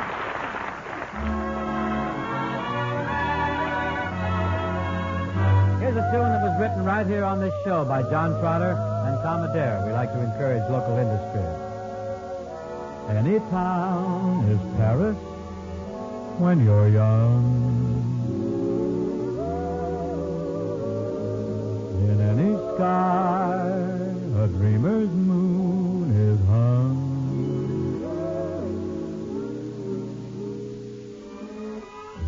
Every love, the one love that you swear you'll never leave, and the gypsy spell of spring is yours to weave.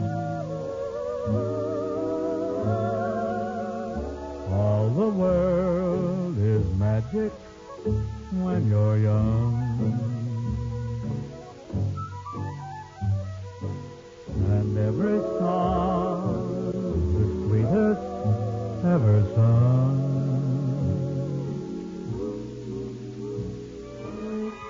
Every street is lover's lane where wishing stars are hung. And any town is Paris when you're young.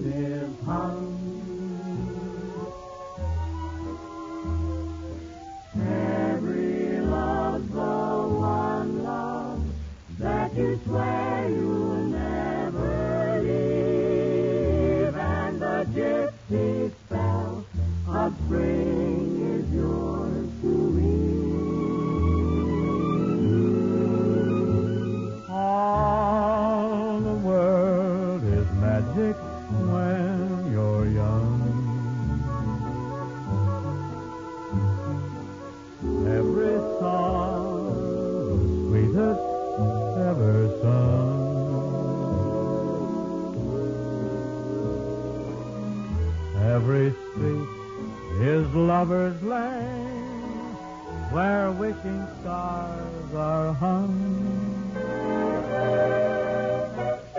Yes, any town is Paris when you're young.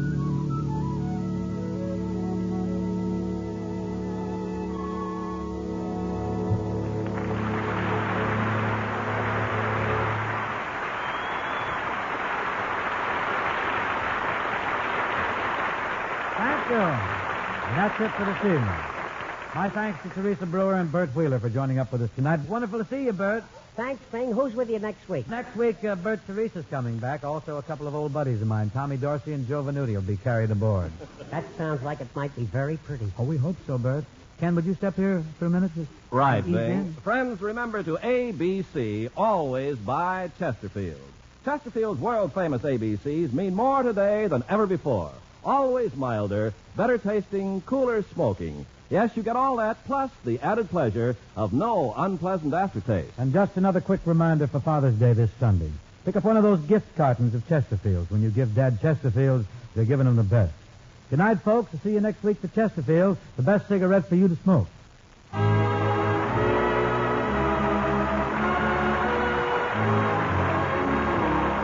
The Bing Crosby Show, presented by Chesterfield, was produced and transcribed in San Francisco by Bill Morrow and Murdo McKenzie. Tune in next week and hear Bing and his guests, Miss Teresa Brewer, Joe Venuti, and Tommy Dorsey.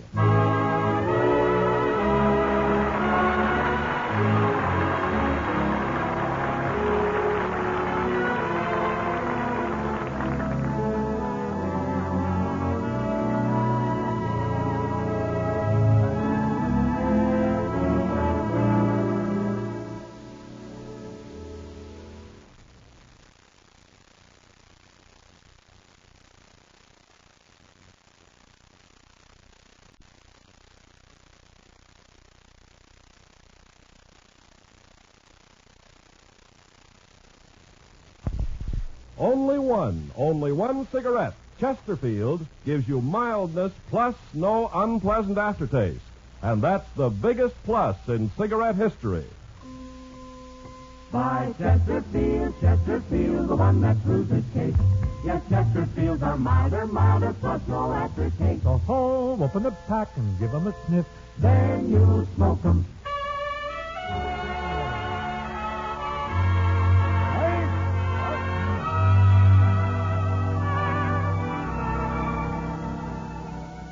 Someone wait for me.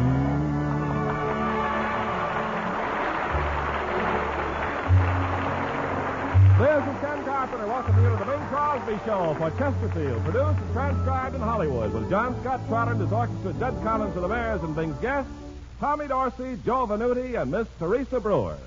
And now, ladies and gentlemen, we bring you a prominent resident of Hollywood, California, who visits here occasionally, Bing Crosby.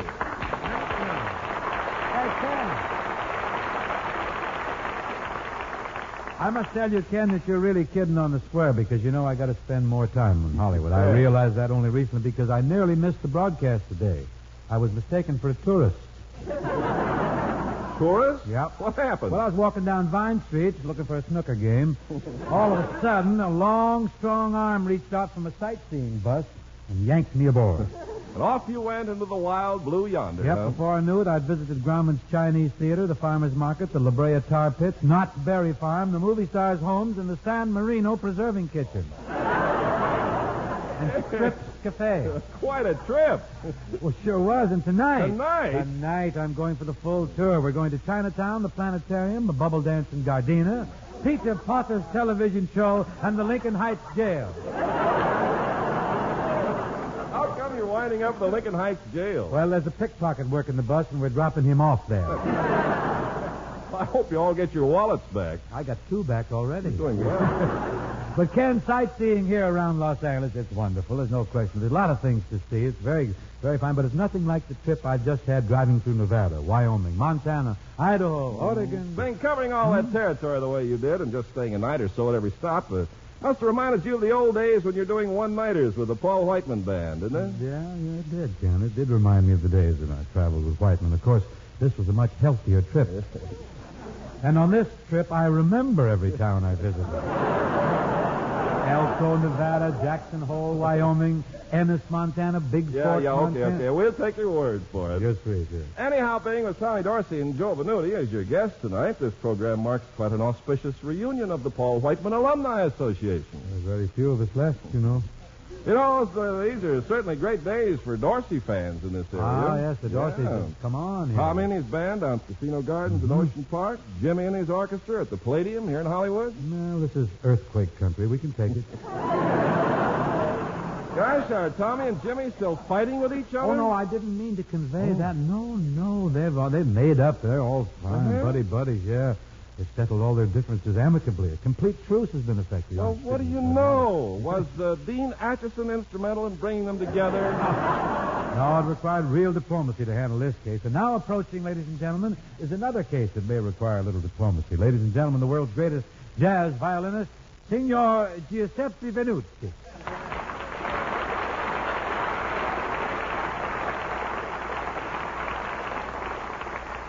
Is this the place? Yeah, this is the place.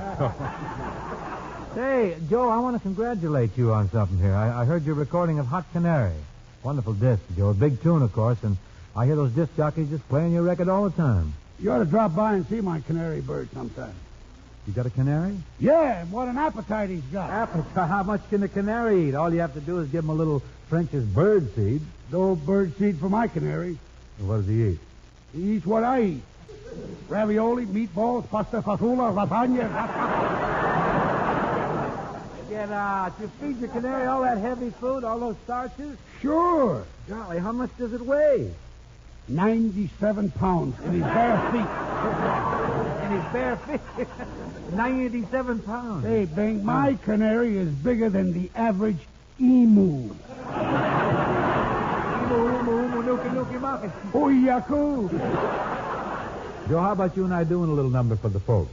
I got a record out now on a new tune, a thing called Shanghai. You know it? I can't play Shanghai. I didn't bring my Chinese fiddle. Oh, lovers of Chinese music are going to be desolate.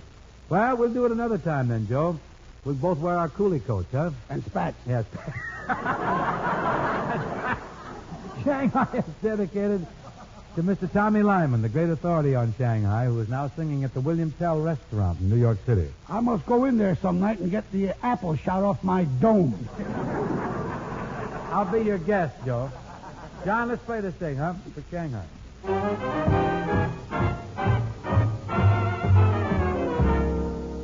I say I was going to Shanghai? Oh, man, I must have been out of my American mind.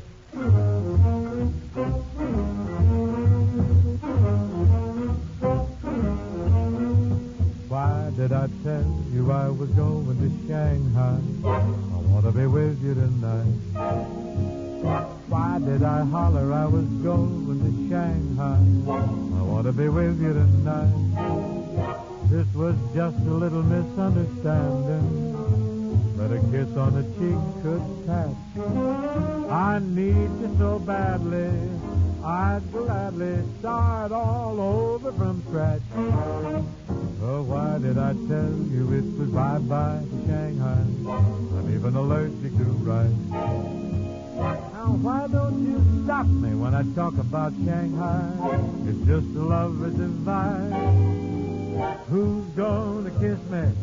Who's gonna thrill me? Who's gonna hold me tight? I'm right around the corner in a phone booth, and I wanna be with you tonight. Why did I tell you I was going to Shanghai? I wanna be with you tonight. Why did I holler I was going to Shanghai? Wanna be with you tonight. It was just a little misunderstanding that a kiss on the cheek could patch. I need you so badly, I'd gladly start all over from scratch. Oh, why did I tell you it was bye-bye to Shanghai? I'm even allergic to rice. Why don't you stop me when I talk about Shanghai? It's just a lover's device. Who's gonna kiss me? Who's gonna thrill me? Who's gonna hold me tight? I'm right around the corner in the phone booth, and I wanna be with you tonight. Who's gonna kiss me? Who's gonna thrill me?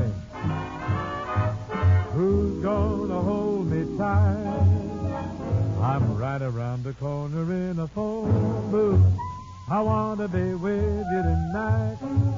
I gotta be with you tonight. I'd love to be with you tonight.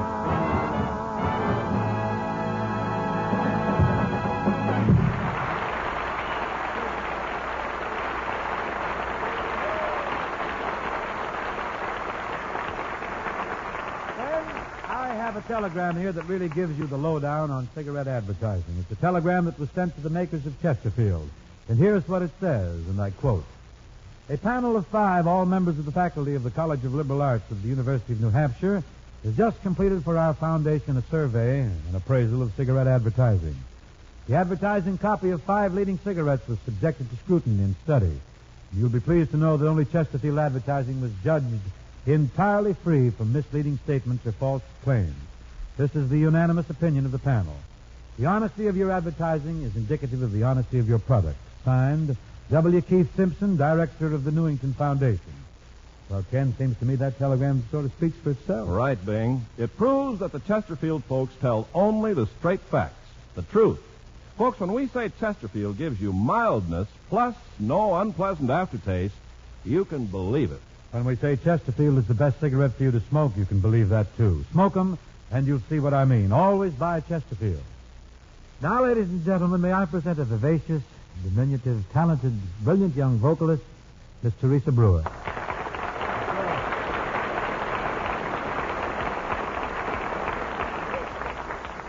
How about those snappy black eyes? And they really sparkle.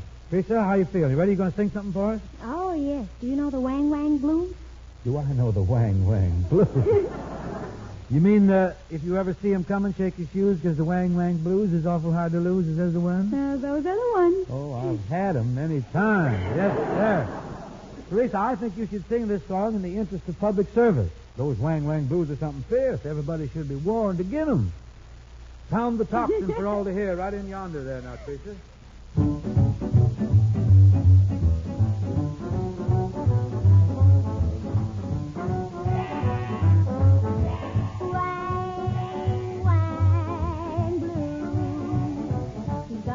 Me with the Wang Wang Blues.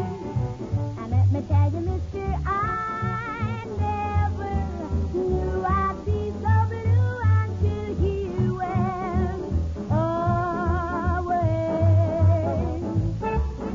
Wang Wang Blues.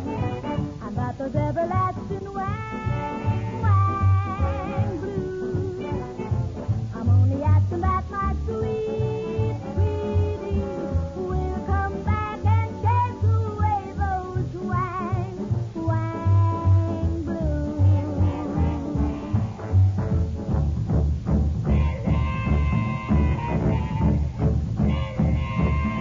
Blues is blues, I found out it's true. I hope the blues will never get to you. If you see 'em coming, shaking your shoes, 'cause the Wang Wang Blues are awful to you.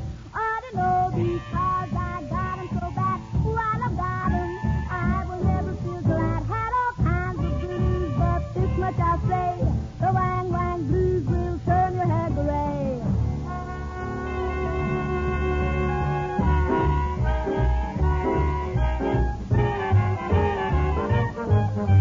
Wang Wang Blues. I've got those everlasting Wang Wang Blues. I'm only asking that my sweet, sweetie will come back and take away those Wang Wang Blues. Those Wang Wang Blues.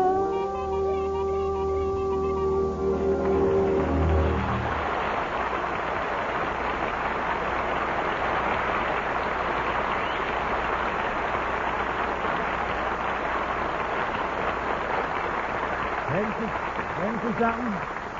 Thank you, Teresa. Thank you very much. Now, folks, I'd like to present one of our very great orchestra leaders, a man who hit the tops in the music business and who stayed there for, these many years. Folks, that sentimental gentleman, Tommy Dorsey. Thank you, Bing.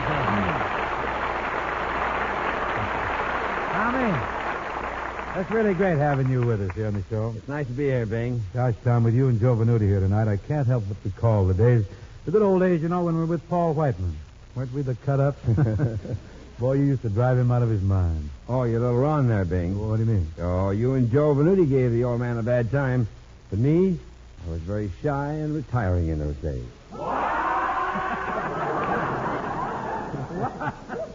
What do you mean? I always came to rehearsal on time, I never drew any money in advance, and I never missed a show. You were a model prisoner, weren't you? Whiteman adored me, Bing. He even let me carry his Chiron. He did. I carried his caviar in an empty sword cane. But you and he were real buddy pals, huh? Of course, I did bend my horn around his neck a couple of times. Well, of course, under great stress. I never could stand band leaders anyway until I became one. Say, when that was we were working White, I was just thinking the other day. That was back in 1929. Mm-hmm. Stock market crash that year, and they had prohibition, too. Ah, those were the good old days. Yes, happy days. Do you remember Plunkett's rental library? Remember that little rental library in New York where we used to hang out between shows? Yeah, Bing, we used to read so much in there, we used to walk out practically blind.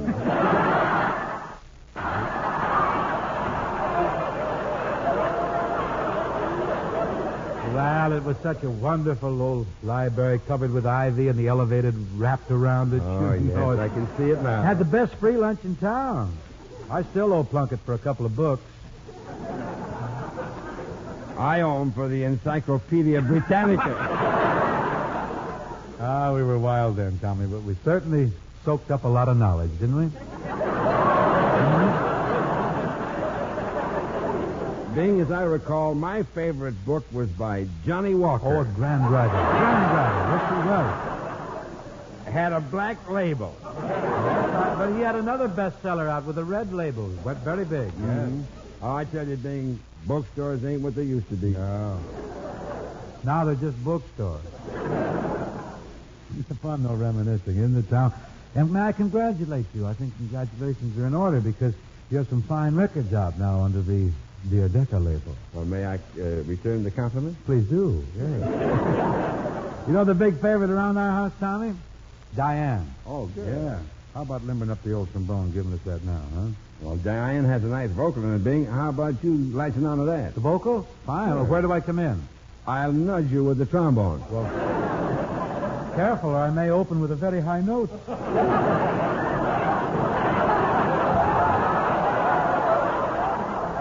But go ahead.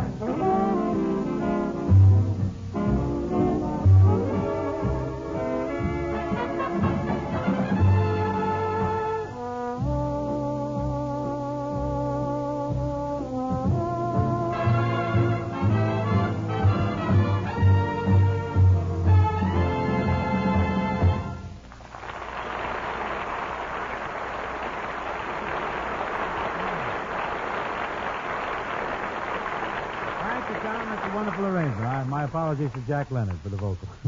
So at this point, ladies and gentlemen, I'd like to bring back a very talented violinist who was heard from earlier in the show here. The only person I know who owns a 97-pound canary that eats raviolis. Giuseppe Venuti. Say, Joe, does your canary bird really weigh 97 pounds? Hmm? Sure. He swallows cats, and we're going to have him for Thanksgiving. Well, it's about time the canaries got even, I guess. Let's have hot canary, Joe.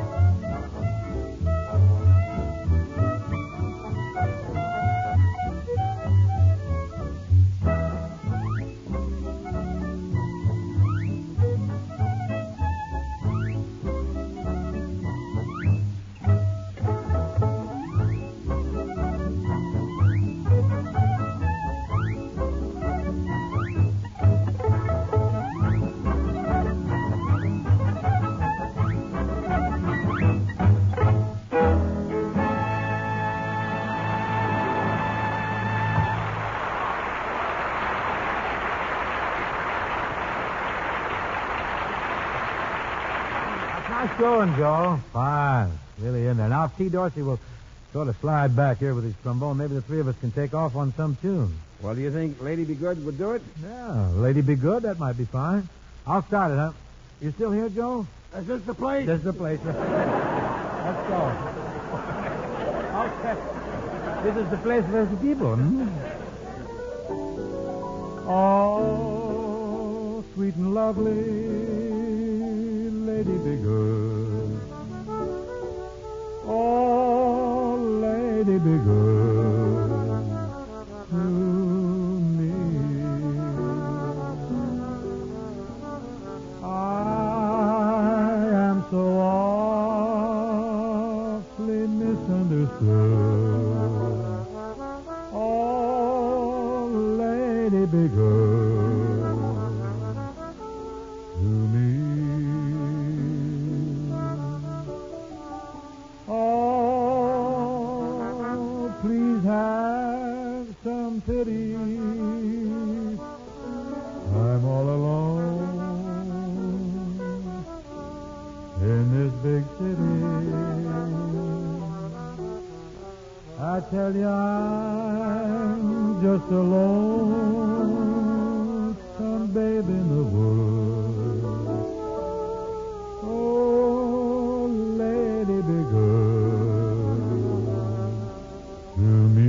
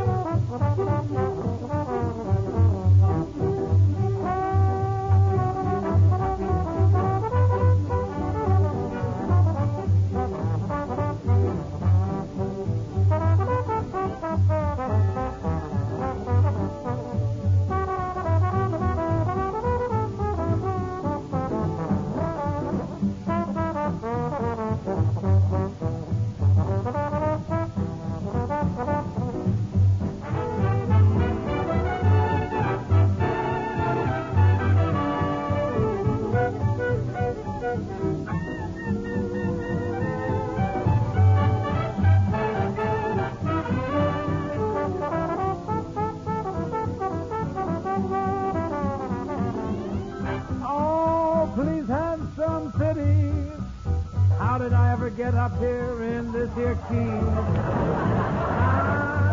just a lonesome babe in the woods. Oh, lady, lady, please be good to me.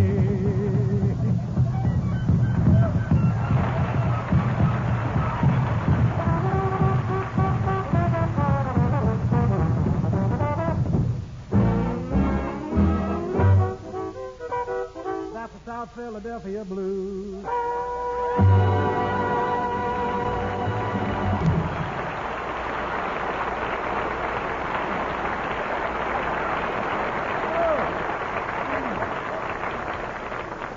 Bing, did you know tomorrow's the first day of summer? Oh, I hate to see it come, Ken. You know, after next week's show, we'll all be unemployed until fall. Oh, you'll make out all right. Well, here and there, fish a little, you know. Better play it safe, though. I think I'll put in for my unemployment compensation like, well, Hope does, you know. I can't believe Bob does that. Oh, he certainly does. He's drawing his old age pension, too. Well, getting back to the first day of summer, Ken, it seems to me vacation time is starting. I'll bet a lot of folks are packing their bags right now, and I want to make sure they pack along plenty of milder Chesterfield. Folks, vacation time, anytime. Chesterfield's the best cigarette for you to smoke. First, Chesterfield gives you its famous ABCs. Always milder, better tasting, cooler smoking. And Chesterfield gives you all that plus the added pleasure of no unpleasant aftertaste, and that's the biggest plus in cigarette history. Science discovered it. You can prove it. Science discovered that of all brands tested, only Chesterfield leaves no unpleasant aftertaste. And you can prove it by smoking Chesterfield. They taste better, and after you smoke them, no unpleasant aftertaste. Latch onto a pack or make it a carton, and you'll see what we mean. The best cigarette for you to smoke is Chesterfield. By Chesterfield, Chesterfield, the one that proves its case. Yes, Chesterfields are milder, milder, plus no aftertaste. So home, open a pack, give 'em a sniff. Then you'll smoke 'em.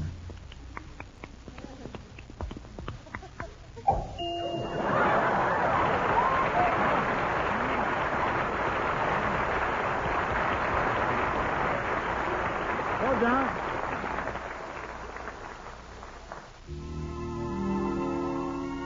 Paramount's just finished a picture called Here Comes the Groom, in which I'm more or less involved. This is one of the ballads from the piece.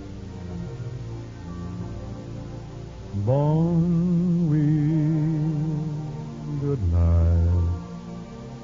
Just dream away. The dawn will light a bright new day. Be cheerful in your sleepy time prayer, but fearful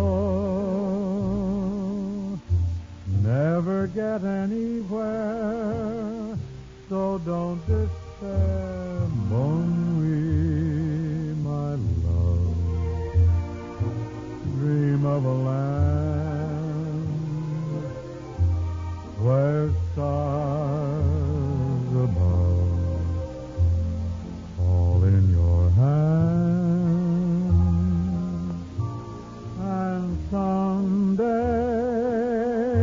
we'll find this where and when. Bon nuit, good night, till then.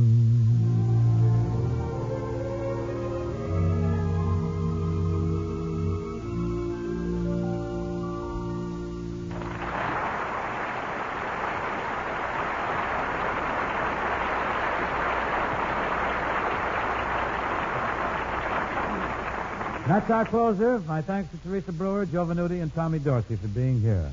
I enjoyed it very much, Bing. And do you mind if I announce that I appeared through the courtesy of the beautiful Casino Gardens at Ocean Park, where my orchestra plays nightly except Monday. Oh. I may come down there and win a cup some night doing the rumba. Say, Joe, where's your band playing now? Oh, we open with the Surf Meets the Turf. Where's this? At Del Mar. Del Mar. In August or June? June. Well, the racing will be on. See, Del Mar's a beautiful spot, Joe. You can have a lot of fun down there. Besides, you can pick up some money. You can drop some, too. Well, it's only money. It has no personality. Easy come, easy drop. Folks, before I say goodnight, I want to remind you vacation time is starting, and you can't go wrong if you follow Dr. Crosby's formula for a fine vacation. First, have a real good time. Eat a lot of good food. Get lots of sunshine. And plenty of shut-eye. And to complete the formula, take along plenty of milder Chesterfields. The best way to pack them is to pack them by the carton. So just slip a couple of cartons in there between the socks and the handkerchiefs. Remember, vacation time, anytime. Chesterfield's the one for you.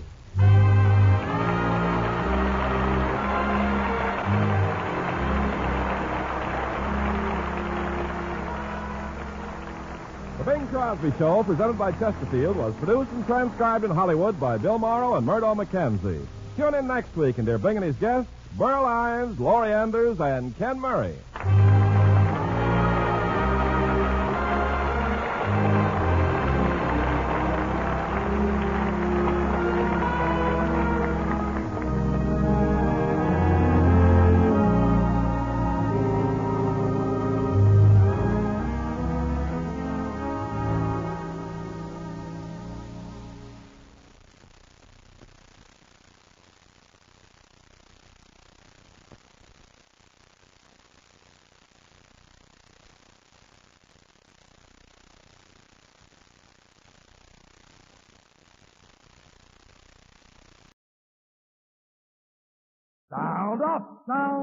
Sound off for Chesterfield. Bing says it and Godfrey too. Hope and Cone will follow through. Lester and Allen, they all tell you. Sound off. For Chesterfield. Sound off. For Chesterfield. Try a pack of Chesterfield to do it. Today.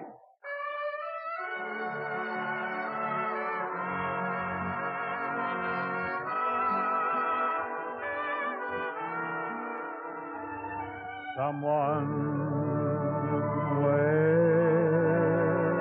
for me.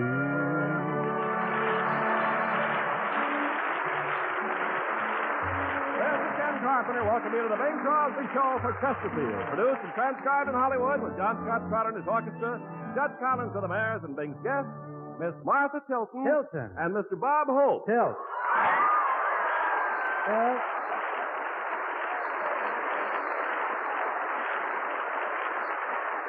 I guess they got through talking about the money, and now he's ready. Okay. And now, folks, here's a man who's been away from Hollywood for over 3 months, rambling around and living the life of Crosby, Bing Riley. Thank you, folks.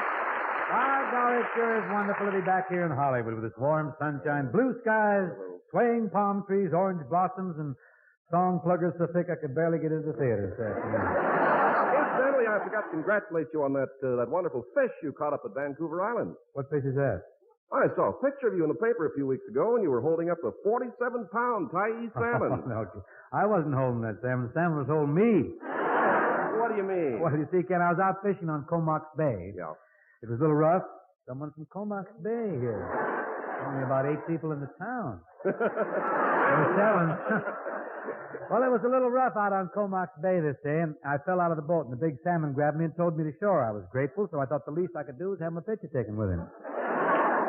Bing, is that a fact? Who wants facts? We're talking about fishing. That reminds me. Why don't you ever take me fishing with you? I don't know if you're the right type, Ken. Well, gee, you take me out golfing with you all the time. Well, that's because you're a good caddy. Well, why don't you take me fishing? I don't know if you'd make good bait. Hey, I might surprise you. My goldfish snap at me when I feed them. Consider yourself invited on the next fishing trip. If you haven't got a good wiggle, go by Arthur Murray's and get brushed up on 7 cents. You know, Bing, there's always something that perplexes me. No matter how far away from Hollywood you get, no matter what remote places you visit, there's always news concerning you that filters in. How does that happen? You know, I'll tell you something. Yeah? When I'm up in the woods like that, I occasionally release a carrier pigeon to Luella. Well, what about Hedda? Well, now and then she gets a bird from me, too. Hedda usually wears hers. Oh, fine. Golly, I bet you're excited that Bob Hope's going to be on the program tonight. I'm so thrilled I could snore.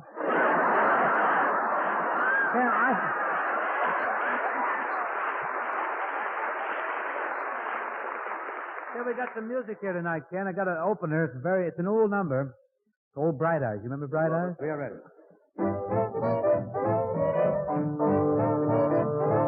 Bright eyes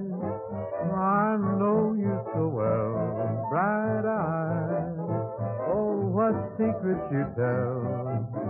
I can't believe a word you say.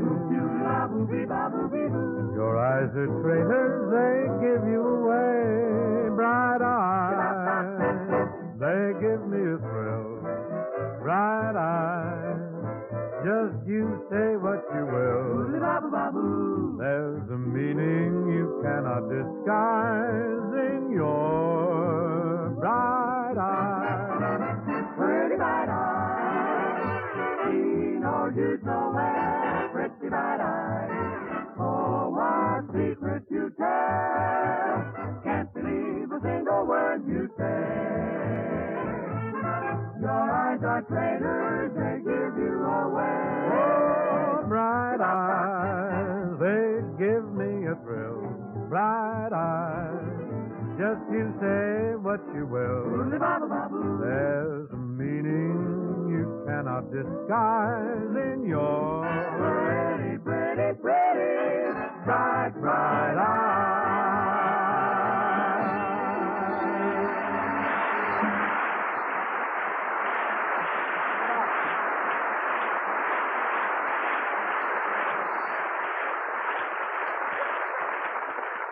All over America, smokers are switching to Chesterfield because they've found Chesterfield gives them something new, something no other cigarette has.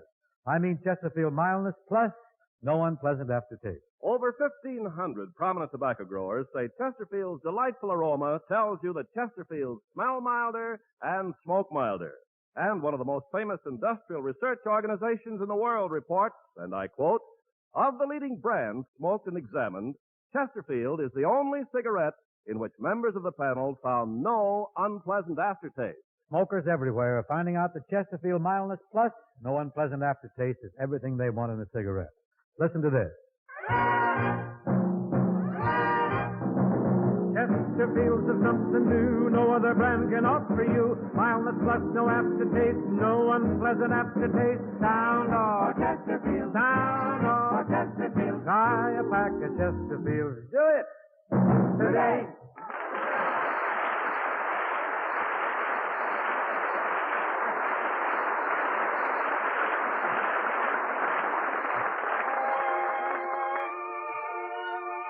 Once again, the lovely and sensible song of Dick Rogers and Oscar Hammerstein from musical production The King and I.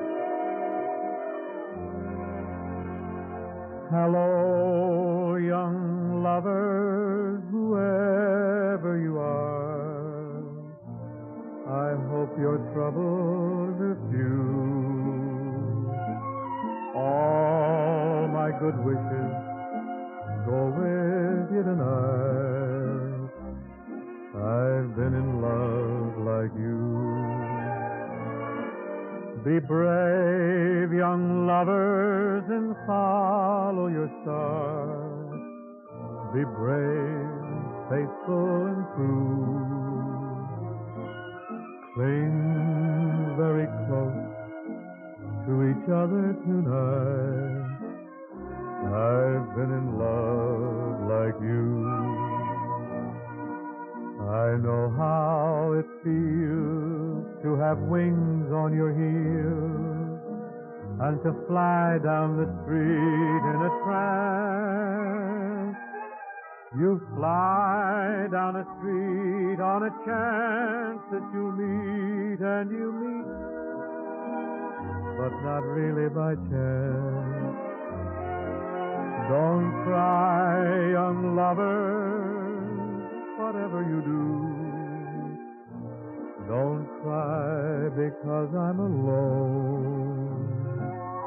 All of my memories are happy tonight. I've had a love of my own. I've had a love of my own like yours. I've had a love of my own.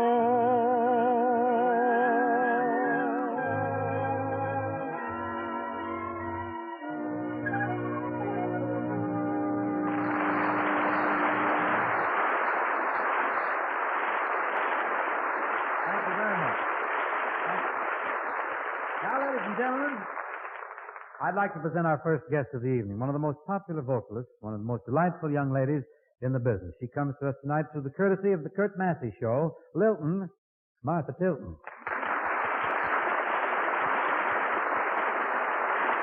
Hi, Bing. Hi, Martha. It's wonderful you to drop in, help us out this evening. Oh, I love it, Bing. What are you going to sing, Martha? Painting the clouds with sunshine. Hey, that's a good way of bringing that thing back, aren't you? It's a clever tune. You got a record out on this, haven't you? Yes, and thanks very much. Well, it's nothing at all. Color up the cumulus for us, will you?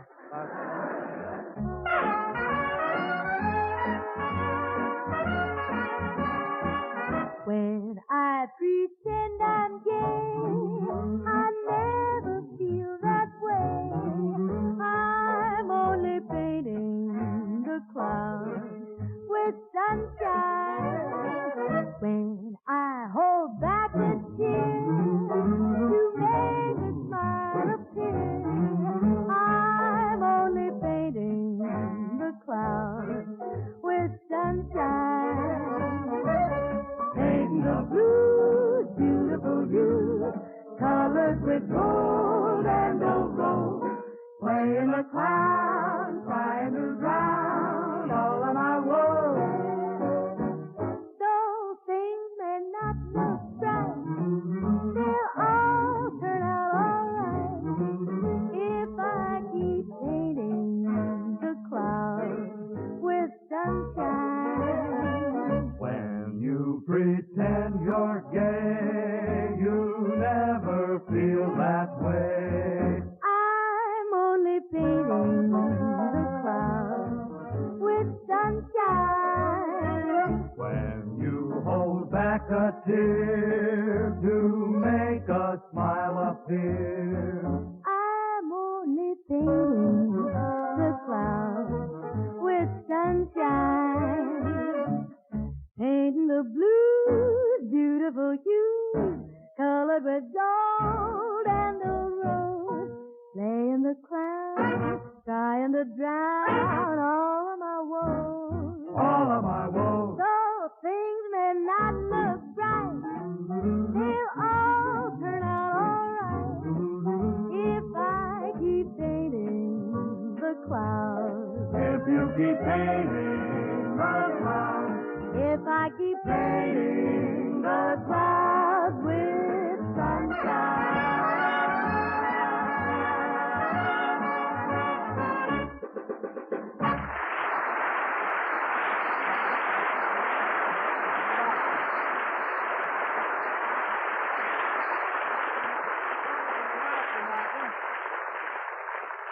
Really lively. Now, folks, it gives me great pleasure to present my friend Irma, Bob Hope.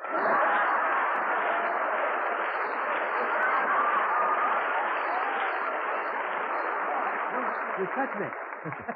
Thank you, Mark Kettle. Good Mark evening. Good evening, ladies and gentlemen. This is Marie Hope speaking. It's wonderful to see you, and it's wonderful to have you on the program. Well, it's wonderful to be here, Bing. This is your first program of the season, I presume? No, Bob. This is my third program. Your third program, and you just called me in for repairs? How you insisted. I can't understand this. You know how it is. A coach doesn't like to start the season off with a scrub team. Yes. You open with your triple threat. You know, you're getting awfully smug since the Paramount Makeup Department voted you Mr. Overtime in 1951. You've been accorded a few honors over at Paramount yourself, my boy. What's that? Well, I've heard that the waitresses in the commissary have just voted you the dream boy who is most likely to leave a nickel under the plate. You're working with your hand on your hip. Watch it. Watching Uncle Milty. We certainly keep Paramount in an uproar. Yeah, I wonder why they don't get rid of it. Well, I'm sorry I didn't have you as a guest on my first program, but the fact of the matter is, old chap, I didn't need you. Oh, that'll be the day. What I mean, I had. Need me. You know who I had, don't you? Who'd you have with you? Jane Wyman. Jane Wyman. Oh, there's really a glamour gal. Isn't Gosh, she? she's done love scenes with all the handsome leading men: Kirk Douglas, Cornell Wilde, Gregory Peck.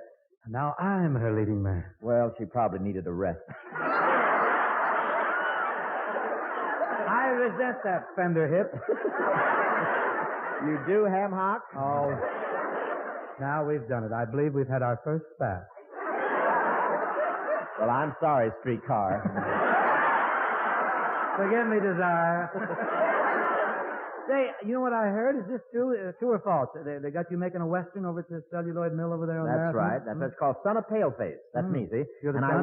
I'm the son, and I work with Roy Rogers and Jane Russell. Jane Russell. Now, I knew we'd fool around and hit on a happy topic eventually. Stop drooling. You're wrinkling my velvet underwear. My taffeta spat. Sorry. I tell you, though, playing a cowboy has opened up a whole new field for me. You know how Roy Rogers, Hoppy, and Gene Autry all have items in the stores with their names on them? You're going to muscle in on their racket, Yes, huh? I'm going to put out a complete line of Bob Hope items. Why, before long, everyone in the country will be wearing my clothes. Well, there's room. There's room. But Now, wait a minute. Wait. I checked this script just half hour ago, and I'd sworn I didn't leave you a laugh in there. How did that...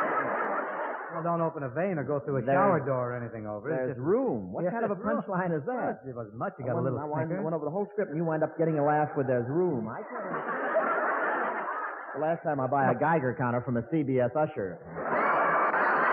Raiders. Wait, I read the line. There's room. I read it so magnificently. It had to evoke something. There's room. It's There's an not accident. Don't be bitter about it. Just an There's accident. room. That's not even funny. Your brother Everett must have a clack in the audience tonight. Well, he is. He's out there. He's with a large group from the Finlandia Baths. Very steamy group, Yes, too. that's what I smell, huh? I thought a track team went through here.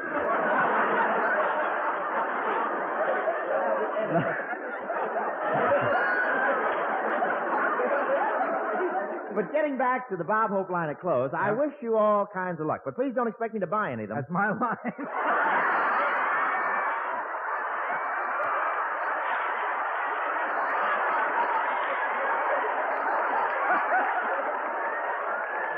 I can never top that. I should have known. It's straight, isn't it? I don't think I'll get anything out of that line. Good night. But getting back to the Bob Hope line of clothes, I wish you all kinds of luck, but please don't expect me to buy any of them. I thought I did a better.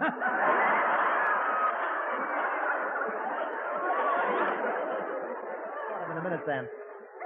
Don't buy any, not even wholesale, huh? No, I'm very happy with the clothes I got because I feel that I'm always presentable. I'll try and convince that hotel clerk in Vancouver. Oh, wait a minute.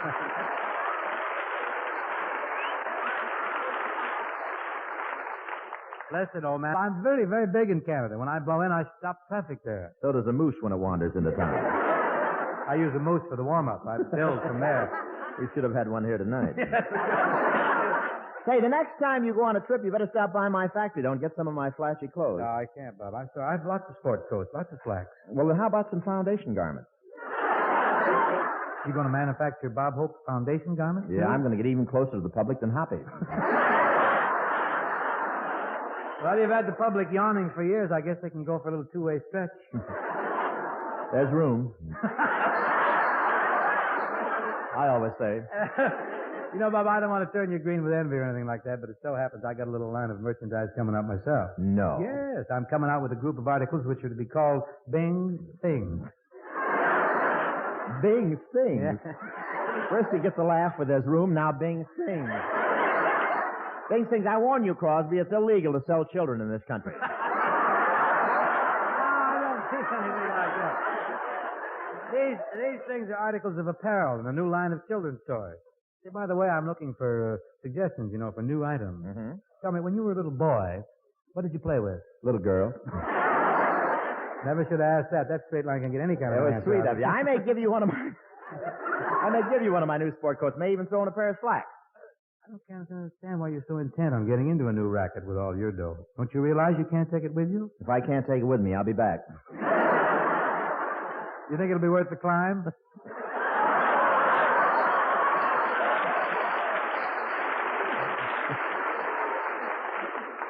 There's room. I'm going to say it every time he gets a laugh. I may do something. You don't forget a thing, do you? And look who's talking about making more money, the Aga Khan of Elko. Wait till Son of Paleface hits that town. Those cowboys will see a real cowboy. Say, just for pleasant diversion, why don't we talk about my picture? Oh, do you make pictures? Yes. Really? What's Max Sennett got you in these days? My current offering happens to be Here Comes the Groom, doing big business. Boy.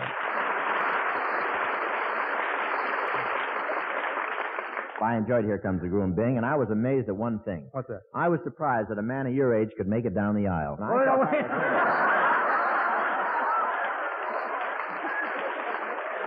Now, I'll tell you something, Sandpiper. I'm not ashamed of my age. You just ask me how old I am, I'll admit it. Well, how old are you? 32. You're a liar. I'll admit it.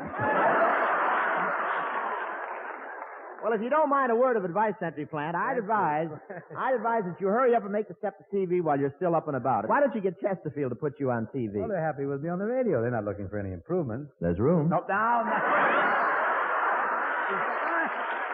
I knew I could make it fit. This kid never gives up. But you're behind times. Well, I'm already set for my TV shows this season. Yes, I've heard about your program. Shall we talk about the jokes now? Do you want to Now, talk wait about a minute. What's wrong with my jokes on TV? Nothing. I suppose they were terrific when you were in vaudeville, but... Now, listen, I've got all new jokes for television. This is a whole new field. Vaudeville is behind me. There's room. He did it again. Got to keep it rolling. You can't turn your back around Don't here. turn your back. Well, we got a little song to do here for the folks. Oh, we're going to do a song? Yes, What sir. song are we going to sing? Read that up a little. It's a cue. I think the group is asleep. Oh, yes. What are we going to That's sing? better. All right, now we got him. A song about sweet violets they will sing. A vocal group, some class. Sounds like Hugo Winterhalter. Nothing but the best. A song about sweet violets they will sing. This song's even older than Robert and... Wait, you young upstarts, I'm just 32. And I'm Winston Churchill, and he's Margaret True. Man alive, but this fellow is glib. When I first heard his jokes, I fell out of my crib. Quit your knocking, I'm not getting paid. Well, don't worry, I'm taking care of you. When you leave here, you'll be loaded with sweet violets. Sweeter than the roses, covered all over from head to toe, covered all over with sweet violets. About television, Bing, what do you say? I thought if I hid out, it might go away. Well, I've lined up some big TV dates. At the next roller derby, I'm sharpening the skate. That's the stuff. Your career has begun. Someday you'll be sweeping out Studio One. All right, laugh, but I'll star on TV. This boy's flipped his lid. He's been sniffing those sweet violets. Sweeter than the roses. Covered all over from head to toe. Covered all over with sweet violets. Say, pal, out at Paramount, starting today, we're sharing a dressing room. Hip, hip, who gave this ridiculous order, pray tell? I think you will find the arrangement is swell. I'll move out. Well, that won't make me sore. Jane Russell has her dressing room right next door. Then, dear boy, I'll be happy to stay. But she's already covered the transom with sweet violets. Sneaky of her. Sweeter than the roses. How about the keyhole? Sorry, old sock, but she's plugged up the lock. Covered it over with sweet violets. How we betting? Some sponsors sell sealing wax, some peddle soap. Some hustle pig's feet, and some feature Bobby Sox buggy with bubblegum beer. blackstrap molasses, black strapless suspenders, and books for improving the mind. Some sponsors sell pills to reduce the bewildering buzz that's below lots of belts. But we're proud of our sponsor who sells you those sweet Chesterfield. Mildest of all tobaccos, carton or pack, we're both standing back. Standing right back of those sweet Chesterfield.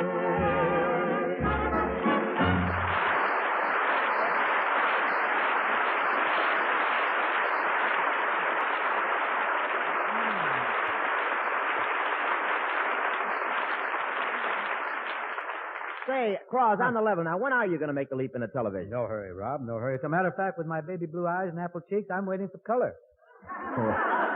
With those ears, you better hold out for a wider screen, Dad. Enough, Robin, enough. It's time to snap to attention and sound off for Chesterfield. Sound off, sound off, sound off for Chesterfield. Chesterfields are on the move with something smokers all approve. Go north, go south, go east, go west. It's Chesterfield you'll like the best. Chesterfield. Chesterfield. Chesterfield. Chesterfield. Milder, milder, milder, milder. Chesterfield. That's right. Come on, Robert. Science discovered what you can prove. You better get into the smoking groove. But Chesterfield now sets the pace with no one pleasant aftertaste. Yes, Chesterfield, they satisfy. You try a pack and you'll see why. Buy the pack or buy the carton. Your smoking fun will just be done. So here's what we want you to do. Right now. Yes, here's what we want you to do. Right now. Sound off. For Chesterfield. Sound off. For Chesterfield. Try a pack of Chesterfield. Do it. Today.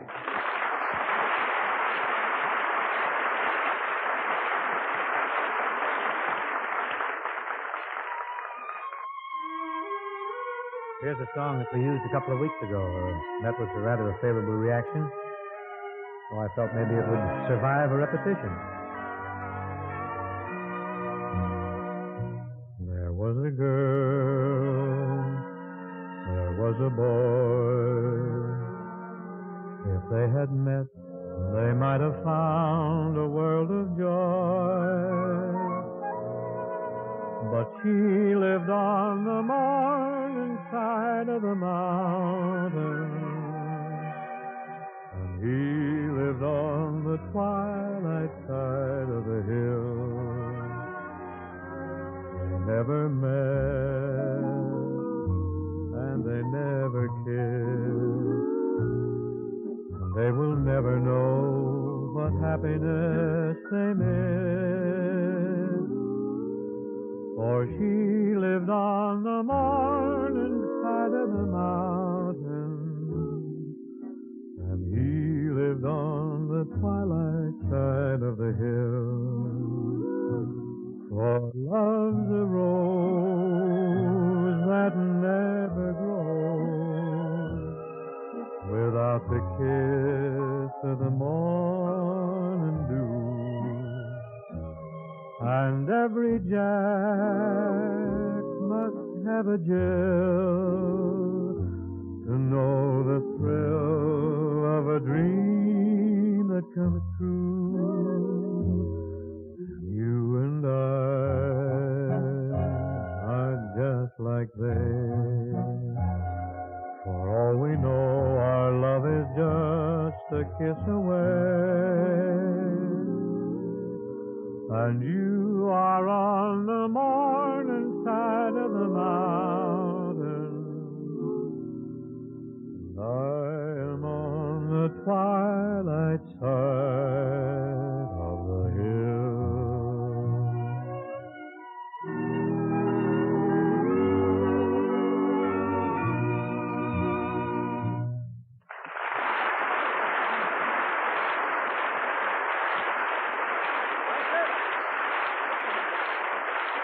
Represents this evening's closer. Now, my thanks. Number. Isn't that pretty I don't think you're on the twilight side. I What really do you don't. think? You're getting over the You look hill. awfully good. You really do. I thought it was delightful. Look at Bill. My thanks to Martha Bill Tilton to nothing. and Bob Hope for joining us this evening. Say, Bing, Oh. before I go, I want to thank you for that big smoked salmon you sent me from Canada. Oh, you got the salmon all right, huh? Yeah, when I first opened the box, I thought it was you. Oh, come off it. Off it now, Eddie. Off it, Leslie. It's all building. You got. But really, Bing, it was the most wonderful smoked salmon I ever tasted. What did you smoke it with, anyway? Chesterfield, Not brother.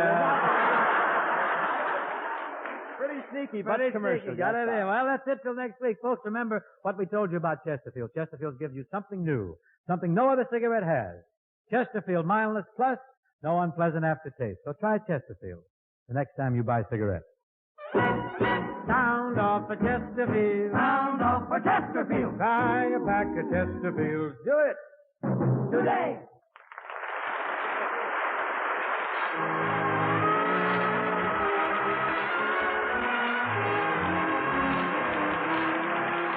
Bing Crosby Show, presented by Chesterfield, was produced and transcribed in Hollywood by Bill Morrow and Murdo McKenzie. Tune in next week and hear Bing and his guests, Mr. Paul Douglas and Miss Anna Maria Albergetti.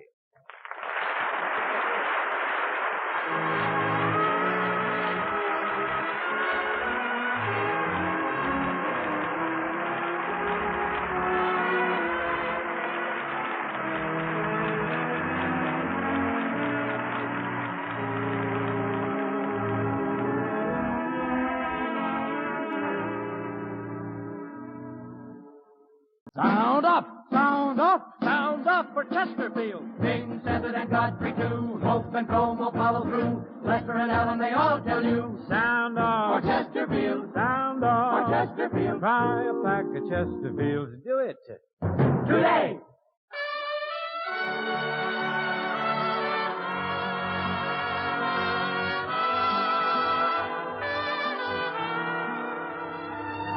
Someone waits for me.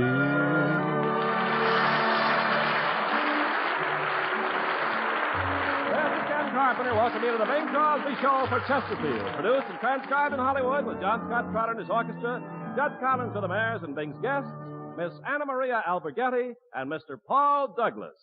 And now, ladies and gentlemen, we bring you a man whom America cheers and tailors throw rocks at, Bing Crosby.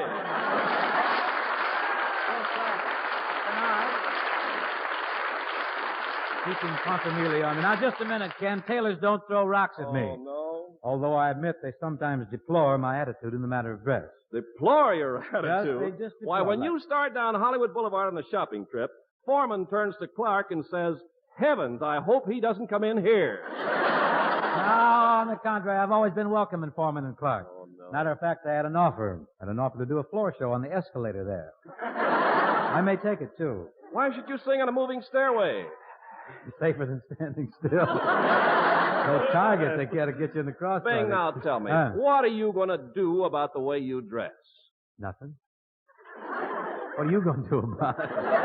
What's all this sudden uproar for, Ken? Well, now, listen to me. For one thing, your name was bandied about at a recent meeting of the Custom Tailors and Designers Association. Mine? Yes, it was. Where do I come in? Well, the secretary of the Custom Tailors and Designers says, and I quote, Yes, I listen. "Women in magnificent gowns are no longer attended by escorts who look like Bing Crosby on a desert safari."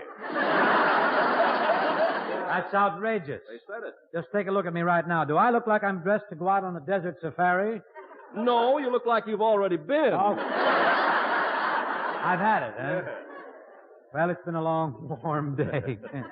That article, though, kind of gets under my skin, upsets me a little. It would. Who wrote that thing? The secretary of the Custom Tailors Association, Mr. Chauncey Hunter. Oh, Chauncey, yes. I'm not going to take any advice from a guy with a silly name like Chauncey. What's that, Harry Lillis? Well, you know, Chauncey isn't too bad, is he? No. I really think, Bing, that Mr. Hunter has a point. Mm-hmm. He goes on to say that the American male has become an international figure. His clothes must be styled so that the wearer would not seem an oddity in any of the world's great cities or any of the remote areas in the Far East. I'm an oddity right here. However, when the occasion demands, I'm always very careful to dress properly. Oh, how can you I say am. I that, get the right Bing? thing Do you remember Elsa Maxwell's big party in New York last year? Certainly. I was outstanding. Why, sure. You were outstanding, but everybody else was inside. Well, Elsa's got the snootiest butler I ever ran into. I think he's part room clerk or an old house dick or something. Well, no wonder Miss Maxwell's butler wouldn't allow you inside the house. Why not? It was a very formal party. You showed up wearing plaid pedal pushers and cashmere puttees. You're supposed to wear something formal. Well, my bicycle clips were jet black. Bing, you're fighting me. Oh, I mean, you should be wearing tails. Ken, you know how I looked the last time I tried it. I can't wear tails. They make me look lumpy. You're not supposed to tuck them inside your pants. Perfectionist. Oh, I get it. I wish you would. I tell you what, Ken, you give up, I'll say. Okay. Okay, the opening selection, ladies and gentlemen, is Cool, Cool, Cool of the Evening from the Paramount picture Here Comes the Groom, which stars Jane Wyman, Alexa Smith, and a guy who looks like he's always dressed to go on a desert safari. Mr. Potter.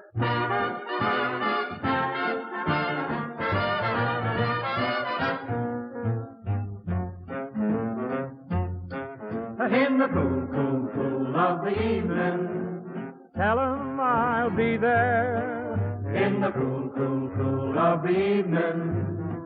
Save your pappy a chair when the party's getting a glow on and singing fills the air. In the shank of the night when the doings are right, well, you can tell 'em I'll be there.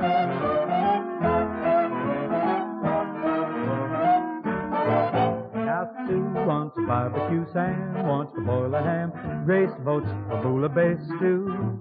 Jake wants a weenie baked steak and a layer cake. He'll get a tummy ache or two. We'll rent a tent or a teepee. Let the town crier cry. And if it's RSVP, this is what I'll reply. Cool, cool, cool of the evening. Tell 'em I'll be there in the cool, cool, cool of the evening.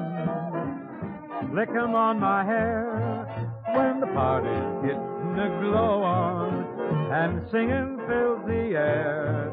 If the gas in my hack and my laundry is back, If you need a new face or a tenor or bass, if I can find the right sock by 11 o'clock, in the shank of the night when they're fixing to fight, if I can climb out of bed and put a head on my head, well, you can tell 'em we'll be there.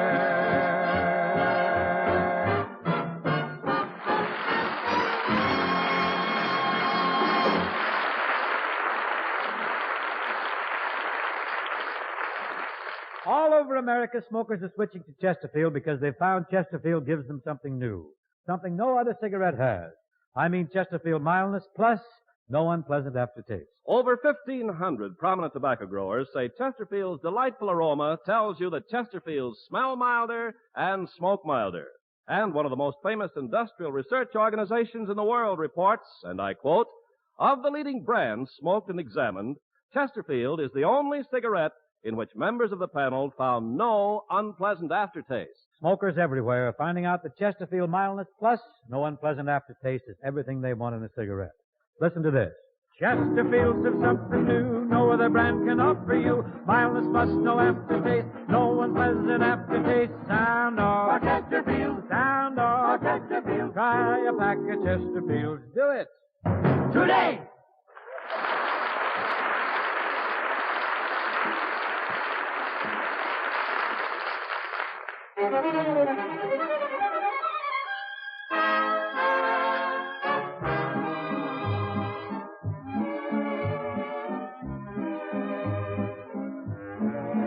Domino, Domino, you're an angel that heaven has sent me. Domino, Domino, you're a devil designed to torment me.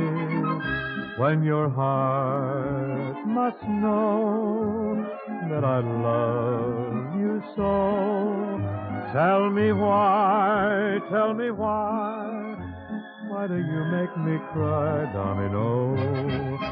Just one look in your eyes and I melt with desire. Just a touch of your hand and I burst into fire. And my whole world fills with music when I'm lost in your embrace. But I know that you're fickle and I'm not misled. Each attractive new face that you see turns your head.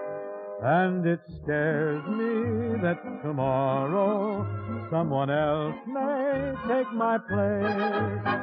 Domino, Domino, won't you tell me you'll never desert me? Domino, Domino, if you stay, I don't care how you hurt me. Fate has made you so. You can't change, I know. You can't change, though you try. But then neither can I, Domino.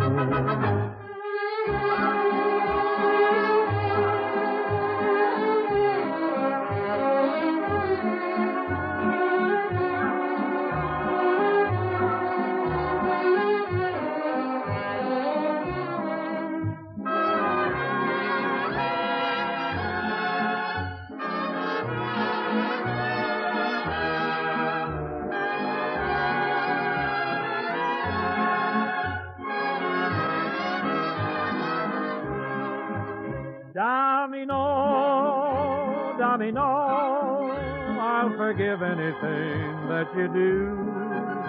Domino, Domino, nothing matters if I have you.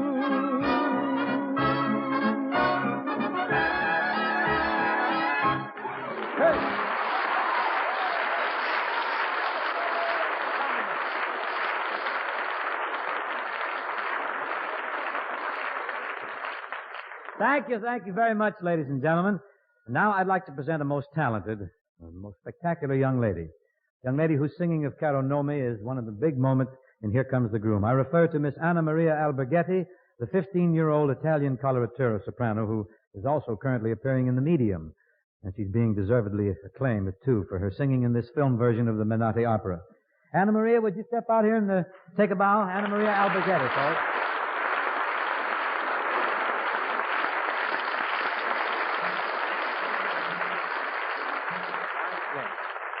Now, what would you like to sing for the folks this evening, Anna Maria? Well, I recently learned Lo Hear the Gentle Lark. Oh, that's a wonderful thing, Lo Hear the Gentle Lark. You know, Phil Shukin, our flute player, will be very happy because he's a very fine flautist and he never gets a chance to play more than a 2-bar vamp.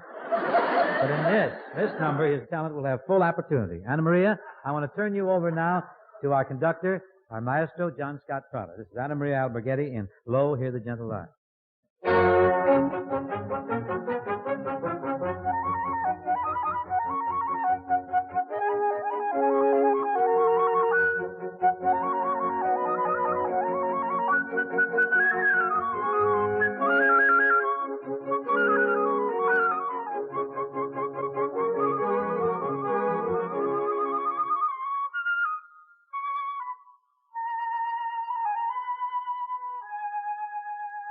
Lo, hear the gentle lark, weary of rest. Drunk is my sanity,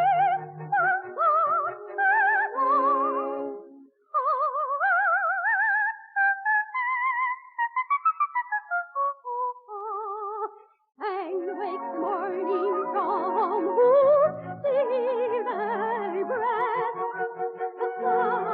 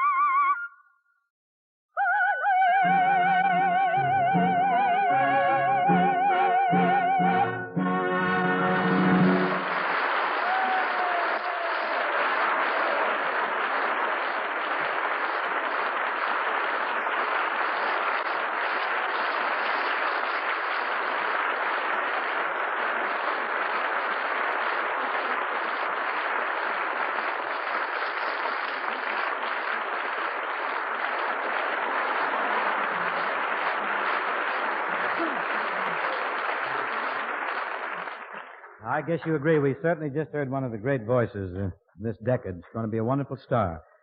I don't think Phil finished any worse than second either, Phil. You're right in there. Beautifully done, Phil. Give Phil a hand.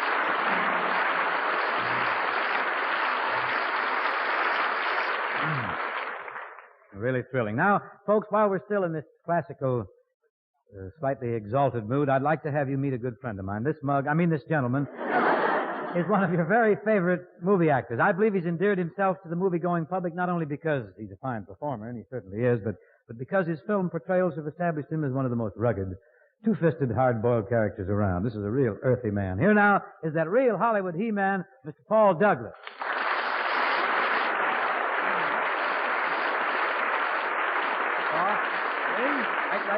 Just perfect, thank you. Height? Yeah. Say, Paul, what are you towing there? What do you got in your hand there? What's that little thing Is that a pair of brass knuckles or a revolver? What have you got there? This is my eyelash curler. I must get one of these. I think I'll get some eyelashes, too, Helen. And cover up those beautiful baby blues, those eyes. Never mind my baby blues. Paul, I want to buy one of those eyelash curlers. They may be the thing. Well, who sells them? Hopalong Cassidy. Who else? You're conning me, aren't you? You don't use an eyelash Well, curler. I do. Look close. I happen to know that you put your makeup on with sandpaper and a blowtorch. Don't give me Please, curler stuff. Have a thought. You're talking about Chesterfield's new pinup boy. Oh, that picture of you on the Chesterfield ad. I think, to be candid, it's a little hammy. You look too pleased with yourself in that photograph. In fact, you look as if you own the company or something. How can I own anything that you and Hope and Godfrey are associated with? That's a nice They like it. No, Must be true. Bob and God, we don't own Chesterfield. Of course, I'll admit we've tried. Well, Bing, after all, it's very hard to roll a cigarette company. Isn't that droll? Roll. Cutie. Yeah. But, Bing, to get back to that beautiful picture that Chesterfield is currently running of me. You in that picture. No.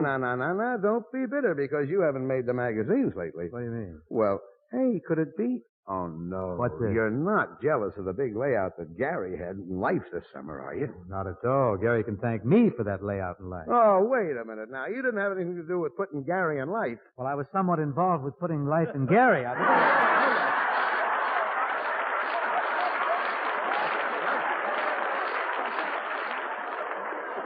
That I must concede. Anyway, Bing, I honestly think that you're just a little miffed. Because, miffed. Like, the cold crumpets or something. Yes. Just because you haven't hit the magazines and the papers lately. You kidding? I haven't hit... Oh, I guess you don't read the Elko Free Press then, brother. Don't tell me. Did you crack the Elko Free Press? Page 1. Look at this clipping. Where? Right there. Look at the headline there. Sick bull at Crosby Ranch. I don't crack the paper. Yeah, but that's not you. Well, I'm glad it isn't. I am too. I wouldn't be here. No. But let's cancel me. Let's not. I want to talk about you outside. Right. Now, you got the movies by the tail. We know that. On Yeah. the downhill pull. Now, what else is new? Well, I've had some very attractive offers to do television.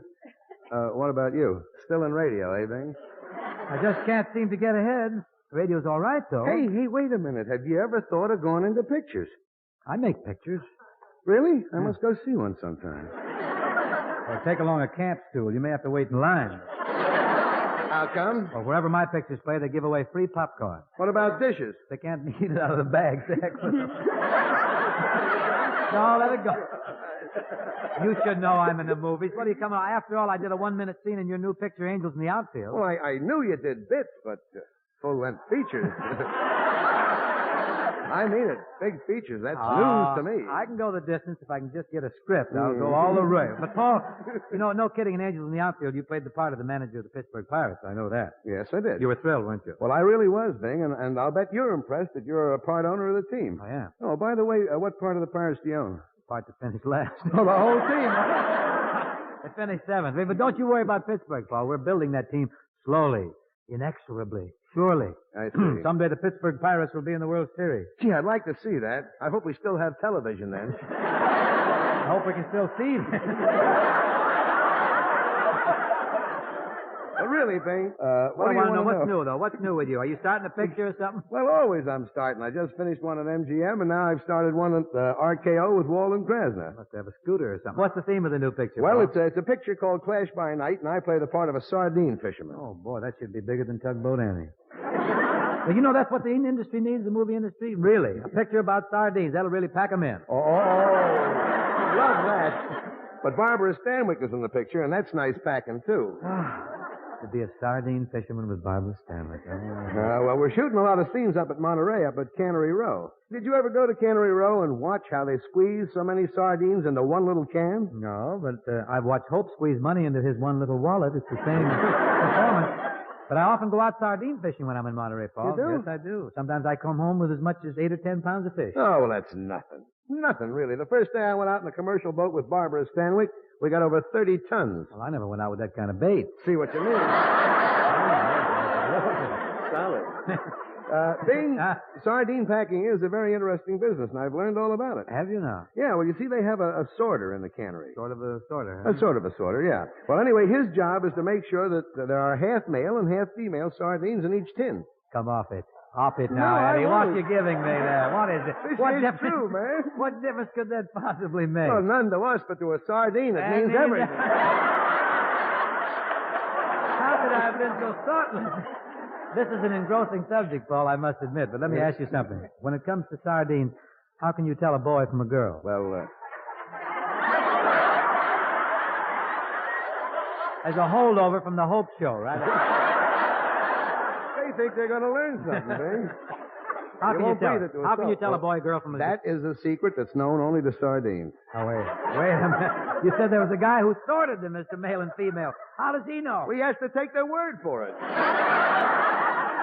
I'm still not convinced. What about me? Oh, you're a boy. Oh, what about the sorter? Well, you'll have to take my word for it that he takes their word for it. Okay, pass a robo.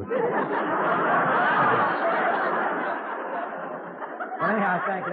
This has been terribly interesting. I'm so happy that I got in on all this stuff. I want to thank you for this little lecture on ichthyology. Was icky, wasn't it? We should have worn tails if we'd have known what we were going to discuss. I'll be happy if somebody doesn't throw a net over us. It's wonderful. Ball to see, anyhow. I want to congratulate you. You really must have what it takes. Oh, thanks, Bing. Gosh, how can you play the part of a sardine fisherman and end up with a beautiful girl like Barbara Stanwyck? I Isn't that say, miraculous? it's nothing to it, Bing. It's just my face that gets them. Don't you despair, Paul. I've heard it bandied about that you're positively handsome. Matter of fact, I've heard it said that you're Hollywood's answer to Dagmar. Well, we both wear the same size shirt.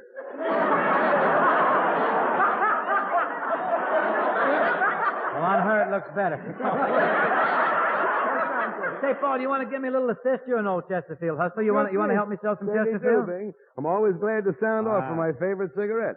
You know, I guess I've been smoking Chesterfields for about as long as you've been groaning. Those were the days. We've had some wonderful shows, didn't we? And Chesterfield was a great smoke then, too. Well, if you ask me, Bing, I think they're even better today, especially with this new thing they got. Oh, yes. Mildness plus no unpleasant aftertaste. You grab yourself a pack of Chesterfields, folks, and I'm sure you'll feel the same way that Bing and I do. Yep. You just walk up to your favorite cigarette dealer and... Sound off! Sound off! Sound off for Chesterfield! Smokers are changing from coast to coast with a cigarette that gives them hopes all over America. There's a swing to Chesterfield with a great new thing. Mildness plus... No aftertaste. Mildness plus... No aftertaste. No unpleasant aftertaste in Chesterfield. That's right. Come on, Paul. Catch on to this now. Get along. Get in here. Listen, brother, this ain't no joke. Chesterfield's the one I smoke. What you want in a cigarette, you'll find in Chesterfield, you bet. Chesterfield. Chesterfield. Chesterfield. Chesterfield. Milder, milder, milder, milder Chesterfield. That's right. Science discovered what you can prove. You better get into the smoking groove. For Chesterfield now sets the pace with no unpleasant aftertaste. So here's what we want you to do right now. Yes, here's what we want you to do right now. Sound off. For Chesterfield. Sound off. For Chesterfield. Try a pack of Chesterfield. Do it. Today. Hey.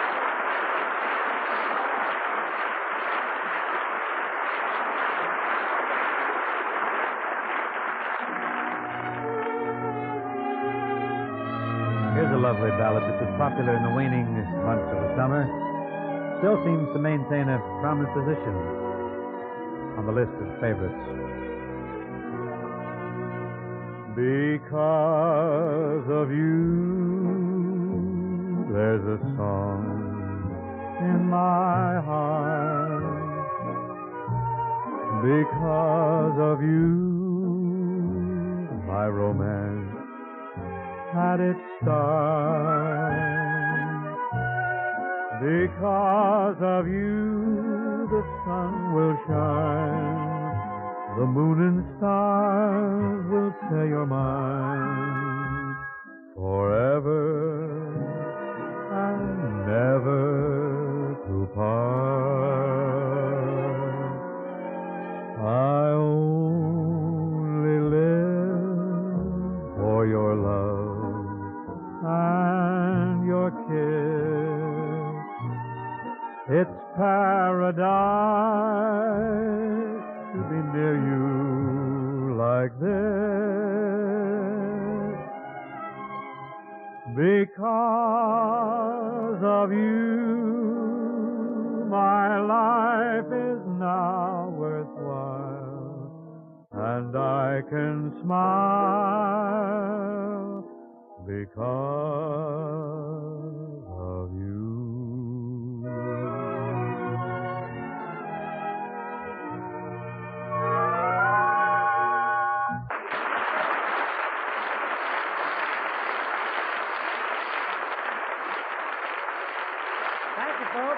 That's the closing song for this evening, and now my thanks to Anna Maria Albergetti and Paul Douglas for joining up with us tonight. Oh, it was a lot of fun, Bing, and I certainly enjoyed Anna Maria's singing. Isn't she wonderful? Yes, indeed. You know, Paul, you did pretty well on the singing tonight yourself. Well, Very classy you were on the singing commercial. You see, I spent the summer in Italy. And Did you? Yes, I did. I suppose I just absorbed a little singing talent. Did you go to Paris, Paul? Oh, yes. Mrs. Douglas and I visited Paris.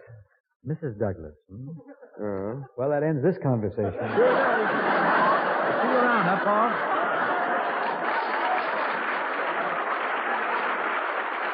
October 27th is Navy Day. Throughout the United States, celebrations will be held honoring the men and women of the world's mightiest Navy. This celebration for many years has been under the sponsorship of the Navy League of the United States. Let's all join with them on Saturday in paying grateful tribute to the heroes of the Navy.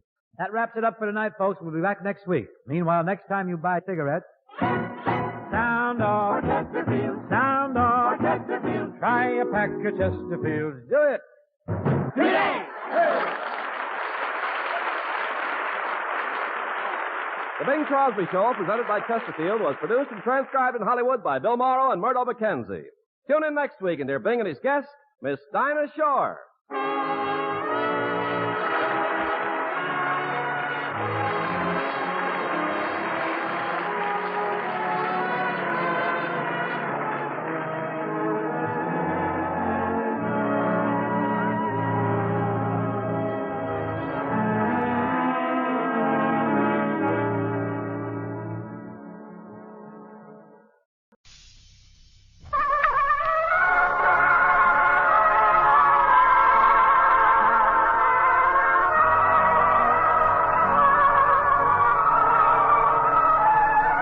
Someone waits for me.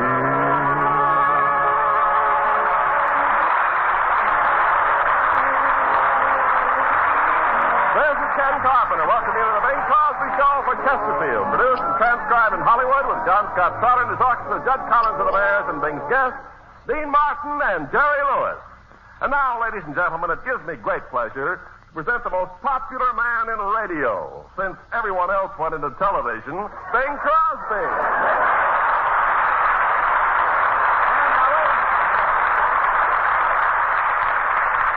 Don't mislead yourself, Ken, of these charming people here. There are plenty of people left in radio. Well, anyway, Bing, you don't seem to be worried about it. Gee, you look wonderful. I feel wonderful. I just come back from Lake Arrowhead. Up there on location, making a picture and fishing. Oh. Well, if you've got a lot of fish, bring them over to my house for dinner tonight. Oh, no, I'm busy tonight, Ken. I can't do it. I've got to play a benefit for a bookmaker.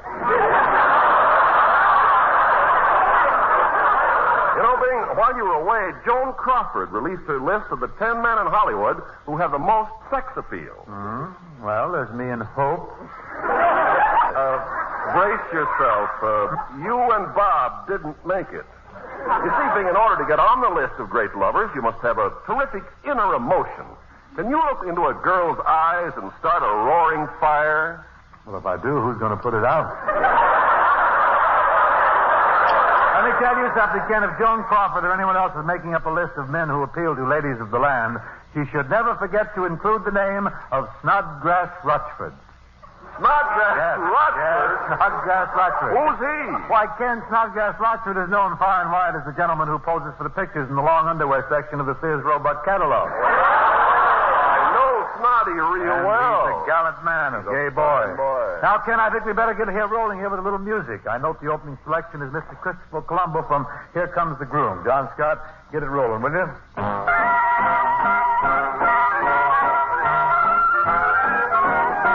Here's Christopher Colombo. Meet Christopher Colombo.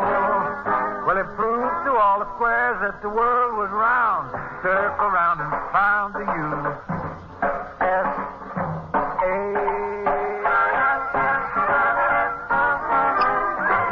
Mr. Christopher Colombo went for a boat ride one fine day. On his day off, travel such a way off, he found the USA.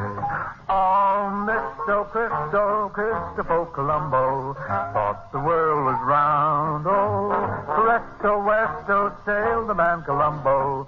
He found the USA.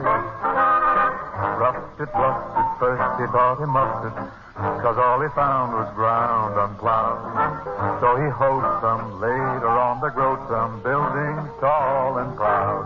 Oh, Mr. Christopher Colombo thought the world was round. Oh, presto, westo, sailed the man Colombo. He found the USA. Isabella really liked this fella. Pawned her best fur coat just to buy the boy a boat. Oh, Mr. Christopher Colombo thought the world was round. Oh, presto, westo, sailed the man Colombo. He found the USA. He found the USA.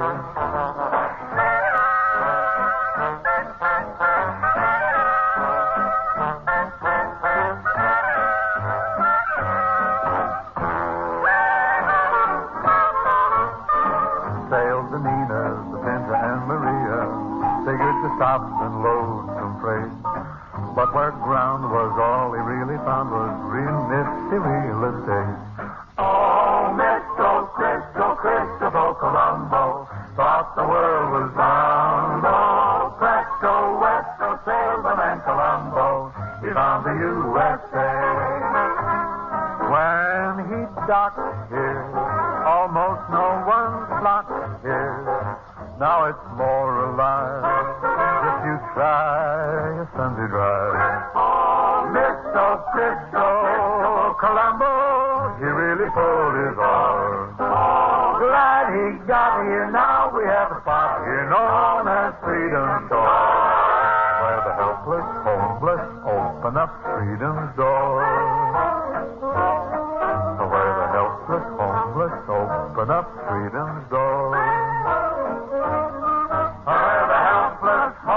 Open up Freedom's door.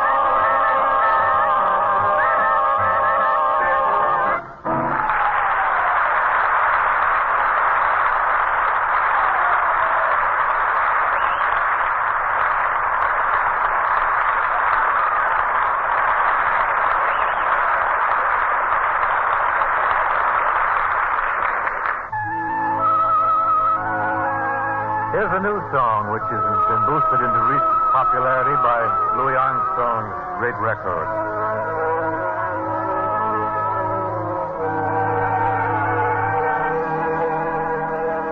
Give me a kiss to build a dream on, and my imagination will thrive upon that kiss. Sweetheart, I ask no more than this, a kiss to build a dream on.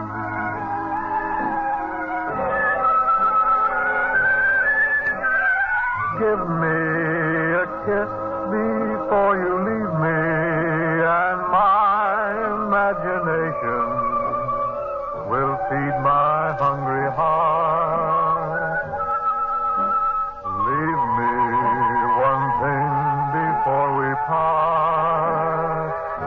kiss to build a dream on. When I'm alone with my fancy,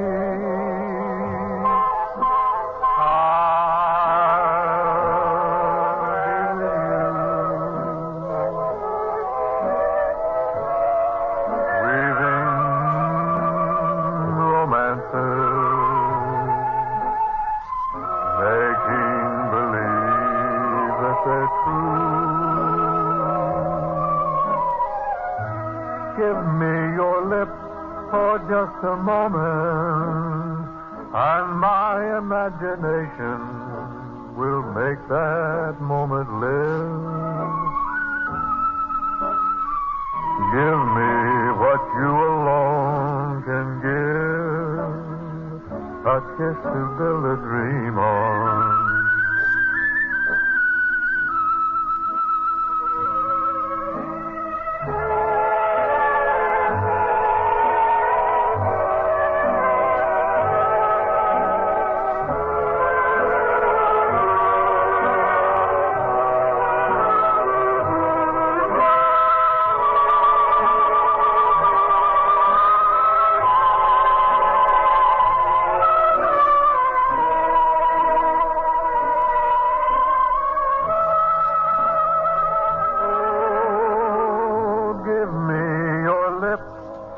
Just a moment, and my imagination will make that moment live. Give me what you alone can give, a kiss to build a dream on.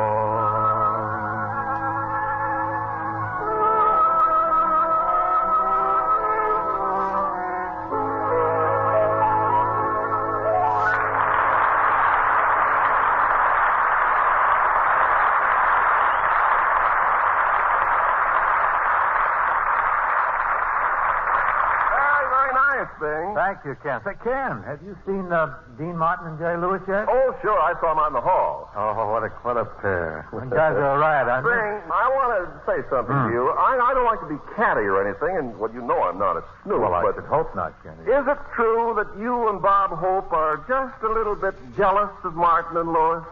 Oh, Ken, of course not. Why, Hope and Martin and Lewis and myself are buddies. What? We're all working for Chesterfield on the radio. We all make pictures at Paramount. Ah, that's just the point. Isn't it perfectly obvious to you that Paramount is grooming Martin, a romantic singer, and Lewis, a terrific comedian, to take the place of Crosby and Hope? Absolute nonsense, Ken.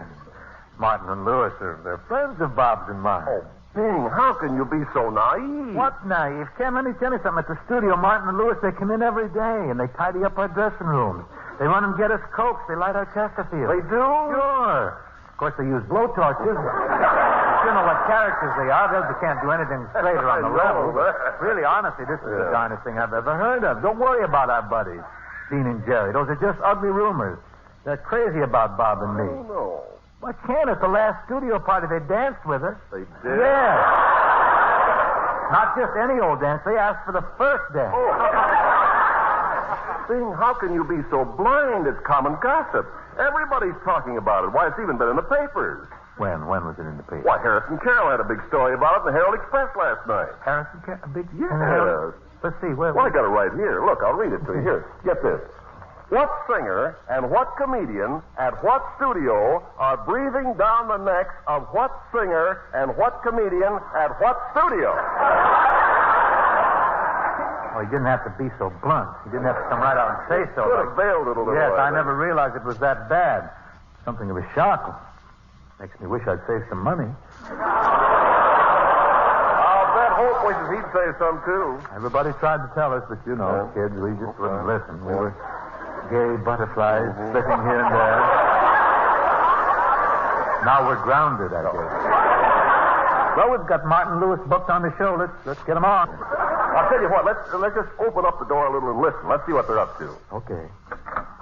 Well, Jerry, I guess we're all set. Before we go into the studio now, remember to be on your best behavior tonight, and don't be raucous. All right, sorry. I'll make more noise than anyone there.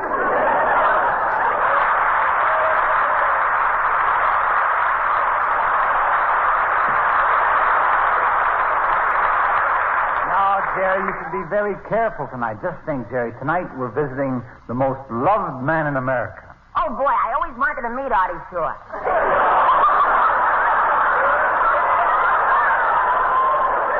No, Jerry, we're going to be on Bing Crosby's show. Bing Crosby, that's my boy.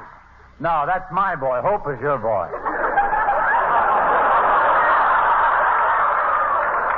Oh, yeah, that's right.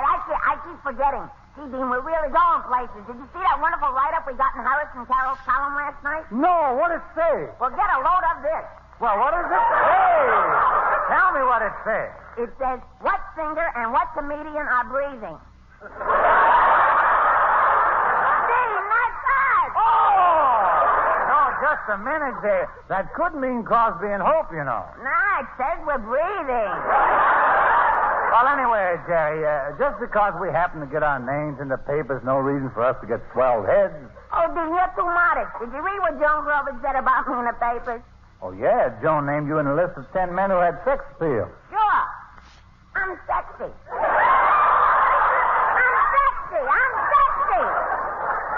I'm sexy.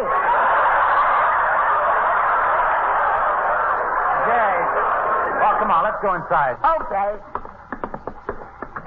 Well, look who's here. Dean and Jerry. Come right in, pals. Don't we get any applause? We got it out in the hall. Oh, fellas, I want to tell you. I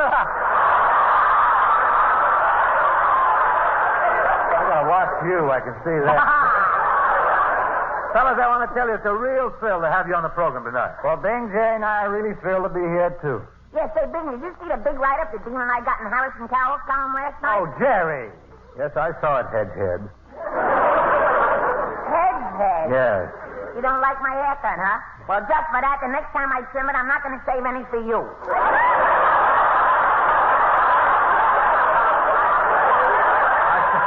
I didn't mean to offend you, Jerry. Well, he's a little sensitive about his looks, Bing. Yeah. The poor kid happened to be born with a face that only a mother can love. He didn't like it either.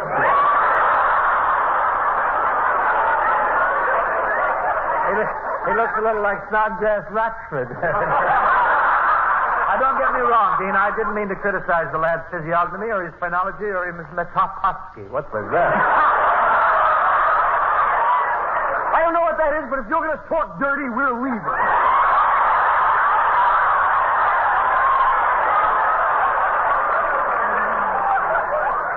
Say, fellas, there's a rumor going around that Martin and Lewis are soon to replace Hope and myself. I think we should put an end to this silly rumor. Well, of course. It's ridiculous. Want to come in, kid? I'd say it's downright ridiculous. I was so carried away by your performance.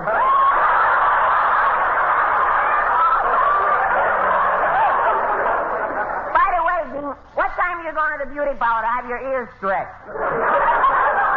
Same time you go to have your nose put up in curl papers. I guess so. I see that I've had some pirates nestling in my bosom here.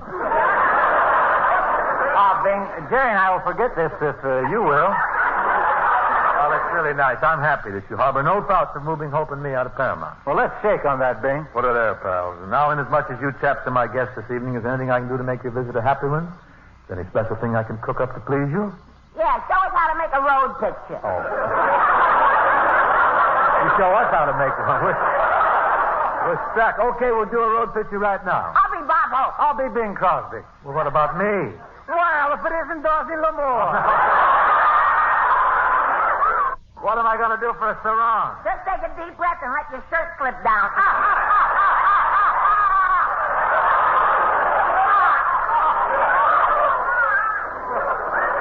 Hey, I get an idea. Let's just be ourselves in this road picture. Oh, what do you mean? Well, I'll be Bing Crosby, you'll be Dean Martin, and Jerry will be a beautiful native girl.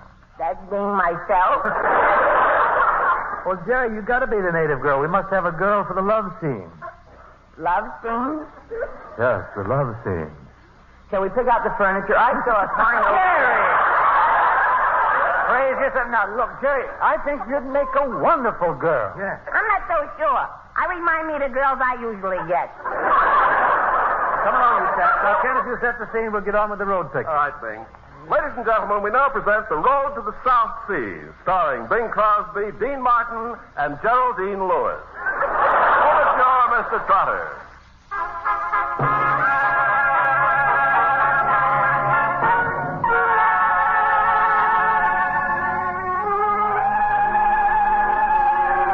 We now take you to the South Pacific, to the lush tropical island of Okadoka.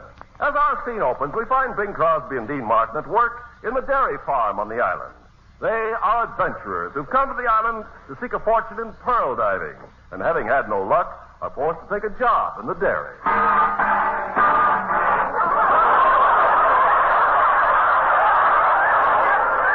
That's just fine work for a pearl diver.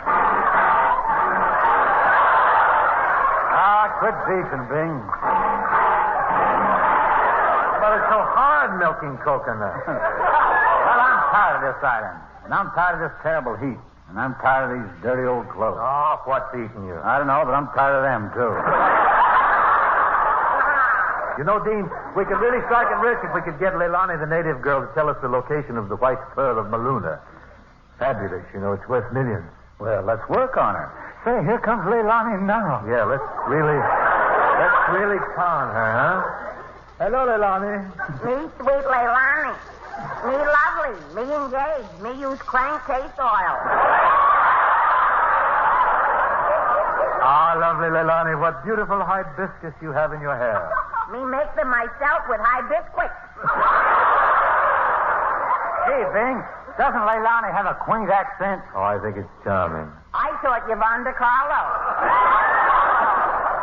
Oh, sweet Leilani, I love you. Let me take you in my arms. Me no like you. But your eyes bewitch me. Your lips bewitch me. Your figure bewitches me. All right, I'll be with you in a minute.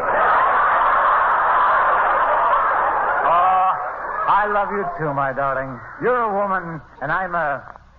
You're a what? If you're a woman, I can't figure out what I am. Leilani, let's get down to business. Here, boy. Here, boy. Down, boy. Walk him around for an hour. Here. Now, come, why don't you tell Dean and me where we can find the white pearl of Maluna? Me no tell where Pearl is, but me dance hula for you. Oh, come on. Tell us where the pearl is. Me do old fandango. Oh, fan your old dangle someplace.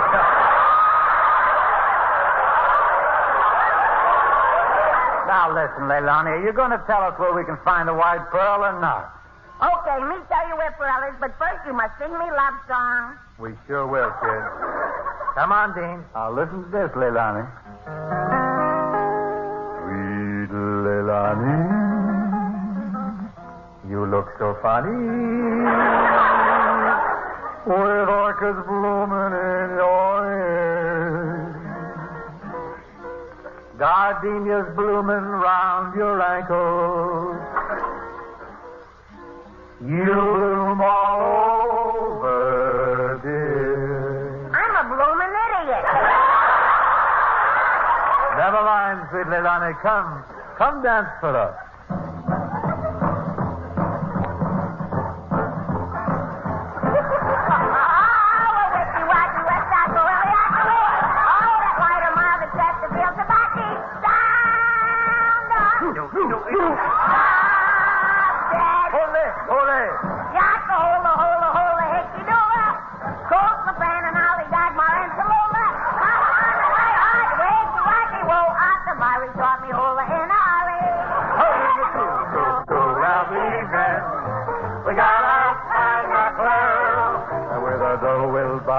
The TV.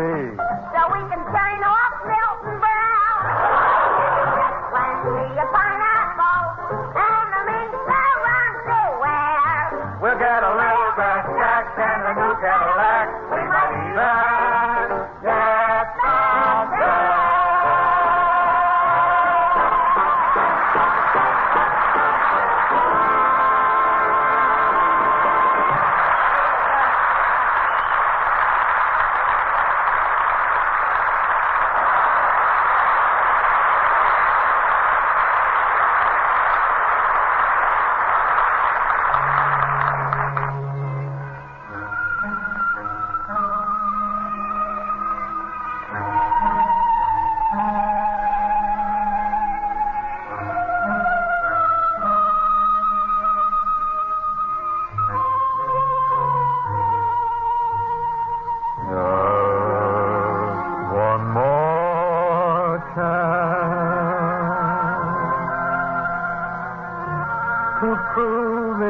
alone I care for. Each night I say a little prayer for. Just one more chance. Just one more night to taste those kisses that enchant me. I'd want no others if you grant me just one more chance. I've learned the meaning of repentance. Now you're the jury at my trial. I know that I should serve my sentence. Still I'm hoping all the while that you give me just one more word. I said that I was glad to start out, but now I'm back to cry my heart out for just one more chance. I've learned the meaning of repentance. Now you're the jury at my trial. I know that I should serve my sentence. Still I'm hoping all the while you'll give me just one more word. I said that I was glad to start out, but now I'm back to cry my heart out for just one more chance.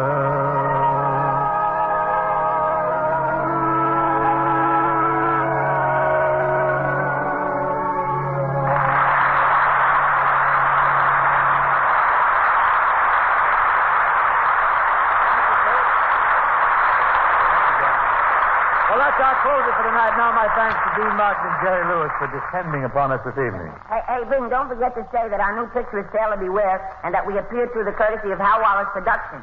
Why is that important, Jerry?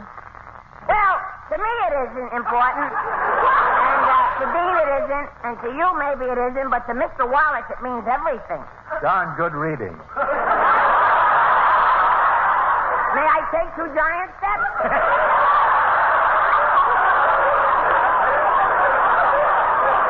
Well, we want to make Hal happy by all means. Ladies and gentlemen, what singer and what comedian from what studio appeared tonight through the courtesy of what producer? There you are. Thanks a million, Bing. Me too. Thank you. Good night. See you lads around the celluloid factory? Hey? Yes.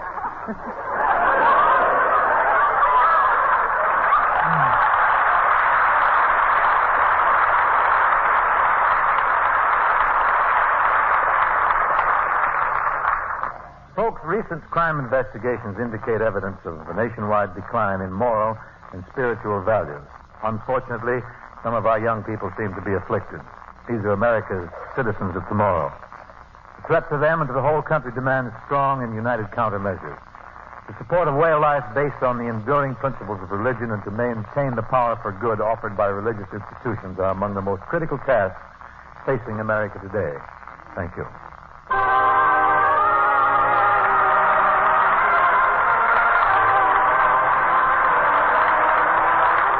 Crosby Show was produced and transcribed in Hollywood by Bill Morrow and Myrtle McKenzie. Tune in next week, and they're bringing his guests, Jimmy Stewart and Anna Maria Albergetti.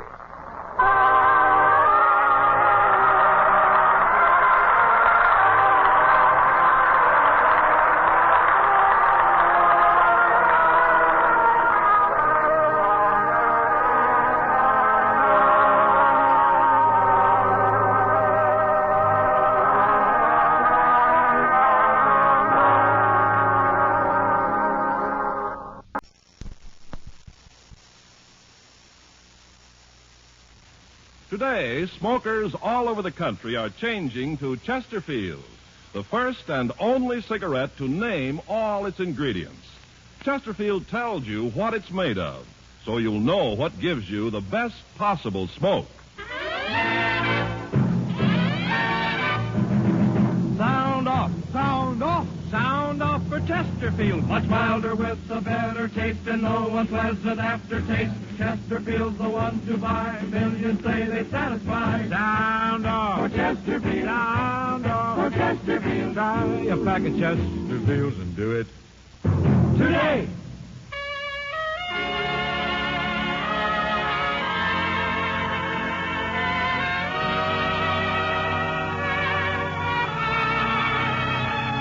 Someone waits for me.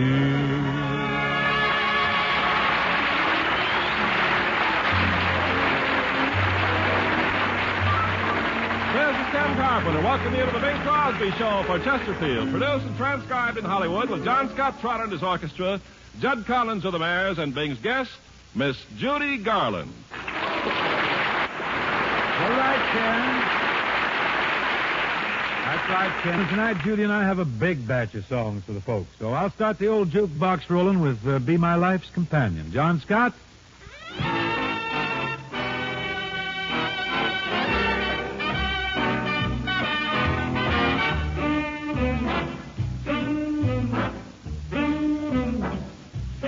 Be my life's companion and you'll never grow old.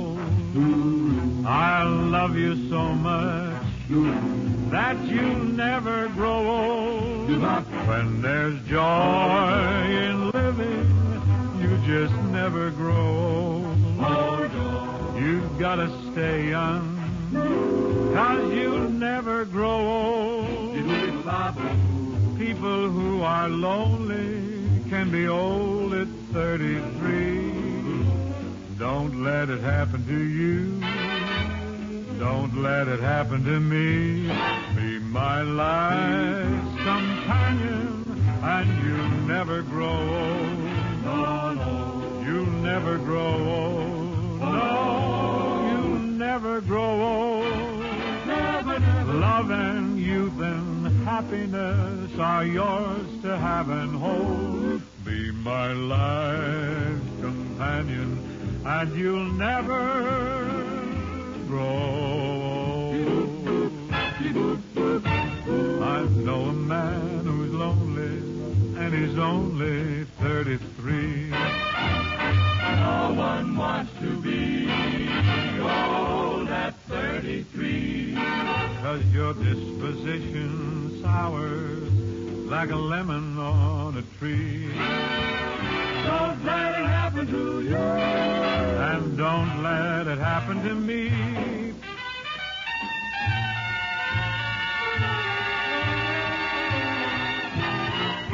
Be my life's companion and you never grow old. Never, never. I'll love you so much that you'll never grow old. Never, never. Love and youth and happiness are yours to have and hold.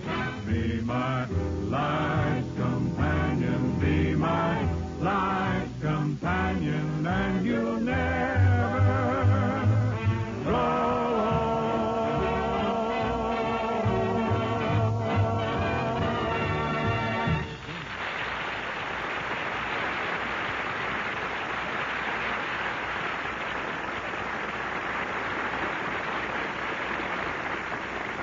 Now, friends, to show you why Chesterfield gives you the best possible smoke, we've named all our ingredients. And we're the first and only cigarette to do so. These ingredients are what make Chesterfields much milder with an extraordinarily good taste, and most important, no unpleasant aftertaste. And here they are for every smoker to hear and remember. The right combination of the world's best tobaccos, pre-tested by laboratory instruments for the most desirable smoking qualities. And Chesterfields are kept tasty and fresh with tried and tested moistening agents, costly glycerol and pure sugars, which are natural to tobacco. Nothing else. These have been proved entirely safe for use in the mouth. And your Chesterfield is wrapped in cigarette paper of the highest purity. Folks, those are the proven ingredients to give you the best possible smoke, so you can see why we're glad to name them. Ask your dealer for Chesterfields today. Now I get along here with an old song that's enjoying a bit of a revival. At least it is with me. It's called After You've Gone. Mr. Buddy Cole at the piano.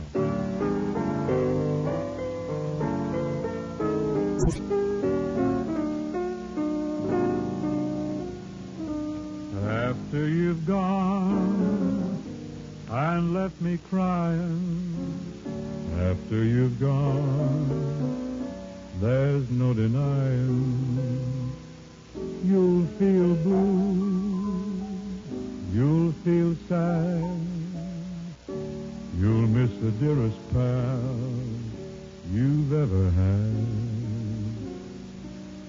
There'll come a time, now don't forget it, there'll come a time when you'll regret it. Someday, when you grow lonely, your heart'll break like mine, and you'll want me only. After you've gone, after you've gone away. After you've gone and left me crying, after you've gone, there's no denying you feel blue, you feel sad, you miss the dearest pal you've ever had. There'll come a time, now don't forget it, there'll come a time when you regret it. Someday, when you grow lonely, your heart'll break like mine, you'll want me only. After you've gone away, so far away, after you've gone away.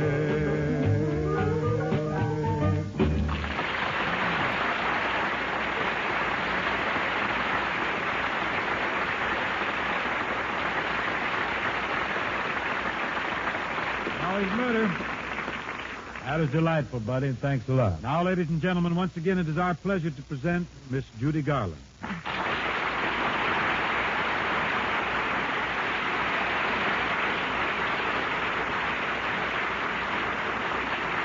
Oh, thank you, Bing. Thank you. Gee, do you realize this is the third week I've been on your show? Well, the welcome mat's always out for you, Judy. What are you going to open up with tonight? How about You Made Me Love You? Oh, my very favorite. That's the one I wanted to hear you say.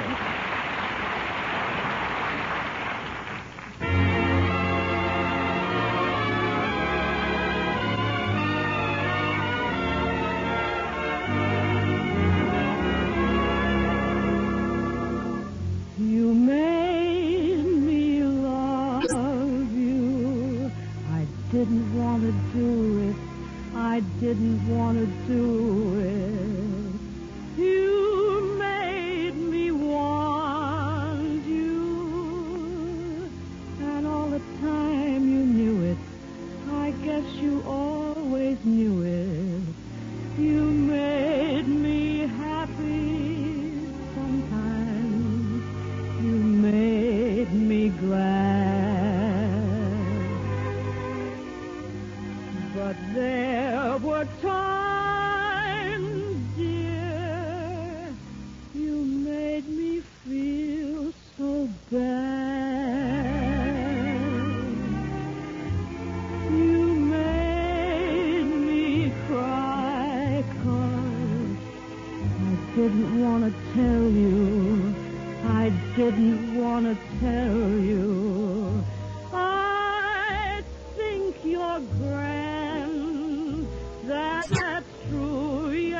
I do, deed I do, you know I do. I can't tell you what I'm feeling. The very mention of your name sends my heart reeling. You know you made me love you.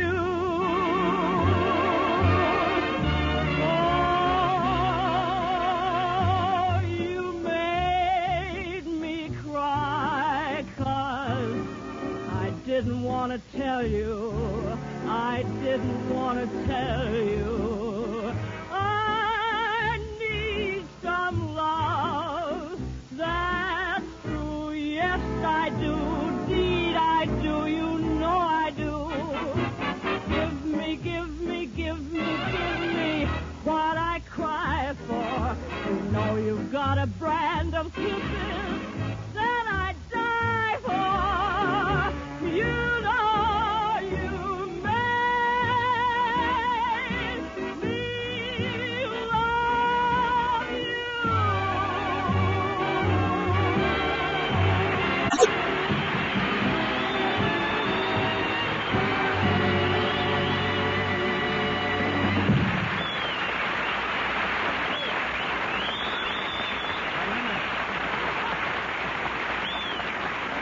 As always.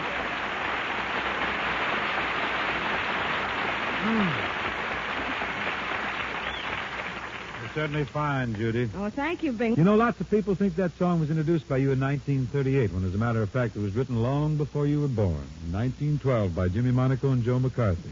Dolly, you're full of information tonight, aren't you? I fairly bulge. I wasn't going to mention that. You see, Judy, thanks to Abel Green, the able editor of Variety, I am full of information because he has just sent me a copy of a very useful new book titled Variety Music Cavalcade, a complete chronology of music published in the United States giving title, composer, librettist, publisher, and date of copyright with references to contemporaneous events. The only book of its kind. You know, this book, indispensable reference for newspapers, magazines, music publishers, radio, TV stations, writers, critics, program arrangers, musical directors. And also singers, which is us. Well, we've read the jacket of the book. Let's open it and see what's inside now. Look here, Judy, 1899. These are some pretty good songs, then. My Wild Irish Rose. Yeah. Banks of the Wabash, Hearts and Flowers. Oh, let's sing that. No, that drags. So here's what we can do, Judy. Hello, my baby. Well, hit it, Harry. All right, Judy. Oh, hello, my baby. Hello, my honey. Hello, my ragtime gal. Send me a kiss by wire. Baby, my heart's on fire. If you refuse me, honey, you lose me, then you'll be left alone. Oh, baby, telephone and tell me I'm your own. Hello! Hello! Hello there! Hello, my baby. This is your honey. This is your ragtime gal. Sending a kiss by wire. Oh, well, baby, my heart's on fire. I won't refuse you. Don't want to lose you. Then I'd be left alone. Oh, baby, telephone and tell me I'm your own.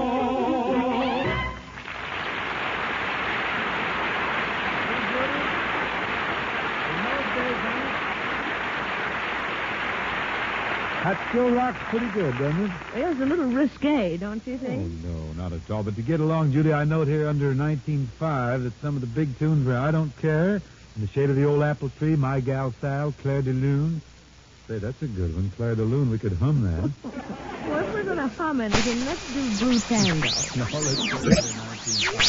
let's see, here's one of the... Oh, yeah, the Whistler and his dog. All right, you whistle and I'll bark. Here's the one.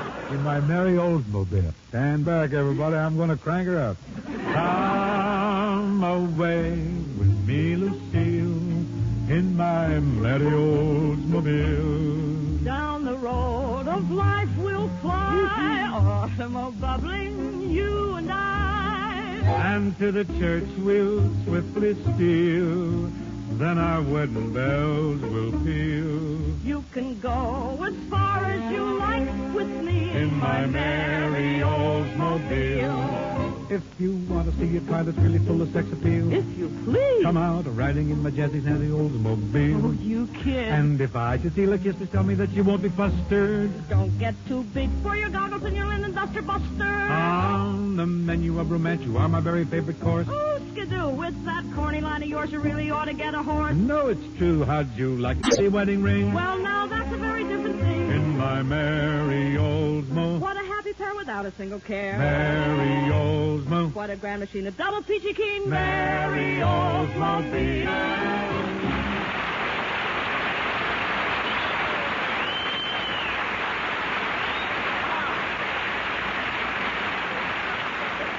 Yes, sir.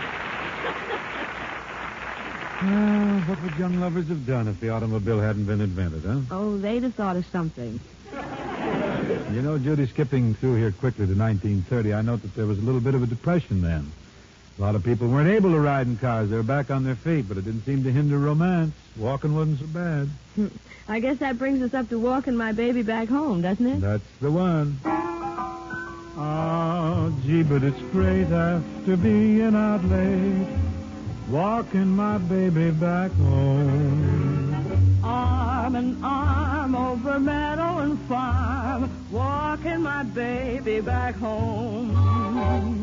We go along harmonizing a song. I'm reciting a poem. Owls go by and they give me the eye, walking my baby back home.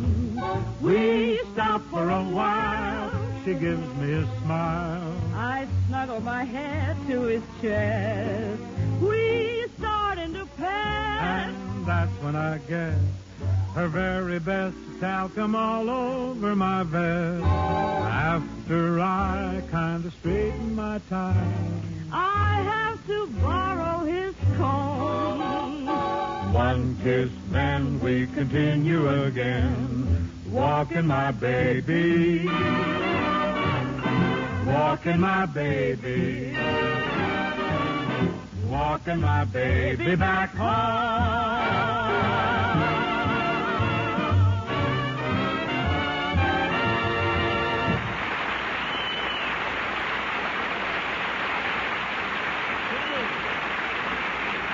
Ah, Judith, that was beautiful.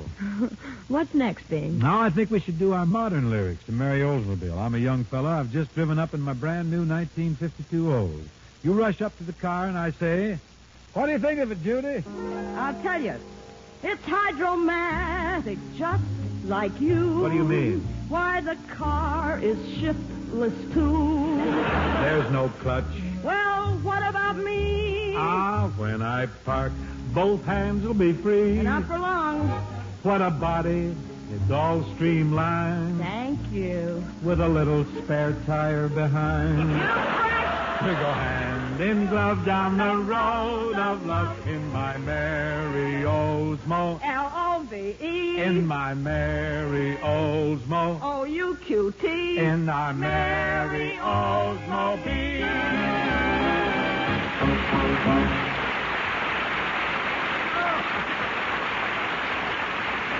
Judy. Thank you, honey. Judy, now I think we should bring our little cavalcade further up to date with Irving Berlin's very nice love song from Call Me Madam. You're Just in Love. You started, I believe. That's right.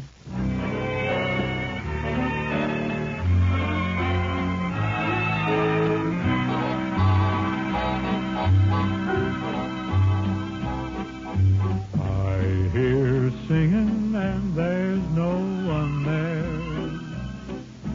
I smell blossoms and the trees are bare. All day long I seem to walk on air. I wonder why. I wonder why. I keep tossing in my sleep at night.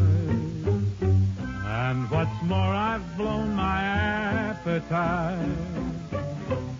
Stars that used to twinkle in the sky are twinkling in my eyes. I wonder why.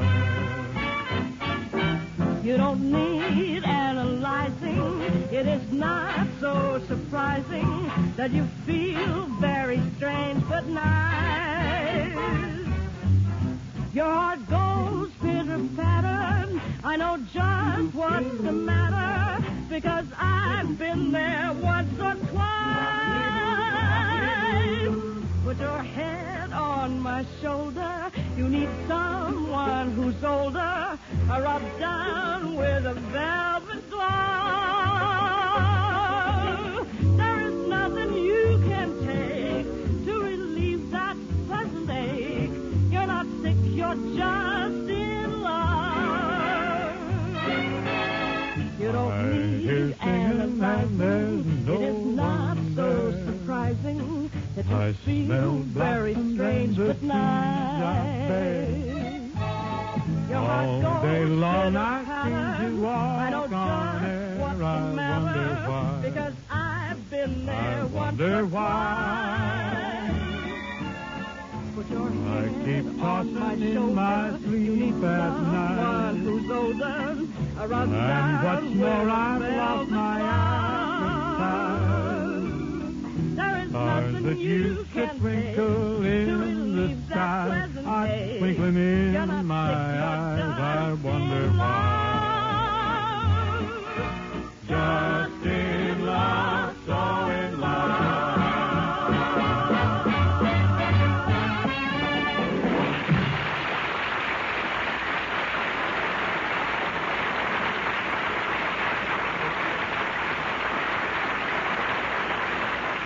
Friends, you get out of Chesterfield the best possible smoke, so it's just good common sense to change to Chesterfield. They're much milder with an extraordinarily good taste and no unpleasant aftertaste because we put into them only the best ingredients. The world's best tobaccos, kept tasty and fresh by pure, costly moistening agents. Cigarette paper of the highest purity.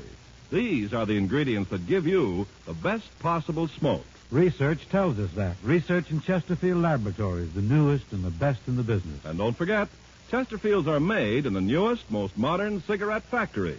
There you have it, folks. The best ingredients backed up by the best research and manufacture. That's what's in a Chesterfield for you. It's just good old common sense that you should change to Chesterfield today. Say, Bing, what you and Ken have been saying makes good sense to me and a lot of people. Well, I sure hope it does, Judy. Well, let's put it to music. Sound off? Sound off. What's in the Chesterfield for you? Just listen, folks, and follow our cue. The best tobacco's money can buy, kept tasty and fresh so they satisfy. The best tobacco's wrapped just right in cigarette paper so pure and white. Our factories are the newest and best. Our research labs top all the rest. Just add it all up, and when you do, you sound off for Chesterfield too. Sound off for Chesterfield. Sound off for Chesterfield. Try a pack of Chesterfields and do it today.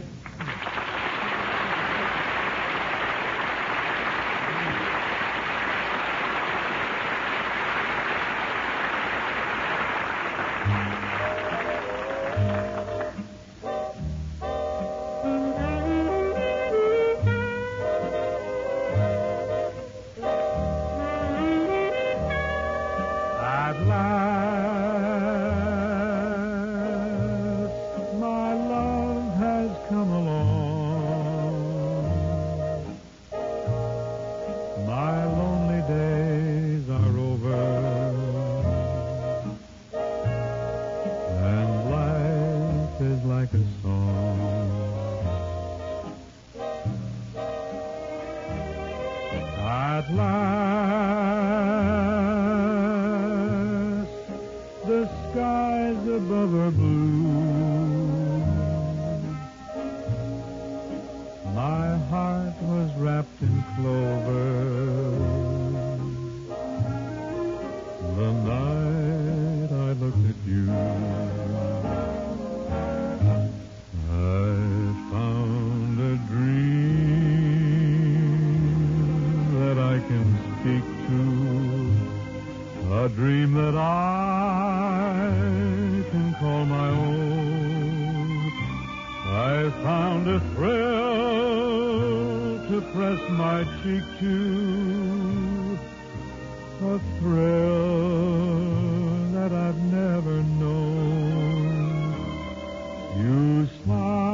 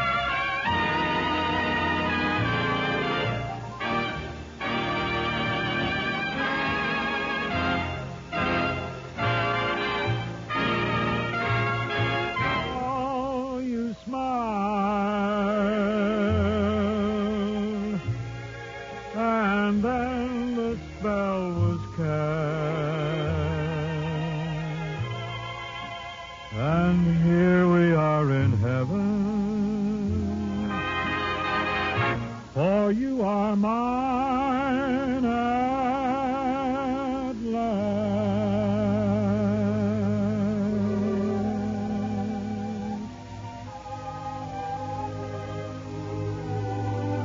Say, Judy, move in here, will you? Yes.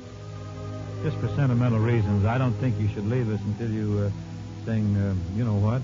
What? You know. You mean this?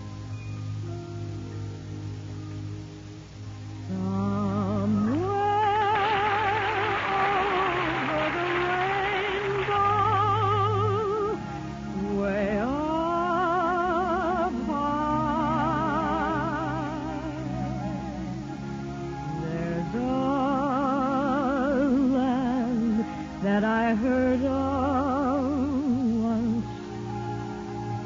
in a lullaby. Somewhere over the rainbow, skies are blue, and the dream that you dare to dream really do come true. Someday I'll wish upon a star and wake up where the clouds are far behind me, where troubles melt like lemon drops away above the chimney tops.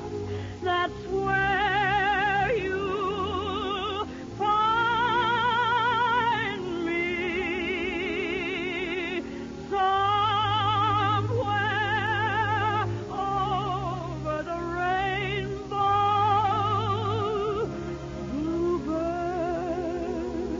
fly. Birds fly over the rainbow. Why then, oh, why can't I?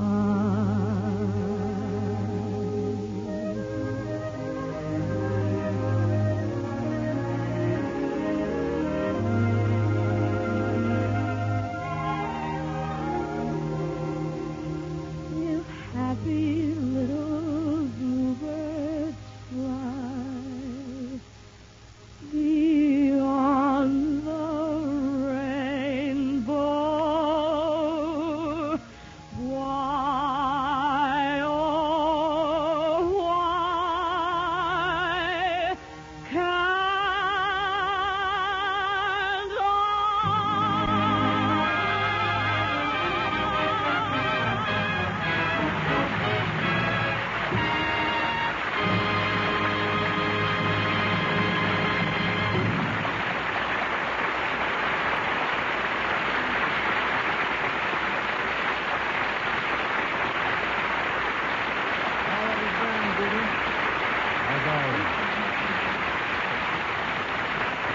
That's brilliant.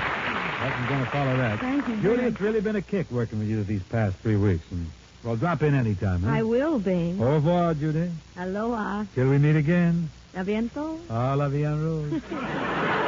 Best and everything to you, Judy. See you next week, friends. And remember, Chesterfield names all its ingredients, so you'll know what makes Chesterfield much milder, with an extraordinarily good taste, and most important, no unpleasant aftertaste. The authority for that is the well-known research organization. So sound off for Chesterfield, folks. Ask your dealer for Chesterfields today. The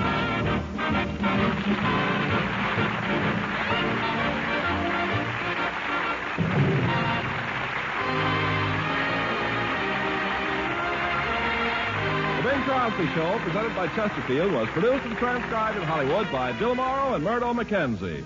Tune in next week and hear Bing and his guests, Miss Rosemary Clooney and Joe Venuti. Miss Judy Garland is currently appearing at the Curran Theater in San Francisco.